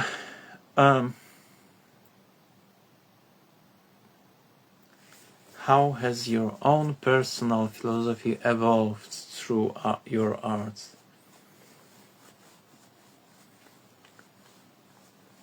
I don't know just how to answer that question. My art, like, I mean, my art has changed. Like, I become more aware of what I'm putting on paper, I would say. So I became aware of how you can interpret that activity. So a lot has changed during my many years of practice, I would say. So I am not into making such I'm not because, like, when I was younger I thought I will be making like huge masterpieces, and now I realize that you don't have to do it to make what you want. Like, you can be extremely minimalistic and still have very very big impact. Like because it doesn't matter how big it is. You can use very very simple tools and still make something amazing. So it's basically I'm more and more into pure information, and simply and of course, like in previous video, Snapshot of the Mind, I said that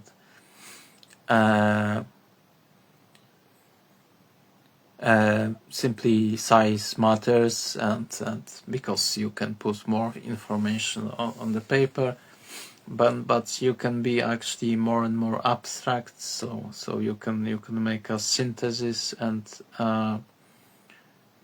simply with very minimal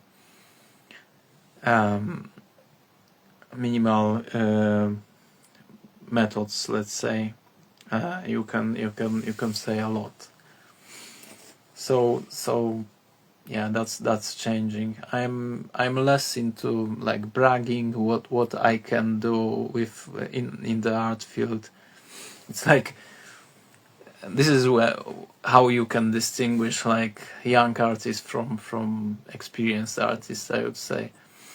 Experienced artist doesn't want you to prove that you are like a master or whatever, because it's not about that.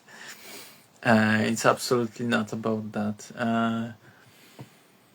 I can assure you that most of that artists which you are seeing in galleries who are making abstract art or whatever, contemporary art, which is quite crazy usually, They can make academic drawings if they want, but they don't want, because it doesn't matter. It's simply they are passing some other kind of information further. So like they are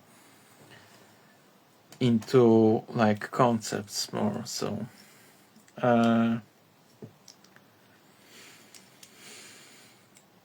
are there any non-art related areas that influence your creative expression? Engineering in general, so robots, artificial intelligence, physics, science in general.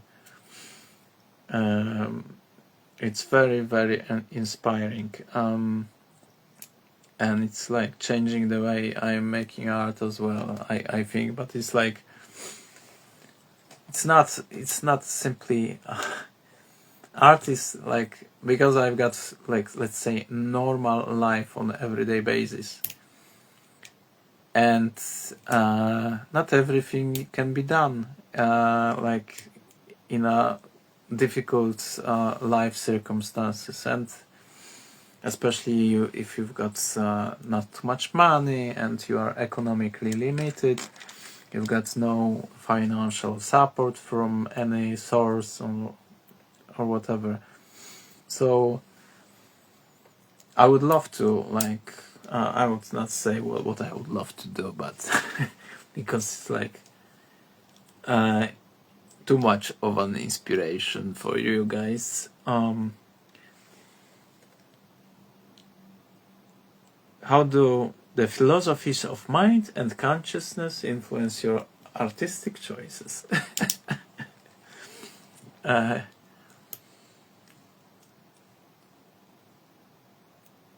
I think like because I am, for example, practicing mindfulness meditation. It's not also like, it's not extremely profound practice, I would say, but in my case, in that sense, that anyway, it's just it's a Zen or Buddhism. It's a deep philosophy, and it's mindfulness. You can be always more mindful, and I am forgetting about everything, also about mindfulness. So, but like, if you are more and more mindful, you are more and more like aware. So that's why you can become a minimalist,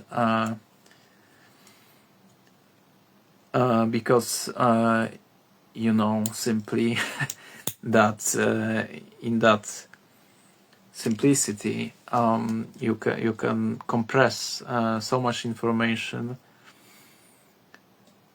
that like complex concepts and representations can be compressed to quite simple drawings. So I become like more Zen, I would say. So like for me, it's like like constantly, I'm trying constantly to define what complexity means, because it's like almost mathematical in that sense, because I'm trying to understand what complexity means, and for the brain, for consciousness, for what is imagination and how it works, what are the limits of that, what is coming from specifically from how your brain works, and from your practice, and from outside worlds, and it's like trying to understand all of that. It's simply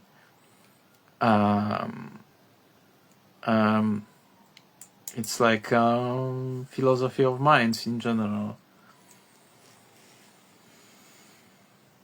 So how do philosophies of mind and consciousness influence your artistic choices? So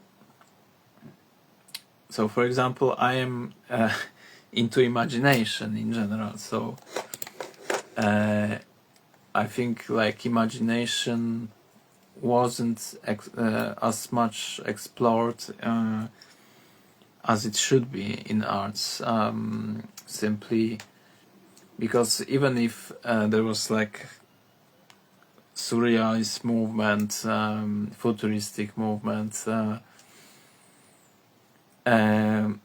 they still stick to reality quite in a quite profound way, because it would be too revolutionary if they would make just abstract, and so yeah, you can make it more and more mathematical, I would say, in a way. Do you see your work as a part of a broader conversation with the past? As I said, I am not attached to history of art in any way. I don't want to be. I think we should all the time change the way we are speaking about art, because, as I said, it's like very deeply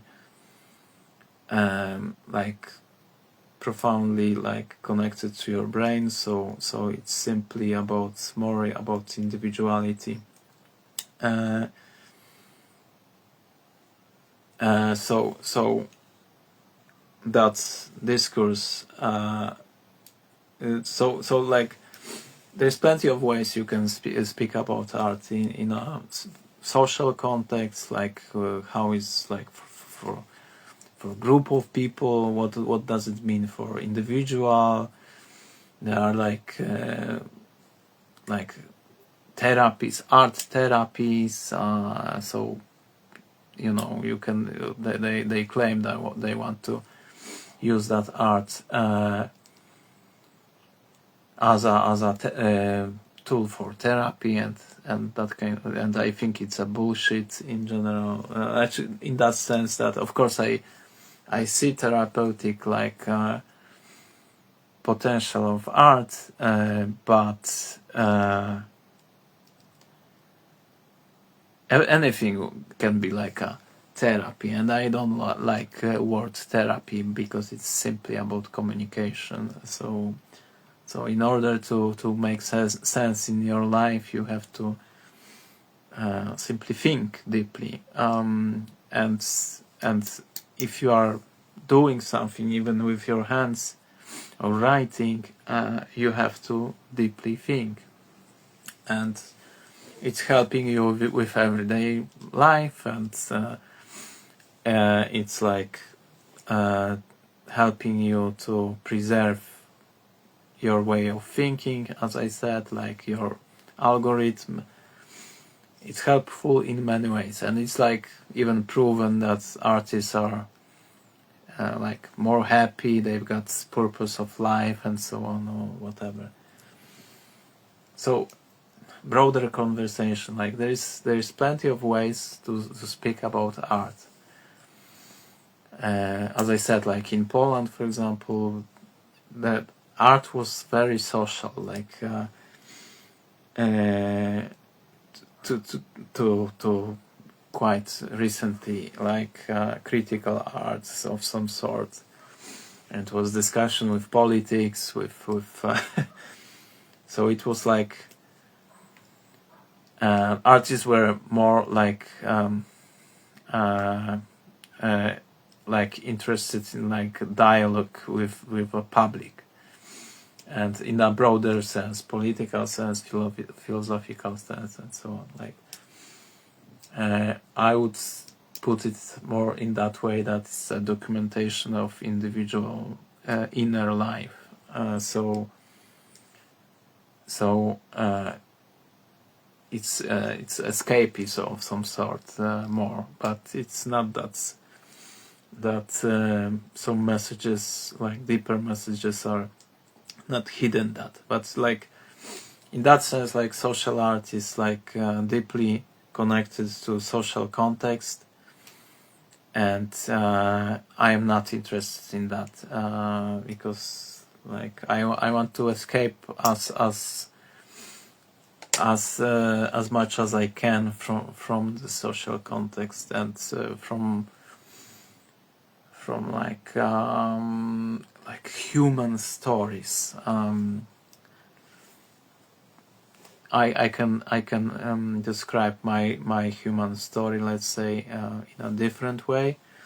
I am exploring my imagination, and in that sense, so it's like we can say that brain have many domains and activities, and you can like explore, like a psychonaut, you can explore just some part of algorithms of your brain more, and it's like why I think like monks who are meditating, it's very interesting idea, because nobody on everyday basis is not exploring minds as monks are doing it, and they can have very profound insights. So that's the thing. Like we can say that brain is a universal learning machine, and we can explore potential of that machine in many ways. And art is like an activity of like communicating, but you can communicate about plenty of different things. You can say about social issues. You can say about personal issues. You can say about abstract issues, and so on and so on. Like so, that was part inspirations and influences, and I think like that's quite amazing, because it's another like 20 questions less. But as I said before, ChatGPT asked me 100 questions, as I asked ChatGPT to do it, and he like created categories for that questions, and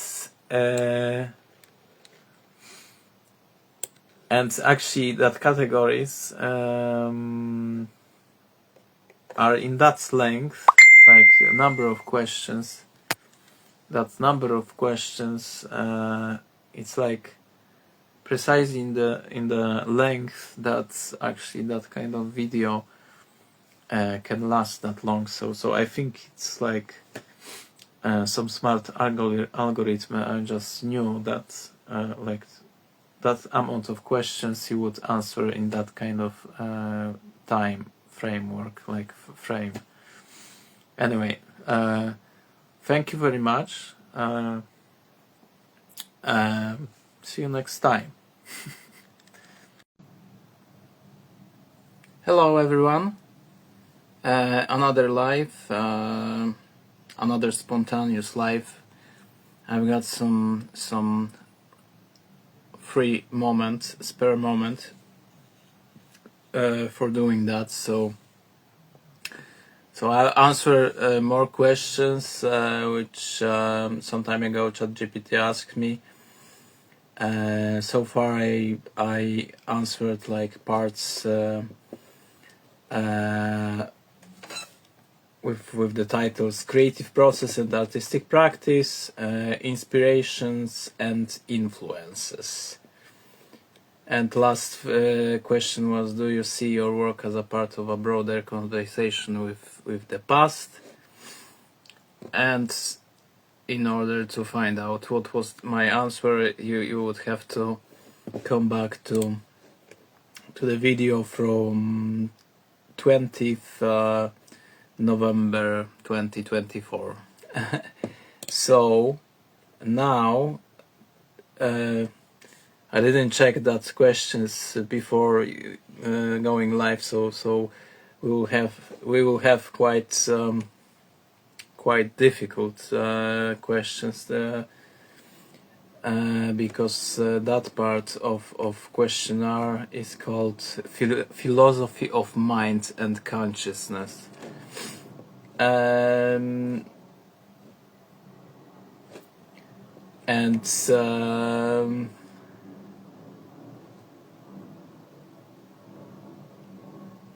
yeah, anyway, first question is like heavy, straight away, like on the beginning of the journey we've got quite challenging questions, and I answered about many questions about mind and consciousness in snapshots of the mind before, so forgive me if I'll be not very like eloquent and I'll not say a lot, because I said it a few months ago or 1 year ago or whatever, and you can always come back to that if you want, if you are truly interested in what I've got to say. But there's not too many people of that kind, I'm sure. So 35th question. How do you define consciousness, and how does the definition affect your art? So I said that before, like I like simple definition of consciousness, or let's say self-aware mind, which Michio Kaku proposed in the book with the title The Future of the Mind, and there was like very simple elegant definition of consciousness. It's a model which contains a model of itself. So so consciousness is simply what we experience on everyday basis when we wake up and before the sleep, and simply it's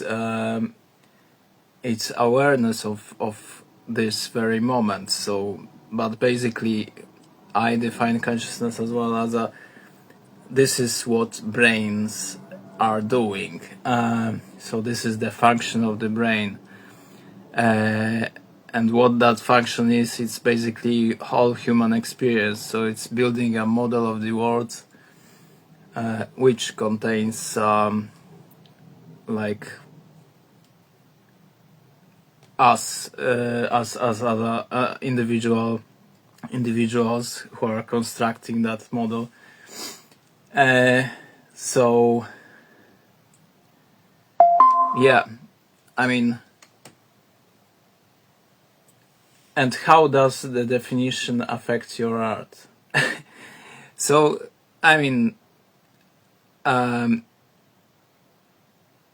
there is so whatever consciousness is like produced by the brain, and simply all what's brain are doing, those are like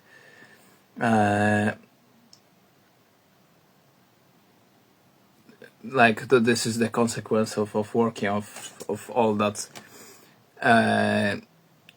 cells in our brains.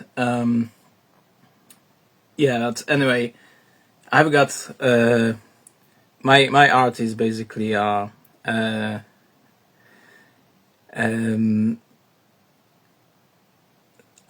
mean, definition of consciousness doesn't influence my art so much, although I am not spiritual, and in that sense, because it's simply I'm materialist and not idealist, and not panpsychist, so it's influencing my art in that sense that I am not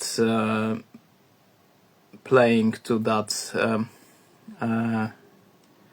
and that's like, in my opinion, delusional world. So no souls, no mythological creatures, no imagined creatures from fairy tales or holy books.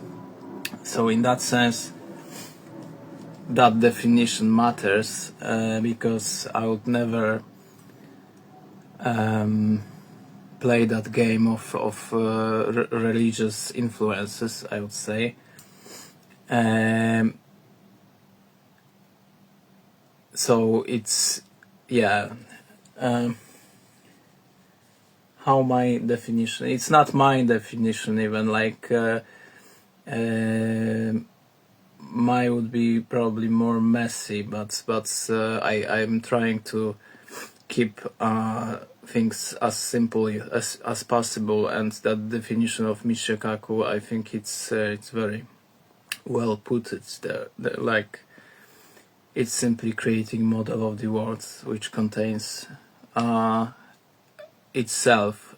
So we can say we are, and many philosophers and thinkers don't like that comparison, that we can say that we are computers as a brains. We are computers which are like building model of the world and of themselves. Like, so yeah, I mean, it doesn't matter so much, because in a context of art, because I am just busy thinking about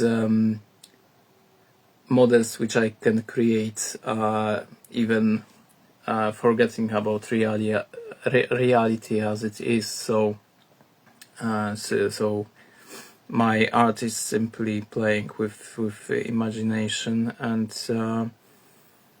yeah, but on that symbolic level, I would say, or meaning, on the level of meanings, I would simply never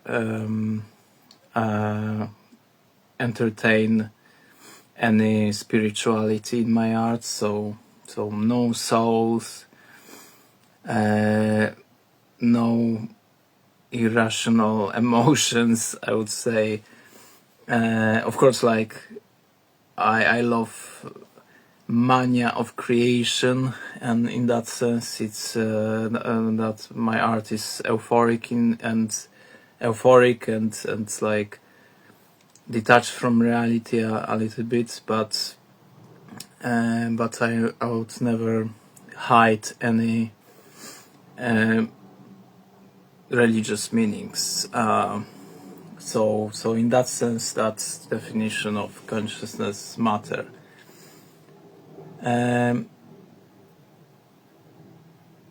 Yeah, but so in my opinion, we are our brains, we are our bodies, and nothing else. We can say that our brains are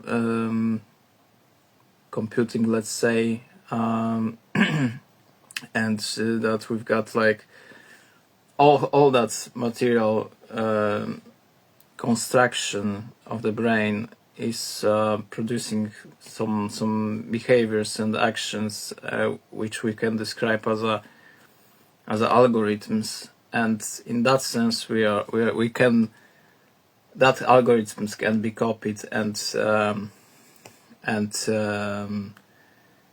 like modeled in some other computers, or simply that machinery can be imitated by some physical stuff different than biological.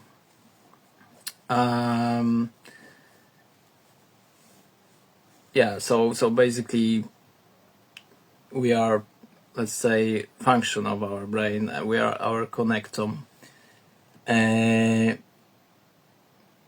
that's it. And in that sense, we are independent of the substrates. But for me, there is nothing else than substrates. To be clear, like there is only brain, and there is of course physical activity of this brain, which is its function. So, and yeah, we can imitate that kind of activities, we can imitate that kind of algorithms, because in my opinion, like every physical activity which is like computational can be imitated by anything else which is doing precisely the same thing. So yeah,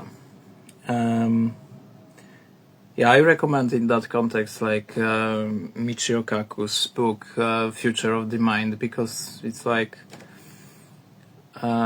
it's describing edge of like human knowledge in that field of exploration of consciousness and brain functions and so on, and it's very well written, like in a simple way, and basically there are all the most important ideas about mind in general.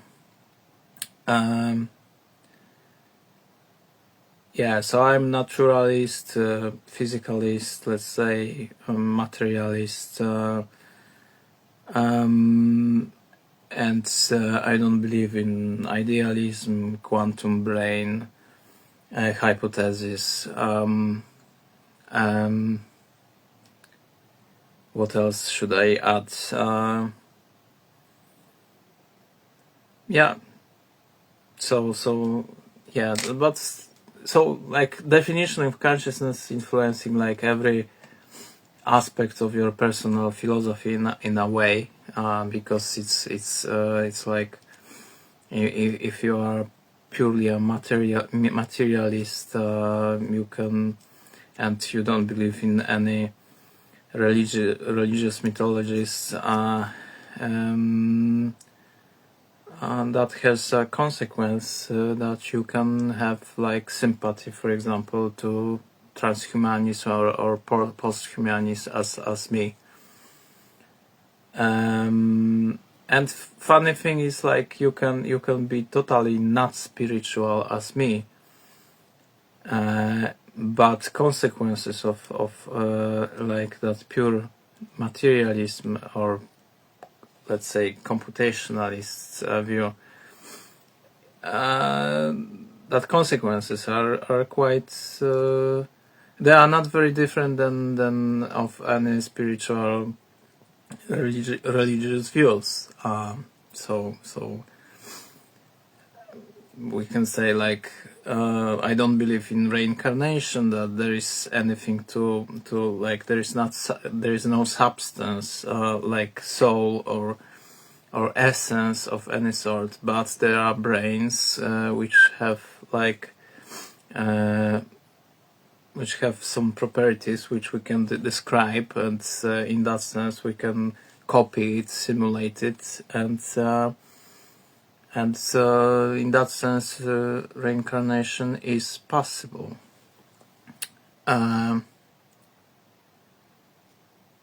So not very different than religious views. It's also about pure information, like which you are feeding into someone's like knowledge, which can be copied.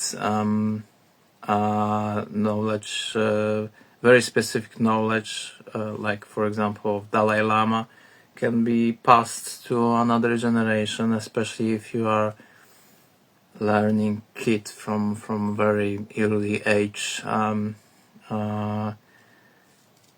So let's say philosophical ideas can be copied. Some conglomerates like of memes can be copied and passed further. Theories and models of the world, all of that can be copied. And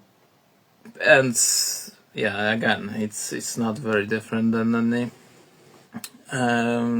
any like almost insane spiritual views. So yeah, but yeah, as I said, materialism, physicalism, functionalism, computationalism, let's say computation. Those are my sympathies, realists, I would say. But of course, like we've got quantum worlds, which is very different than our everyday experience, and it's weird. Yeah. Anyway, 36. Do you see your art as an expression of your subconscious mind? No, because the process of creating my my art is so long, I would say. It's not that I am very spontaneous artist. I'm thinking a lot of about what I'm doing. So those are not very rarely like improvisations. But I don't believe in subconscious in general. So I simply you can. I simply think that people know themselves and understand themselves, and they perfectly know where their actions are coming from if they are thinking about it and reflecting about it, and they don't need anyone else to tell them where is it coming from, because when someone is telling you where is it coming from, it can be a lie and programming you, and simply don't let anyone to tell you where are your actions coming from. You know from where is it coming from. You can analyze yourself. You can analyze your actions. You've got all tools. Brains. This is my theory. Brains have all tools to on its own without any help from outside worlds. We have all tools to survive in that world as it is, social and physical in general. So I don't believe in subconscious. Of course, we are pre-programmed and we've got some experiences which are shaping our behavior, and in that sense this is automatic, and we can not realize that, for example, that algorithms are learned and they are not commonly shared by everyone. So in that sense we are different than others, and it's not coming from our very conscious choices.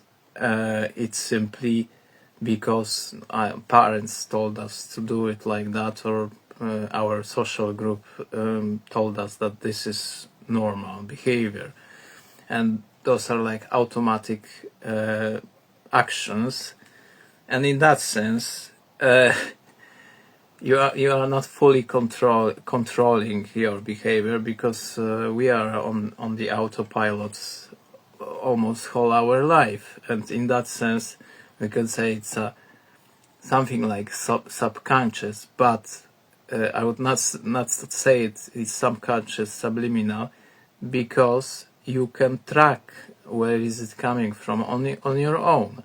You understand that. You can understand that.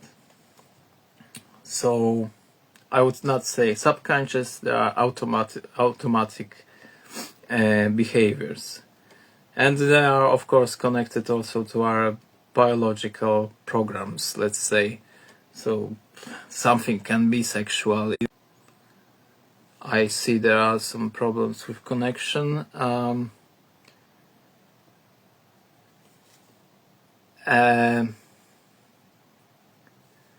But anyway, I already answered that question. Do you see your art as an expression of your subconscious mind?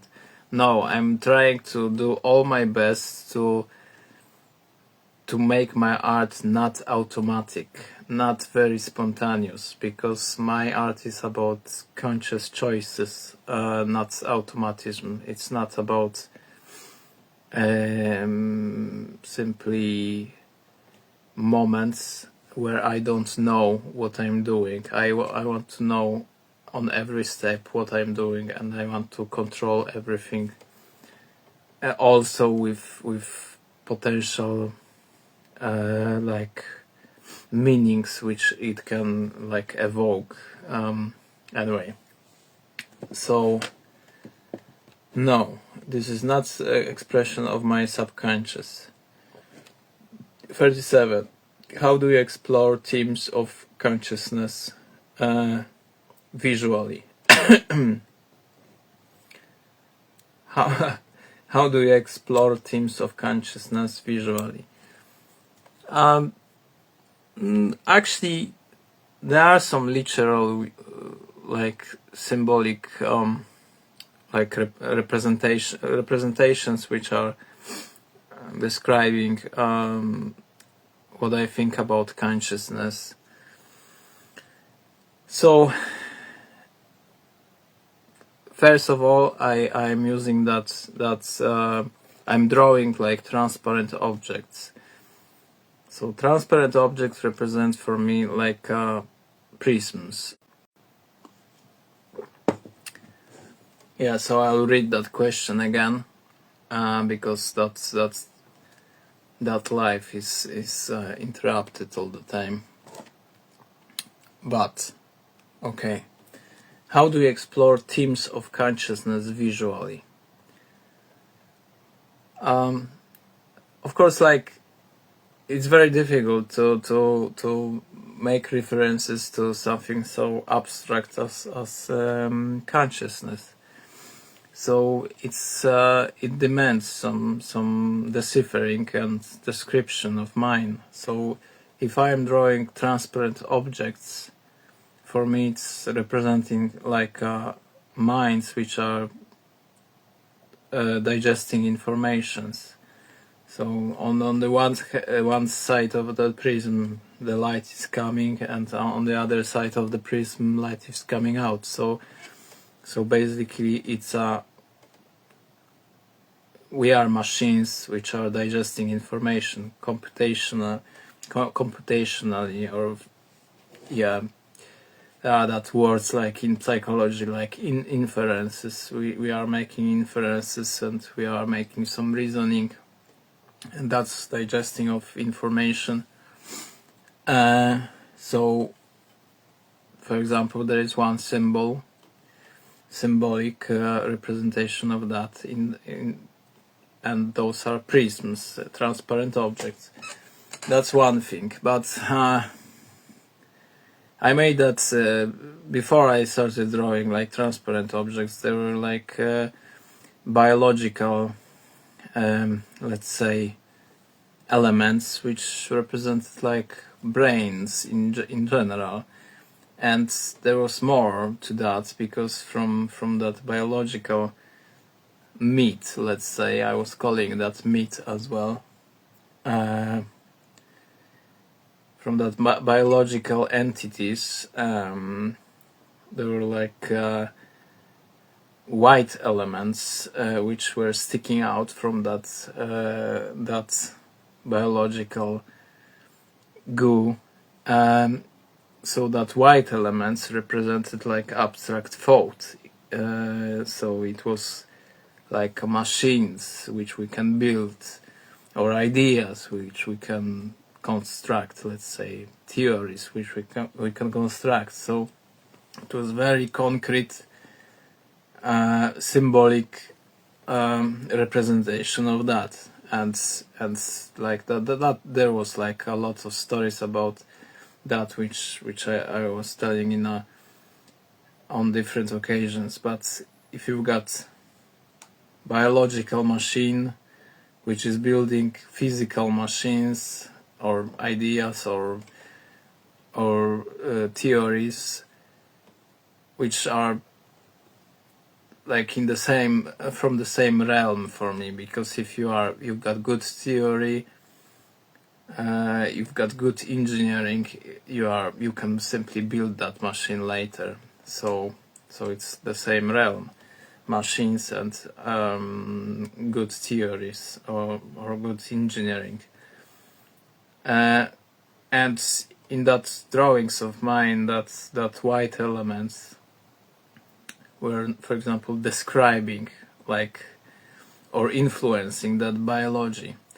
So we've got full loop that we can build a theory, and it's like we are building that theories or ideas in a group effort, and we can simply influence our biology by that. So if we've got a good theory how our inner organs are working, we can make a full operation on open heart, for example, and in that sense we are influencing our biology. But ideas and theories can influence our behavior as well, as a memes which we are passing to others. So I try to like show that in my drawings, and it's like, of course, very primitive, simplistic way of showing that, but it's symbolically working for me very well.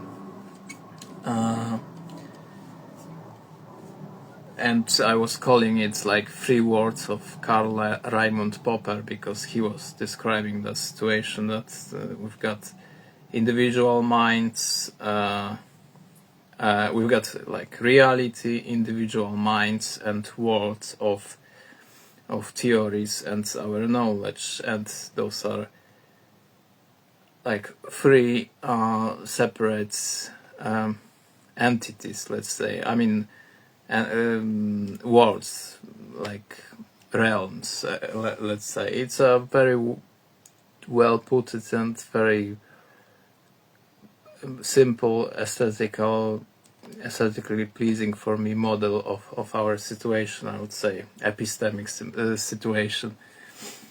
Anyway, 38. Do you think surrealism offers a unique view into the unconscious mind? Yeah, of course, like surrealists talked about subconscious mind, and it was I mean, in that times, escaping into so-called subconscious, it was, in my opinion, escape from that duty which society tries to like force artists to have, duty to create meanings. So if you say that something is subconscious, you are like creating more freedom for yourself and allowing to like construct random meanings, but you can say that is subconscious, like so you are escaping from that duty of creating meanings. So I don't think surrealism is showing anything subconscious, like, because I don't believe in that that subliminal like contents of the mind. If you are putting something on canvas, you are perfectly aware of what you are doing. You know what potential meanings something have and so on. You are constructing that. And of course, if you are dreaming something and documenting that, it's not that you are consciously constructing, consciously constructed that. You dreamed that, your brain done that, and you put no effort to to do it, but it's not some subconscious if you got it in consciousness, like if you are putting it on the paper or on the canvas. Maybe I'm missing something here, but like there is something in that sometimes I'm making series of drawings, and I think about it in some particular way. I'm starting observing the drawings, and I realize, okay, it's very expressive, it's very chaotical, even if I think that it's quite organized and strictly planned. And in that sense, it's showing something about me. That's I just don't realize how it can really look like, and of course sometimes I'm showing it to people and they are describing it in their own way, and it's like sometimes very very difficult experience, because you are they are giving you feedback which is like completely not similar to your intuitions and descriptions of what you've done, and in that sense that it's revealing something. But I would say it's always subjective, because it's we are not able to construct, like when we are like in that realm of meanings, when we've got no very strict definitions of meanings of that representations. We are in that gray area where simply misunderstanding is like on everyday basis all the time. We don't know what we are dealing with, precisely. So surrealism, it's not that it's showing unconscious, I would say. It's showing something which we are usually not showing, and we are not able to show in public because those are visual representations. But I think that visual representations are not subconscious, because we are aware of them and we can document them. But meaning of that, it's something like completely different, because like visual representation can have no meanings. Simply, I don't believe that everything what is in before eye of our imagination have any the deep meaning, and we don't have to speculate about that, because this is like randomness of our imagination, and it doesn't have any meaning. Like it's simply, it can be attractive for us, and we are choosing from that mental representations what we like, but it's not saying anything about us in some very obvious way. Like it's we can be lost easily. Like, so that's kind of psychoanalytic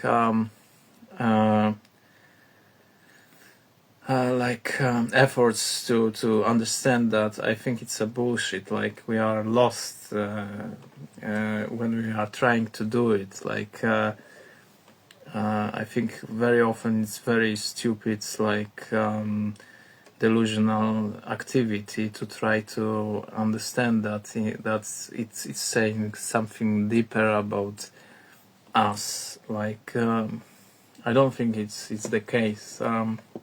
So no.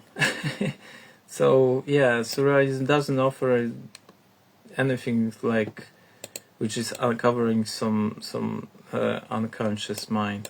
I don't think so. 39. Is there a connection between your arts and altered states of consciousness? Okay, so what are altered states of mind?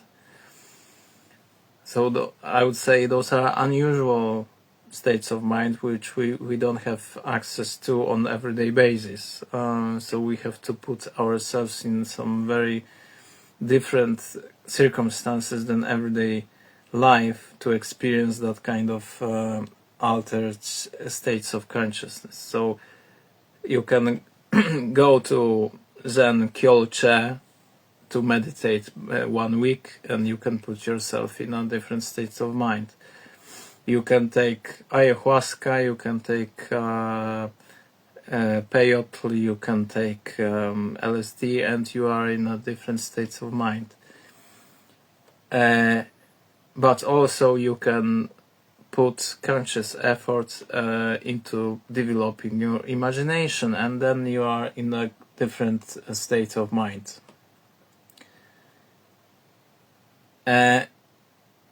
So and I am against drugs. I am strictly against drugs. I am against alcohol. I am against hallucinating like hallucinogens, like I am against influencing your mind in a very unnatural way, because I think it's simply dangerous for your brain. It's unhealthy. So, but at the same time, when you are taking like psilocybin or whatever, I never took it, but I imagine, but I was under influence of alcohol, for example, or some other not so very dangerous drugs.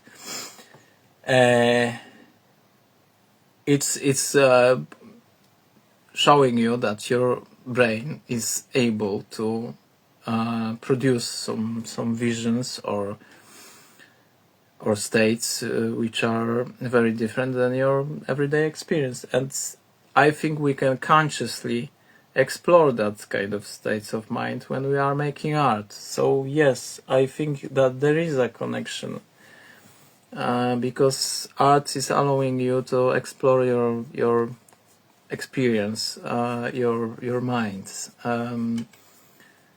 But of course, you'll never like imitate influence of THC or whatever in precisely the same way, because it's simply chemistry which is influencing your brain. But you can have conscious access to like full potential of your brain, I would say. You can do it. You can explore your mind, but you have to be in that calm, unfearful state of mind to do it, because we've got plenty of like social blocks, like people are not allowing us to explore our imagination because it's too crazy, too detaching you from everyday social interactions and so on. So people are extremely afraid of anything which is different, which is absolutely sick, and fear is not a good advisor, I would say. So yes, there is a connection between altered states of consciousness and art in general. 40. How do you think AI might influence the way we view consciousness in the future? I mean, AI will change absolutely everything. And first of all, AI is like imitating algorithms which our brains are creating. So we are in the situation now where digital activity of us, as a humans, is giving like a big data to learn machine learning algorithms, like AI, basically. So that's the first thing. We can create copies of our algorithms. So we can create copies, basically, of our human consciousness, like of the minds. Let's put it like that. It's not that we can say that artificial intelligence is conscious yet. We can determine that, because it will be always subjective. So we can just observe behavior of that AIs, but that's the first thing. We can now observe how is it possible, like that it's possible to copy that. So we can create copies of our minds, and that's basically like a realm from futuristic science fiction movie or some religious like stories. So yeah, so we are seeing that it's physically possible, and before our times it was just a speculation. And of course people were copying other people, and in that sense we were copying like memes, algorithms before, because we can observe ourselves and like copy the way of reasoning. Like we can copy that tools like probability, mathematical tools, logic, and so on. We can all of that learn how to use that tools, and in that sense we knew that it's not undoable. Like it's realistic efforts to copy that. So, and you can write an autobiography and tell a story of your life, and everyone knows your story and everyone understands you. So that's we knew that. But now we've got different situation, that not only information is copied, like equations, like algorithms, or like algorithms which are written, or rules of some sort which we are copying.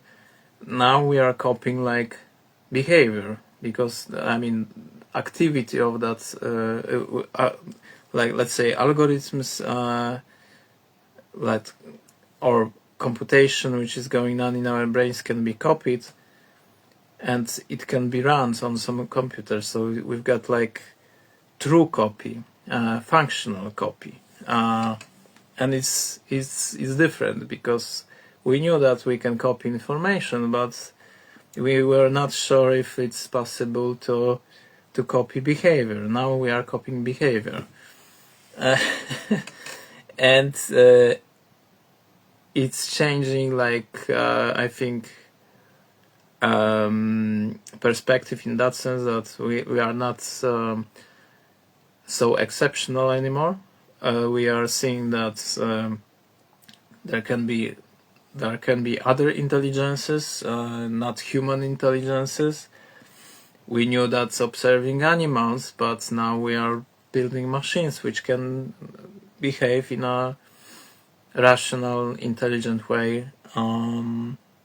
They can answer some questions, they can make some moves, they can model outside worlds, and so on and so on. So basically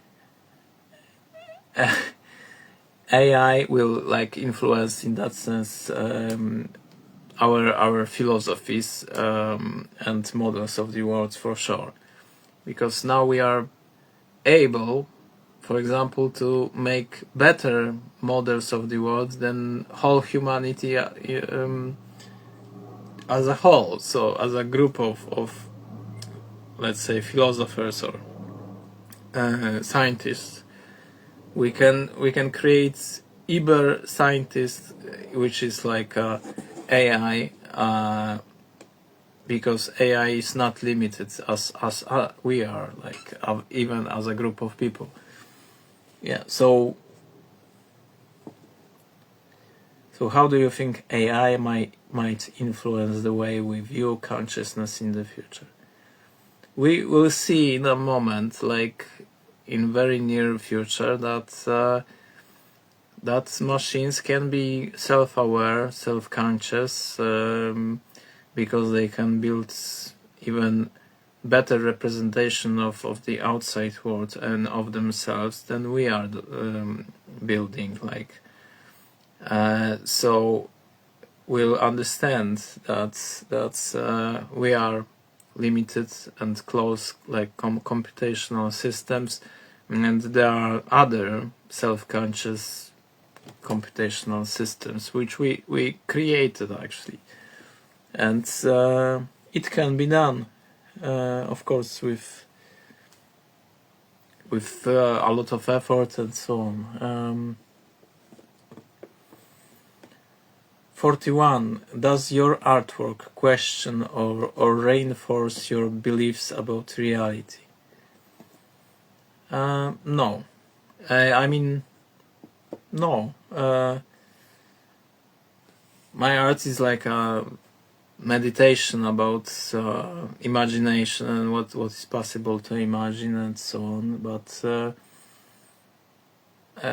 I've got like strict separation, perception of reality on everyday basis and my imagination. Those are two separate worlds, very different than like, of course, like imagination is coming from that imitation of reality on the beginning, but later it's detaching more and more from reality. So, and I don't want to like be too influenced by my imagination, because the true statements about reality are coming from observing reality, not from other sources. We can be easily deluded that our, for example, equations are saying us some deeper truth about reality, but only experiment can show, in my opinion. So like, and like, I would not, let's say, I don't believe myself at all. People are delusional all the time, and they don't know what they are doing, what is going on, and it's not only about average people, but it's also about scientists, because theories about reality are always limited, because our brains and our consciousness and our models are limited. So it's better to not believe in anything like 100%. But art shouldn't like question statements about reality, because this is not science exploration, like scientific exploration. But it can influence. For example, I can say, because of how I see how my imagination is working, I trust myself less and less, because I see how I can construct some worlds in my imagination which are completely not real and not realistic, and they are like false. So I know that it's my brain can like show me different reality which is not real, which is like very immersive, and that's why I question myself even more. So I can like delude myself. I can so I question my view of the world more and more because of my art activity, I would say. artistic activity. Does your artwork question or reinforce your beliefs about reality? So artworks on its own doesn't question anything, but my artistic activity, let's say, forced me to question my statements about reality, because I see how imagination can be very vivid and false at the same time. Yeah. Do you believe that visual arts can access deeper layers of consciousness? So, first of all, I think we've got full access to consciousness in every moment.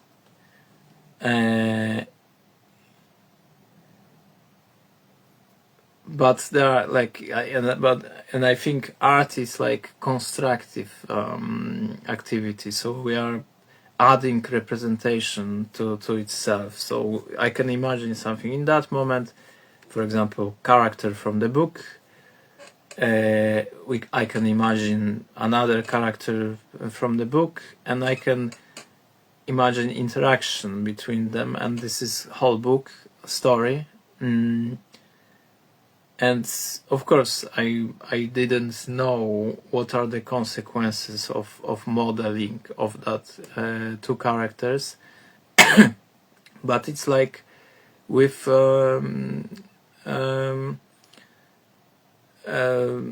automatons, like how are you calling it?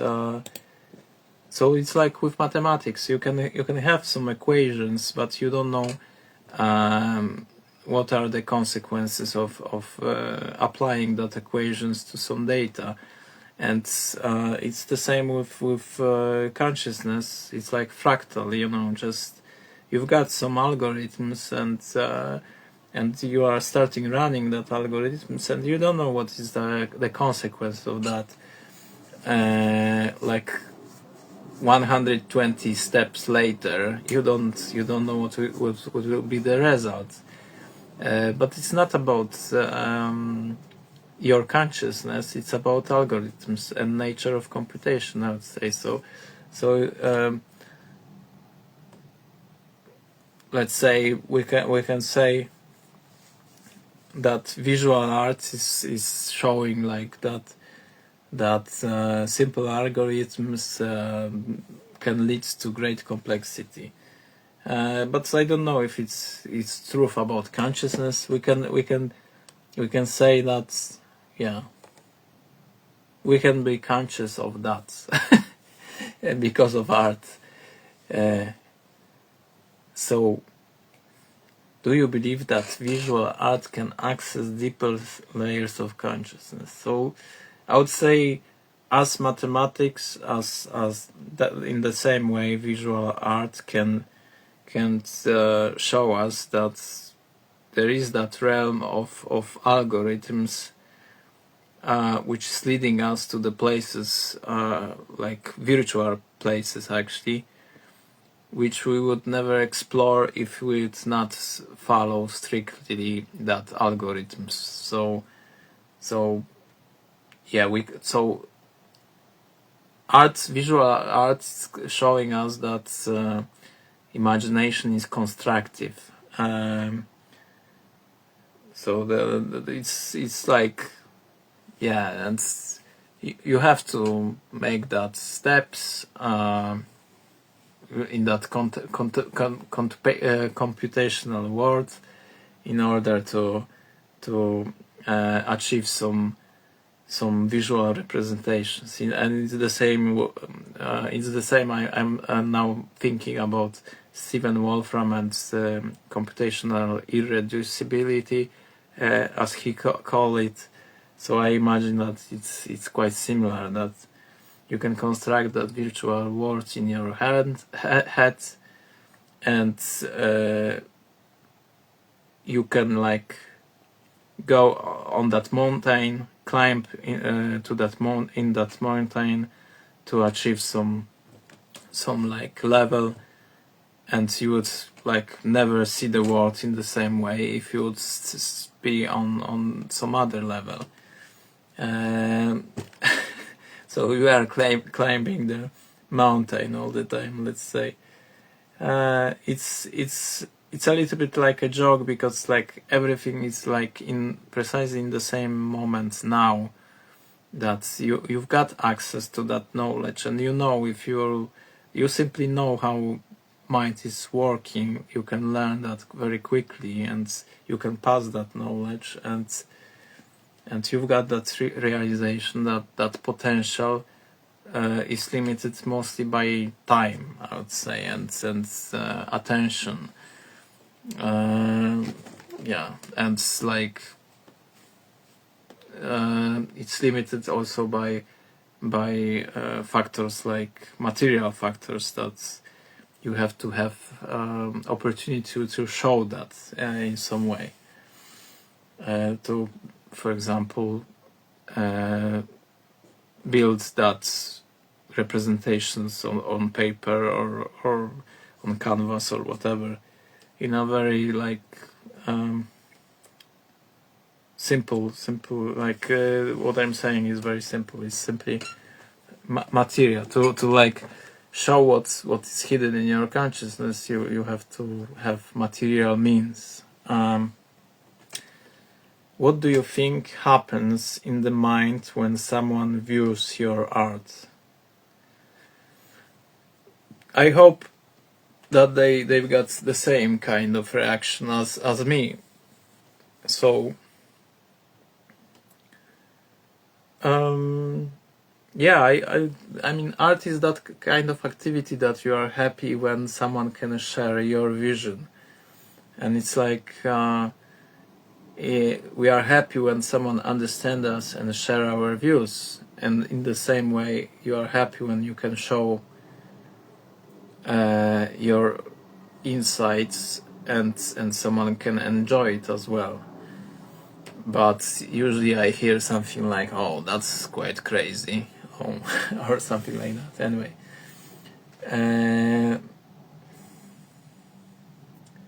44. Are there philosophical questions you aim to answer through your work? I would say, how can you influence your imagination? That's one thing. But philosophical questions. So I mean, how can you change your mind as well? What are the limits of like human potential, even like when it comes to visual representations? And of course, like I'm like in my art meditating about nature of computation a little bit. It's like, of course, like half joking, because I'm not right, like it's not about pure science, it's simply like symbolic meditation sometimes. But so I am like a visual reasoner, and art is helping me like developing that visual skills, let's say, and imagination in general. So this is like helping me to deal with philosophical problems in general, because it's simply, yeah, anyway. So but it's not like a straightforward that I'm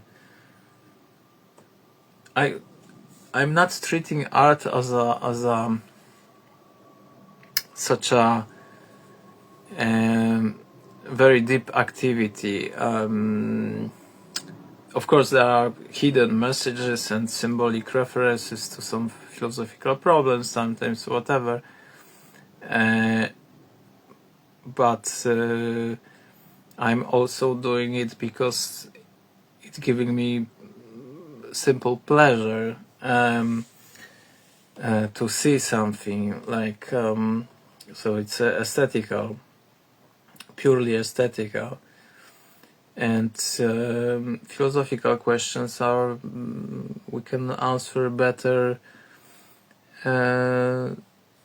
not necessarily giving answer by constructing pictures. We can simply construct model of the world which we've got in our minds, but not all aspects of model of the world have to be like we don't have to be able to draw it. But of course I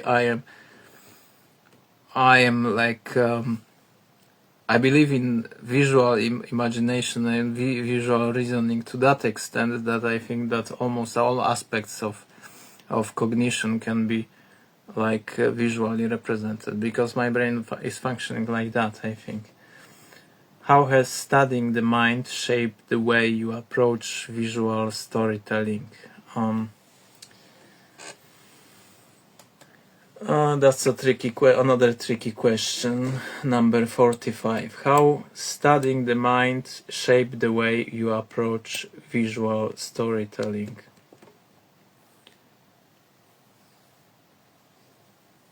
So, like, when you imagine how brain is working, like how computers are working, like how information is stored, how information is processed, and so on, like those are very concrete physical activities, and like I'm becoming more and more concrete in my drawing, like more and more specific, more and more precise.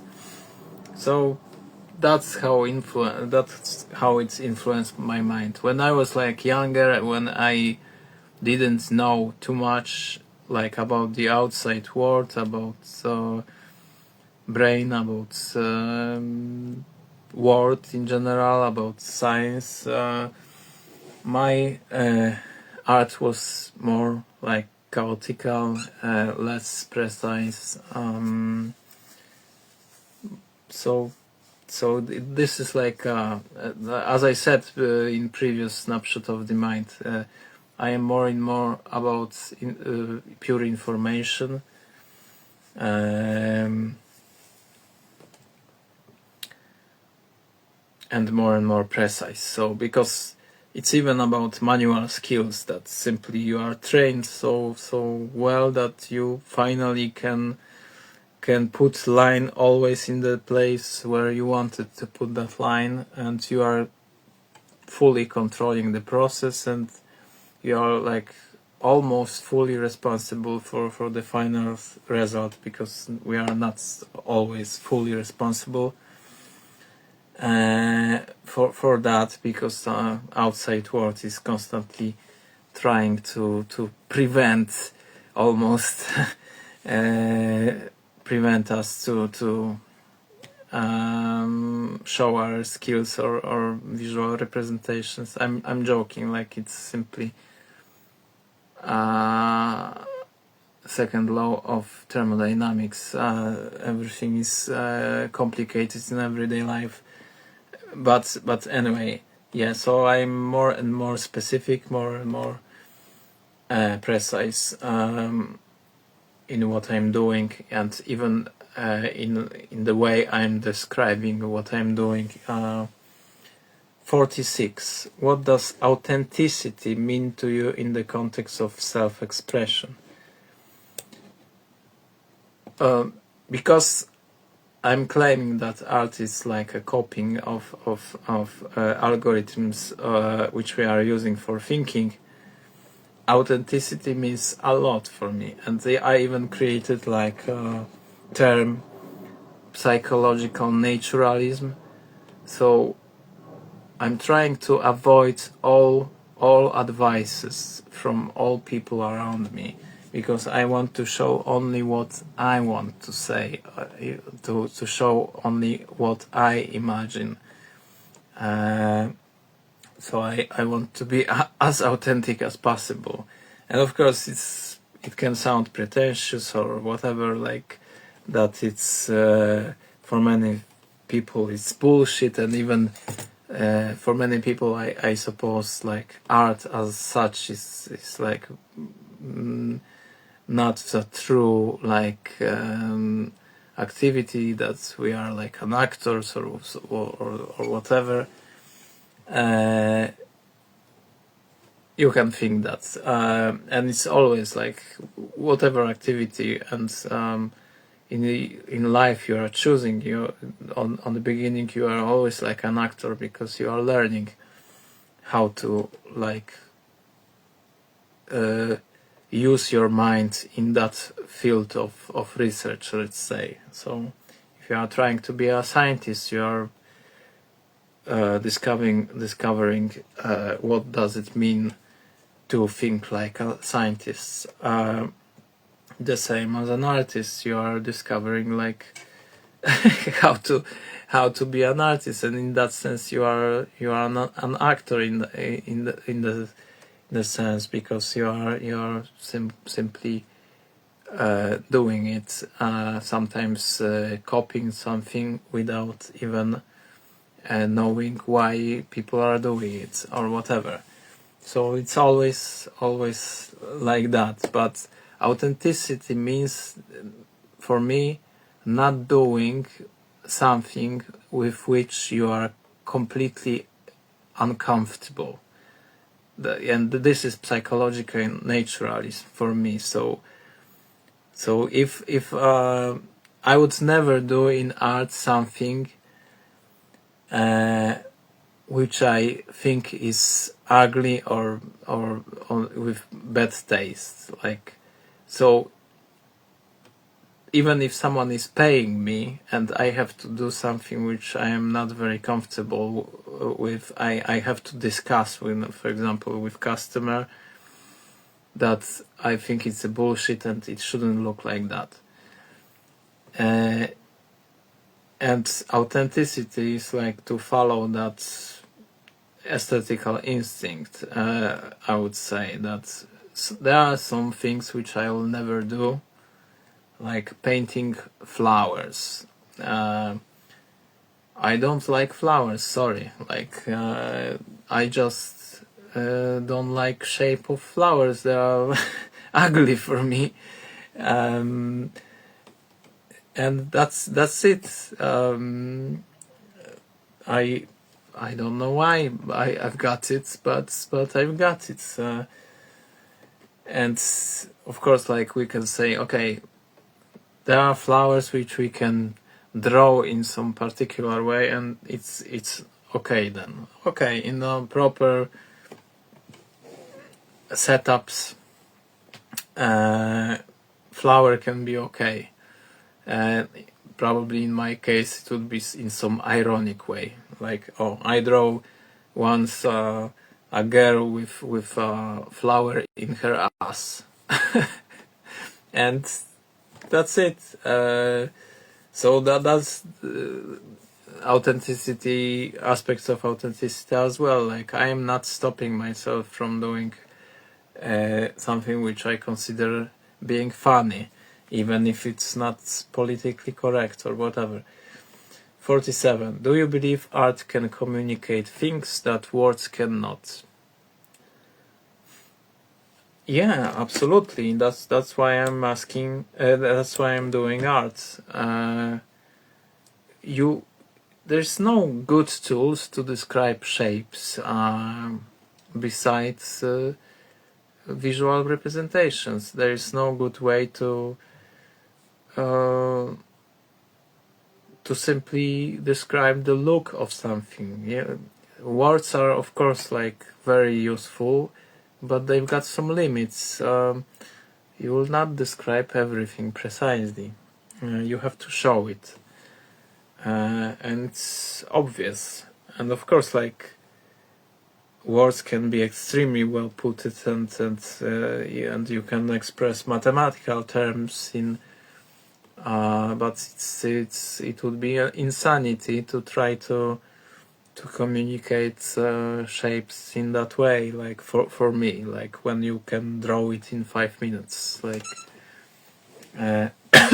so of course art can communicate things that words cannot. And like there are some, like, I don't know, amount of light in a drawing can make it happy or sad, and it's like you would have to use a lot of words to express that kind of moods.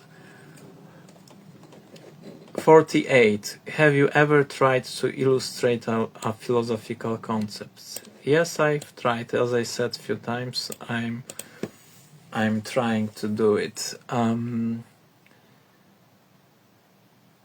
Do you think consciousness can be fully understood, or will it remain a mystery? Yes, of course. It will be never like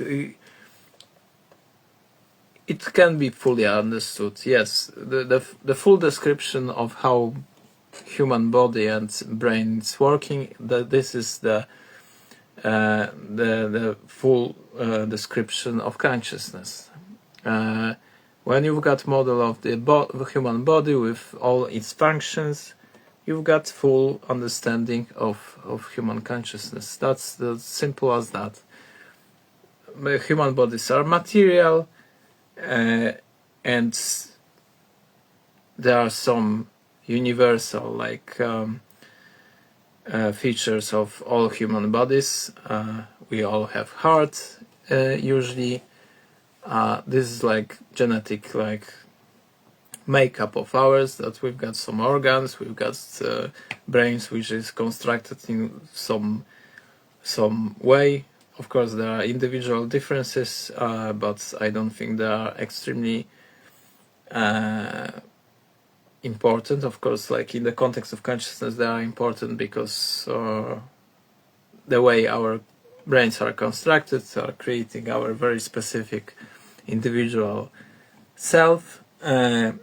But yes, we can fully understand everything as long as we can describe very precisely function of some objects, and understand like how structure of that objects are influencing physical behavior of that object. So I'm not like, I don't have any doubts about that world is intelligible, like that we can grasp the meaning, how something works. Like our brains are capable, able to do it. Like simply, we are doing it on everyday basis all the time. We can predict how things can behave, how people can behave, how world is functioning in general, and it's fine. Like example, like it's a little bit different thing, but recently there was like announcement that scientists spotted an asteroid and it was very small asteroid which burned out in atmosphere when it fell, but they pointed precisely in which part of the world that asteroid will land eventually, if it will not burn out in the atmosphere. And they spotted that very little asteroid, and they spotted the place where it will fall.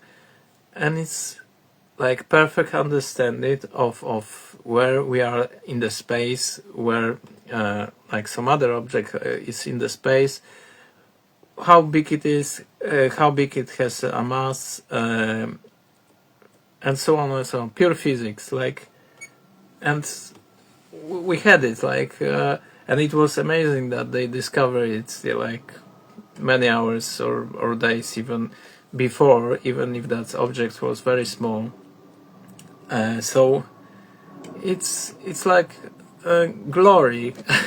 It's like winning, like of our human little brains. Like we can do such things, like predict behavior of that kind of object. So of course, like it's extremely simple object. But anyway, like Newton won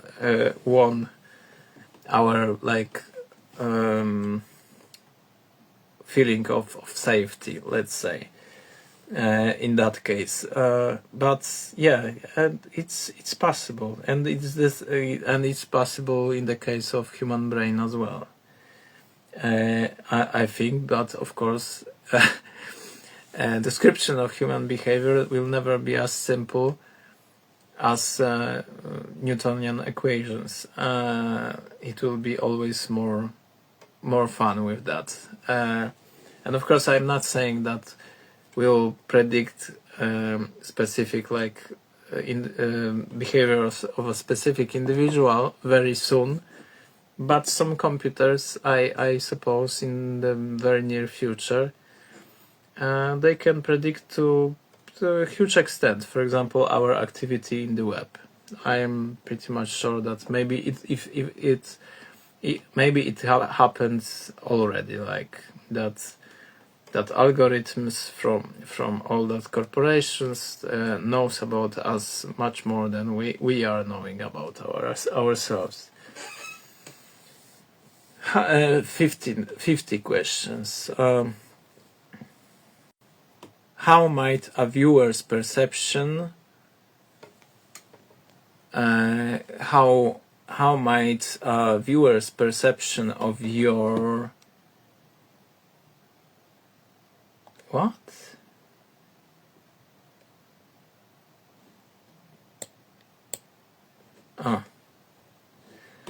How might a viewer's perception of your work change if AI becomes more conscious?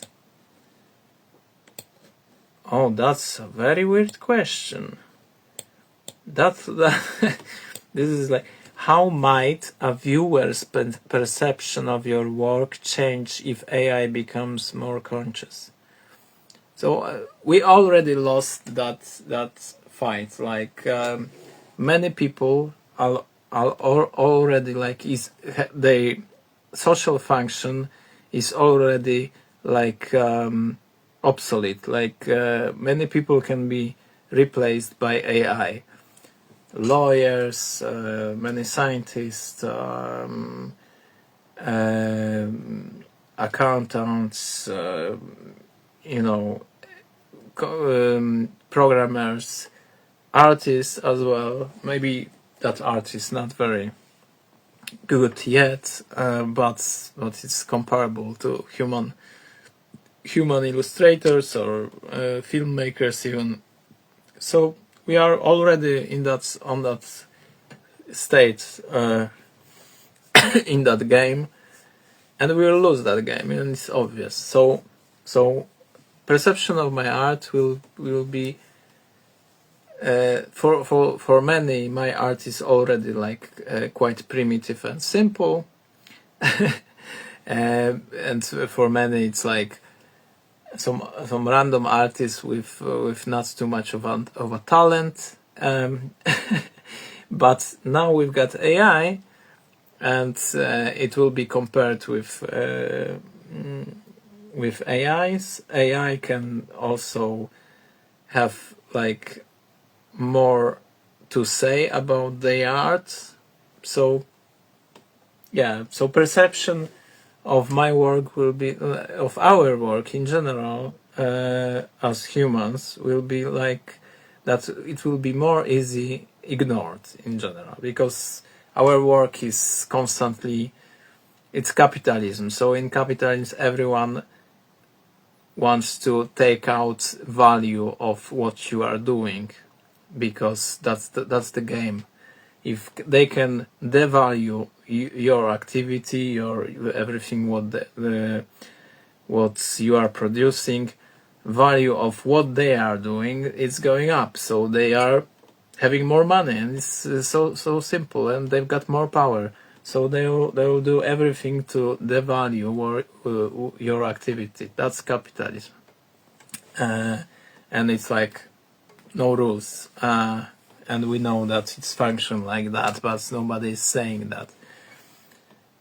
So now, huge corporations are winning the game of devaluing of your, like, devaluation of your activity. And not only that, they are copying, like literally copying, bit by bit, your algorithms, and they will use it as a their treasure and they like capital and their possession, like so they've got it. What they will do with that, it's like ethical question. Are you human? Are you just a pure just a capitalist who will screw everyone else just for his own, like, power and money and so on? Like, anyway, so yeah, how might a viewer's perception of your work change if AI becomes more conscious? Like, so it will be like with any other human being on this planet. The value of our activity will be lower and lower, but there will be like soon some there are already debates about it, but they will have to create some global solution for that, because computers are doing everything better now. Okay, thank you very much. It was 15 questions. Philosophy of mind and consciousness, and it was a part which I enjoyed a lot. It was fun. Thank you very much.